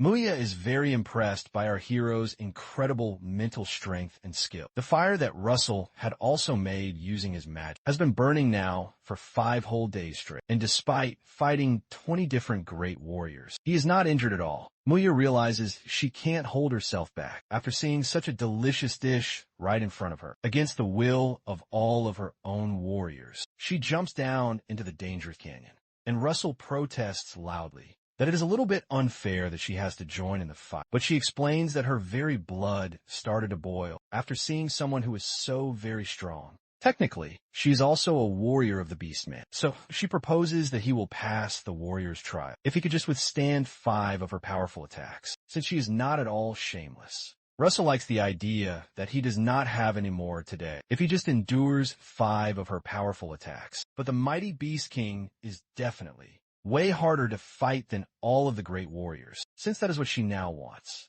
He decides to oblige, but he quickly activates his draconification. The warriors are very surprised by the sudden burst of energy, and they wonder if Russell was not even a human. Meanwhile, the Beast King is intrigued by the great display of his full strength, because she will now be able to enjoy the amazing moment, even though she knows it will not last for very long. Her confident comments make Russell very tense, as she charges directly towards him. She excitedly swings her weapon in an effort to pierce through him, but our boy quickly protects himself with a magical shield, as is expected of a super being among all super beings. His hands soon become full, just trying to deflect her attacks. Eventually, he decides to stop her movement with ice energy to buy some time. So he then blasts her with some powerful ice energy, but she just holds on tight and she excitedly laughs, although Muya finds it all very interesting. She digs into the ground and pulls out a rock to block his attack. When the powerful ice blast finally stops, she confesses that she found his last attack very interesting, and she decides to count it as 2 separate exchanges, where he has now withstood her powerful attack. Our hero realizes that he just has to do this 3 more times, but Muya leaps towards him with her bare hands and punches him, but he manages to block her attack with his spear. He quickly calls on Pepper, who then hits her with a huge fire blast. Regardless of that, Muya charges right through the fire, and she kicks Russell several feet back into a large rock. Russell quickly gets back to his feet, and he uses his lightning ring to summon the lightning hammer. When Muya sees it, she deflects the hammer with just a single fist, knocking it backward in the air.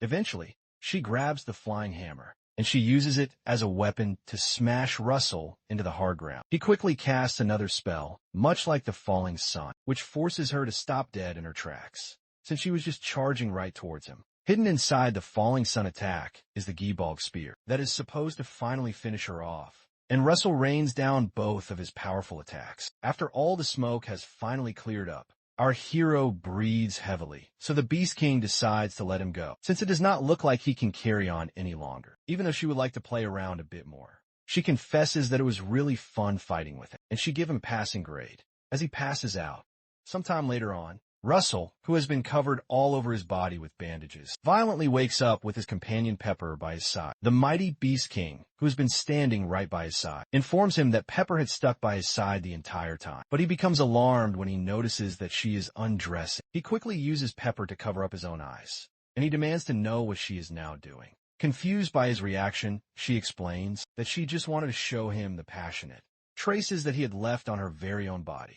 And our boy becomes bright red, wondering when he ever did that. She suddenly throws poor Pepper right out of the way, and she shows him the large mark upon her shoulder. Apparently, she never thought that he would make the falling sun explode using a spear, and the resulting burn would have been much bigger if she had been even a single solitary second later in dodging it. It seems that his final attack had worked, but the resulting wound is way too small for him to say that it worked. When Muya notices that his handsome face is so very red, she checks his forehead and confirms that he does not have a fever. Upon realizing that it must be something else entirely, she asks him if he is like this because he wants to mate with her. She then says that if that is indeed the case, she would then consider calling him a man instead of an outsider. As Russell tries to calm her down so she will listen to him, she seductively begins to advance towards him, and she explains that she would not mind taking his powerful seed. Our boy notices her incredibly intense energy, but he quickly stops her and explains that he already has a lover, whom he has promised his entire future to. So she stops when she realizes that he does not want to do it. Finally, Russell asks her if he can now enter the divine region. So Muya states that there will not be anyone foolish enough to object, after having seen his amazing performance yesterday, and they might even now be envious of his immense strength. Excitedly, he asks her when he can finally enter, and she says that he can after his body is fully recovered, which will take at least 2 long months, based on what the doctor said. 3 weeks later on, while Russell flies with the Beast King to the great divine region, she considers it to be completely unbelievable that Russell was able to recover in just 3 short weeks. But she does not know that he was able to do so because of overload and his amazing wizard's body. Although he is thankful that she is personally guiding him to the divine region, he wonders if she does not have other important matters to attend to, since she is, after all, the king. But Muya explains that the human concept of a king is very different from theirs. When they finally approach the divine region,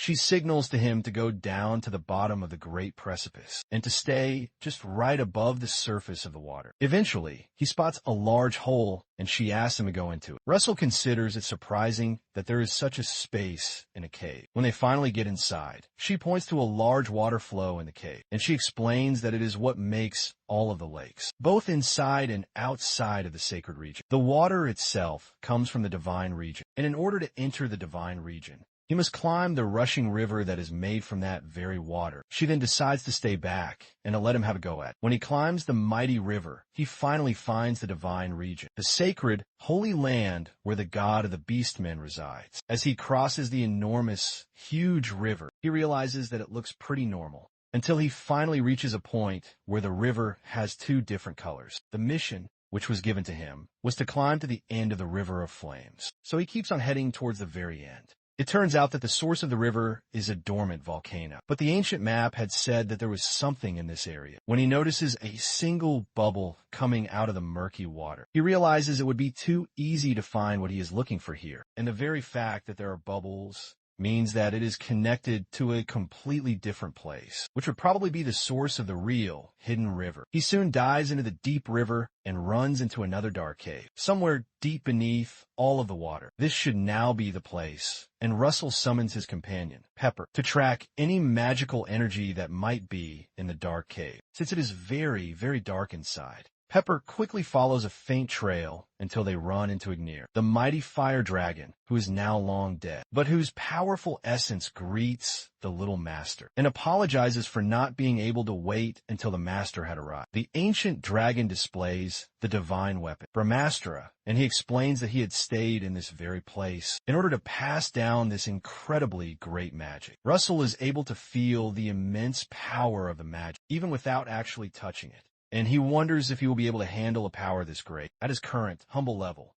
Suddenly, the system notifies him that the corrupted will of the first beast, King Fenrir, is now reacting to the divine weapon, Brahmastra. He is told that Fenrir's very will is now manifested, and he is asked to purify the great Fenrir's will. Soon after, Fenrir literally begins to appear, and Russell is very surprised that a manifestation of Fenrir would be so imposing. The beast looks more like a divine beast than just a simple monster, but Ignir pleads with him to take the powerful weapon. Reluctantly, our hero Russell grabs the divine weapon. Suddenly, he sees a powerful vision of several warriors and giants who have all come to fight against a powerful woman. The woman promises to completely eradicate them all, but the giants all jump directly toward her. Russell hopes that she is moving away from the incoming attack, but she just looks back at him and gives him a smile, as he wonders if she can actually see him. He recognizes the scales and the horns on her head that seem to form a magnificent crown. Finally, he understands that the woman is the divine dragon king. Meanwhile, while she is fighting all of the giants, she creates the Brahmastra,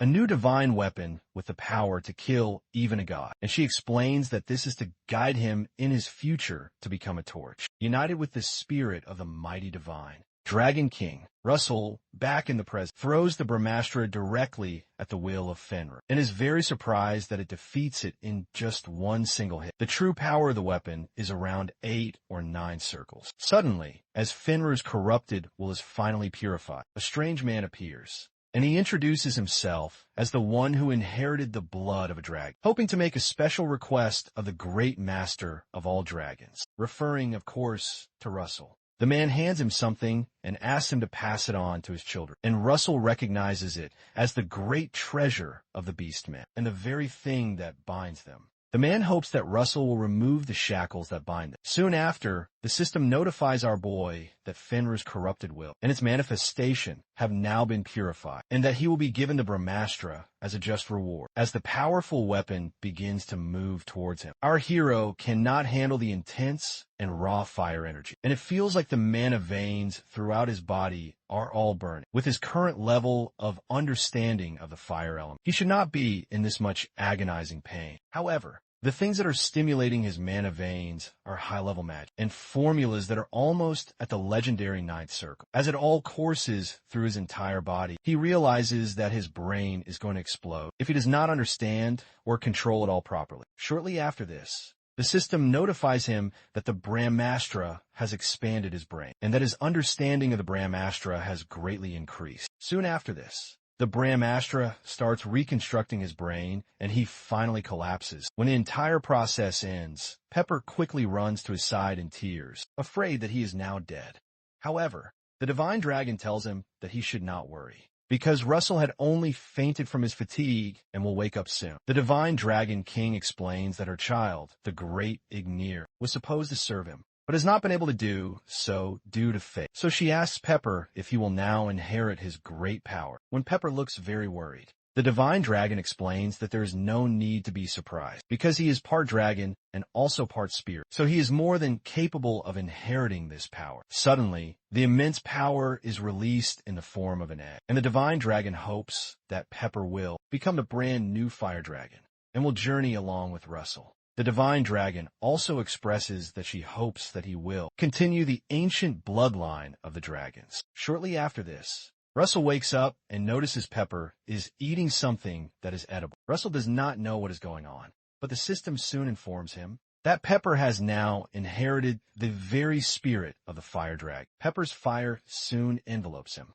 and the system explains that a lot of time will now be needed for Pepper to digest the newly absorbed power and become a second-generation dragon. Shortly after this, Pepper enters into a deep state of slumber and collapses to the ground. Russell quickly carries him out of the cave, worried that he had not played with Pepper more often before. He had fallen into this deep state of slumber, unsure of what will become of her. When he gets outside, he meets up with Muya, who suspects that he has found something incredible from his expression. He hands her the strange object that Fenrir had given to him, and in complete shock, she asks him to tell her every single detail about how and where he got that. Shortly after that, Muya explains that what he is holding is called the Moon Crystal, and she asks him if he knows why the Beastmen are stuck on Kulil Island. Russell guesses that it is because they need to stay close together to protect themselves since they are very small. But Muya calls bull on that, since even the long-eared archers, referring to the elves, and the stubborn earth stumps, referring to the dwarves, are on the continent, and they're much stronger than they are, so that they could find the rare item he is now holding that had belonged to the first beast, the mighty King Fenrir. Russell wonders if that is what the dragon had meant by shackles, so he asks Muya why they're so obsessed with finding this one item, and Muya refers him to a special term called beastification. Apparently, it is an ability that increases one's fighting abilities by bringing out the powerful beast that is engraved into one's very own blood. On nights when the full moon rises up, they can use moon beastification, which is 3 times stronger than their normal beastification. But this moon crystal allows them to use it without a full moon. After their long discussion, Russell asks her for a single favor, to spar with him just once a day before he has to leave. Shortly after that, they have their epic spar, and Russell is thrown into a rock somewhere. Muya jokingly asks him why his breathing is already getting so rugged, when she is just now getting started with him. She tells him that he needs to get it together,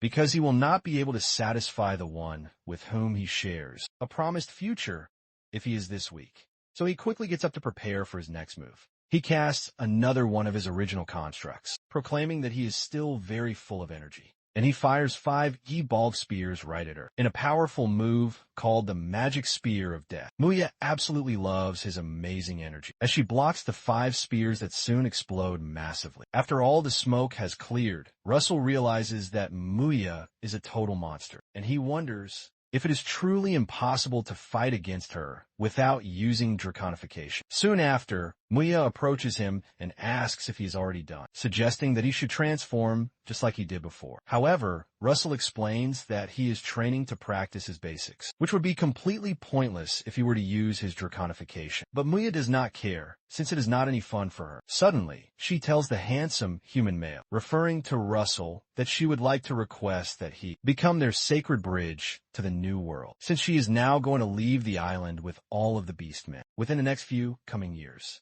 as they have now found the fabled crystal moon. Russell does not understand exactly what she is asking him to do, because he does not have the authority to give him a large part of the Endymion territory. But she angrily clarifies that she only wants a very small piece of the land that would be sufficient for all of them to live in. Upon realizing something very important, Russell excitedly asks the Beast King if she plans to join Endymion, which she affirms, even stating that she is willing to bow to his own king, and proposing to help them during territorial conflicts and wars, too. It is very intriguing that she would say that. And Russell is very stoked to hear this amazing news. Sometime later, inside the Grand Endymion Palace, the king and some very prominent people gather to discuss, allowing the mass migration of the Beastmen from the Kulil Island. The finance minister protests that there are more than 200,000 of them, and that they will not be able to find a place that could feed and shelter that many different people. However, the military minister protests that even just half of their number joining them in their wars means many, many more brave soldiers, which they simply cannot ignore. There are conflicting opinions about this, so the king tells them all that is quite enough. The king clarifies that this is a truly vain discussion, since they do not have enough correct information. So he then proposes that Russell, the future husband of the lovely princess, speak up, as he has met them and has spent some time with them. He conveys that the Beastmen possess a primal, combative nature, yet their culture, he explains, is not so different from Endymion's. While the challenge of carving out a domain for them is great, he argues the reward is the forging of a mighty new army, a strategic advantage that would benefit them immensely. Finally, Sir Gillian inquires just how powerful Muya truly is. Russell reveals that from his direct combat experience with her, she is a warrior operating 3 entire tiers above McCrae Hughes. When Princess Hecate learns that the powerful Beast King is female, a visible tension immediately grips the princess. Amelia, the formidable White Tower Master, then steps forward, asking Russell if she didn't just seem strong, simply because he himself is so weak. Gillian quickly tells the White Tower Master kid to calm herself down, and Amelia retorts, calling him a fool who is obsessed with a kid, asking him why he thinks he has the right to call her a kid. Regardless of the insult, Gillian just laughs and states that the Beast King is not a mage, but she is a true warrior.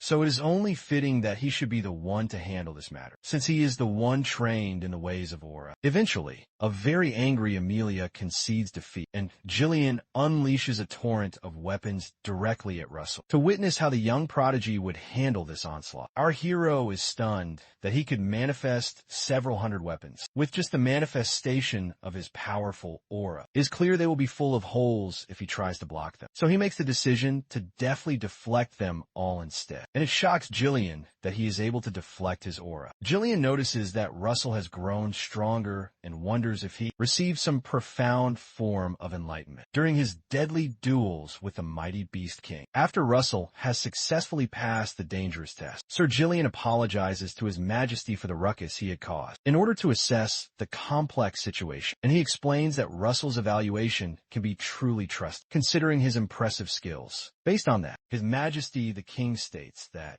all that remains now is to discern the Beast King's true intentions, to know if she is serious or perhaps up to something. Russell quickly affirms that it is probably the honest truth, revealing a sacred necklace the Beast King bestowed upon him as a gift, a trophy crafted from her very own canine tooth, which is a powerful symbol of her sincerity. After getting this additional piece of information, the king proposes that they discuss the matter further in the future. He also states that although this is just the very first meeting, if there are no other unexpected variables, the great land of Endymion will be receiving 200,000 beastmen. Also, he then states that this will be considered a great contribution from Count Russell. When Russell protests that he only happened to stumble upon this and did not do so to simply gain some recognition, the king insists that it is indeed a contribution, and with royal authority bestows the title of Count Morningstar upon Russell, and in addition, grants him the right to take one single item from the Imperial Vault. Finally, he hopes that Russell will continue being a shining star that shines for Endymion, as his grand new title suggests. By the way, a single item from the Imperial Vault is worth at least billions of gold, and Russell considers it far too grand, a reward for him. But also, he wonders if there's some other hidden purpose to the Majesty giving him this reward. While he is lost deep in his thoughts, Master Daya asks him to come to the main reception room after the important meeting is finally over, because His Majesty has something urgent to discuss with them, with just the two of them. Sometime later on, Russell shows Hecate a beautiful jade hairpin that he had heard women use to fix their lovely hair in place when they tie it up into a bun. Hecate affirms that she has also heard about the hairpin, but she then asks him why he bought it for her. And our hero confesses that he thought it would look very nice on her. She also confesses that just hearing those simple words makes her feel much happier than the actual gift. So he then helps her to put it on her hair. While he is currently doing it, Hecate reminds him that he mentioned that the Beast King is female, and she asks what kind of relationship he really has with her. Our boy stutters and accidentally drops the beautiful hairpin. Then he explains that he simply dueled with her, as he had explained before. Hecate picks up the fallen hairpin and says, "That is very strange, because that does not explain why she gave him a necklace, which was made from her own canine tooth." Russell becomes afraid as Hecate corners him with a hairpin, and in that moment, he knows he is utterly doomed. Sometime later, after Russell manages to make a narrow escape, he realizes he was not expecting Hecate to get so very jealous. Her strong reaction makes him feel slightly wrong, but also very happy at the exact same time. And he was only lucky that the king came at the very nick of time. The king had shared some truly shocking information about how he had been looking at the official reports about the great Raymond household for quite a while, and has discovered that the report, which claimed the territory of the Raymond household, was returned to the entire national treasury, was completely falsified. It's more accurate to say that it was taken back, and that is what drove Russell out of his own territory. The king apologizes for his own personal negligence, and he bows his head to apologize to him and his household. But Russell begs His Majesty to please raise his head. Suddenly, our hero recalls how Hughes had tagged him a fool for thinking it was just the Empire that had killed his father. If the official report document submitted to the king was manipulated, then that means that someone in Endymion is the true culprit behind his own father's tragic death. Hecate places her hand upon his in a bid to comfort him, and that simple act makes Russell feel much better, even though he acknowledges that it cannot make up for what he has gone through. The king hands him a special permit to enter the museum, Louvre's legendary 6th floor basement. Russell soon heads there, and he plans to visit the Imperial Vault right after he soon reaches the Great Museum, Louvre's well-known 5th floor basement, which most people think is the absolute deepest floor, but it has a hidden floor far below it. The 6th floor basement stores the Great Magic Tower, Master's own view on magic, as well as information on their originalities, and only those who have the king's direct permit are able to enter it. After opening the royal permit that was given to him, a special teleportation magic is then activated that sends him directly into the 6th floor basement, which has thousands upon thousands of books in it. Apparently, he can only stay down here for 48 hours, so it will be impossible to read everything within that set time. Also, it is a special space where magic cannot be used, so he cannot use his image magic, and he will have to stick with the very best titles to read. Soon after, he finds a special book called The Roar of the Dragon by a forgotten author who was named Aaron Rudgin, who was the capital's Yellow Tower master 400 years ago, which greatly intrigues him. He quickly begins reading, and he learns that Irvin had transformed the 5th circle magic earthquake into a devastating 7th circle magic spell. He did this by gathering mana that's dispersed deep underground and focusing it on the planet's surface, and then releasing it with an impact wave in the shape of a fan, while he is studying the complex system. Soon, it informs him that his understanding of advanced Earth element magic has now slightly increased and has finally reached its limit. Another system screen then pops up with a new mission to increase his understanding of advanced grade Earth magic beyond its current limit into a mastery grade of Earth magic, with the rewards of some advanced grade mana, stones, and 2 mysterious footprints of the Earth Dragon. He is surprised to see the footprint of the dragon as a reward, because he was lost on how to find the traces of other dragons after he had encountered the Silver and the Fire Dragon. The only single problem now is that he does not know how to increase his understanding of Earth elements all the way up to mastery grade, and he decides to just try memorizing the information in the books. After going through several of the ancient books, it is clear that just memorizing them is not helpful, and he then suddenly remembers that he was told that he could bring one book out of this place after his 48 hours have finally expired. After deliberating on which single tome to take with him, he notices a single book being held by a nearby stone statue, and he wonders why it is not placed on the tall bookshelves. He soon goes right up to it to check it out, and he finds out it is a book called The Transcendent Dream, authored by the one and only Founding Mage. The Founding Mage refers to the founding father of the Raymond household, the legendary Luther Raymond. Moreover, the Transcendent Dream is a magic that symbolizes Luther, and the great stone statue is obviously modeled after him. Russell wonders if Luther had prearranged for him to find this, and Master Daya suddenly teleports right into the room. She soon starts to nag him about how his face looks, after not sleeping for a full 48 hours, especially when she had always told him just how important rest is for his body. After she is finally done talking, she recognizes the book with him. She explains that the Transcendent Dream goes far beyond the human form, and it replays magic in its very purest essence. It is a magic that goes far beyond the boundaries of this world. Based on the ancient stories that were passed down, the great Founding Mage had transformed into a large tsunami in the middle of the sea, with a truly huge storm that was going on, and was also said to have become lightning itself in the heavy rain. To have such fresh and new ideas and to turn them into reality alone makes the Transcendent Dream a very highly valued magic. Russell is very impressed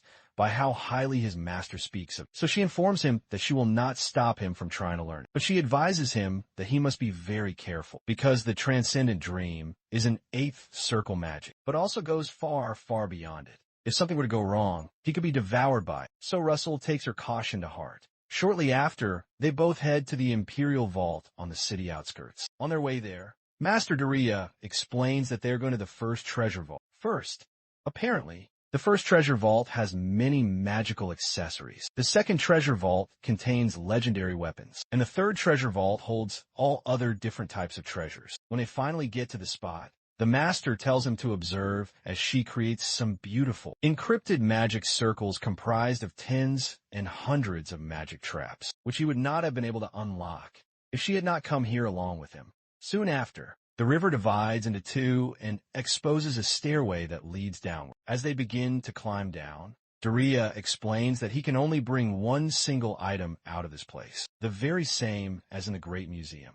While he affirms her important instructions, his powerful ring suddenly begins to release some lightning. The cloudy ring starts to discharge power on its own, differently from when our hero is fighting with someone, and it feels as if it has just met a long-lost friend that it has missed for a very long time. Miss Daya explains that it seems that the other half of his ring lies here in the vault, which would mean it is a two-part artifact. Artifacts are usually single items that fulfill their very own function, but there are some special artifacts that do exist that require another half for it to display its true, full power, just like his powerful golden mask. Also, most of the mission rewards that he has gotten that are artifacts which are related to dragons seem to have another second half. Suddenly, the powerful ring begins to shine, a bright streak of light to show him where the other half could be, and Russell wonders what artifact could make the ring so desperate. When they finally follow the trail, they find an artifact which is known as the Jade of Clouds, which has the special ability to fully control the weather. Apparently, there are less than 10 mages on the entire continent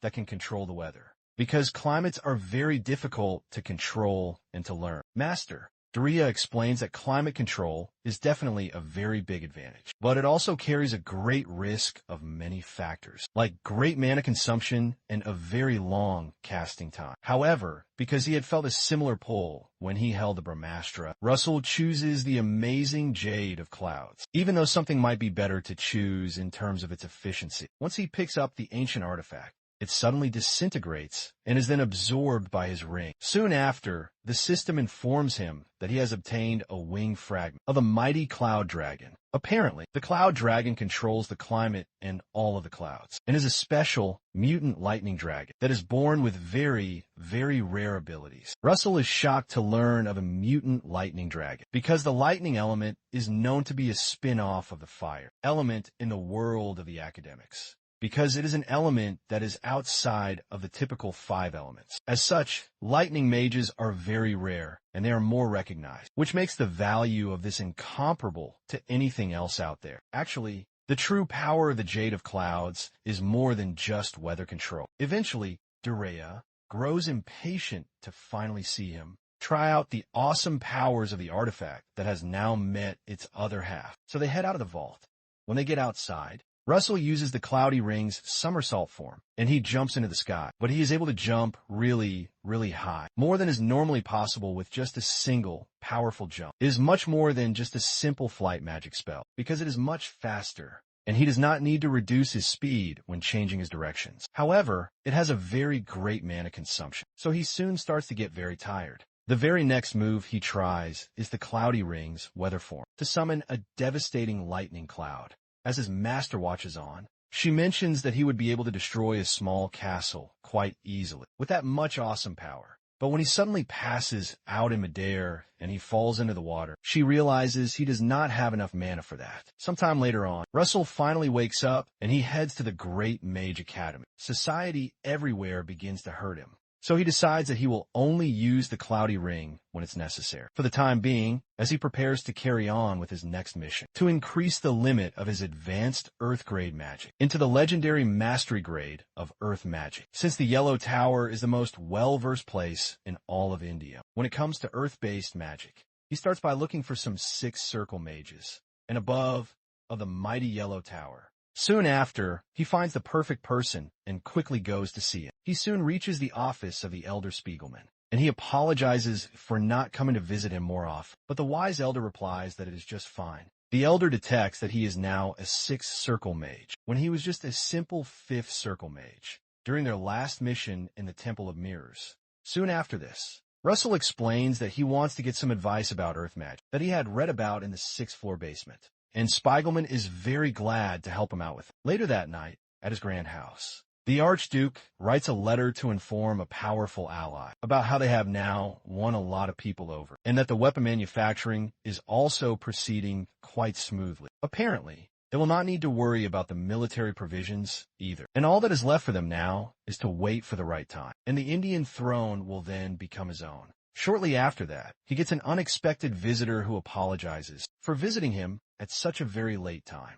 From the person's piercing green eyes, the Archduke suspects that it is Karen, and he eventually confirms that it is truly him. Since this is their first time meeting each other in person, Karen soon explains that he has come to show the Archduke the working sample of the time that he has wanted so very much, the legendary keystone of magic sealing. The keystone of magic sealing is a seal that had blocked off the gates of Tartarus for a very, very long time. However, the Archduke is not at all impressed by the small size of the stone brought, because it will not be able to stop the masters of Endymion. A dark purple aura breaks out all around the Archduke, as he protests that he was not promised a mere stone like this, and Karen then realizes that the Archduke still has the purple energy of the great royal family, despite being chased away to the distant borders. Sharon then explains that in the old war that had taken place between the gods and the giants, the Gigantomachy, the gods that emerged victorious after a long and drawn-out war, had sealed hundreds of giants and monsters in Tartarus, and that hundreds of stakes were required in order to seal that. Many giants, who all possess a transcendental strength, if they can just excavate even 2 of those powerful stakes, they will then be able to immobilize the masters of the Blue Tower and the mighty Flame Tower.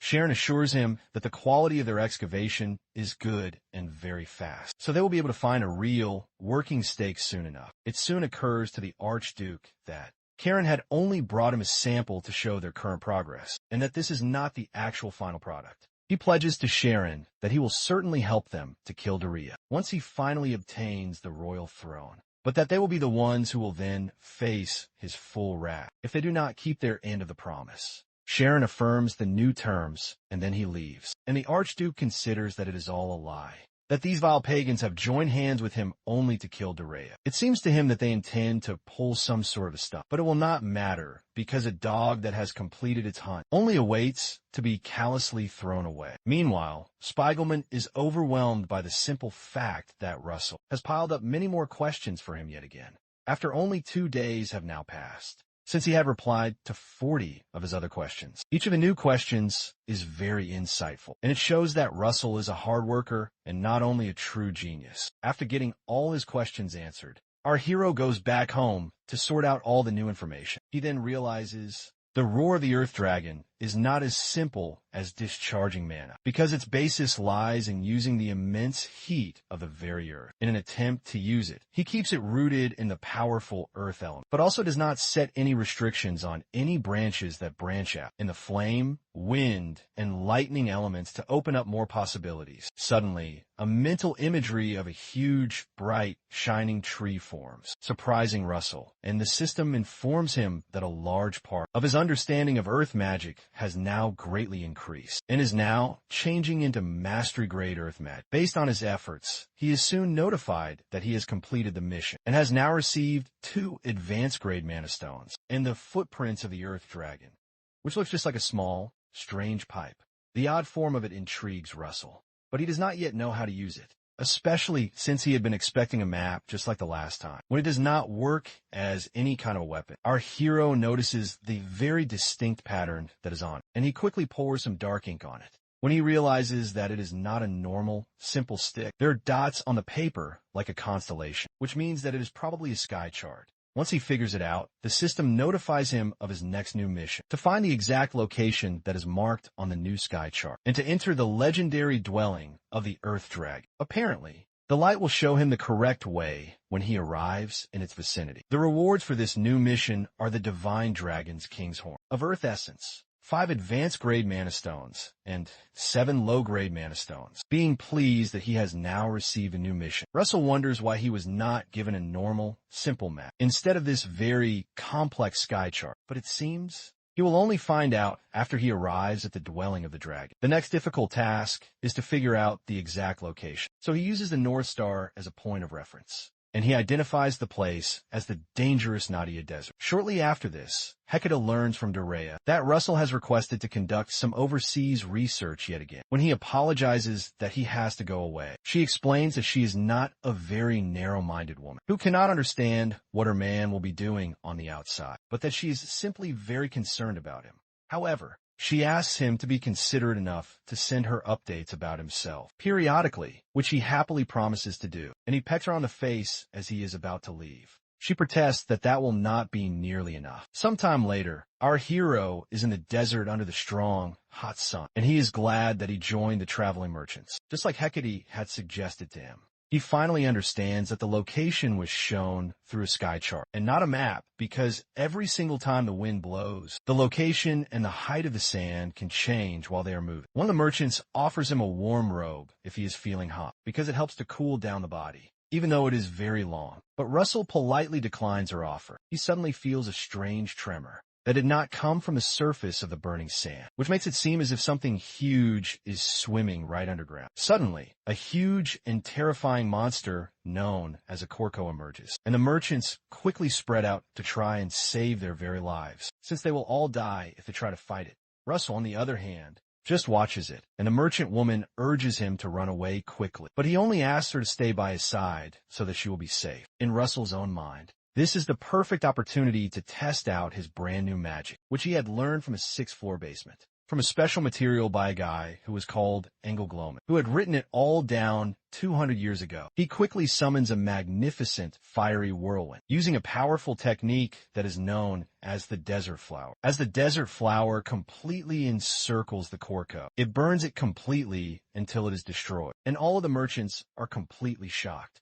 wondering who the powerful mage that helped them is. Suddenly, the poison from the dead Corco's blood hits the camel Russell was using, so he quickly drowns the camel with quicksand before it can infect them. After he has managed to resolve the dangerous situation, the woman who had spoken to him earlier now approaches him, and she introduces herself to him as Mashri of the famous Kurt Birth Merchant Association, thanking him graciously for saving all of them. Russell introduces himself as Richard and then asks her for a camel, when she offers that he can ask for anything he desires so that she can pay him for his help. Since he is now heading in a different direction, he will have to split up with them right there, so he will need the camel for his long journey. Late at night, Russell notices a constellation in the dark sky, and his special sky chart suddenly releases a bright streak of pure light that then guides him directly towards a very specific place. He quickly jumps off of the camel and follows the light to where it stops. But all that he can see around the entire area is sand. Suddenly realizing that it might just be underground, he plunges into the ground and he digs his way down through, using a special magic technique. Eventually, he digs past all of the sand and reaches a room with a marble floor. Since it is dark, our hero summons Pepper to create some fire. But he soon recalls that his friend Pepper is still fast asleep, and he begins to wonder when he will be able to meet his friend again. In any case, he seems to have now found the right place, but he soon runs into some scorpion-like monsters. Nonetheless,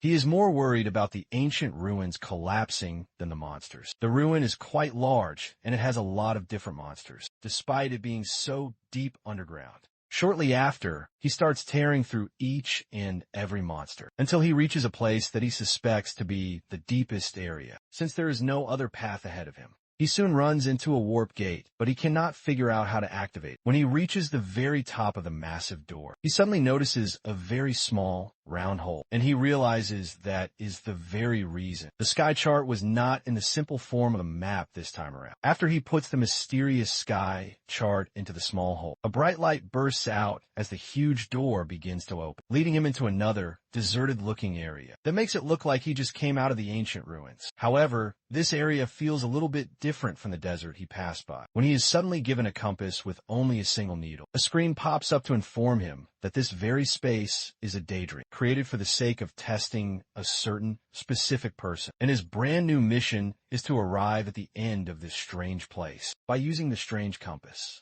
He will not be able to use any of his mobility magic while in the air, but he will receive the divine Dragon King's horn of Earth Essence, as well as several mana stones as his rewards. Russell realizes that this very place is the inside of someone's powerful dream, but something feels very out of place. Regardless of that fact, he decides to follow the direction of the compass until it finally leads him into a dangerous volcanic area, oozing with hot and flowing magma. When the arrow does not change, Russell decides he will break through it regardless, since nothing ever comes easy for him. Sometime later, while in the dream, Russell is caught in a vast sea of fire, after just barely escaping from a sandstorm and a massive snowstorm. Regardless of that fact, he finds it all very amazing that all of the things that he is seeing were made of pure magic. So he decides to read all of the mana, understand it, reverse engineer it, and then completely dismantle it. The previous test seemed to have been testing if he is truly worthy, and this one now feels like a test of his qualities as a true mage. Shortly after that, the system notifies him that he has completed the mission and is now entering the dwelling of the powerful Earth Dragon to retrieve the fabled divine dragon, King's Horn.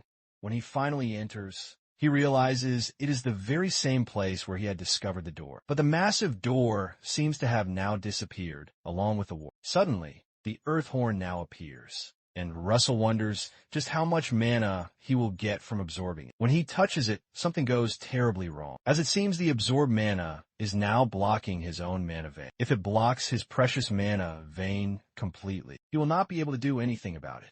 So he needs to guide the mana into the circle very quickly. After he has completely absorbed all of the mana, his entire body begins to burn a bright golden yellow, and the system informs him that he has now absorbed the maximum amount of mana from the Sacred Earth Horn, and any mana absorbed beyond the maximum possible capacity will now be kept as his dormant potential. He is also told that the dormant potential will be of great help once it is fully awakened, and his mastery grade knowledge of the earth element has now increased very slightly, as some strange shells fall away from his body. He wonders if his body's waste is coming out just like dead skin cells.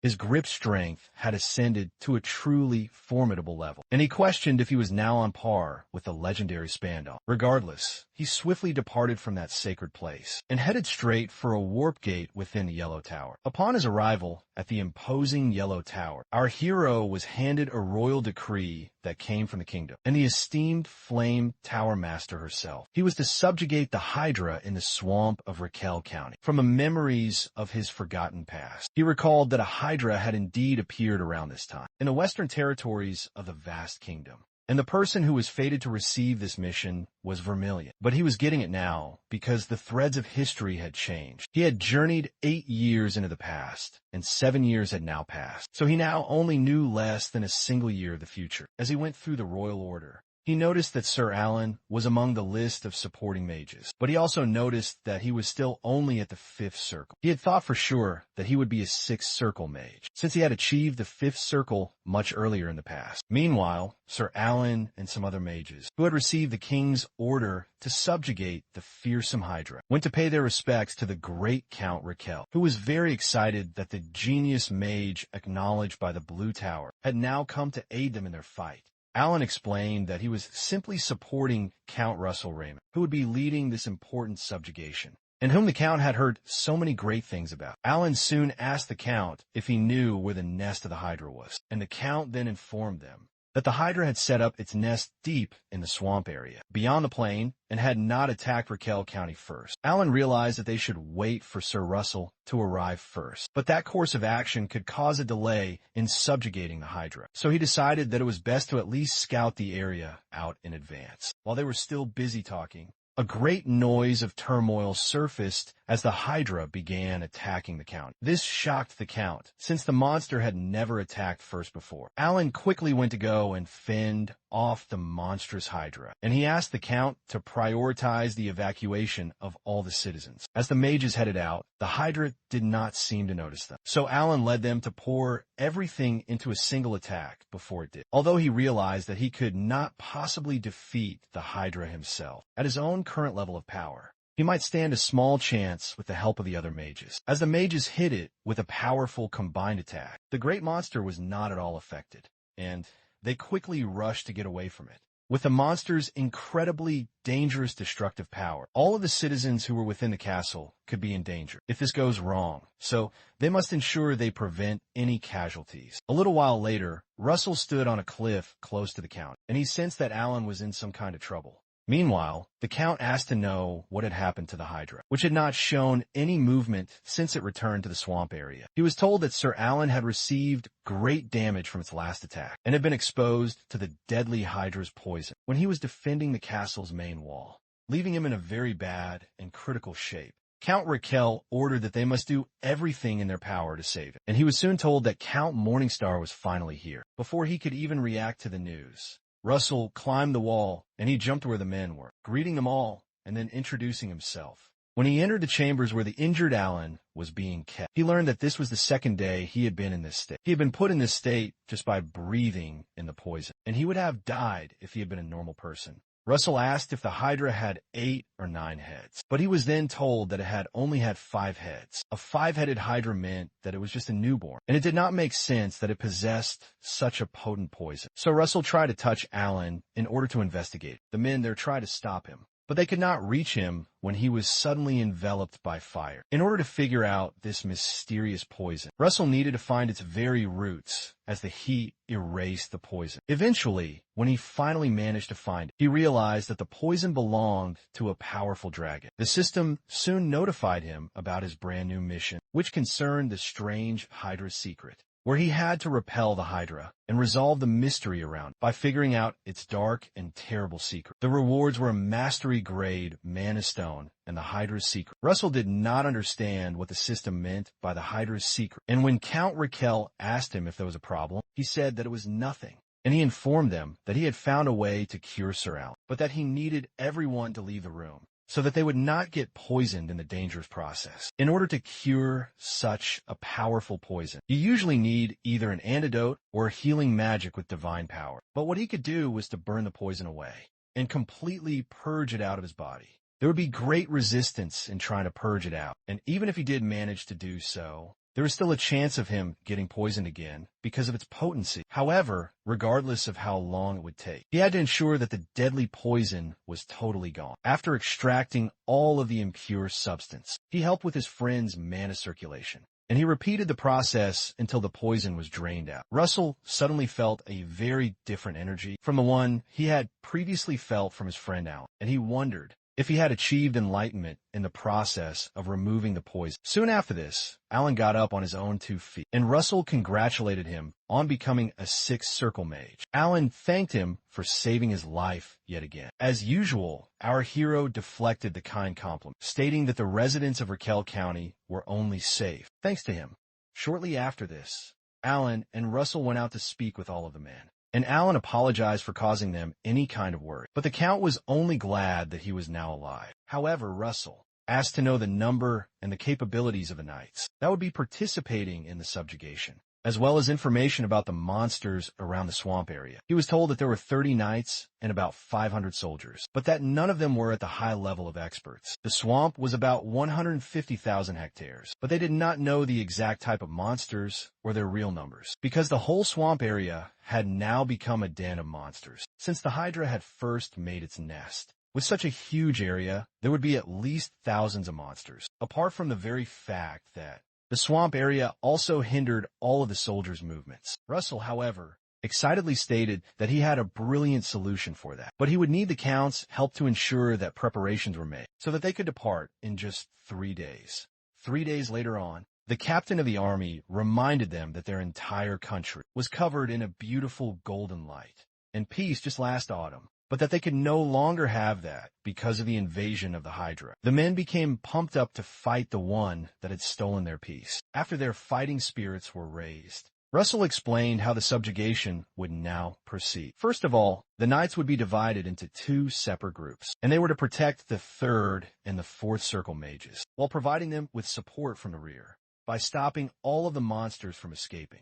On top of that, they would work with the 5th circle mages and above to pave a brand new way through all of the monsters. When one of the soldiers asked if there was a way to deal with the monsters in the front, since they could not simply move through them, Russell assured them that they did not need to be concerned about that. When they eventually reached the swampy area, which was full of monsters, the monsters saw the light and they crossed to the other side. When Russell used his powerful falling sun original construct, the entire swamp was soon completely enveloped in raging fire, and all the soldiers watched on with incredulity as our hero handled all of the beasts so very easily. Witnessing the awesome power of a legendary 6th circle mage, Russell requested that Sir Alan handle the next horde of monsters, and Alan explained that he could not freeze a group that large at once, but that he would do his very best since it was a request from his employer. Alan soon used the same spell he had used to fight Russell before, called the Ice Age, and it easily froze all of the monsters, turning them all into lifeless ice statues. Immediately after that, the army was led to move forward on the ice as a new foothold, and they began to cut down all of the frozen monsters. While they were busy cutting, one of the officers was picked up by a huge monster and tossed around, but the monster was soon swiftly subdued. Russell noticed that the number of monsters was not decreasing, but he could not use an area-wide spell, so that he would not wipe out their own allies. Eventually, he focused on taking down the mighty Hydra, and he rushed into the dark forest to try and find it. On his way, he detected the proximity of the Hydra by some tremors, and he detected that it was coming from the side. Shortly after that, the Hydra ambushed some of the soldiers, and they became afraid because of how far away it was and its size. Suddenly, Alan created a massive ice wall between the soldiers and the Hydra, but it broke through it and it lunged right toward them. Alan cranked up the cold and used a move called Frost Stop, so Russell decided to take advantage of the situation to attack. Suddenly, he sensed the Hydra's own thoughts because of its dragon part, and he realized it was going berserk to avenge its own slain mother. Nearby, a strange man who also had the very eye of a dragon watched on from a nearby high cliff as Russell tried to use the draconic control power to try and control the wild Hydra, but did not work. The Hydra did not even flinch, and it was as if Russell had never even tried to control it. So it seemed like something was blocking his mental control before it could reach the powerful Hydra. Eventually, Russell was left with no other choice but to completely crush it by raining down fire upon it, as well as using the Lightning Ring's strongest 5th circle spell, the Thunder Giant's Hammer, into a single move called Karavnos. The entire display of power was amazing to Alan, who then realized that there was still a very big difference between Russell's power and his, even though he was a fellow 6th circle mage. The devastating attack left the Hydra very badly wounded, but the strange guy who was watching them all fight refused to end the fight just like this. Because the dragon blood he now shared with the mighty Hydra was far, far more than that. Suddenly, a bright purple light began to envelop the dragon, and the man ordered his loyal servant,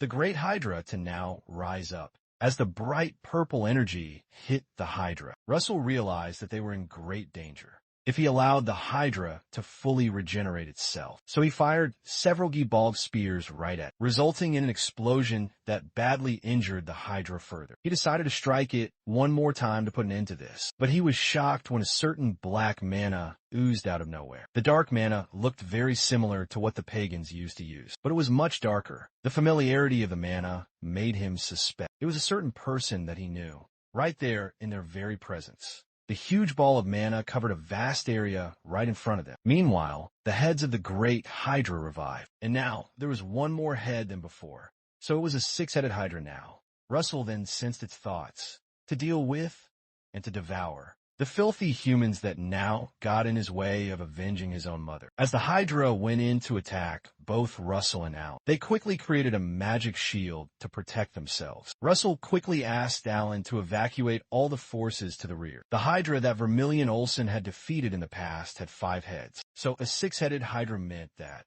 history had now changed due to some sort of an interference, which could have either been from him or from something else. After he blasted it with yet another powerful attack, it did not even leave a single scratch upon it, and it seemed like it was a good idea to have evacuated the soldiers. He decided to use a partial draconification, and he went in to strike the huge monster with his spear, while it shot its deadly venom right at him. Eventually, he landed a solid strike right across its neck. Shortly after the impressive strike, the neck began to join back together at a truly absurd speed, which meant that half-assed attacks would only be a huge waste of his time. He would need to squeeze out every single bit of his mana and channel it all into just one powerful attack. So he used a powerful move called the Gibalg Aura Rat Twin. As he jumped towards the great monster, he sustained a very deep cut along his abdomen, so he jumped away to re-strategize, using the La Mancha method he had learned. He used a powerful move he called the Giant Slayer, and he severely injured the large monster.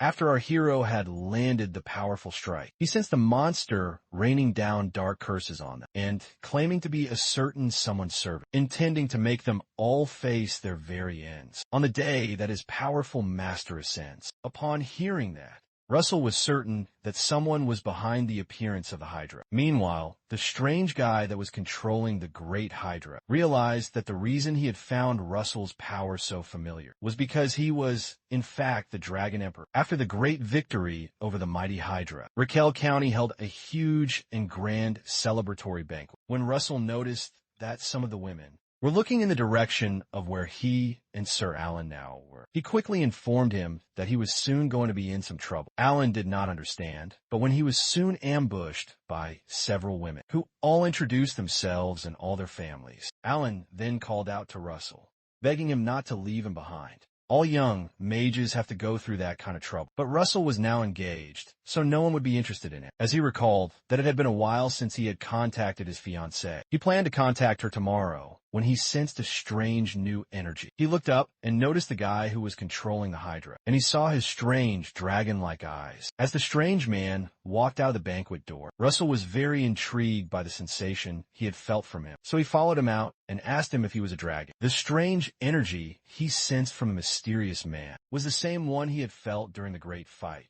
and he suspected that this very power is what had forcefully accelerated the growth of the powerful Hydra. Suddenly, the man grew some wings, and he flew off of the balcony, declaring that there was a time when he was once called that. Russell did not even know what he had meant by that, and he just stared at him very intently. Soon after, the man sensed something nearby, and he proceeded to leave, even though he would have liked to continue their conversation, because an unwelcome intruder had just arrived, declaring that they would surely meet again. Soon after, the mysterious man flew away. Russell wondered if he was insinuating that he was no longer a dragon, since he was once called that. Suddenly, the system notified him that he had completed his mission to defeat the Hydra and had received 5 supreme magic stones, and he had uncovered the secret and the truth behind the Hydra. That last notification made him confirm that the mystery guy was behind the Hydra, but did not answer why he was doing this. Meanwhile, The strange man appeared somewhere else in the country through a portal, and he sensed the person he was looking for inside the darkness. When the other person ignored him,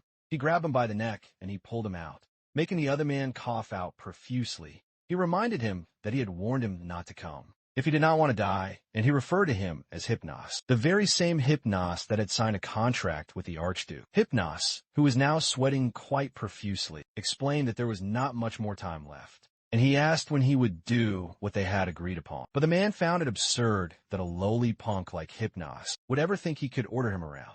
This strange man's name was revealed as Jillian Register, and he was known as the fearsome fallen dragon. Hypnos then asked him if he was thinking of betraying their partner, but Jillian angrily threw him away from him, declaring that he was not interested in his pathetic schemes, and reminding him that him swearing half of his body to their partner did not mean that they were his masters. As Hypnos angrily declared that he would regret this, he quickly escaped, and Jillian then wondered if Russell Raymond could really free him from this binding spell. Sometime later on, Russell returned to the Guinevere Palace to see the lovely princess, and Hecate was informed that Count Raymond had come to see her. When she ordered that they should let him in, she happily greeted him, and he then returned the kind gesture. But he started to blush when he noticed her reading the newspaper with his own face on it. She joked that it was a very well-drawn illustration of him, but that she believed the real thing was much, much better, and her personal maid playfully agreed with her. She finally asked him why he had come to see her,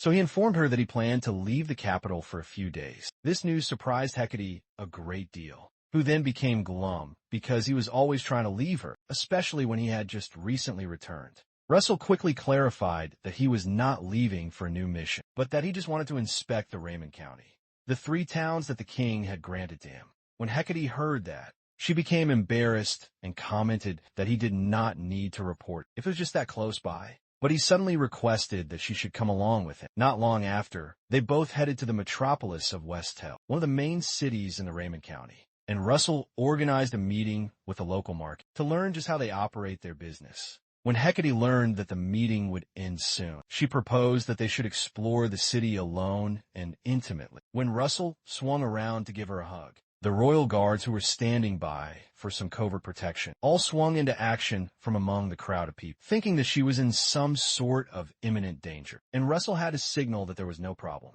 When Hecate asked where they were now going, Russell suggested that they head to the West Tell Academy, if that was fine with her, and she agreed if that was what he wanted. Meanwhile, somewhere in the great forest where the pagans are working, a captain of a team of fairies noticed that the monsters in the forest had grown more aggressive recently, and that it was worse today. A young fairy soon came to inform him that a thick fog had rolled in, which was something they had not seen before, and that they had asked the spirits, but that they did not know the reason. The idea of a strange fog that caused the spirits to be afraid sounded very ominous to the captain, so he asked his team to retreat, but they were suddenly attacked by some monsters. As several of the monsters attacked the fairy village, they tried to quickly evacuate all the children to the rear first, and they prayed that the north wind would protect them, as several of them were killed, and some of them cried for help. Hypnos was seen holding 2 stakes from the keystone of magic seal, happy at the truly magnificent sight.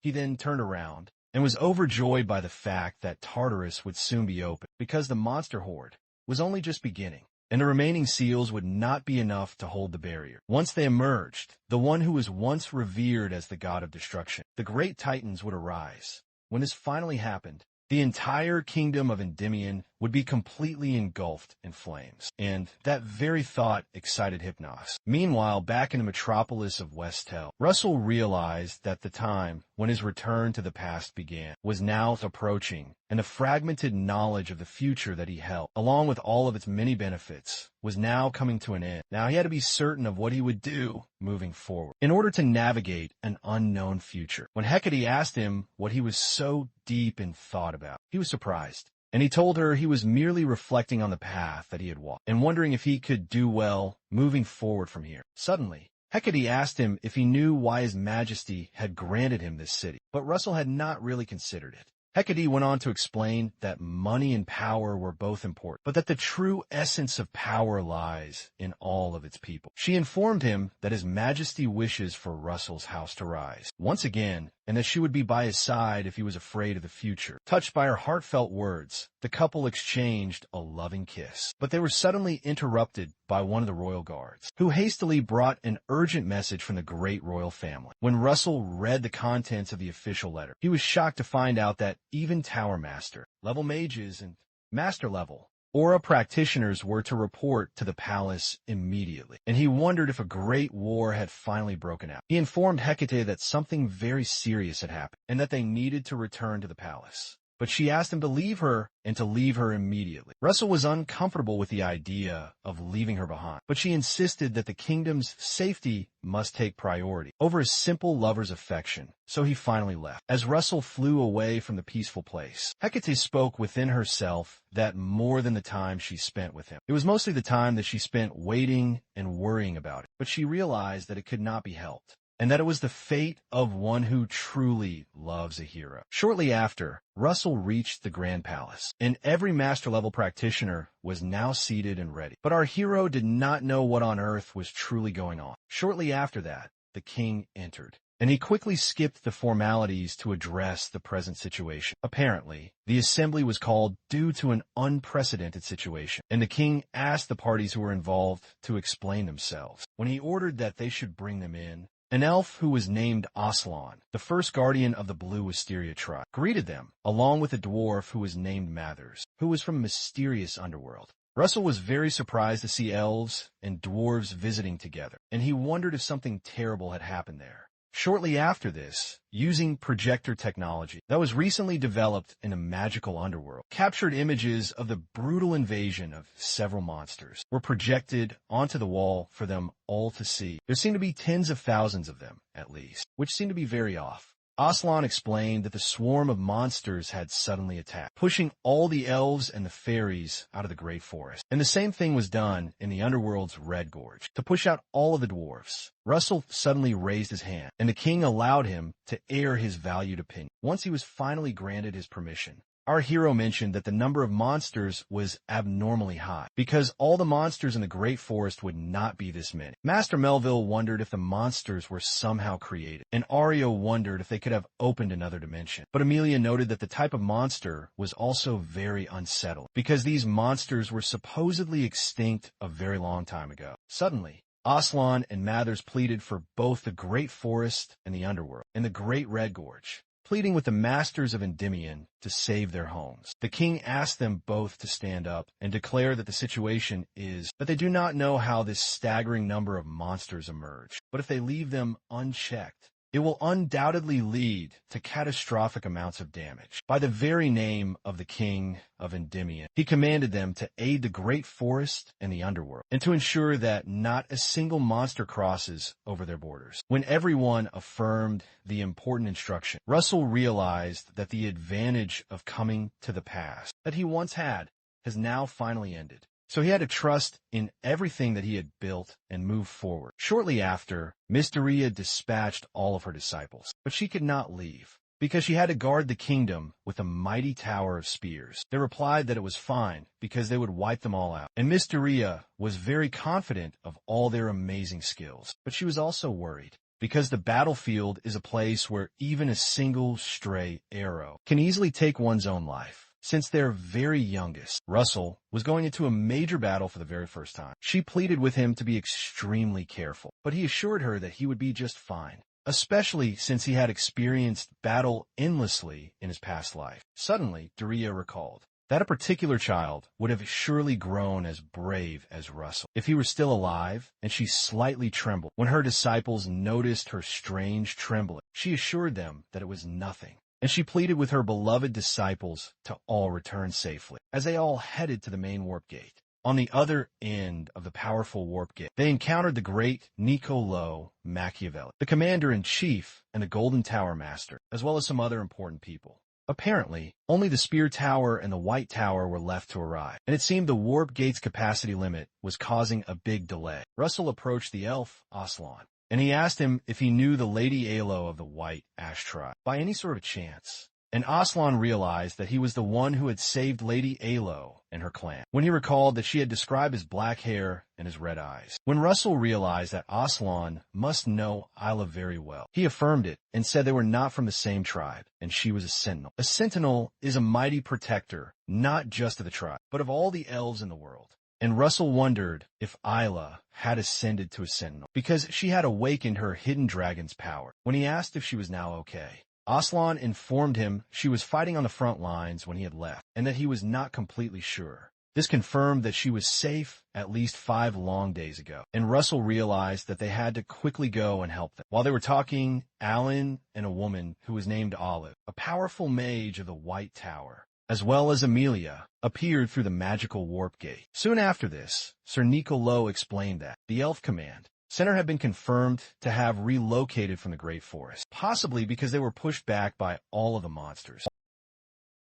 Reinforcements, the 5th and 7th Corps, wouldn't arrive for 10 agonizing days. Mobilizing such a monumental force demands a slow and deliberate march. Their primary objective, to herd the beasts into the great forest depths. This had to be done before the main infantry could even arrive. A grueling 3-day trek lay before them to accomplish this feat, with Nicolo's battle plan etched into their minds. They surged forth, a united front charging for the enemy's heart, burning with a fierce resolve to annihilate the monstrous horde. They pushed onward relentlessly, their march continuing deep into the night. As the darkness enveloped their path, Amelia's keen senses flared, and she sharply ordered them to a sudden halt. The metallic scent of blood, growing ever more potent, hung heavy in the air. An ominous feeling crept in. Something was terribly wrong. They were still a great distance from the command post. So, Nicolo made a swift decision, commanding them to divide their forces. He beckoned the priests of the Flame Tower to his side. The remaining mages would take a detour around the treacherous rocky mountain. Olsen took command, leading the Flame Tower mages close behind him. On their path, they spotted a chaotic scene unfolding atop a nearby peak. Cresting the rise, they witnessed a terrifying swarm of monsters descending upon a desperate group from the legendary Feather Tribe. The tribe retaliated by raining down a volley of heavy stones. Alongside them fought several valiant elven warriors, who fiercely held their ground with a hail of enchanted arrows. A flicker of rage in his eyes, Nicolo stomped the ground with his mighty leg. The earth itself erupted, unleashing a torrent of shattered rock. He launched the deadly projectiles at the monsters, obliterating them. In an instant, the very winds began to shift. This was the awe-inspiring power of Master Amelia at work. She commanded a gale that swept away 100 monsters in a single, devastating gust. Russell could only stare, witnessing the sublime might of the 4 great towers, masters of the capital, a power beyond imagination. In the midst of this chaos,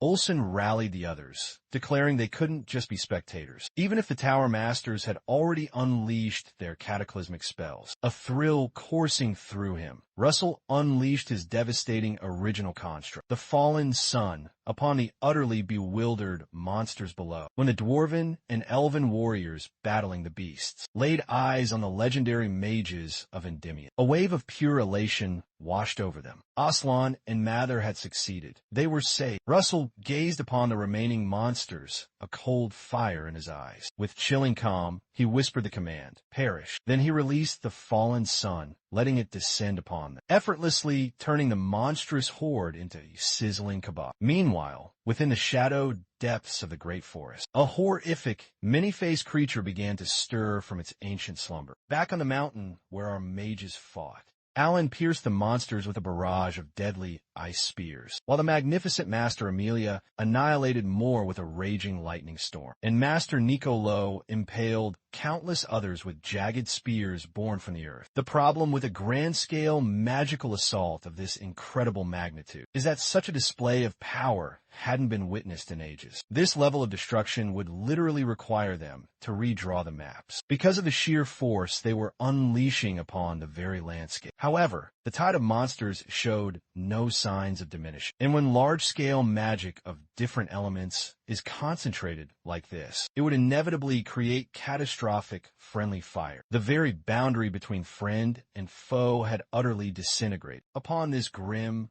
realization, Olsen urgently declared to Niccolo and the entire force that from this point on, all wide-area magic was now strictly forbidden. From now on, they had to engage in a brutal, full-scale ground war. Master Niccolo immediately roared the command for everyone to push forward, and Russell understood he had to conserve his mana with extreme prejudice, because this clash was about to become a grueling war of attrition, and he must resist using his draconic power unless absolutely necessary. With a war cry, they all began to carve a path through monster flesh, unleashing their unique and deadly personal abilities. Several elven archers provided covering fire as Olive, a mage from the White Tower, was suddenly caught off guard by a beast ambushing her from behind. In a flash, Russell cracked the creature's skull with a bolt of lightning, and then rushed over to ensure Olive was unharmed. She thanked him, breathlessly questioning why their numbers never dwindled, and she wondered where this endless tide was spawning from. At this rate, it seemed this hellish battle would never conclude. But then, a glimmer of hope as the sun began to crest the horizon. This sight brought a surge of renewed vigor to the dwarves and elves. They began to chant, praying for the spirit of the wind to grant them its power. Olsen and Hubert exchanged confused glances, wondering about this bizarre ritual. What possible connection could the sun have with this battle, especially considering these creatures were not the shambling undead? Sunlight should have absolutely no effect on them. Then, as the first rays of dawn pierced the gloom, all the monsters abruptly broke rank and fled, leaving the mages in utter disbelief. Moments later, their representative, the elegant elf named Erin, approached to offer profound thanks for helping them survive yet another night. She was joined by Curvo, the stoic chief of the Feather Tribe, and a mighty dwarf named a Tree, their clan's representative. Niccolo humbly stated that they were only fulfilling their duty to aid their allies. Erin then apologized for their inability to offer proper hospitality, given the grim and desperate circumstances they were all in. Russell quickly assured her that it was perfectly fine, but then he urgently asked about the whereabouts of Lady Yahello. Erin explained that Yahello had been with them until just a few days prior. A chilling wave of worry washed over Russell. Later, Erin revealed that the monsters gain immense power and attack in a terrifying surge under the cover of night. Then, they inexplicably weaken and pull back when a new day breaks. Another peculiar detail was that they didn't scatter in every direction. Instead, they relentlessly and single-mindedly focused on the fairy tribe, as if they were driven by a deep, ancient hatred for them. This meant another devastating assault would come with the night. Olsen proposed a preemptive strike, attacking them first during the daytime, when they were weaker, but a Tree declared that strategy was impossible. He explained their entire combined alliance numbered just over 1,000 souls, and less than half of those were even warriors capable of battle. When Amelia relayed to Niccolo that they had no other option but to desperately hold their ground until reinforcements finally arrived, he grimly agreed and began directing them to move the wounded, reorganize their defensive lines, and prepare for an urgent strategy meeting. Following this,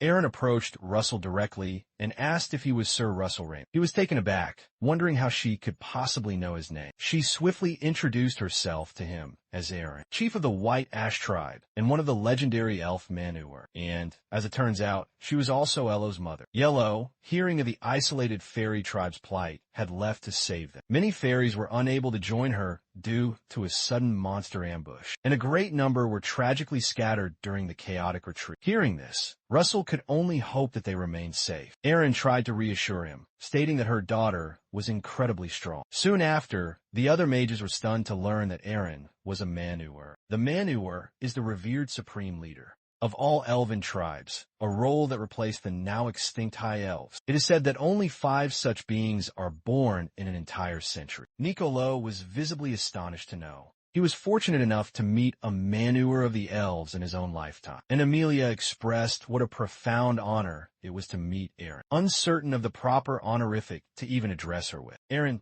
let out a gentle laugh, understanding that Amelia was confused about the correct titles to use, because she had been raised within the realm of humans. Despite being an elf herself, She soon bowed graciously to greet Emilia. Immediately after, Niccolò laid out the grand strategy conceived back in Endymion. The first phase involves the formation of a massive siege. The approaching reinforcement army numbers almost 60,000 strong, which should be more than sufficient to fully encircle the monster horde. Emilia then proceeded to explain that the second phase is the total extermination of the beasts trapped within that siege, forcing them deeper and deeper back into the Great Forest. Thus, the very battlefield will be relocated from the Red Canyon to the Great Forest. This news sent a shockwave through the Elf Chief and the Feather Tribe Chief, because the Great Forest is not merely their home, but a sacred, holy ground blessed by the gods for the fairy tribe. It will undoubtedly suffer unimaginable damage if the battlefield is moved, and it would require many decades just to restore a single section of forest. For a forest as vast and ancient as the Great Forest, it would take at least a full century to recover. Niccolò conceded that while it's hard to predict the full extent of the devastation, Endymion would proactively provide assistance in its complete restoration, and would also provide temporary sanctuary for the entire fairy tribe. Hearing this solemn vow, Aaron and Curvo accepted the inevitable destruction. Niccolò expressed his gratitude for their difficult cooperation, swearing they would do everything in their power to minimize the damage to the sacred forest. Suddenly, a lookout cried out, notifying the commander that something was rapidly flying in their direction. They immediately braced, wondering if it was another monster attack. But as Curvo squinted, he realized it was not a monstrous foe, but one of their own allies.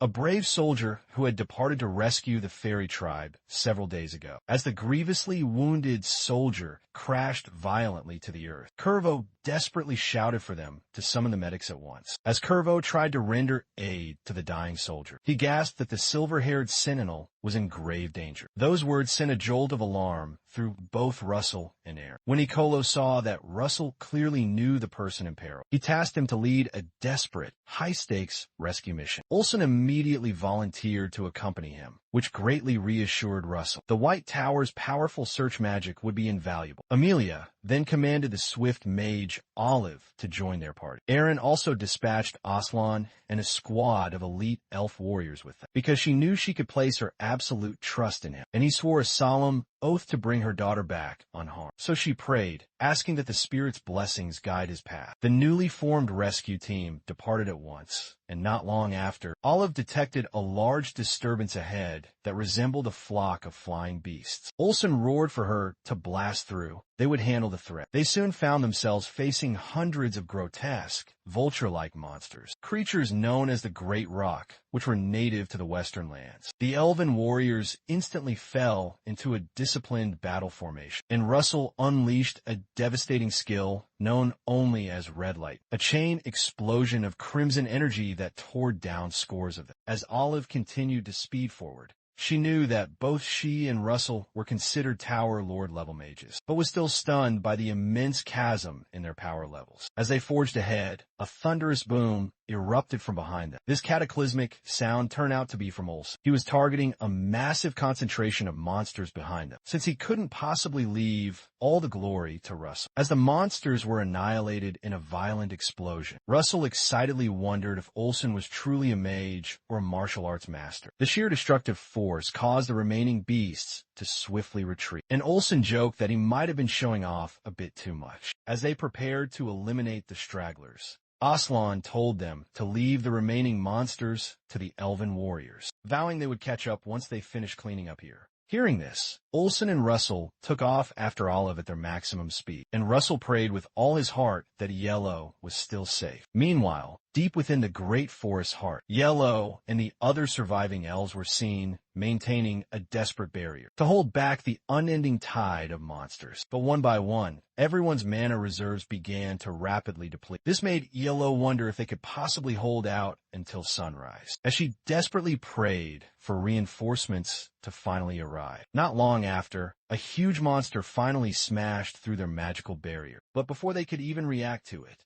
another one followed suit as Yahello drew back her bowstring. She called out to Uras, the great spirit of the wind, to grant her its power. Then she unleashed the mighty gust arrow. Later on that same evening, Olive detected massive energies clashing violently just beyond the mountains. She urged the others that they needed to increase their pace. They raced toward the location, Russell hoping they weren't already too late, just over the next mountain range. After the monsters had finally shattered the primary magical barrier, Lady Yahello unleashed an attack, known as the Gust Rain upon them. She then commanded one of the other elves to seize the opportunity to redeploy the barrier. But before the elf could even acknowledge the order, desperate cries for help erupted from the warriors behind them, as the relentless monsters had also breached the rear defensive barrier. Yahello immediately reacted, taking aim at the new threat with her sacred bow. But in that critical moment, the image of Russell flashed through her mind, and she felt a deep shame for thinking of him at such a time. Then, like a bolt from the blue, Russell descended upon the scene and summoned a massive firewall directly in front of her that instantly incinerated the charging monsters. And Ello's heart soared with joy at the sight of him. As the powerful fire mages made their landing, Olsen decided he would create a path for Russell to advance by unleashing one of his devastating original constructs. Called the Flare Strike, the attack blasted away scores of monsters and created a clear path for Russell to finally reach Yahello. He urgently confirmed that she was all right.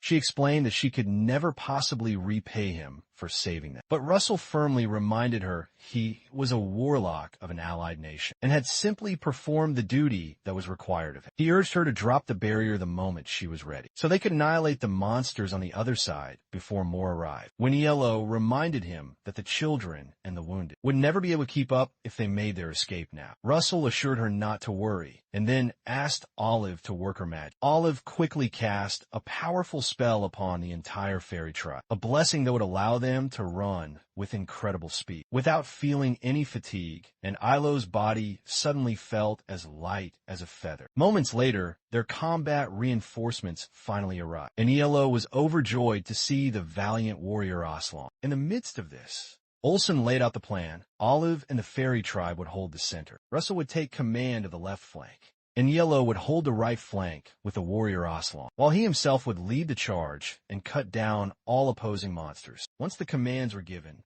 Yahello gave the order for the other elves to finally release the barrier, so they could begin their desperate escape, and they began their charge. It wasn't long before they approached the ominous Red Canyon, and Olsen reminded Russell that he had to preserve his remaining mana, even though he was nearing the point of exhaustion, because they still had to punch through the monster-infested territory in order to finally reunite with their waiting allies. As they drew closer to the treacherous canyon, they saw Nicolo and the others completely besieged by a sea of monsters, being held back only by a massive fortress that Nicolo had created overnight. When Hubert spotted the approaching rescue team, he joyfully shouted the news to Commander Nicolo that the rescue squad and the fairy tribe had finally returned, and Aaron was overcome with relief to see Yahello among them. Nicolo declared that they would forge an escape path for their allies, so he constructed a formidable defensive wall, leaving it to Olsen and Russell to shatter through it in a single assault. Using every last drop of their mana, both fire mages unleashed a huge inferno, a fiery attack to break through the horde of monsters before them, while simultaneously shouting words of encouragement to those behind, that their destination and safety was now just ahead. Soon after, they all successfully passed through the opening in the wall, and Yahello was finally reunited with her mother as the rescue team finally rested. As everyone began to celebrate, Russell felt immense relief that the longest night had ended with everyone safe. A few hours later, the sun finally rose and a temporary peace returned. An entire week passed since that harrowing experience, and they continued to fight off monsters every time the sun went down, and hunt down any beasts hiding in the shadows when the sun rose. The entire situation was now much more stable and controlled, and they had successfully rescued a significant number of the fairy tribe that had been scattered. Their numbers had swelled to nearly 9,000, and there were now a great many capable warriors among them who were more than ready to join the fight.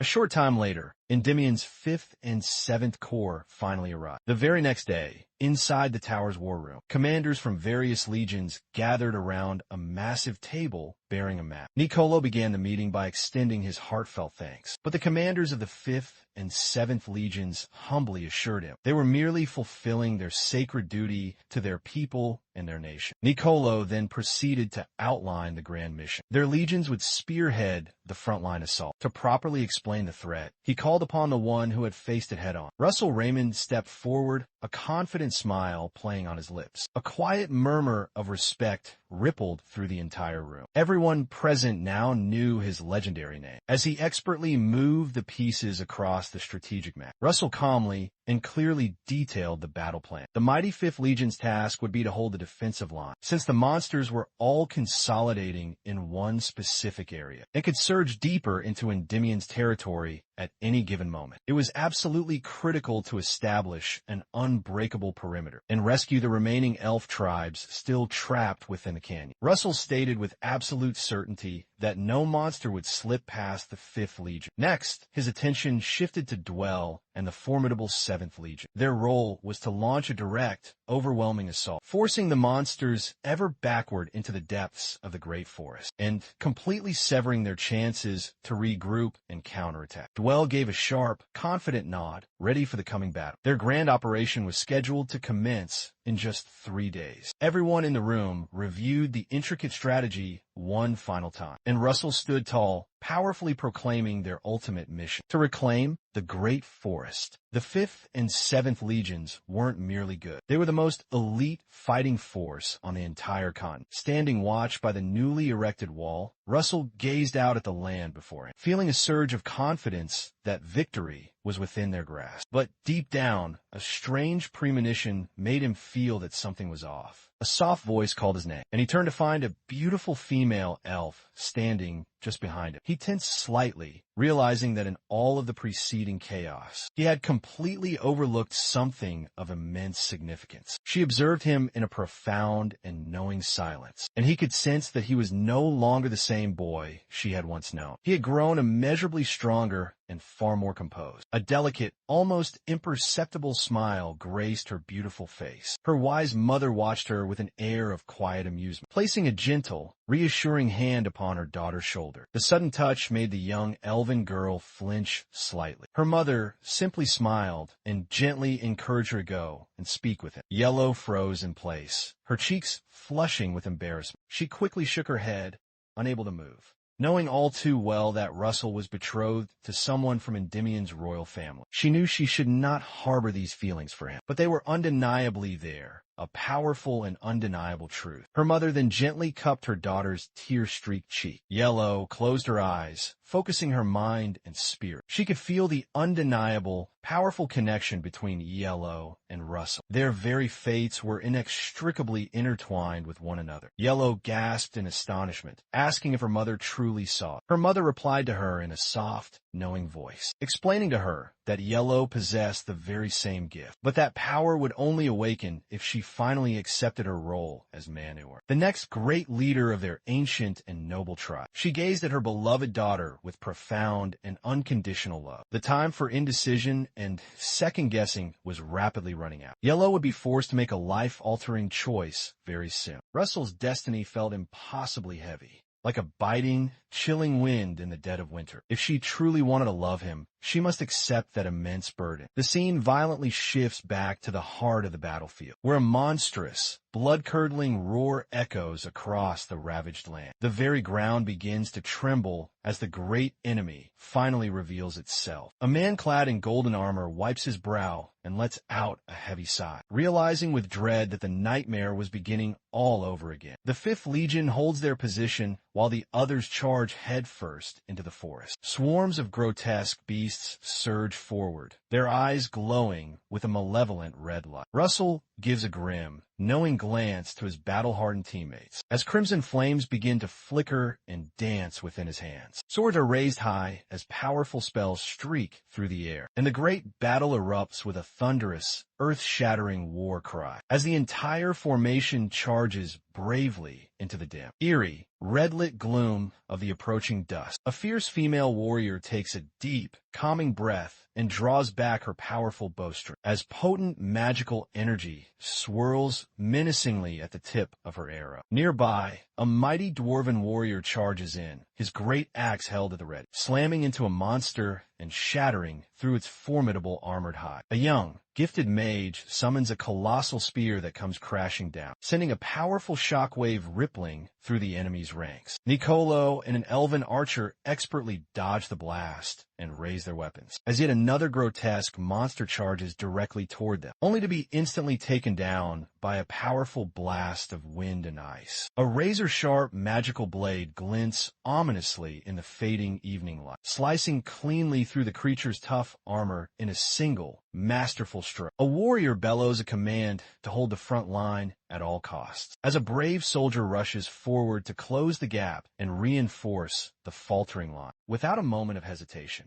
Meanwhile, Russell stands calmly, surrounded by roaring flames in both of his hands, launching a massive wave of fire that completely scorches everything around. Blood-curdling screams fill the air as terrifying winged beasts screech high overhead, while the elven archers unleash a volley of arrows with absolutely deadly accuracy, until not a single one of the creatures remain alive. 15 grueling days later, they at last reach the very edge of the dark forest, completely exhausted, but ready to celebrate their hard-won victory. One warrior lets out a triumphant cheer, and soon the others join in, their victorious shouts of joy echoing throughout the ancient, silent trees. Still, an uneasy feeling that something was amiss lingered. Olsen approaches Russell and quietly asks if he can sense it as well, and he gives a grim nod, confirming his deep sense of unease. They push deeper into the forest, where an eerie, unnatural quiet hangs in the air. A thick, unnatural mist clings to the trees, and the silence feels heavy. Yahello turns to her mother, saying she can no longer hear the forest spirits, and her mother's brow furrows, sensing that something is terribly wrong. They halt their advance and await the return of the feather cloaks, who had gone ahead with a special device to scout the area. A shout of alarm goes up as the scouting party finally returns, and everyone quickly gathers together inside the command tent as the magical device projects a moving image of the forest onto a screen, revealing nothing but still, silent, and lifeless trees. Russell requests that they get a higher, more detailed aerial view, and when one of the scouts questions his command,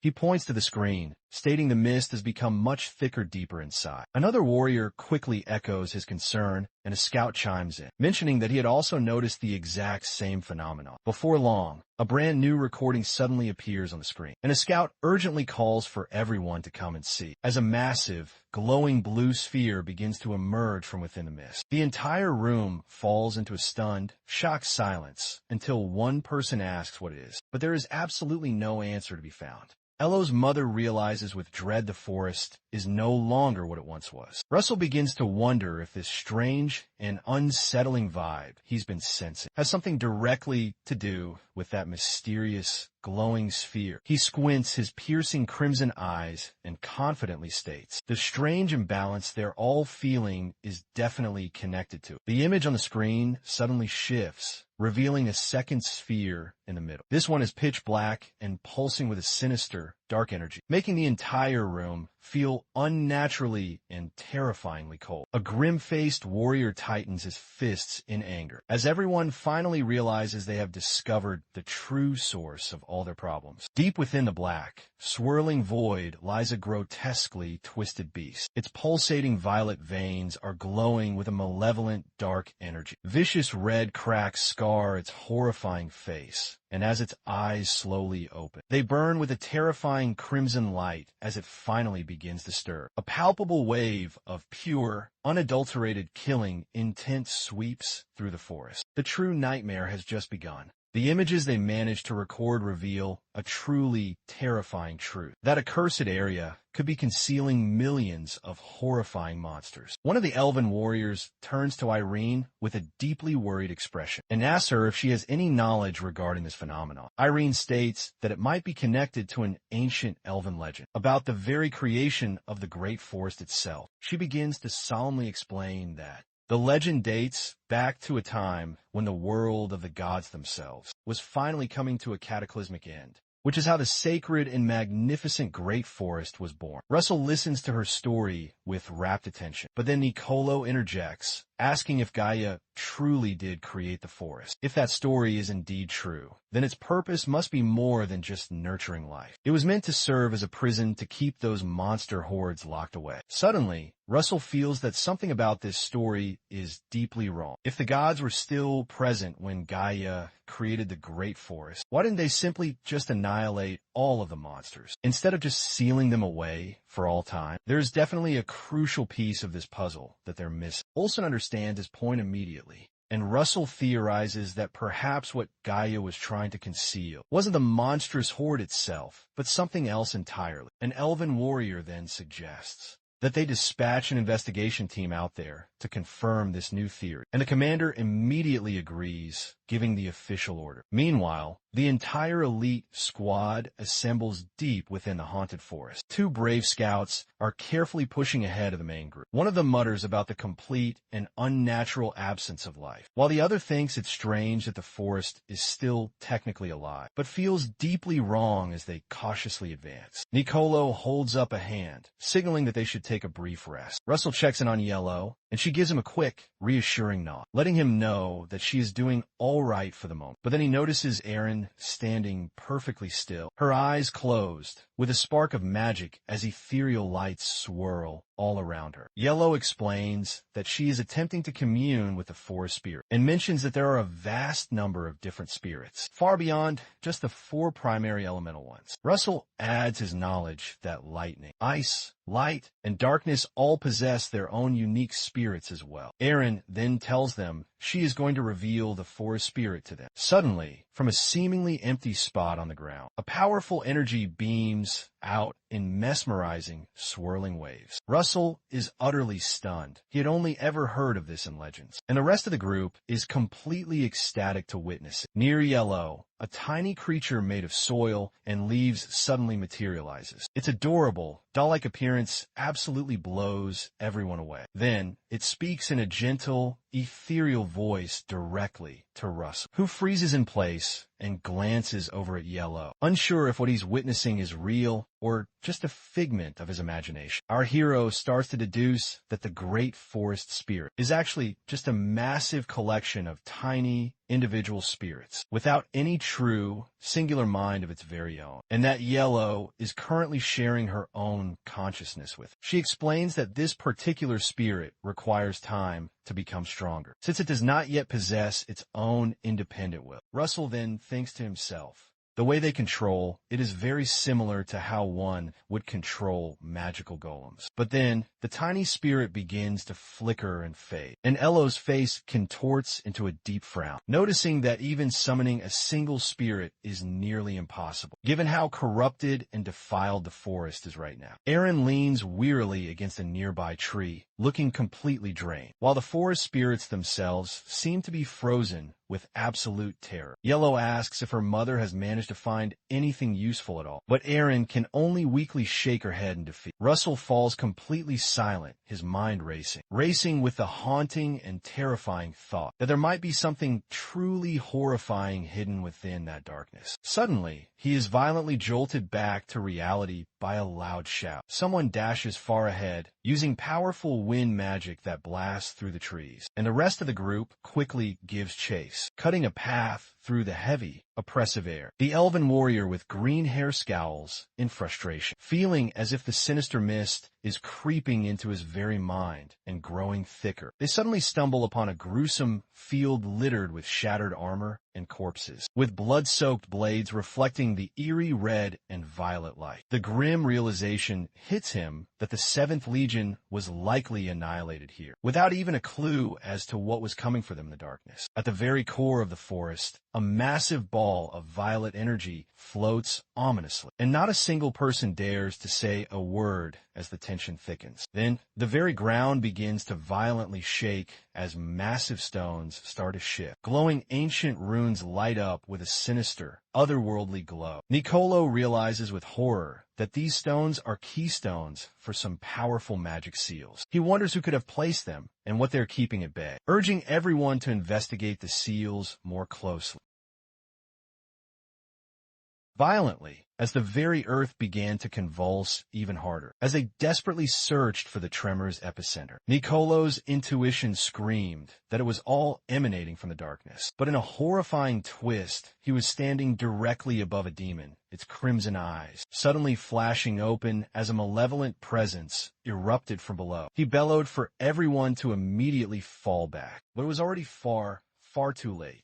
With a cataclysmic explosion, sinister violet energy erupted, shattering the terrain as a gigantic red hand smashed through the ground. Then the arm rose, pulsing with crimson veins and sprouting multiple heads. The warriors were frozen in sheer, abject horror. One stumbled backward, completely paralyzed by shock, while another could only stammer in utter disbelief. They were realizing this was not merely the ground, but a living nightmare. Nicolo grimly identified it as Hikon, a forgotten relic of the Titanomachy. This ancient war was now resurfacing. In a time long past, these monstrous titans attempted a hostile takeover, but the ancient dragons sealed them away, using a power they couldn't possibly control. Yahello gasped, realizing the demon had been hiding beneath them this entire time, and her mother confessed. She never imagined something this terrifying could remain hidden in the forest. Nicolo gave a grave warning that if this abomination broke free, it would undoubtedly spell doom for the entire world. Crimson light burst forth from the abyss as a roar shattered the silence. Powerful shockwaves rocked the land, sending bodies flying through the air. That terrifying roar was a deadly weapon on its own. Yahello flinched, feeling the wave of pure, unadulterated rage washing over her. Her mother was already erecting a powerful defensive barrier, and stated that this was not simply just anger, but a wave of pure, concentrated killing intent. Russell clenched his fists and insisted, "We have to stop it now. This is our one and only shot." Nicolo was taken aback by his resolve, but Russell remained steadfast. He kept his gaze locked onto the emerging monster and declared, "We cannot afford to fail this. Not here, not now." From a great distance, a cloaked figure stood upon a cliff's edge, completely stunned by the cataclysmic sight unfolding before him. Realizing this was not a mere titan, but something far worse, a Hikon, his sense of awe twisted into a sinister grin, as he whispered that this was witnessing the rebirth of a god. Suddenly, a mysterious masked figure materialized, telling the cloaked man this was the end he had been waiting for. Shocked to see Karen, he demanded to know what he was doing here. Karen stood with unnerving calm as darkness coiled around him, saying it was disappointing Ho wasn't pleased to see him, and that he had even brought along a special gift. Ho mumbled as Karen spoke of how the keystone of magic healing is immensely more powerful than the one they used in Tartarus. Ho's face broke into a grin, and Karen gave a subtle nod of thanks. Now completely enshrouded by a dark, sinister haze, Karen asked if Ho was even aware of whose seal he was about to break. Still staring intently at the box, Ho casually replied, "It belonged to an ancient creature from the legendary Hikon race during the terrifying Titanomachy era." He then name-dropped the infamous Briareos, the vanguard general who once made the very gods themselves sweat. The group of heroes stood there, completely frozen in utter shock, as Ho coldly and callously mentioned,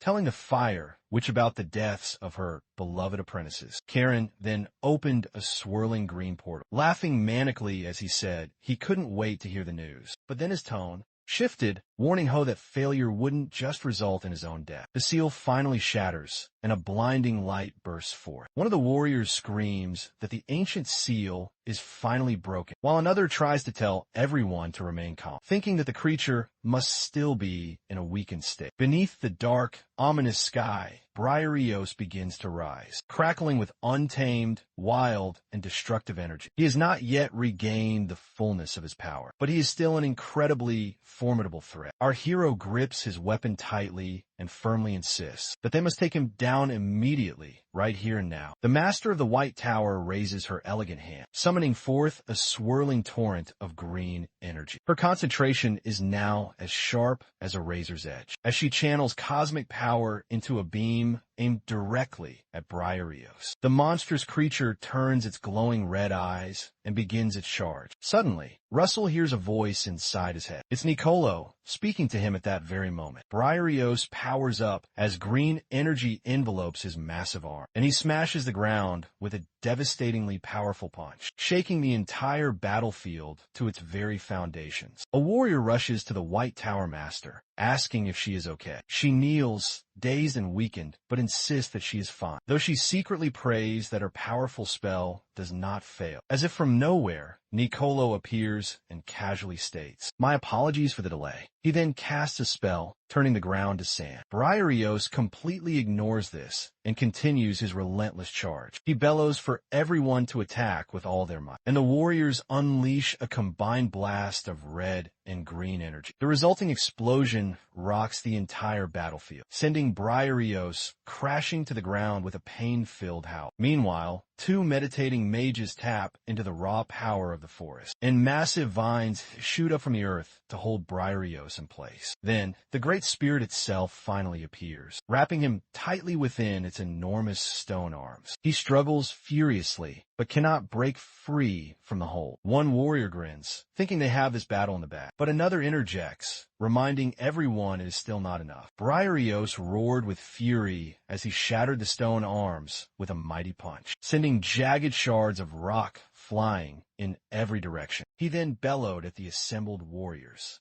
calling them all utterly worthless insects. Sinister, dark energy gathered in his mouth as he fired a deadly blast, leaving the mages screaming in pure, unadulterated shock. None of them had expected the monstrous beast to be able to speak. With each of its lumbering steps forward, the very ground trembled. He looked down upon the warriors as if they were nothing more than bugs. Nicolo, struggling against the pressure, dropped to one knee, gasping for breath as Briareos began to mock him, suggesting that he clearly wished to be devoured by it. With a horrifyingly cruel and sadistic grin, Briareos vowed to tear them all apart and truly enjoyed doing so. But Nicolo, surprisingly calm and collected, looked up and hinted that Briareos might have overlooked something crucial. Suddenly, a massive and overwhelming surge of energy lit up the sky, and Russell's fist began to crackle with raw, electric power. Nicolo urged him to prepare for their final, decisive blow. While he attempted to hold off the monstrous beast, Briareos paused for a brief, fleeting moment, considering the formidable, black-haired fighter before him. Russell began to gather a spark of immense power in his hand, and a powerful, devastating bolt of lightning crashed down from the sky. How could a mage, in only their 6th magical circle, possibly generate this much sheer power? Behind a glowing barrier, Yahello realized the Fire Tower Master had a very good reason for backing it. Russell hovered in the smoke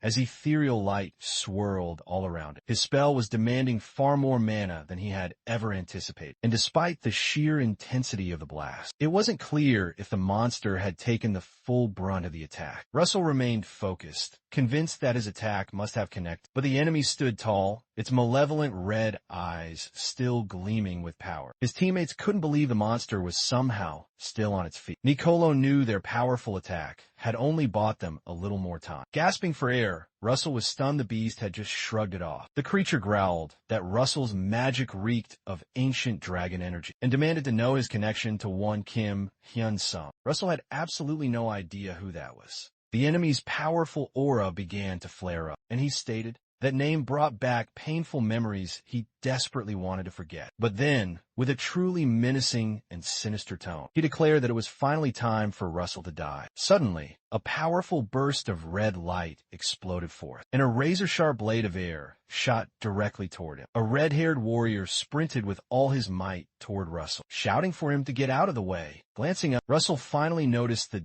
deadly attack coming for him, but for a second time, he found himself hesitating. The monster shone with brilliant fire on one side and chilling frost on the other. Even after everything they had thrown at it, it still retained its full power. A confused and bewildered white-haired man couldn't possibly fathom why Alan was doing what he was doing. Blood flew through the air, and and the sound began to slowly fade. Russell staggered backward, tasting the metallic tang of blood on his lips. He quickly realized that he had been gravely injured. If that deadly attack had landed just a bit closer, he would have been completely and utterly finished. Someone asked if he was okay. Olsen was trapped beneath a massive, heavy boulder, breathing weakly. Russell saw him and shouted out his name. Another teammate quickly checked on Olsen and said he looked very bad. His ribs were most likely completely shattered. Leaning against a rock, Olsen managed a faint, weak smile, knowing he wouldn't be training for a while. Russell slowly and painfully got back to his feet, feeling the agonizing pain racking his entire body. Nicolo called out his name in a worried tone,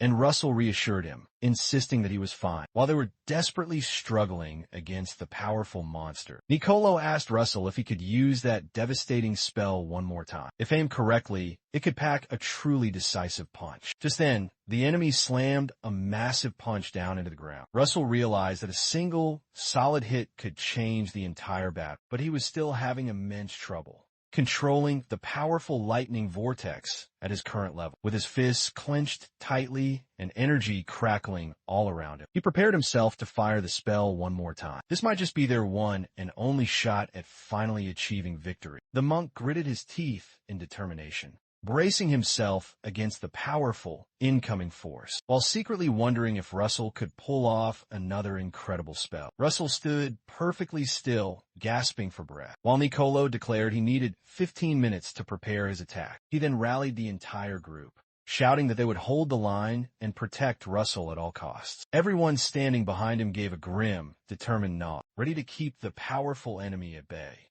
From where he was standing, Russell thought that Olsen was now safe, but he knew he couldn't venture too far away. He had to stay close. Sensing his nearly depleted mana, he knew that he had to somehow recharge his energy. His body then shifted and contorted slightly, transforming into a powerful draconic form as his inner power activated. Suddenly, a blindingly bright light burst forth and a powerful weapon appeared in the air. It was the legendary Brahmastra spear, said to be able to pierce through anything. The enemy froze in place, clearly intimidated by the overwhelming power now aimed directly at it. With a roar of pure fear, the beast locked its hateful red eyes on Russell, cursing him as a cursed descendant of the hated Kim Hyun. Then it completely exploded with unbridled rage, slamming into the ground and sending powerful shockwaves throughout the area. It lunged forward with incredible speed, radiating a deadly energy. Just then, a massive wave of blue energy swept across the entire battlefield, freezing the powerful enemy completely in mid-stride. The white-haired girl had just pulled off an incredible magic trick, stopping the monster in its tracks and signaling to the entire team. The entire squad pushed forward, glowing with a brilliant, radiant energy. A huge, devastating blast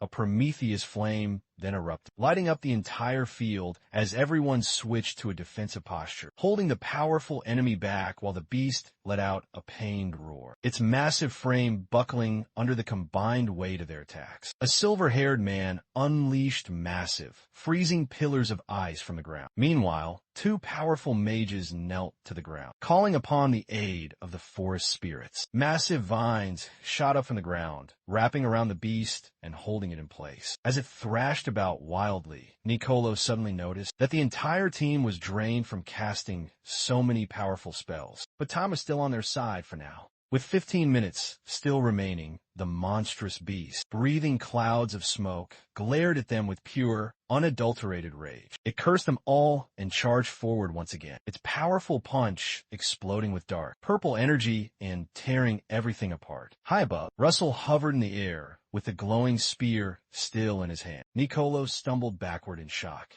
panicking as he realized just how dire their situation had become. Then, one of the warriors charged bravely forward, slamming his hands to the ground and screaming in pure terror. The white-haired fairy cried out Russell's name in desperation, her heart racing with fear. He had always been her sworn protector. Now, it was finally her turn. She thought back to all the desperate times they had escaped together. If she could just somehow stop this one next attack, maybe, just maybe, there was still some hope left. A powerful burst of purple light shot directly towards Russell. She desperately reached out, her hand glowing with power as she prayed for one last chance to protect. Just when she thought that she was completely out of options, the chaotic energy directly in front of her began to slow down. The wild, violent light started to fade as the power crumbled, like something unseen was simply tearing it all apart. She stared in utter disbelief. Had time itself truly stopped? Everything all around her had suddenly become perfectly still. An inky darkness wrapped around the entire space, blanketing it in a profound and deafening silence. Her lips trembled as she whispered in awe. Then, a divine, ethereal creature appeared, floating in the endless void. Its powerful voice echoed, telling her the true power had always been within her. She simply just hadn't unlocked its full potential yet. Sitting on the ground, completely and utterly puzzled, she looked up at the mysterious, powerful being. It smiled at her gently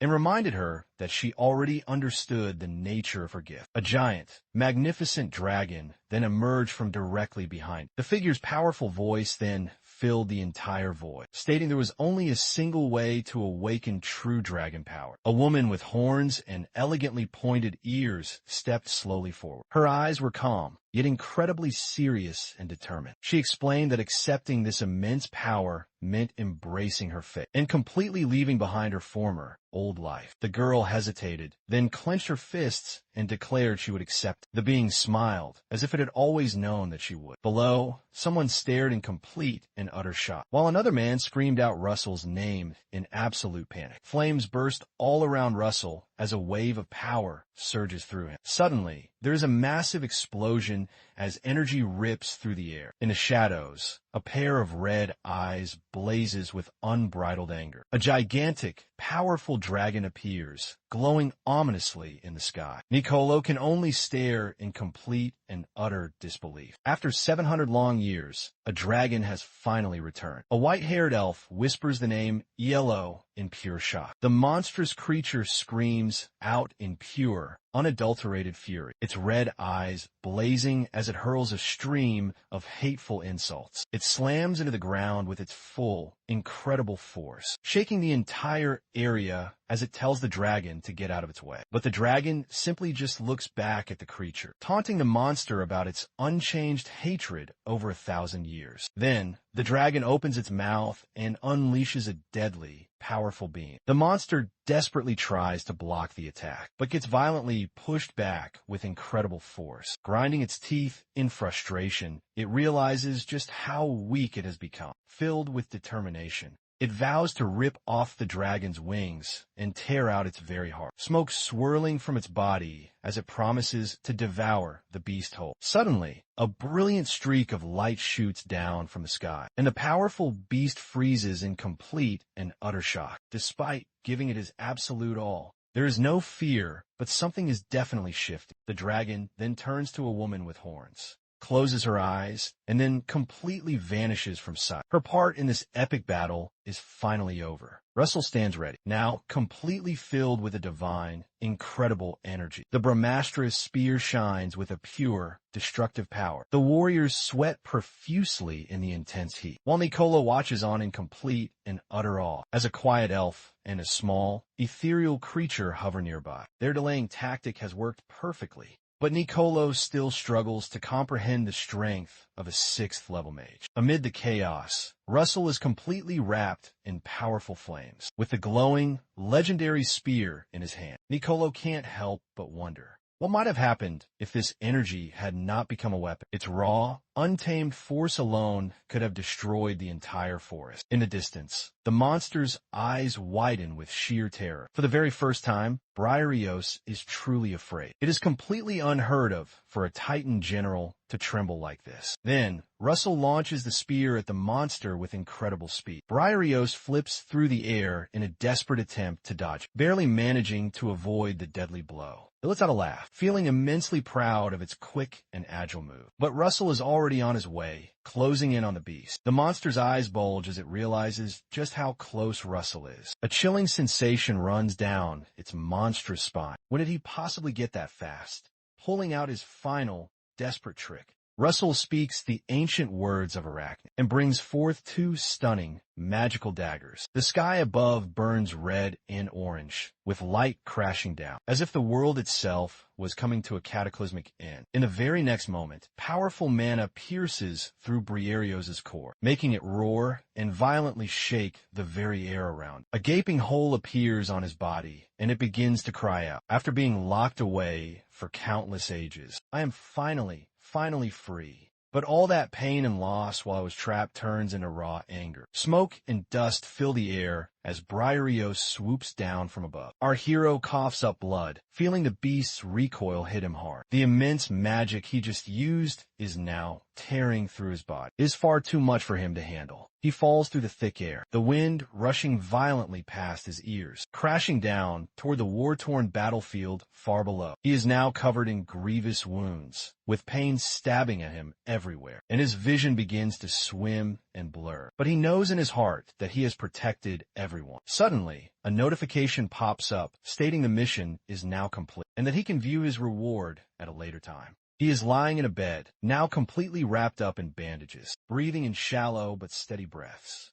His eyes slowly begin to flutter open, but a sharp, stabbing pain shoots through him as he tries to sit up. With a low groan, a soft voice comes from just outside the room. Yahello steps into the room, carrying some medicine, clearly overjoyed that he is finally awake. Russell slowly manages to sit himself up, fighting through the pain, and asks about the others. She gives him a gentle, reassuring nod, saying that most of them are now recovering, but that Olsen still needs more time to heal. Russell manages to form a weak, tired smile, immensely relieved that everyone is still alive. But then he looks down at his arm, and something finally clicks. He asks Yahello to come and take a look at it.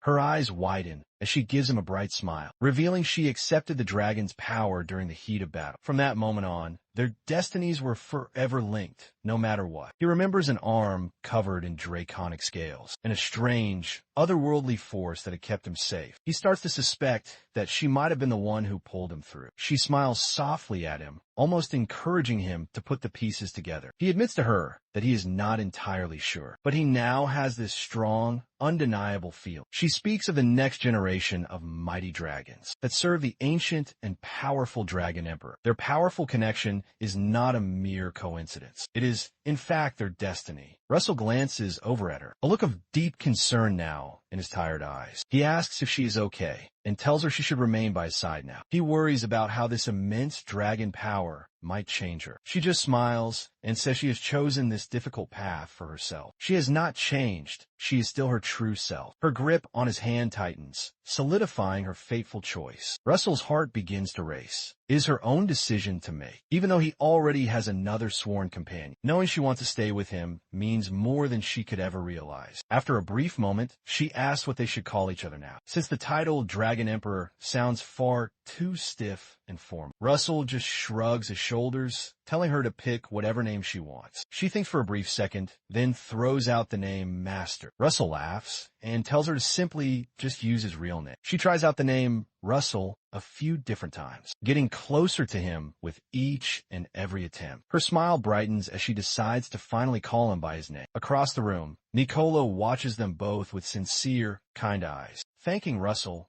and saying to him that countless lives would have been lost without his help, even though Russell is still in the process of healing. He sits up, not wanting to rest while others are depending on him. He gives a faint smile, saying he couldn't have done it all alone. He reminds Nicolo of the time that Nicolo had saved his life, mentioning that this is simply just returning the favor. Nicolo goes quiet for a brief, contemplative second, then nods his head and thanks him. He asks if Russell has seen everyone. Russell nods back at him and gives him a weak smile. Nicolo laughs and says it must have been quite loud in here, then tells him that he needs to get some more rest. Once everyone finally leaves the room, Russell flops back down onto the bed, completely and utterly drained. But resting is not on his mind. In an instant, he jumps back up to his feet, his eyes now burning with a fierce and unwavering determination. It is now time for him to move forward. He grabs the third golden mask he earned after taking down Briareos. This powerful mask helps to ground him and boosts his resistance to mind control. Now, he is much better at resisting dark magic, curses, and powerful illusions. He stares at the 3 floating masks. One sharpens his control over his attacks. Another one strengthens his formidable defenses. And the third one fights off any and all mental manipulation. But he cannot wear all 3 of the masks. So he decides to fuse them all together into one. A massive wave of pain crashes over him as energy surges through his body. He grits his teeth and pushes through the intense pain. Gradually, the 3 masks begin to blend together and go back to their original shape. The system confirms that he has now nailed the legendary crown of Solomon. It now holds the full combined power of all 3 of the masks. As it shines brightly, the legendary figure of Solomon, the ancient and powerful king of mages, appears before him. Russell is completely and utterly blown away. A powerful relic from a legend now stands right in front of him. But then he notices something incredibly strange. The crown is far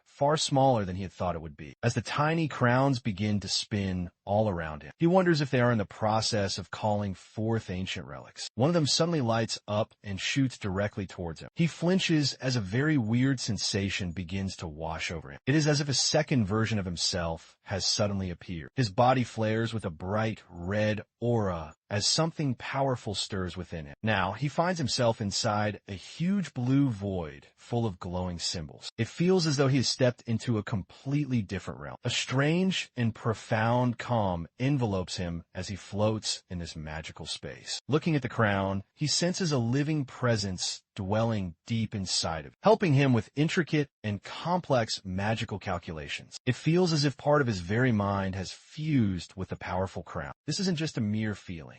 It actually makes his already powerful magic even sharper. But then, something suddenly takes a very dark turn. A part of his own awareness begins to split apart from him. Suddenly, he feels a strange touch on his leg. Pain jolts him awake, and his body is now slick with cold sweat. Clutching his head, he sees a system alert, stating that his original consciousness is now nearly completely drained, and the crown's immense powers are rapidly growing weak. He thinks about the backup mind that is stored within the crown. It doesn't keep everything about him, just enough to bring him back if a curse ever tries to take over his mind. He glances over at the crown and gives it a confident smile, determined to harness every last bit of its incredible power. Back on the desolate battlefield, Russell stands tall and proud, his dark cloak fluttering ominously in the wind. Magic flames begin to rain down from high above, but he effortlessly waves his hand to take control of them. He raises his arm and sends powerful magical blasts crashing down, shaking the very ground beneath him. A nearby observer is in shock. Russell has only taken a mere 10 days to fully bounce back, and now he is even stronger and faster than he was before. Another man laughs, saying that Russell always puts in the hard work. Olsen steps up to him, challenging him to a fist fight with no magic. Russell hesitates for a moment, but then agrees to the fight. The ground trembles as the very first punch lands with great force, dust swirling up everywhere. Olsen twists his body, laughing loudly, confident that he will be able to bounce back on his own. Watching the intense fight, Russell wonders if this guy is even a mage. Just as the heated match begins to heat up,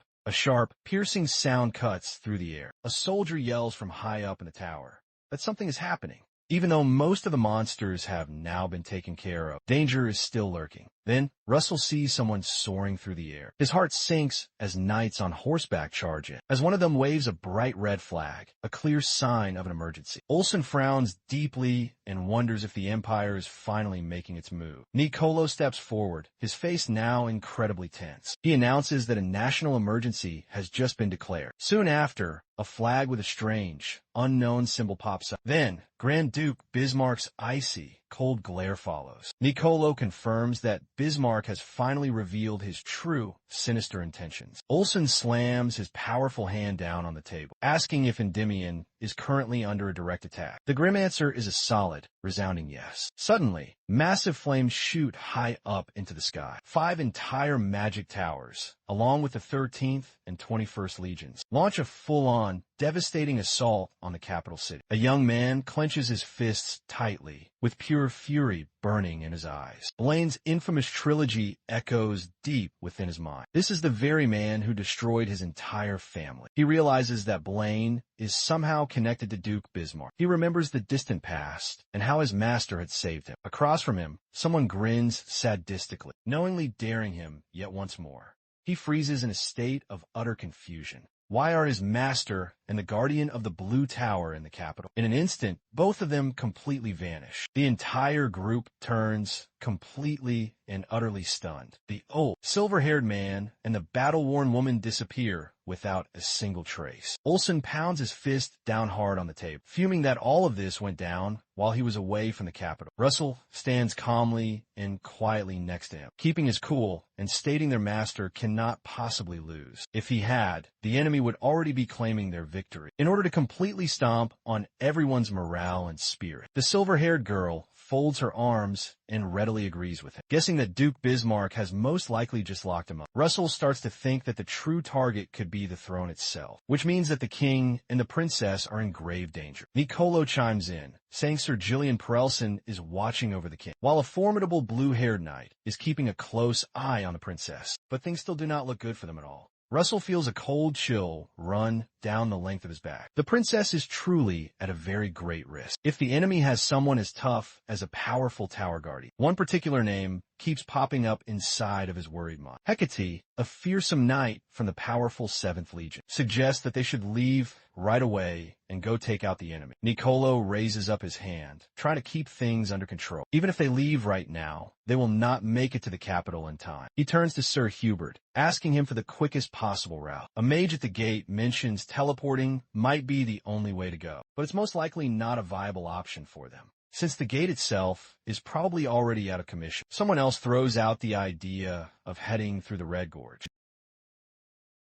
But even that route would consume an entire precious day. Nicolo slams his fist down, roaring that they don't have that luxury of time. Russell's gaze meets his, and he poses a critical question. Can he reach the capital faster? A flicker of doubt crosses Nicolo's face, and then a box springs open, revealing the legendary Eros and Psyche rings. The Eros ring possesses the miraculous ability to instantly transport its wearer to the holder of its twin. The silver-haired mage proposes that a guardian, one of the stronger warriors, should wield the ring instead. But Russell, with unwavering calm, reveals a crucial fact. He is the only one who can use it. Once bound by blood and magic, its power cannot be transferred to another. Nicolo places a heavy, trusting hand on Russell's shoulder and officially entrusts him with this monumental task. Russell swears a solemn oath to protect the princess with his very life. A brilliant cerulean light erupts around him as he activates the ring's power. His crimson eyes narrow, filled with an unshakable focus. The system's interface flashes into existence, presenting a new quest. The objective: safeguard Princess Hikari Rathmos until the rebellion is crushed. The reward for this perilous mission? Currently unknown. Outside the royal palace, absolute pandemonium has broken loose. Warriors bellow commands to hold the line and repel the traitorous rebels. At the besieged western gate of Ginevra, the royal forces desperately regroup to face the relentless oncoming tide. A soldier screams at his comrades to drag the wounded to the rear and maintain the integrity of the front line at all costs. In the midst of the carnage,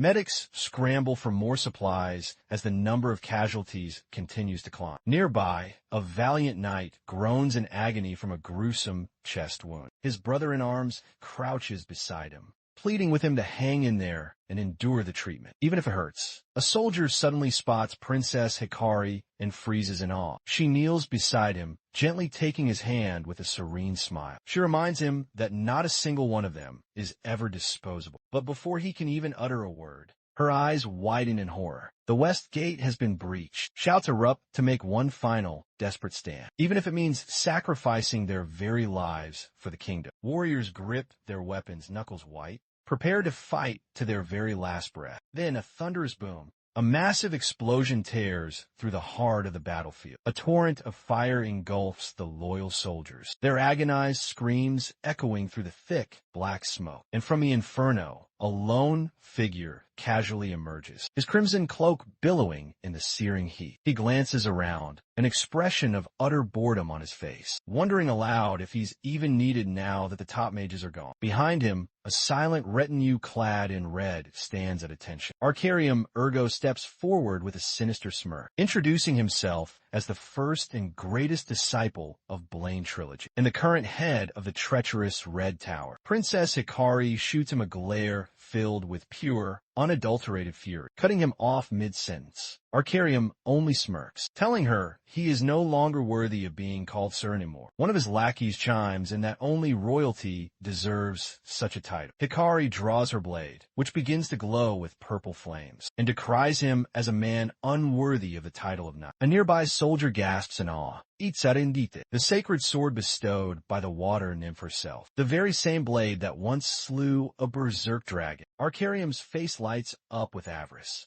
absolutely thrilled at the prospect of claiming such a royal treasure. To him, this feels like a stroke of incredible luck. A group of loyal knights desperately urges Princess Hikari to flee, while they hold the line, fighting back tears of desperation. Her voice trembles as she calls out their names one by one, torn between her profound grief and her unyielding resolve. In the chaos, her enemy smirks, declaring this is the end of the line for her. Then another massive explosion detonates. An inferno consumes everything. Amidst the chaos, her guards attempt to escort her to safety, but a wall of fire blocks their only escape route. Hikari looks down, whispering an apology to the one she loves and gripping Arendite tightly. She vows they will reunite in the next life. Another explosion rocks the ground violently, sending a knight reeling as his shield is blasted to pieces. Arcarium observes the destruction from a distance, sensing a strange distortion in the very air itself, as if some dark magic is actively warping reality. Panic erupts among the rebels, as one screams that the fire, it looks like it's from the tower, the guardian of fire, a white-haired figure, suddenly appears and stands frozen. While a man in red stares in shock at this enemy he thought was long gone, who has suddenly returned. Hikari gasps for air, utterly confused as she scans the smoke-filled battlefield. Just then, a familiar voice cuts through the cacophony. Russell appears, deep concern etched upon his face. Hikari trembles, calling out his name in relief. Nearby, Arcarium, the man with golden eyes, cannot believe they used a teleport gift. His expression instantly hardens with resolve. He decides he will offer this newcomer's head to the Grand Duke. A mocking voice echoes across the field, saying, "It's been quite a while, Russell Raymond." Now on the ground, Russell glares daggers at Arcarium. He demands to know what the traitor has done to their master. Arcarium just smirks, claiming he is not worthy enough to receive an answer. He gestures to his subordinates and orders them to capture the princess, no matter the cost. Russell instantly assesses the situation, realizing the enemy mages are all high level, and he bellows for a retreat. An enormous explosion detonates from their position, as a mage summons 4th fire warriors to incinerate the rebel scum. Arcarium leaps into the heart of the action, unleashing his own devastating wave of flames, mocking his new opponents for their foolish arrogance. Russell surges forward, determined to lure Arcarium away from Hikari. Brilliant blue lightning crackles from his very fingertips as he carves a path directly through the raging flames. Arcarium is completely caught off guard, and Russell strikes him with a powerful bolt of lightning, shattering Arcarium's magical shield and sending him flying. Arcarium groans in pain, cursing Russell for employing such cheap tactics. He retaliates with a massive, concentrated fire blast, vowing to turn his opponent into nothing more than ash. But Russell bravely stands his ground, preparing to counter the formidable blaze cannon technique. Their immense powers collide in a fiery explosion that shakes the battlefield. Russell holds his position, amazed at how fast and strong his opponent is. Even though Arcarium is not possessing superhuman abilities, his incredibly rapid spell casting is extremely dangerous. Russell deduces he's skipping the heavy spells to move much quicker, which in turn weakens their overall impact. A confident grin spreads across his face as he prepares to counterattack. Suddenly, a gigantic serpent made entirely of fire charges toward it. Russell's eyes narrow as sweat drips down from his determined face, but he remains completely and utterly calm. He waves his hand, commanding the flames like a ferocious, wild beast, sweeping them violently across the entire field of battle. Hikari panics, watching Russell fight with a growing sense of dread. Far away, near an ancient tower, a group of mages performs a strange ritual. A sinister voice from the shadows mocks them, calling the prize student nothing more than a complete failure. Briareos lies completely motionless on the cold, hard ground. A mysterious cloaked figure steps over the fallen Briareos, declaring that his real target is the entire enemy faction. With crazed, maniacal eyes, he vows to drown Endymion in flames. In the enveloping darkness, a masked voice coldly declares that not only will Endymion fall, but every single one of its disciples will be utterly destroyed. The barrier holds strong, but the force of the impact is insane. Magic and raw power slam into it like a gigantic wrecking ball. Russell glances down at his tattered cloak and mutters a curse. A royal knight rushes in, screaming for the princess to get out of there. Hikari looks back toward Russell, her beautiful face filled with immense concern. The enemy spots her attempting to escape and begins to chase her down. But Russell just remains calm and composed, confident the knights can handle Arcarium's mindless goons. Suddenly, a man in a red jacket starts laughing and unleashes a deadly firestorm, challenging anyone foolish enough to try and survive. The resulting explosion shakes the very ground. But Russell stands strong inside his powerful magic shield. He knows that simply playing defense won't be enough to win. An idea strikes him, and he calls forth the magical sword, Gi-Balk,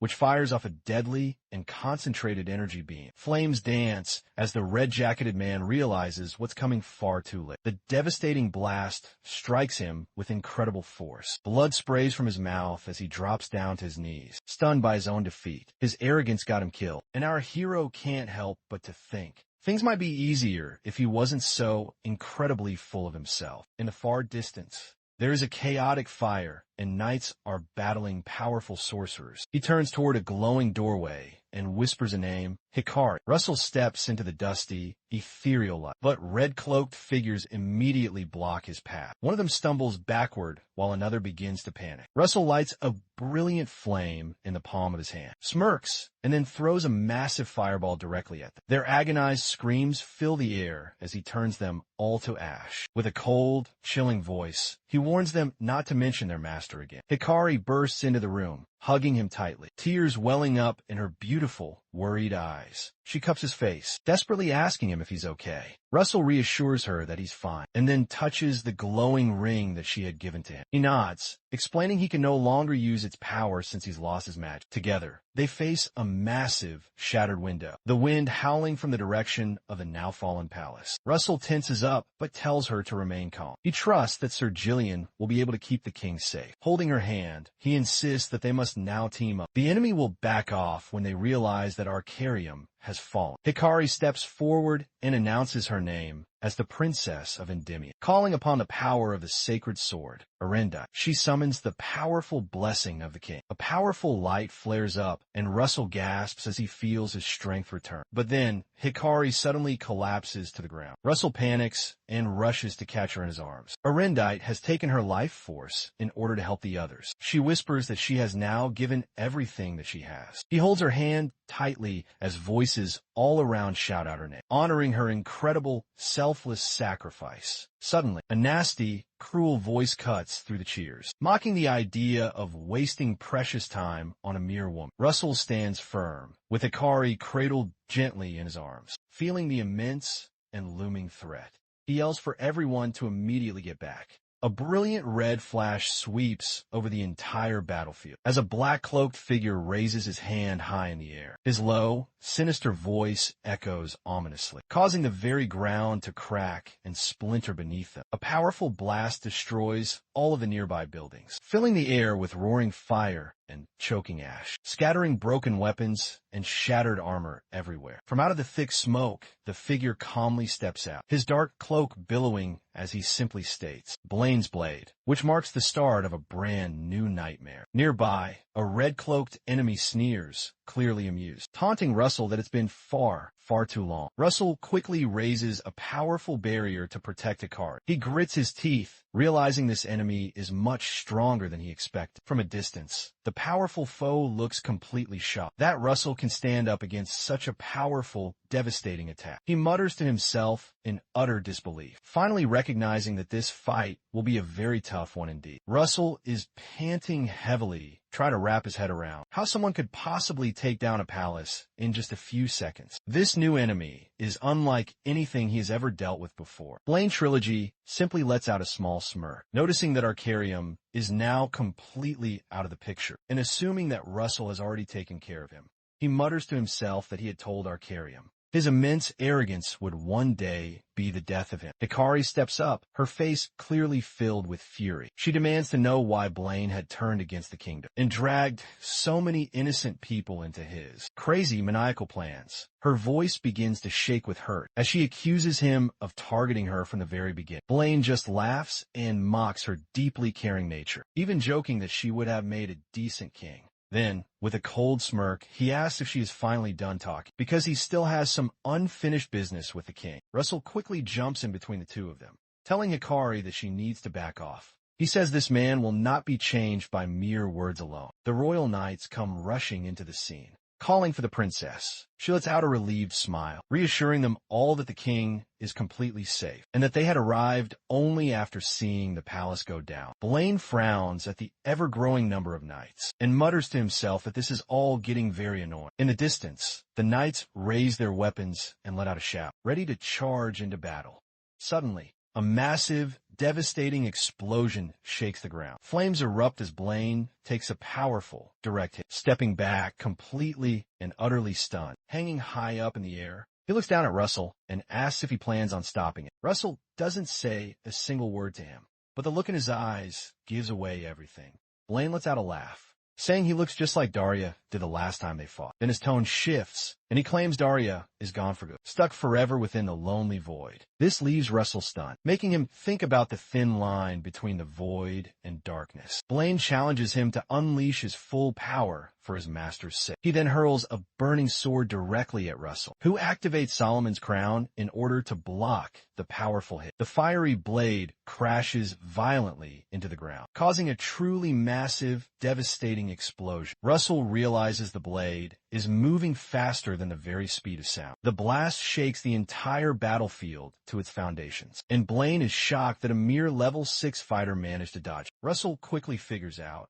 that he can manipulate time to anticipate Blaine's very next move. He can sidestep the attacks, but his allies are still in the thick of the fight. If he moves from his position, they will be left open to a direct attack. So he makes the decision to firmly stand his ground. He conjures 5 powerful magical spears called Gi-Ball and launches them at his foe with deadly pinpoint accuracy. Blaine scoffs at him, saying that trying to protect others is a weakness, and that it will only ever lead to even more trouble. Dark purple light begins to glow in his hand as he raises it up, and then fires off a massive, devastating blast to show Russell just how far apart their power levels truly are. As the knights desperately try to pull back, a solid stone wall suddenly appears from out of nowhere, cutting them off completely. Hikari gasps at the unexpected spell. Purple energy crashes violently into the newly formed wall, triggering a massive series of powerful explosions. The ground quakes violently, sending everything into utter chaos. Russell stumbles backward, completely surprised by Blaine's quickness. He is somehow able to chant his spells as fast as Russell can. Magical rings begin to float around the powerful Blaine as he looks down at Russell with an amused sense of curiosity, wondering just how much longer he will be able to hold on. Blaine goes completely quiet for just a brief moment. Then, suddenly, the ground shakes with a powerful burst of energy. Flames and thick smoke now fill the entire air. And when it finally settles, Russell is standing there, very badly hurt. But he is somehow, miraculously, still alive. He is clutching his shoulder, coughing in utter disbelief. Blaine lets out a smirk, saying he might have considered taking Russell on as a student if Daya had not stepped in to intervene when she did. Finally getting his breath back,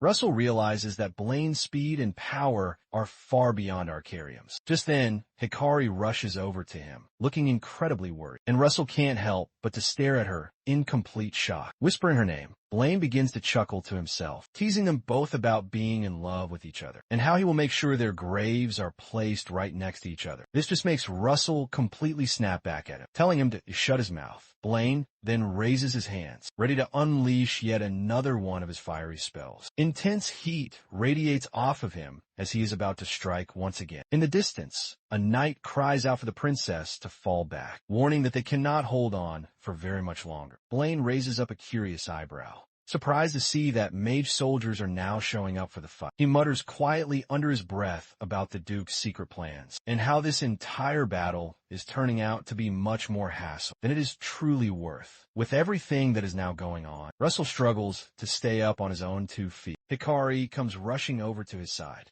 and he reassures her that he is completely okay.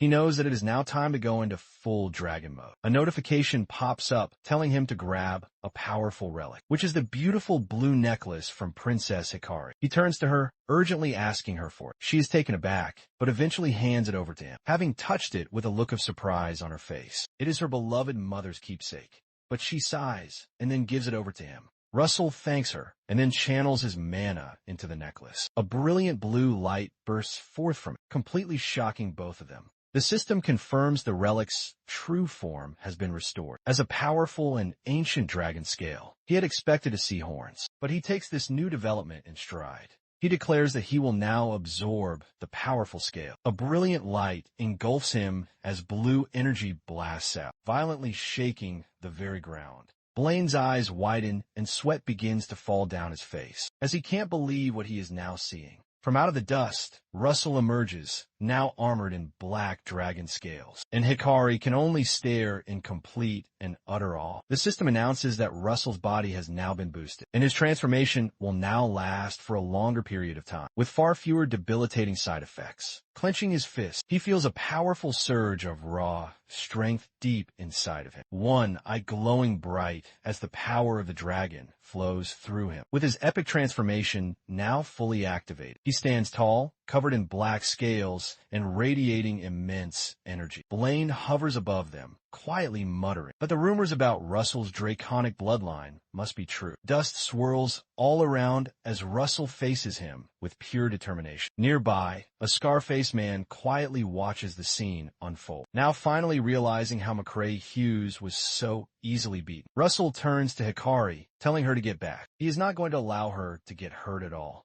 Blaine laughs as he senses Russell's powerful dragon mana, admitting it is on par with his own and dreaming of stealing. Red and blue energy begin to clash violently high up in the sky, as Blaine thinks about using this chance to finally surpass all of the powerful tower masters in the world. Russell's body is now burning from the intense heat. He knows that Blaine has the magical edge in this fight, but he has the physical strength advantage on his side. He has decided that it is now time to finally end this fight. Flames surge all around him as he activates his overheat ability, concentrating everything he has into the palm of his hand and unleashing a truly massive, devastating fire burst. The impact of his fallen sun technique crashes down like a meteor and completely obliterates everything in its path. Following that attack, he sends out 12 glowing magical spears, shooting forward at an incredible blazing speed. As they fly, Russell activates his powerful Titan killer skill and swings his sword in a wide arc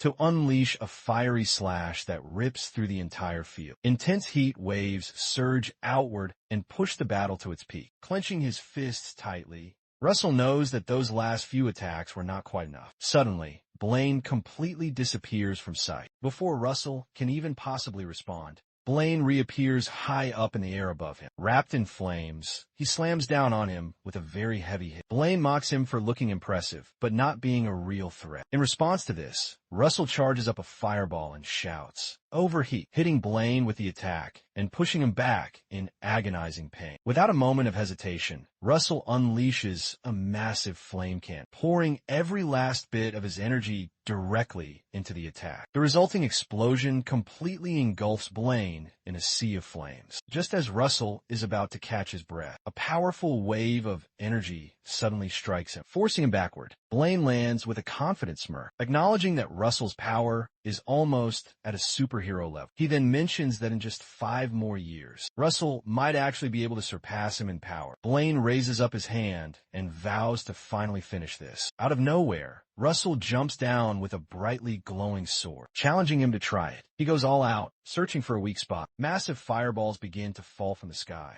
as Russell channels every last bit of strength that he has left. He thinks that he can finally wrap this up if he just pushes a bit more. Letting out a powerful roar, he unleashes a powerful surge into Blaine, who screams as the immense energy rips right through him. Powerful lightning crashes down all around. Blaine grits his teeth, knowing his dragon form is running on fumes. Solomon's crown can't possibly hold on for very much longer. Russell feels that this is now his one and only chance, and calls down a massive bolt of powerful light that hits hard, forcing another anguished cry from the lips of Blaine. But Russell feels his own limits rapidly closing in on him. Both his powerful dragon transformation and Solomon's crown are on the very verge of a complete and total collapse. Across the battlefield, Blaine is shaking, but he will not back down. With pure, unadulterated hatred, he curses Russell and prepares his final move. The sky above them trembles as a dark storm brews high overhead. Blaine unleashes his powerful ultimate spell, Demon's Flame, just before the attack is about to land. Another powerful blast violently collides with it, tearing the very sky apart. Thunder crashes as a blue light erupts, wiping out everything that is in its destructive path. Russell hits the ground, aching and barely able to see straight. But even through all of the intense pain, his crimson eyes continue to shine fierce. He thinks about the people he cares about and gets back up, completely refusing to fall. Blaine watches him, shocked at just how far Russell has now come. Russell is now at the powerful 7th tier, a level he never, ever thought he would be able to reach. Another powerful bolt of lightning strikes down, hitting Blaine hard and causing him immense pain. The enemy mutters that reaching the 7th completion is unacceptable. Suddenly, a new, unfamiliar voice chimes in, mocking the Red Magic Tower Master for looking so very pathetic. A guy with blue hair threatens to rip out the enemy's tongue if he ever dares to say another single word. Another figure shows up, asking why he is so very late to the fight. A deep voice answers that some things got messy after the others left. The man in the black cloak smirks and touches his cracked face, saying that he had broken the Fire Tower Master's powerful seal, but claims to have sealed it back up perfectly once again. Far off, a badly injured man gasps for air through his clenched teeth. He asks what had happened to his beloved master.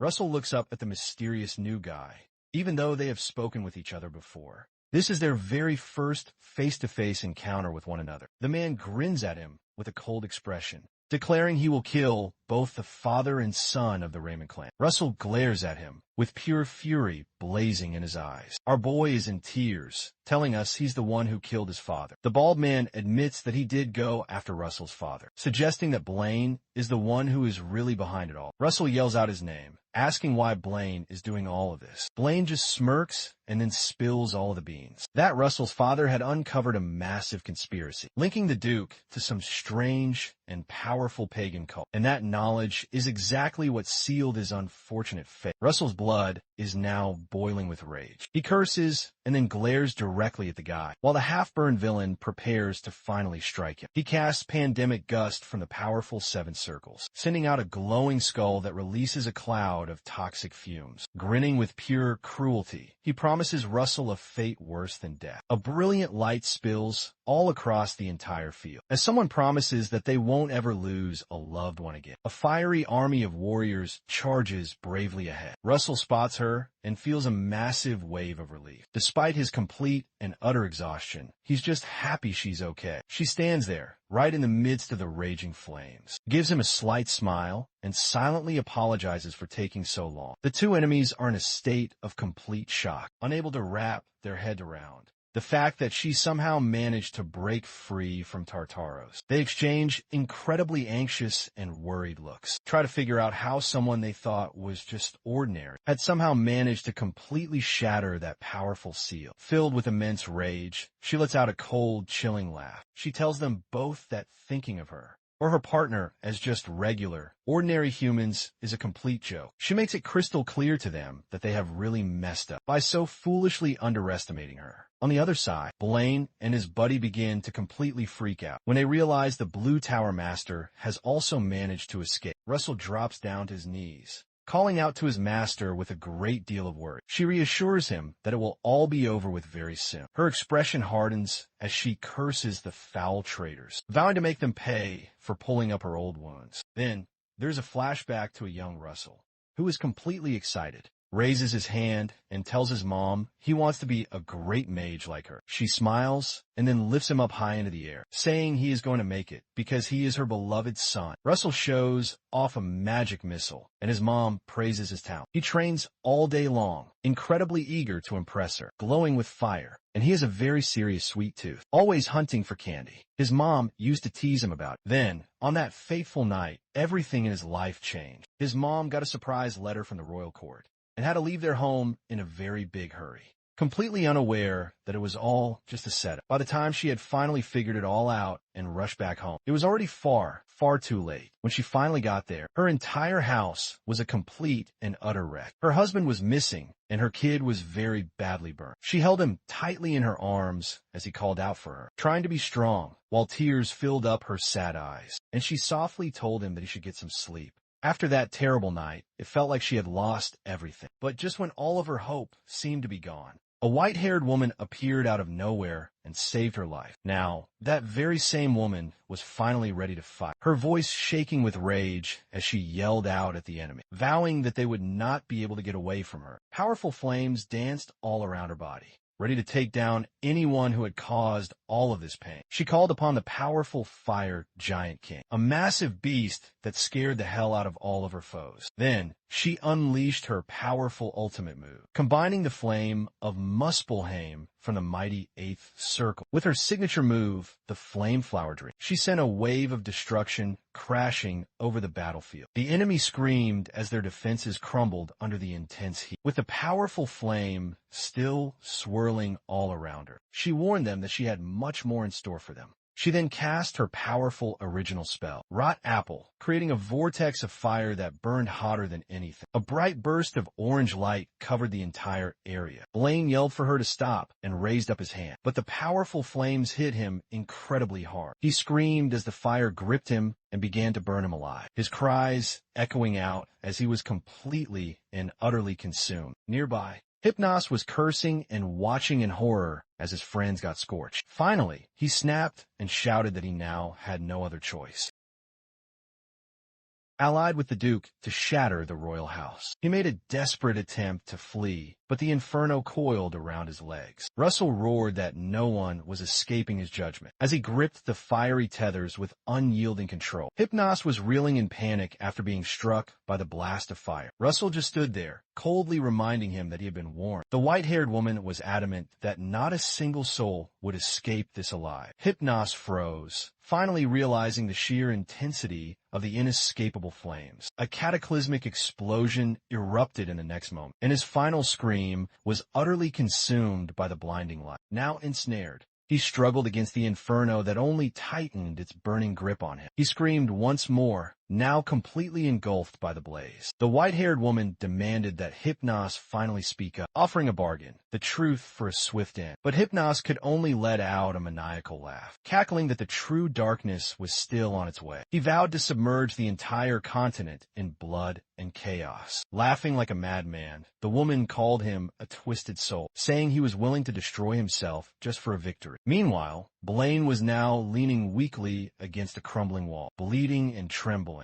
He admitted his grand scheme had completely failed, and he cursed the very cult he had so foolishly relied upon. He resolved that he would vanish and begin his life anew. When Russell finally approached him, Blaine saw the resemblance to Alex Raymond and was utterly stunned. Vivid memories of Alex's tragic death came flooding back, leaving him in a state of disbelief as he covered his face, unable to process the shocking revelation. Before he could recover, Russell charged forward, his flaming sword held high. The blade struck Blaine directly in the chest as he realized far too late that Russell was indeed Alex's son. As he fell, Blaine whispered, "In the end, Alex Raymond wins." His blood soaked the ground, marking the final end of their feud. High up on the ramparts, there was a violent clash of energy that made the very air vibrate. A magical barrier was in place and the knights were in a panic, wondering when their reinforcements would ever arrive. Then, a bearded, powerful mage suddenly appeared, blasting water at the enemy and mocking them as they scattered. Soldiers cried out that the flame tower was now joining the fight, while flaming beasts began to swarm the entire battlefield. One soldier desperately warned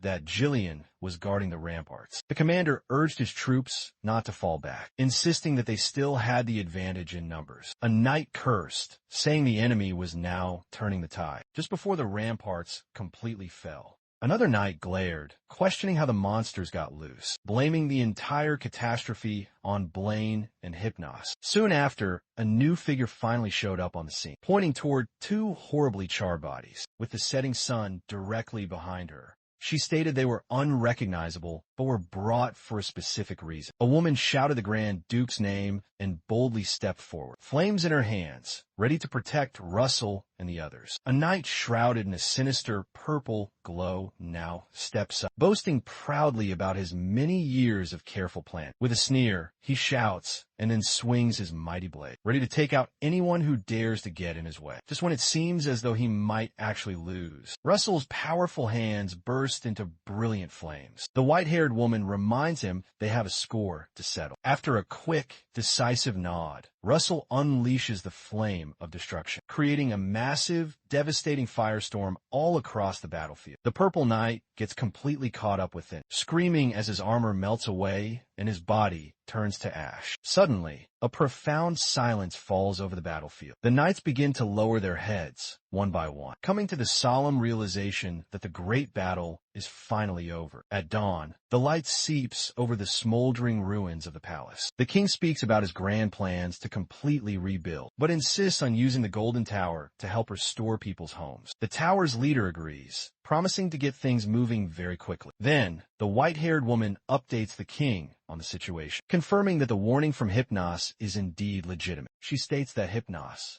warned that someone is about to bring true darkness to the continent. The king realizes this new threat is incredibly serious and orders every single person to begin to gear up. He then tells the tower, Mistress of Flame, to investigate the sinister cult's activities, and she jumps at the chance to do so immediately. As the king checks a long list of important names, he stops at Russell Raymond's name, and he can't help but to let out a small smile, in utter disbelief at how quickly this young man has risen up through the ranks. Meanwhile, Russell is lying in a bed, completely wrapped in bandages, whispering his worries. The princess is anxiously keeping an eye on it. The white-haired woman gently reassures her that Russell just needs some time to rest. She explains that he had just recently unlocked his powers and had pushed himself far too hard. But his magical ring is still holding on strong. In a flashback, Russell smiles weakly during the heat of the final battle, showing his incredible and amazing endurance. The woman tells the princess to give him some space, assuring her that he will bounce back, just like he always does. With brilliant sunlight streaming into the room, Russell's powerful ring glows faintly. He stirs and then calls out to his beloved master, sensing a warm, red energy very close nearby. It is Pepper, now an intermediate fire dragon. A notification then pops up, confirming their complete and full fusion. Russell smiles, feeling a surge of renewed strength and immense hope. Outside, under the pale and gentle moonlight, he presses a hand over his chest, where Pepper's light now pulses. Feeling much stronger than he ever has before, he begins to form the powerful spell of perfection, reflecting on his incredible and perilous journey, and how he had defeated the very man who had killed his own father. But he knows that there is still much more work to be done.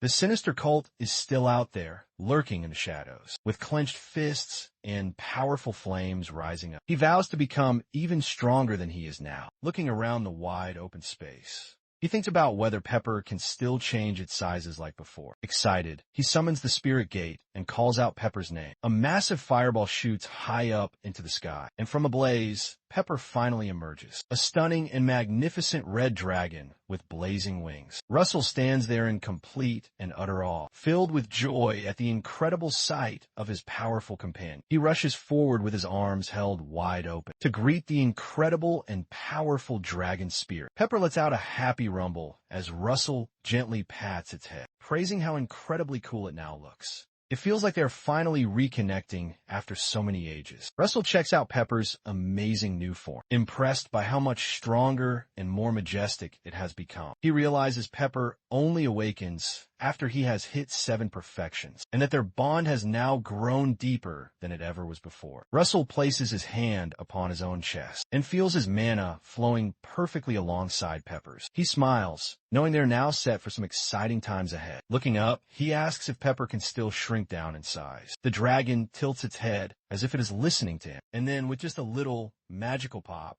it shrinks down to an adorable size, with big, expressive eyes. Russell laughs and claps, amazed that Pepper has not lost that trick. Pepper bounces around, clearly loving all of this. Russell suggests that they should now have some fun, and Pepper agrees, quickly shifting back to its full, massive size. They take off into the sky at a truly crazy and incredible speed, and Russell can't help but to watch in awe at how agile Pepper is, holding onto Pepper's neck as they dive through the open air. Russell feels the powerful wind rushing right past him. He grins widely, realizing their combined speed and power have reached new levels. Suddenly, Pepper lets out a massive stream of fire into the sky. Russell is surprised by this at first, then starts laughing, feeling that they are now perfectly in sync. Powerful flames wrap all around him, forming into fiery wings. Russell shoots forward in a brilliant and fiery blaze, now keeping up with the powerful Pepper. He feels confident that together, they could take on anyone in the air. He encourages Pepper to fly even higher,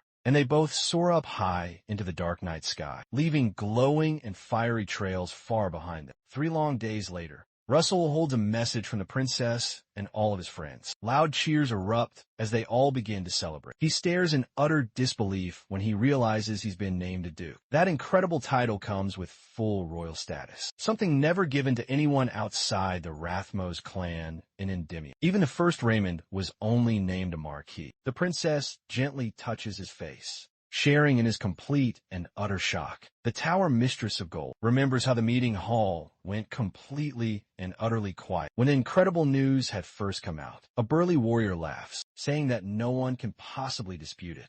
Russell has definitely and truly earned that title. The Tower Mistress of Flame begins to tease him, calling him Duke Russell. Feeling completely embarrassed, he asks everyone to just treat him like they normally would. He insists that he is still just Russell Raymond, a humble student of the Tower Mistress of Flame. She promises him that nothing at all will change. A warrior slaps him hard on the shoulder, laughing that Russell's humility makes him even more likable. The entire group chuckles together, and the mood is warm and friendly. Later on that same evening, Russell sits on his bed, gently stroking a now sleeping Pepper. He sighs and then checks his new quest rewards. A glowing item reveals a map, pointing to a dragon nearby in the Empire. He leans in, feeling surprised and incredibly curious. Pepper tilts its head, sensing Russell's newfound interest. Russell thinks carefully, beginning to plot his very next move. The Britannian flag in the Empire's capital pops up in his mind. He recalls the dark rumors about a very sick emperor, feuding princes, and ever-growing political tensions. Getting in won't be easy with the strict borders and heavy security. Lying back on his bed,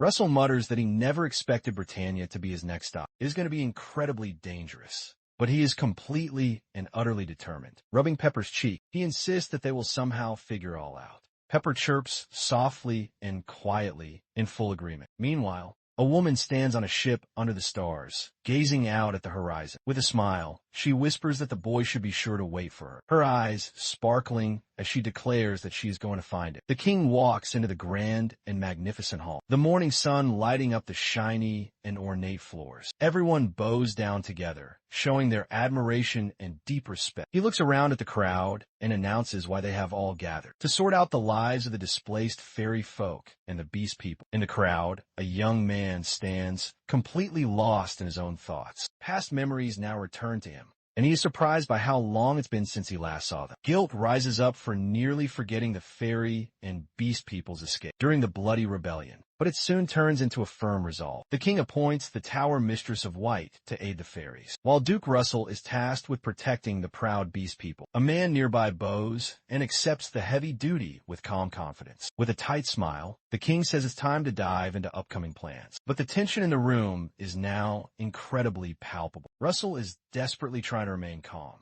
but he privately worries about Muya's incredibly fiery personality. He can't shake the persistent thought that she might challenge him, especially since he is still very badly hurt. Just the mere idea of that rattles him a little bit and leaves him unsure of how to properly deal with her, if the moment should ever arise. Meanwhile, Muya is currently soaking up the warm sun, stretching just like a wild cat that is ready to strike, and she can't help but to grin at the very idea of facing off against the human boy whenever she finally gets the chance to. Her mind buzzes with excitement at the thought of a good, hard fight. Someone nearby remarks that the great Beast Queen looks extra fired up. A large bullman agrees and says that it makes perfect sense, since a truly worthy opponent is now finally in front of her. Another observer looks incredibly puzzled, but before he can even speak, a small bunny with binoculars yells out that there's land just ahead. Excitement builds as Endymion's grand skyline comes into full view along the coast, marking the final end of their long sea journey. Russell admires the many rows of ships that are lined up at the harbor bridge, ready to finally dock. He soon spots a huge crowd waiting at the pier, buzzing over the grand arrival of the famous beast people, figures that were once only known through old stories. Then Russell senses a strange and powerful surge of mana from within the crowd. He mutters, wondering where the surge came from, and scans the crowd. Just then, someone loudly calls out, "Sir Alan." A silver-haired man steps forward with a warm smile, recognizing Russell and saying, the king had sent him to help out in however he possibly can. Russell laughs and tells him to just drop the very formal title. Alan jokes that he will call him Duke if that works out better. Russell admits that actually sounds kind of cool to him. Before they can relax, a loud voice orders everyone to form a line. The entire crowd turns toward the busy harbor, buzzing with energy as the next grand adventure finally begins. The proud beast people march forward in a single, neat file, each one showing off unique traits that draw many curious stares. Russell and Alan both scan the crowd, looking for Muya. She suddenly charges in, looking like she's ready to fight. Alan freezes, sensing a very powerful and imposing aura, stronger than even that of the powerful tower mistress. He realizes this must be the fierce warrior that Russell had mentioned. Muya stops right in front of them and greets Russell with her usual unique mix of fun and challenge. Russell jokes that she has not changed at all, and she laughs, saying that he now looks much stronger. She notices his new aura and suggests that they should test it. Russell, who is still recovering, asks her to hold back a bit, since her energy is making others uneasy. Later on, the beast people head into the vast and sprawling Avert forest. While moving through, Muya asks why the fairies are sharing the same space. She complains that no one had bothered to fill her in on that. Russell explains that Avert forest is the biggest in Endymion, so there's plenty of room for both of them without ever clashing. Muya continues to keep grumbling, but the fairies are far too peaceful and boring for her own taste. To calm her down, Russell promises her that if she behaves, he will find her a truly worthy opponent to fight. That gets her incredibly fired up. She points at Alan and says, anyone who wants to fight her will need to be on Russell's level. Alan flinches, clearly not expecting that at all. Muya leans in and says that Alan had seemed strong at first, but she can no longer feel any mana coming from him. Curious, Russell flips through his thoughts about Fenrir, the first Beast King who is rumored to have dragon blood. He starts to wonder if Muya might be a part of that very same lineage. Looking at her much more closely now, he sees how much she actually resembles Fenrir. If she does have his blood, she might carry dragon traits too. Just then, Muya hugs him and asks him why he is staring. Russell stammers and then tells her that she needs to let go, while Alan just stands there completely and utterly frozen. Back inside of Avert Forest, the White Tower mistress praises Russell's incredible progress. He tells her that she can call him whatever she likes. Nearby, Muya spots a tough-looking human girl and makes a comment. The girl then calls her rude. Then, a cheerful voice welcomes the beast people. Aaron and Yahello bow and then greet Russell, saying that it has been a very long while. Muya teases the pair about their sharp ears and possible strength. Alan chimes in, reminding her to show a little more respect. Muya then tells Russell she catches a scent from one of the fairies that reminds her of him. Yahello, who is caught off guard, quickly and vehemently denies any kind of connection. Muya jokes that Yahello might be trying to stake a claim on Russell, making Yahello snap back that he is not surprised to be one. In order to ease the tension, Russell gathers both of the groups and lays out a boundary plan. He explains that a little bit of friction is perfectly normal, since their cultures and their environments greatly differ. So they need to define some very clear territories. He suggests using a huge chestnut tree as the main divider. The north for the fairies, and the south for the beast people. Both Arani and Muya agree to this. And of course, Muya reminds him not to forget about their duel. Later, in a quiet vehicle that is heading to the capital, Arani asks if the king's meeting is going to be special. Russell says that Muya will represent the beast people. Muya shrugs off the title and says she only wants a good fight. Russell adds that there will be a grand ball at the palace to show strength and unity to the rest of the world. When Muya hears about all of the food at the ball, her face brightens up, but then she quickly stiffens, sensing two very powerful beings that are now approaching. She mentions that one of them might just match her in strength, but that the other one is much, much stronger. The very thought of facing them greatly excites her. Russell tries to calm her down a little bit, explaining that one of the two of them is his own master. Muya scolds him for not saying so much earlier, and frantically begins to adjust her own outfit, asking him how she now looks. Russell, unsure of how to respond, stays completely and utterly quiet. When the carriage finally stops, Russell's master and the Blue Tower mistress step out from him. He is surprised that they had both come out here personally. Hemingway Melville and Daria Snow White explain that the king had asked them to greet the new guests. Irene recognizes Daria and expresses her very deep gratitude, recalling how Daria had once saved the life of her daughter. A woman beside her introduces herself as the manure of the elves, from the famous white ash tree tribe, and apologizes for not having thanked Daria any sooner. Daria simply smiles at her, saying she did what was right. Muya stumbles as she introduces herself to Daria as the Beast Queen. Daria gently tells her that she should not be so formal. Muya insists she's fine, though it's clear she feels quite awkward. Russell watches on, thinking Muya must be uneasy around those who are stronger than her, since her people value immense power above all else. Yahello suddenly glances over at Daria, noticing something very strange about her.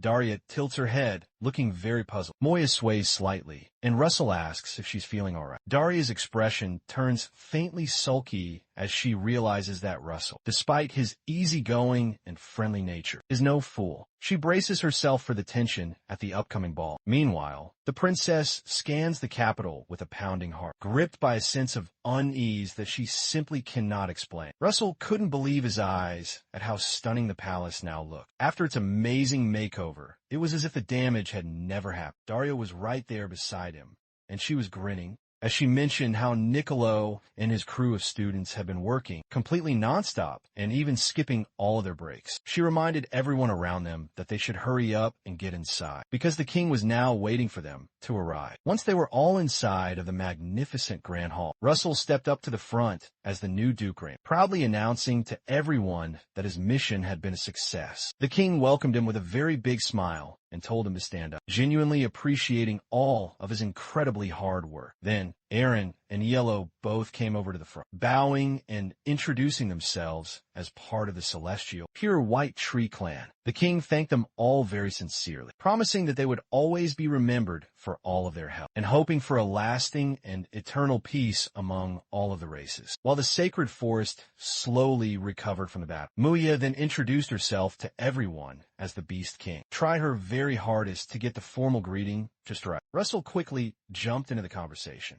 apologizing to everyone for her behavior, saying she was not exactly familiar with how these formal events work. The king did not mind at all, showing he understood beast folk traditions. He even suggested giving Muya a formal title at the upcoming ball, which had caught her completely off guard. She stammered, but promised that she would follow his direct orders, and Russell smiled at her in response, and he could not help but to think that he would need to give her some etiquette tips very soon. Fast forward 3 days, and Muya confidently knelt before the royal court, reintroducing herself to everyone as the powerful Beast King, and pledging her unwavering loyalty to the kingdom of Endymion. The way she carried herself had surprised many people in the audience, as everyone had expected her to be a little bit more on the wild side, given her fierce and well-known reputation. King Alphonse Rathmos signaled for the grand ceremony to finally kick off, with a great deal of pomp and formality.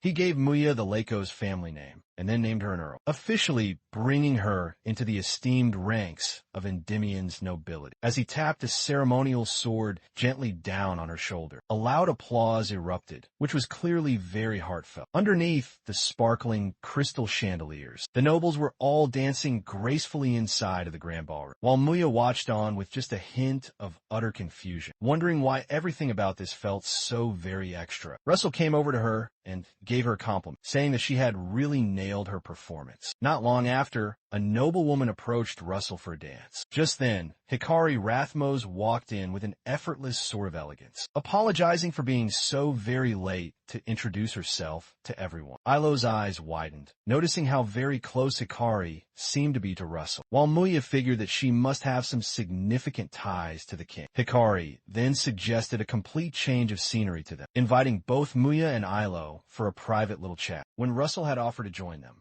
Hikari kindly but firmly had to decline his offer, saying it was a conversation that was strictly just for the women. Daya, who was watching from a great distance, could not help but to chuckle a little bit to herself, thinking it looked like a subtle competition over Russell. The scene shifts to a much quieter room, where a maid bows to a guest, calling her princess, and then leads her inside of the room. Hikari invites Muya and Ilo to have a seat, and suggests they should all relax and skip the usual formalities. Muya seems to be very calm and incredibly focused, while Hikari, who is looking very serious now, explains that she wanted to talk about something very important. Suddenly, she downs her entire drink very fast, leaving both Muya and Ilo a little bit shocked. Lowering down her voice, Hikari asks them what they really think about Duke Russell, the guy that she's now about to get engaged to. Muya stammers in complete and utter disbelief, and Ilo is confused about where this conversation is headed. Eventually, Ilo admits that she has very strong feelings for Russell, while Muya is much more on the straightforward side, saying she is drawn to his incredible strength and his bold spirit. Hikari nods, almost as if she had expected those very same answers. She believes that Russell is meant for true greatness, someone who is destined to lead and maybe even one day take the throne. For someone with that much immense responsibility, she insists that there cannot be any divided loyalties or any romantic distractions. With her unwavering belief, she declares that she will never, ever share Russell with anyone for as long as she lives. Ilo is not at all shocked, but is taken aback by just how intense Hikari is. Muya calls out the arrogance of humans for making such judgments. She declares that she also plans to keep Russell by her own side, no matter what it takes. Hikari then pauses for a moment, her tone now softening up just a little bit.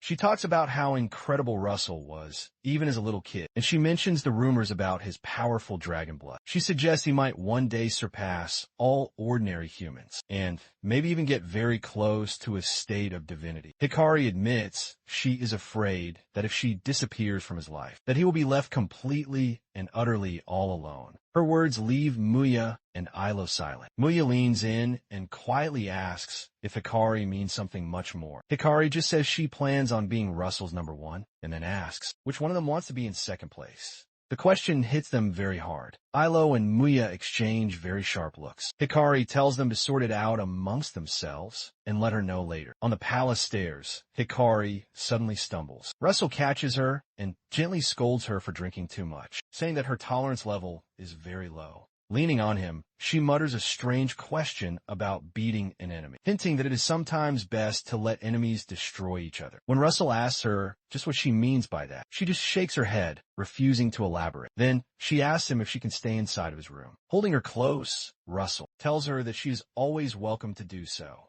his warmth helping her to finally relax and feel safe. 3 whole months later, Russell is in the famous Flame Tower, deep in a very serious discussion with Daya. He complains that just when he had thought things were settling down, another completely unexpected problem always pops up. Daya asks him if he has told the princess about his upcoming research trip, and Russell confirms to her that he has, mentioning that he has already gotten the green light for the trip. Daya, who is now grinning, then warns him that the princess might not be very happy with him disappearing like this. Russell mutters that he just hopes that things will stay quiet for once. Daya hands him a document that points directly to his very next stop, Akin. She asks him if he really knows what he's getting into there. Russell nods his head, saying that he gets the picture. Akin is a city-state that is known for its busy trade scene and wild casinos, and it has a very well-known reputation for all sorts of shady black market stuff. The Tower Master then warns him really emphasizing that Akin's underbelly is much deeper and much scarier than what most people would ever think. Russell just smiles and says that he will be very careful, promising her that he will take the warning very seriously. As his boat cuts through the dark waters, wrapped in a thick fog, he feels a little bit uneasy about the situation.